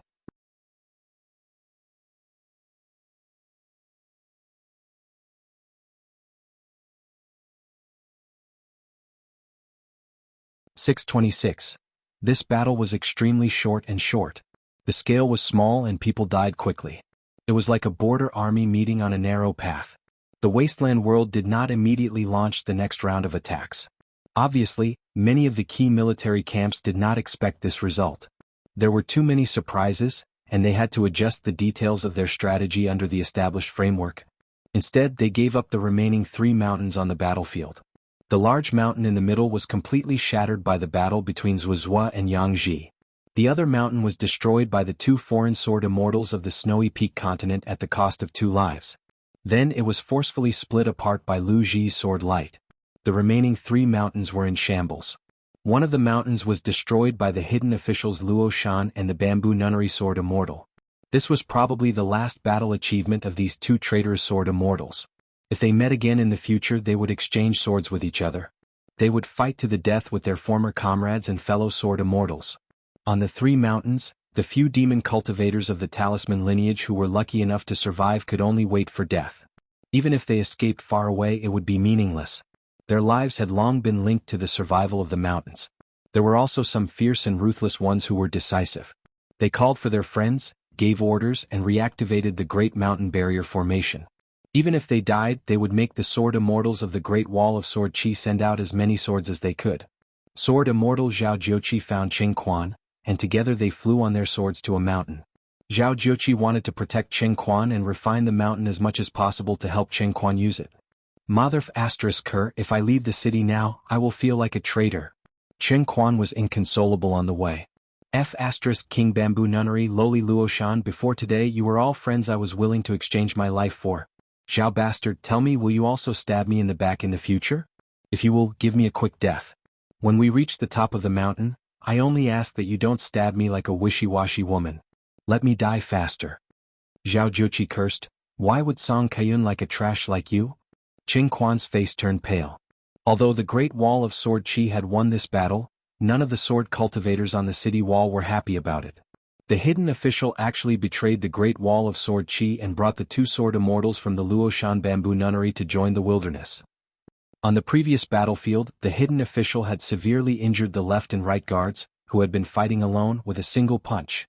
Apart from those sword immortals whose sword hearts were sufficiently clear, almost all sword cultivators, especially the young ones, were shrouded in a haze that could not be dispelled. Qin Pingan fastened the folding fan to his waist and steered the talisman boat towards the thatched cottage. Wind Snow Temple's sword immortal Wei Jin temporarily stayed in a small thatched cottage. He sat on his left and right by the bed. His abdomen, which had been pierced by a punch, was filled with sword qi. The sword qi could not produce flesh and bones because this was simply the second round of the dangerous battle. Senior brother needed to use the sword qi to resist the aftereffects of the hidden official's punch. Otherwise, for a sword cultivator of the upper 5 realms who had tempered his body, no matter how serious his injuries were, it would not make Dong Sanging feel shocked and feel that something was wrong. Dong Sanging, who was guarding the door, said angrily, Qin Qingdu, what the hell is going on? Is the hidden official possessed? Qin Qingdu, who was standing on the wall in the distance, said without turning his head, You are not blind. What your eyes see is the truth. Dong Sanging flew into a rage because this old sword immortal had always had a good impression of the hidden official. He felt that the hidden official was a rare kindred spirit. The old sword immortal's most valued grandson, Dong Guanpu, who was once regarded as the next candidate to become the sword immortal of the engraving sword, was very close to the hidden official in the early years. Dong Sanging had already seen the young man who floated to the ground and put away the talisman boat. He was still angry and continued to shout at Qin Qingdu, Then you should have killed him just now. Qin Qingdu sneered. Dong Guanpu's defection to the wilderness was exposed. The entire Great Wall of Sword Qi knew about it. Did I know? Did I kill him before you guys made a big deal out of it? Qin Pingan pretended not to hear anything. Back then, when the sword immortals gathered on the city wall, the eldest sword immortal personally killed Dong Guanpu. Qin Pingan saw it with his own eyes. It was just that at that time Qin Pingan's thinking was still very shallow. He did not really understand the Great Wall of Sword Qi. And what puzzled Qin Pingan the most was that Ning Yao said that Dong Guanpu was a good person. As a sword immortal and a descendant of the Dong clan, it was true that he betrayed the Great Wall of Sword Qi. He was a good person, but it was also true. How should he settle this score? Perhaps to this eldest sword immortal, guarding the Great Wall of Sword Qi was really just guarding the Great Wall of Sword Qi. Dong Sanging suppressed the anger in his heart and told Qin Pingan that his senior brother would not die. Then the Dong clan's patriarch left the place. Qin Pingan did not enter the thatched cottage. Instead, he gently closed the door. After witnessing such a magnificent and tragic battle where sword immortals and demons could die, one would feel even more insignificant. After witnessing the choices made by his eldest sword immortal, Qin Pingan felt that if he were to walk through the mind-examining game at Calligraphy Lake again, he would be able to do whatever he wanted even if he was at the same cultivation level as before. Qin Pingan did not stay at the thatched cottage for long. He went to where Ning Yao and the rest were. Ning Yao looked at Yan Ji and then shook her head at Qin Pingan. Qin Pingan nodded, indicating that he understood. Yan Ji's eyes were red. He clenched his fists and placed them on his knees. The family's head consecrator, the immortal realm sword immortal, Li Tumi, was dead. This old man was the person that Yan Qinian hated the most when he was young. This was because Li Tumi, who looked down on Yan Qinian the most, had personally said many terrible things about Yan Qinian when he was young. Li Tumi, who looked down on Yan Qinian the most, had personally said these things.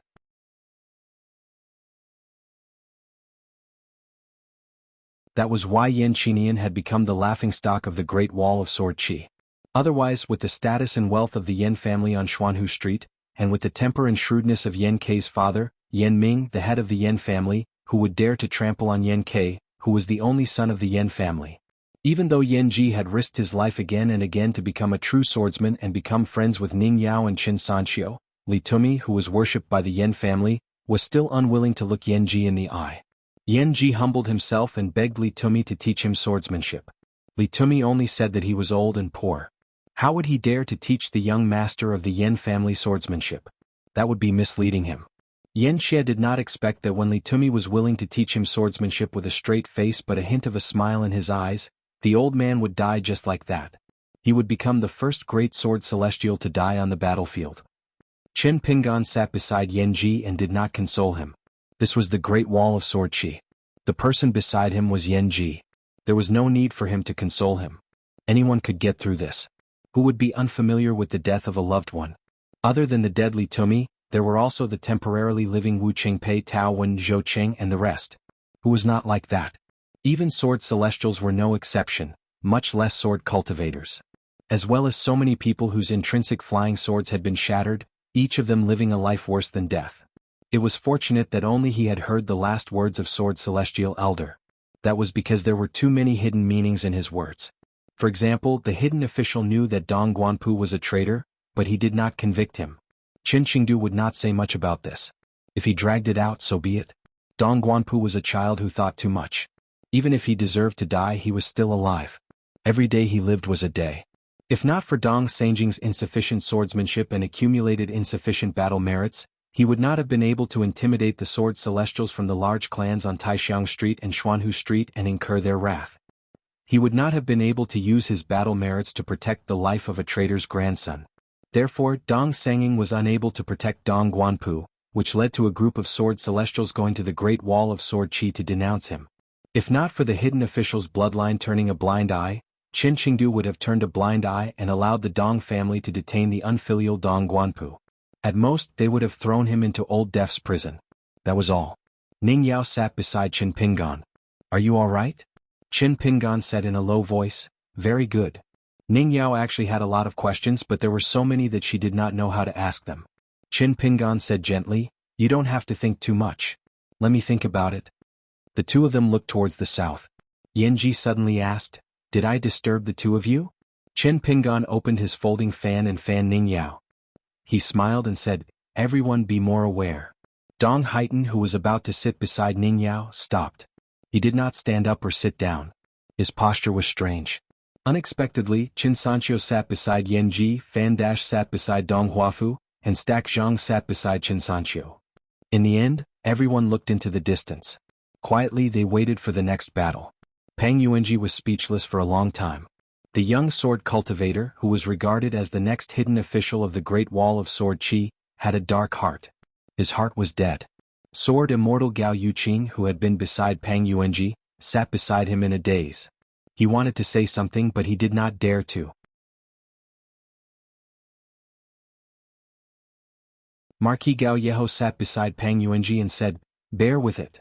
Pang Yuanji was in a daze. Marquis Gao Yeho was silent for a moment. Then he said, "If you really want to know the answer, don't be so depressed. Instead, strive to ask the hidden official yourself one day. Let her tell you the answer personally."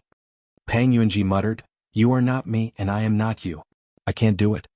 Marquis Gao Yeho sneered. "All right then. From today onwards, the hidden official's lineage will cease to exist." Unexpectedly, a young lady came quietly behind them. She crossed her arms and said, "I'll take over the lineage." It settled then. Pang Yuanji smiled sadly. He turned his head and asked, "Lu Duan, why didn't you leave the Great Wall of Sword Qi? Sword Immortal Guijia and that Qin Pingan both wanted you to leave." Guizhuzhou's eyes lit up. She shook her head and said, "No matter how much they respect and admire my father and master, that's what they think. As a sword cultivator, shouldn't we have our own way of living and dying?" Pang Yuanji smiled bitterly. Even if she understood the logic, what could she do? Marquis Gao Yeho gave her a thumbs up and laughed. "Lu Duan, well said." Guizhuzhou looked at Marquis Gao Yeho and said helplessly, "Why are you praising me? You should praise my master for teaching him well. This is called praising two at once. You don't know how to do it." Marquis Gao Yeho was speechless. Only Ning Yao and Dong Budi could gain the upper hand in dealing with Lu Duan. Gao Yuqing could not help but laugh through her tears. Guizhuzhou glanced at the young lady and said sympathetically, crying and laughing, "Your brain must be damaged. So you're just a little melon." Gao Yuqing pulled Marquis Gao Yeho's sleeves. Marquis Gao Yeho laughed angrily, "Now you know how to look for your brother?" Guizhuzhou shook her head. She followed her master and walked away. She muttered to herself, little melon, a young lady who can't grow up, a water that can't be spilled, so sad." Gao Yuqing's face flushed red. Marquis Gao Yeho also felt sad that he had such a sister who sided with outsiders. Pang Yuanji's smile was forced. He continued to look towards the south. Even further south, he hoped to see his master again. On the Great Wall of Sword Qi, all the sword cultivators who were familiar with the two sword immortals, Zhang Liao and Li Ding, were extremely sad. The two sword immortals who were the most carefree in their hometown, were publicly known to be aloof from worldly affairs. But in the end they died on the battlefield of Savage World. Simply put, there were many businessmen in Pure World. In truth, these sword cultivators, 32 of them had different cultivation realms. They were all considered to be different in Pure World. The two with the highest cultivation realms were Zhang Liao and Li Ding, both of them were unpolished Jade Realm sword immortals. Over at the Great Wall of Sword Qi, when they looked at the sword cultivators of Pure World who had the least number of people, they never looked at them differently. But deep in their hearts they were unhappy. There was no need to say much about the North Continent. It was the continent with the most sword cultivators in the vast world. It could not be compared. The South Swirl continent was the closest to the inverted suspended mountain and the Great Wall of Sword Qi. It had a few hundred sword cultivators. There was no need to compare. But other than that, the Fuyao continent, Luxia continent, Jinjia continent, these three continents had more sword cultivators than Pure World. There were only two continents with fewer sword cultivators than Pure World. The smallest continent in the vast world, Aquarius continent, had the Wind Snow Temple sword immortal Wei Jin, a young sword immortal who could compete with the native sword immortals in terms of talent and attainment. Then there was Qin Pingan, who was not a sword cultivator but was able to win the respect of sword cultivators. The last continent was the Tong Yi continent, which was famous for not liking to interact with other continents. The Aquarius continent had internal strife, while the Tong Yi continent had great demons causing trouble. Only the pure Jade continent was peaceful from beginning to end. On the contrary, the business of the cross-continent ferries to the inverted suspended mountain was flourishing. Now that Zhang Liao and Li Ding, the two sword immortals of their continent, had died in battle, logically speaking, this was something that was enough to make the sword cultivators of Pure World proud. But they did not feel proud at all. It only made the sword cultivators of Pure World even more depressed and unhappy. Somewhere on the city wall, there was a group of scholars dressed in scholarly robes. Among them, Qin Chunan had a serious expression. Qin Shi and his closest friends Lu Xianyang and Qin Jingxiu stood at the side. Qin Shi was extremely worried. He said softly, "If we defend, many people will die. If we don't defend, we will be letting down those who have already died. In front of us, there is the native sword immortal Li Tumi, Pure World's Zhang Liao and Li Ding. If I were that big brother sword immortal, my Dao heart would have already collapsed." Lu Xianyang squatted down as he chewed on a stalk of grass that he had plucked out of nowhere. He said vaguely, "Sword immortals and sword cultivators are all used to boss presiding over the Great Wall of Sword Qi. It has been too long. It's hard for anyone to imagine how this senior feels." Qin Jingxiu said in a low voice, "In the past 10,000 years including the current battle, there are a total of 96 battles. We have never lost." Lu Xianyang said, "The battlefield is on the land of the south. It is also in the hearts of the people of the north. That is why we have always won but also lost." Qin Chunan suddenly said, "We are the world's ruler. We cannot escape the blame. We have made a great mistake." This old man who was the ruler of the world was not speaking from his heart. He spoke directly. Other than Lu Xianyang, even Qin Shi, a disciple of the Qin clan, Qin Jingxiu, a scholarly gentleman, had a change in expression. Hidden official with Luo Shan and the bamboo nunnery sword immortal, swaggered to the commander's tent. The gray-robed elder stood outside the tent and said with a smile, "Don't worry about not having a fight on our side. As long as they are in the Ascendant Realm and did not contribute to the siege, you can choose them. If they are killed, continue to kill whoever dares to complain." The hidden official nodded and reached out to grab one of his ponytails. He shook it gently and grinned, "When we reach the vast world, give me half a continent of land and let me kill all the cultivators of the upper 5 realms.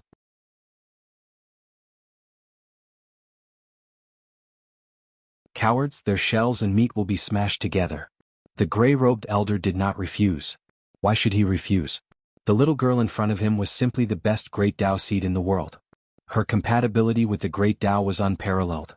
Staying by Qin Qingdo's side was torture for her all the time. The Great Wall of Sword Qi had never been her place of cultivation. It was a big cage that imprisoned her heart.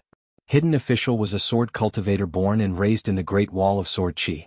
How could she not have a natal flying sword? However, in every battle she almost never used her flying sword. At most, she would use a long sword of the sword workshop to chop it off and then change to a fist. The gray-robed elder rarely regretted.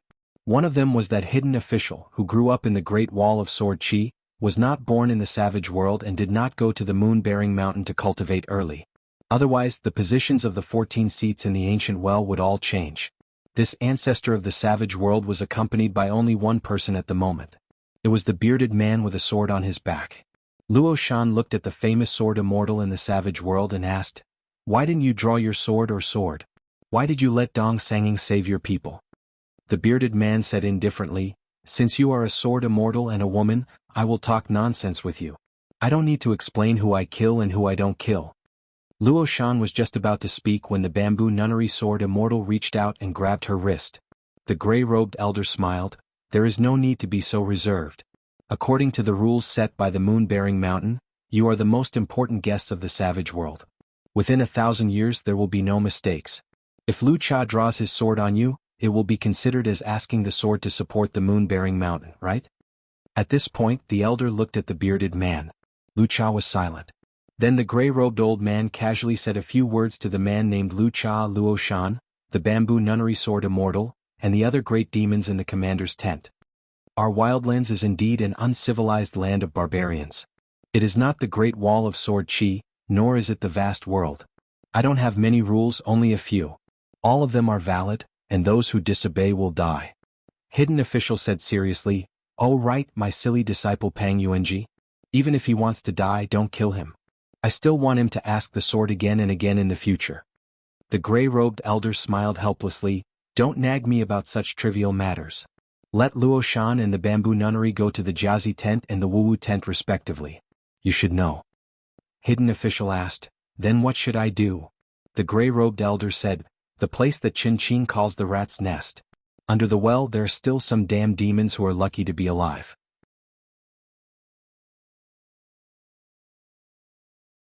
If you are bored you can go and kill them all. Maybe it will help you break through the realm earlier. Hidden official blinked. Are you afraid that Qin and I will work together? That I will break your robes? Going to the rat's nest and killing those Ascendant Realm demons who were struggling at death's door, while her realm was steadily improving, it was actually a kind of mysterious integration with the savage world. From then on, her life and death would be related to the whole world.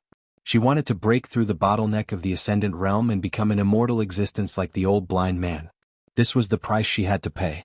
Heaven and earth were furnaces? Was cultivating the Tao to become a thief? Even the Ascendant Realm couldn't escape this kind of shackle. If she really wanted to break through this barrier, she had to do something magnificent. She had to use her own small world to refine a part of the big world. After refining all of it, she would be the Confucian sage, the Buddha, and the Tao ancestor. The gray-robed elder laughed heartily. Just tell me if you want to go or not. Hidden official smiled brightly, rose from the ground, turned into a rainbow, and went straight to the rat's nest. What kind of world could she refine in the Great Wall of Sword Qi? The Great Wall of Sword Qi? The Great Wall of Sword Qi was Qin, and Qin was the Great Wall of Sword Qi. But the savage world was different because the gray-robed elder hadn't really refined the whole world, so she still had a chance. Maybe in the future she could even wrestle with this demon clan ancestor. Lu Cha frowned and asked, do we have to give way to her like this? One sword principle, one knowledge, two of the biggest advantages, enough for you and Zhou. You two can't take all the good things. The gray-robed elder laughed. Qin Qingdu died again. When I reach the vast world, the sage of rights should come out of the mountain. I want to see if the scholars of the vast world say that in every troubled world, there will be heroes to save the world. Lu Cha asked, what about Bai Zhe? The gray-robed elder sneered. He's almost the same as the old blind man. He's so disappointed that he won't help either side. Lu Cha suddenly said, when the darkness is gone, the light can be seen. The gray-robed elder laughed and asked, then have you ever thought about which world is the most suitable for this sentence? If you only talk about purity, which world has the purest mind? The gray-robed elder stretched out two hands. In the vast world, people's hearts are going down. But we are going up.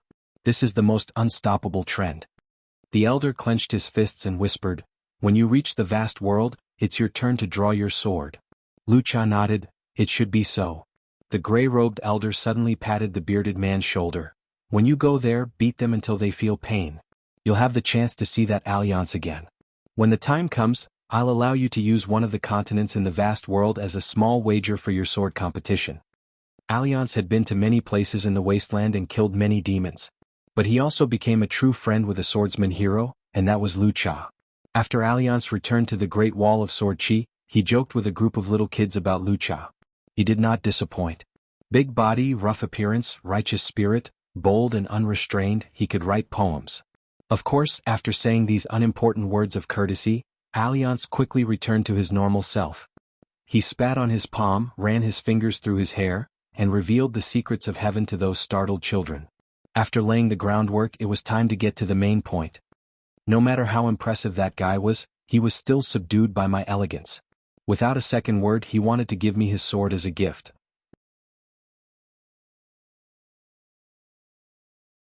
When I refused, he wanted to use his sword as a brush to write a poem. Who am I? I'm a proper scholar. Lu Cha, aren't you just asking to be humiliated? Seeing that I didn't nod and agree, that guy couldn't stop writing. A stream of ancient time water flowed into my palm. Dense chi for 1,000 miles, wearing down my ancient sword. Don't be petty. What? You guys haven't heard of a single line? It doesn't matter, it's just average anyway. If you can't remember, then so be it. But in the future, if any of you meet that Lu Cha on the battlefield, don't be afraid. If you can't beat him, immediately tell him that you are Alliance's friends. But that self-proclaimed scholar Alliance was even more of a hoodlum. Unknowingly, he had stayed in the Great Wall of Sword Qi for more than 100 years. He never wore a green robe and had a jade pendant hanging around his waist. He never looked like a real scholar. When he left, the swordsman didn't even have a sword. He just wore a bamboo hat and a saber. No one knew that when Qin was sending him off, he said solemnly, since you're leaving, don't ever come back again. How could an outsider like you stay in the Great Wall of Sword Qi for so long? Even if you don't leave, I will chase you away. That man only rubbed the shoulders of the sword immortal elder while smiling mischievously. If there's any good wine, help me keep it. Whether I drink or not depends on my mood. But whether I keep it or not is the law of the martial world. But in the end, the man straightened his bamboo hat. Before leaving the thatched cottage, he turned his back to the old man and said, "If the great wall of sword chi had turned around, I wouldn't have come. No matter how good the wine is, who can I, Alliance, find to drink it?"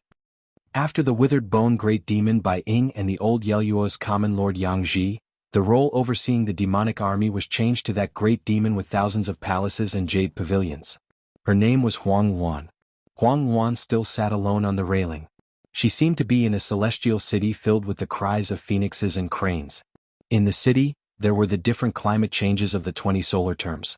Some immortal residences were filled with the cries of autumn's cicadas. Some courtyards were filled with willow leaves that resembled little eyebrows. There were also Taoist temples where jade was planted incessantly and snow covered the ground. There were also many graceful talisman beauties, either sticking yellow flowers in front of mirrors or fanning fireflies. And in the residence where Huang Wan sat on the railing, there was the Rui stream that Huang Wan loved the most. The clear water flowed through it, and there was the white-haired old fisherman manifested by the talisman paper, as well as the beautiful maidens of silk washing and lotus gathering, who did the same thing year after year.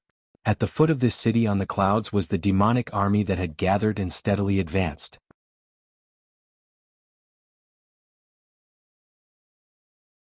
They were all cultivators and their cultivation levels were not too low. They numbered more than 50,000, and even the weakest was a grotto realm cultivator. Moreover, they had spirit artifacts and magical treasures. Thus, there was no need for them to break through the 3 sword formations of the Great Wall of Sword Chi, much less attack the city like ants. On the other side of the Great Wall of Sword Chi, there was a flood of flying swords that poured down toward the south. This time, there would also be a great river in the wasteland, formed from countless spirit artifacts and magical treasures. The light of treasures would soar into the heavens and surge toward the northern walls. You have the river of Sword Chi and I have the great river of treasures. It would be a head-on collision between the 2 rivers. Since they had already decided to use half of the world's power to attack this lone great wall of Sword Chi, how could they not have a battle formation to show for it? They would exchange their spirit artifacts and magical treasures with their natal flying swords to see who would feel more heartache. There were no schemes or intricate arrangements. It was just a competition of resources. If that old woman Yang Ji was slightly more capable and not so useless, and could rely on the 5 mountains to stabilize their footing, the losses on the Great Wall of Sword Chi would be greater. Who would have thought that Li Tumi's and Zhuozhuo's attacks would mess up all the arrangements? Not only were they unable to kill more immortal sword cultivators, they almost lost everything. It also caused Huang Wan's own siege battle to be greatly affected. Otherwise, the closer the battlefield was to the city, the faster the casualties on their side would be. However, the damage to the natal flying swords of the Great Wall of Sword Chi would also be greater. 5 upper 5 realms mountain monarch deities and thousands of talisman cultivators sacrificed their lives to refine the mountains. Then, Chongguang moved the mountains and suddenly threw them onto the battlefield. The military tent remembered all the accounts clearly. If not for the hidden official's betrayal, which could be considered a great help, Yang Ji would be in big trouble.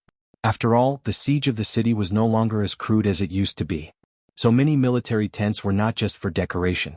Even if the cultivators in the military tents did not have high cultivation realms and there were even many young children, in the eyes of the Grand Ancestor and Toyua Mountain, as long as any military order was out of the military tents, even Huang Wan, Yang Ji, and Bai Ying would have to think twice.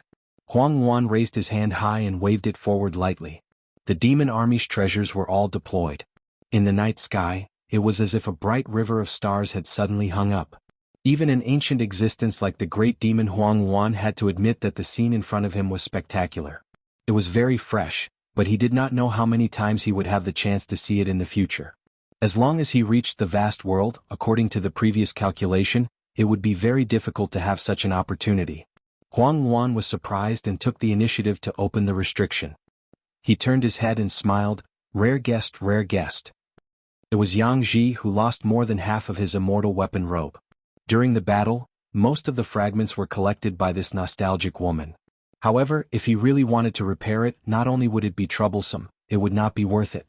It would be better to just go to the vast world and snatch a few pieces by force. Today Yang Ji, who was wearing plain clothes and wearing a wooden hairpin, sat by the railing with a gloomy expression. Huang Wan smiled. "Why, do you want to snatch the credit from me?" Yang Ji said, "I'm just helping you to earn some credit." Although the great ancestor did not say anything harsh, he was obviously not too happy. After this battle, it can be considered as a gesture to the great ancestor.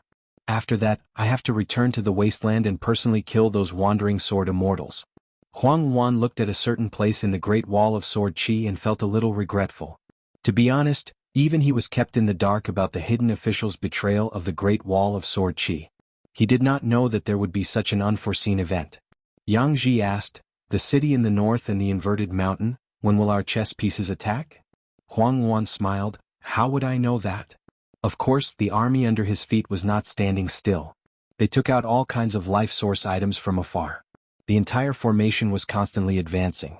The torrent of sword Qi collided with the river of treasures. It was incomparably dazzling, like thousands of sparks from an ancient god's sword.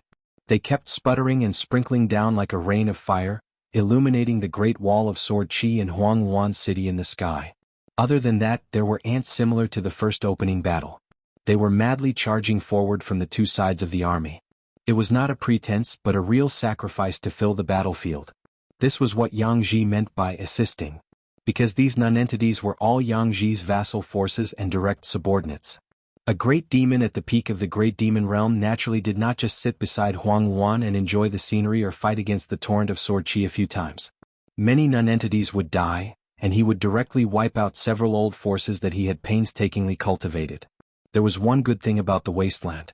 Under the fist they would submit to fate. If they were unwilling to die, they would die first. Furthermore, it wasn't like they were just throwing their lives away.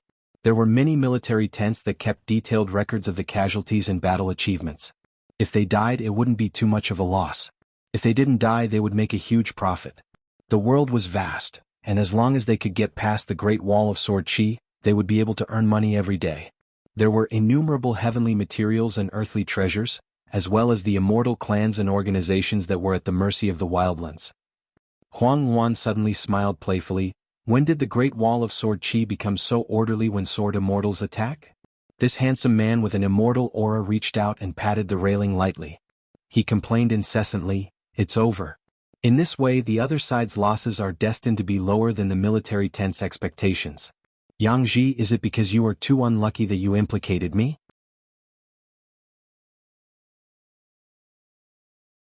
Look, Yu Qing, Mi Hu, and many other sword immortals who were rumored to not be on good terms with each other are so particular about formations when they use their swords. Those unruly sword immortals can fight in a small area and work together seamlessly. It's very normal. But tonight's scene can allow almost all sword immortals to superimpose their natural mystiques to the maximum. Isn't it both impressive and vexing? Yang Ji's face was gloomy. He sneered, knowing that they will die, they are still stubbornly resisting.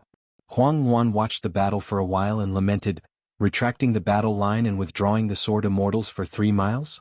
Is this still the Great Wall of Sword Qi that I heard of? Yang Ji asked curiously, since it's troublesome, why are you still watching? Huang Wan smiled, let those young fellows in the military tent train more. It was originally a demonstration for later generations to watch. Besides, I don't think that we will lose too badly on this battlefield. If we want to be in a stalemate with the vast world in the future, we can't just rely on the few of us. Yang Ji turned his head and looked in a direction. Far away, there was an even larger battle formation that had yet to arrive at the battlefield. They were all native sword immortals of the desolate world. No matter how precious a sword immortal's life was, they could not just be raised and treated as decorations. To be able to ask the Great Wall of Sword Qi and use it as a whetstone to wash their swords and survive, only then could they be considered a true sword immortal. At the Great Wall of Sword Qi, an extremely strange small hill was temporarily put together. There were more than 10 people and about half of them were foreigners. They were gathered with the identity of the hidden official's newest sword immortal. This was also the first time in history that the hidden official's bloodline had recruited foreign sword immortals. As for the duties of the supervisor and scribe, they were still handed over to the old sword immortals and Confucian disciples of the hidden official's bloodline. However, the former's identity as the hidden official's bloodline had been lost. After gathering these people, Lu Ji quickly left, leaving behind 2 scrolls sent by the Taoist saints. Lu Ji spread out the 2 large scrolls on the horse path. On one of the scrolls, it was the scene of the sword immortals clashing with the treasure river. The other scroll was further south of the battlefield. It was the distribution of the demon race's front line in the desolate world. The picture was relatively blurry, but the further north it was, the clearer it was. It was as if there was a divide that was separated by time and place. Lu Ji only said that no one was responsible for killing the enemy for the time being. They were all part of the hidden official's bloodline. Other than that, this female great sword immortal with outstanding combat power did not say anything else. Most of the sword immortals looked at each other. Firstly, most of them did not know each other at all. Secondly, they were confused and did not know what to do. Miyu was the most awkward one because he was the only sword immortal in the upper 5 realms. They could not just stare at each other. Miyu, who had the highest cultivation level, said, "Everyone introduce yourselves first. I am Miyu Jade Unpolished Realm." A handsome youth in white smiled and said, "Lin Junbai Middle Plains Divine Continent, just reached the Dragon Gate Realm." People constantly spoke. Snow Mountain Continent's Deng Liang Nascent Soul Realm. Fuyao Continent's Song Gaoyuan Golden Core Realm. Drifting Dawn Continent's Chao Gun Dragon Gate Realm. Gold Armor Continent's Xian Ken Golden Core Realm. Other than that, at the Great Wall of Sword Qi there was Pang Yuanji Dong Budi Situ Weiran Gu Jianlong Wang Xinshui Guizhuzhou. And Qin Pingon.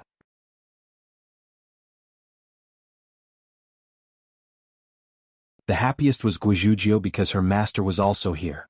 She squatted beside her master. The two of them were wearing sleeves. One look and one could tell that they were family. And the one who was the most worried was naturally Gu Jianlong. When her master announced his name and cultivation level, Guizhuzhou started clapping. Qin Pingon Lower 5 Realms. Qin Pingon turned to his disciple and smiled, "Steady." Guizhuzhou nodded vigorously. Lin Junbai said, "Even if this batch of demon beasts retreated, there will definitely be a large batch of sword immortals who want to challenge us. This is probably the reason why we are gathered here. Try to think of more possibilities for the other party in our countermeasures. The war is extremely tense. Other than sword immortal me, our cultivation levels are not high.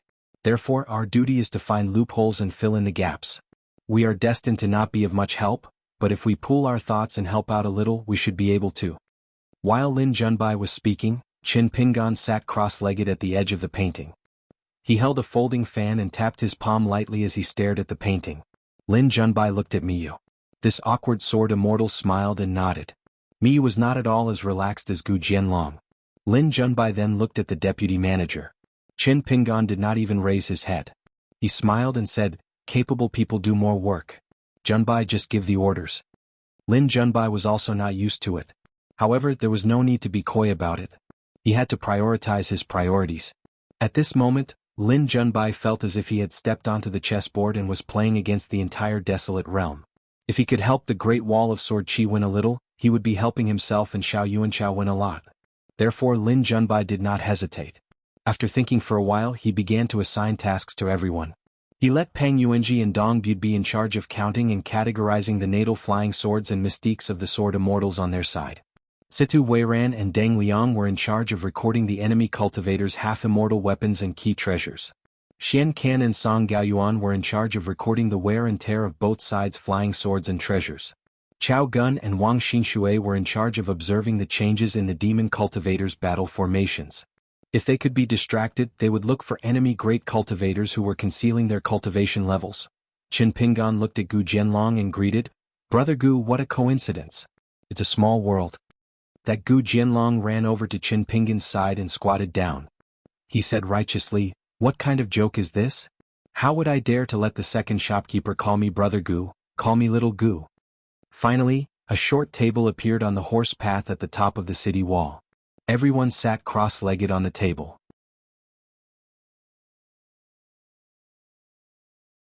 Miyu had to copy the documents that he had to compile and then hand them over to Guizhuzhou to distribute so that everyone could read and exchange information. As for important information, they were not far from each other anyway. They could speak directly. Only Qin Pingon did not have any substantial tasks. The reason was simple. After Lu Ji sent someone to deliver the table, ink and paper, she said something. From this moment onwards, Qin Pingon is the new hidden officer of the Great Wall of Sword Qi. Miyu was helpless. Pang Yuanji felt relieved. As long as it was not him, it did not matter to him who took over as the hidden officer. It would be best if it was the second manager. Lin Junbai's expression was complicated, but it disappeared in a flash. He became more certain of his guess. Now that there were many sword immortals changing their sword formations, it was this person's suggestion. Gu Jianlong went against his conscience and smiled. When Guizhuzhou clapped alone, it was as loud as thunder. As for the hidden officer who was the youngest in the history of the Great Wall of Sword Qi and had the lowest cultivation level, he stood up and received the ancient jade token that symbolized the hidden officer's identity. He shook his sleeves and sat down again. He hung the jade token at his waist, one on the left and one on the right of the blade-strengthening gourd. On the table, other than brush and ink, there were stacks of blank account books waiting to be written. There was also a closed jade bamboo folding fan. Chen Pingon interlocked his fingers and looked at the extremely familiar table layout. He smiled and felt good. It was as if he was overseeing a small world without using his intrinsic flying sword. What do you mean by a new hidden official? It was nothing more than changing from a bag shop that cheated both the old and the young to an even more skilled accountant. You're tuning in to the Sword Dance in the Vast Sky YouTube channel. Don't forget to subscribe and join us on this journey to catch the most captivating stories.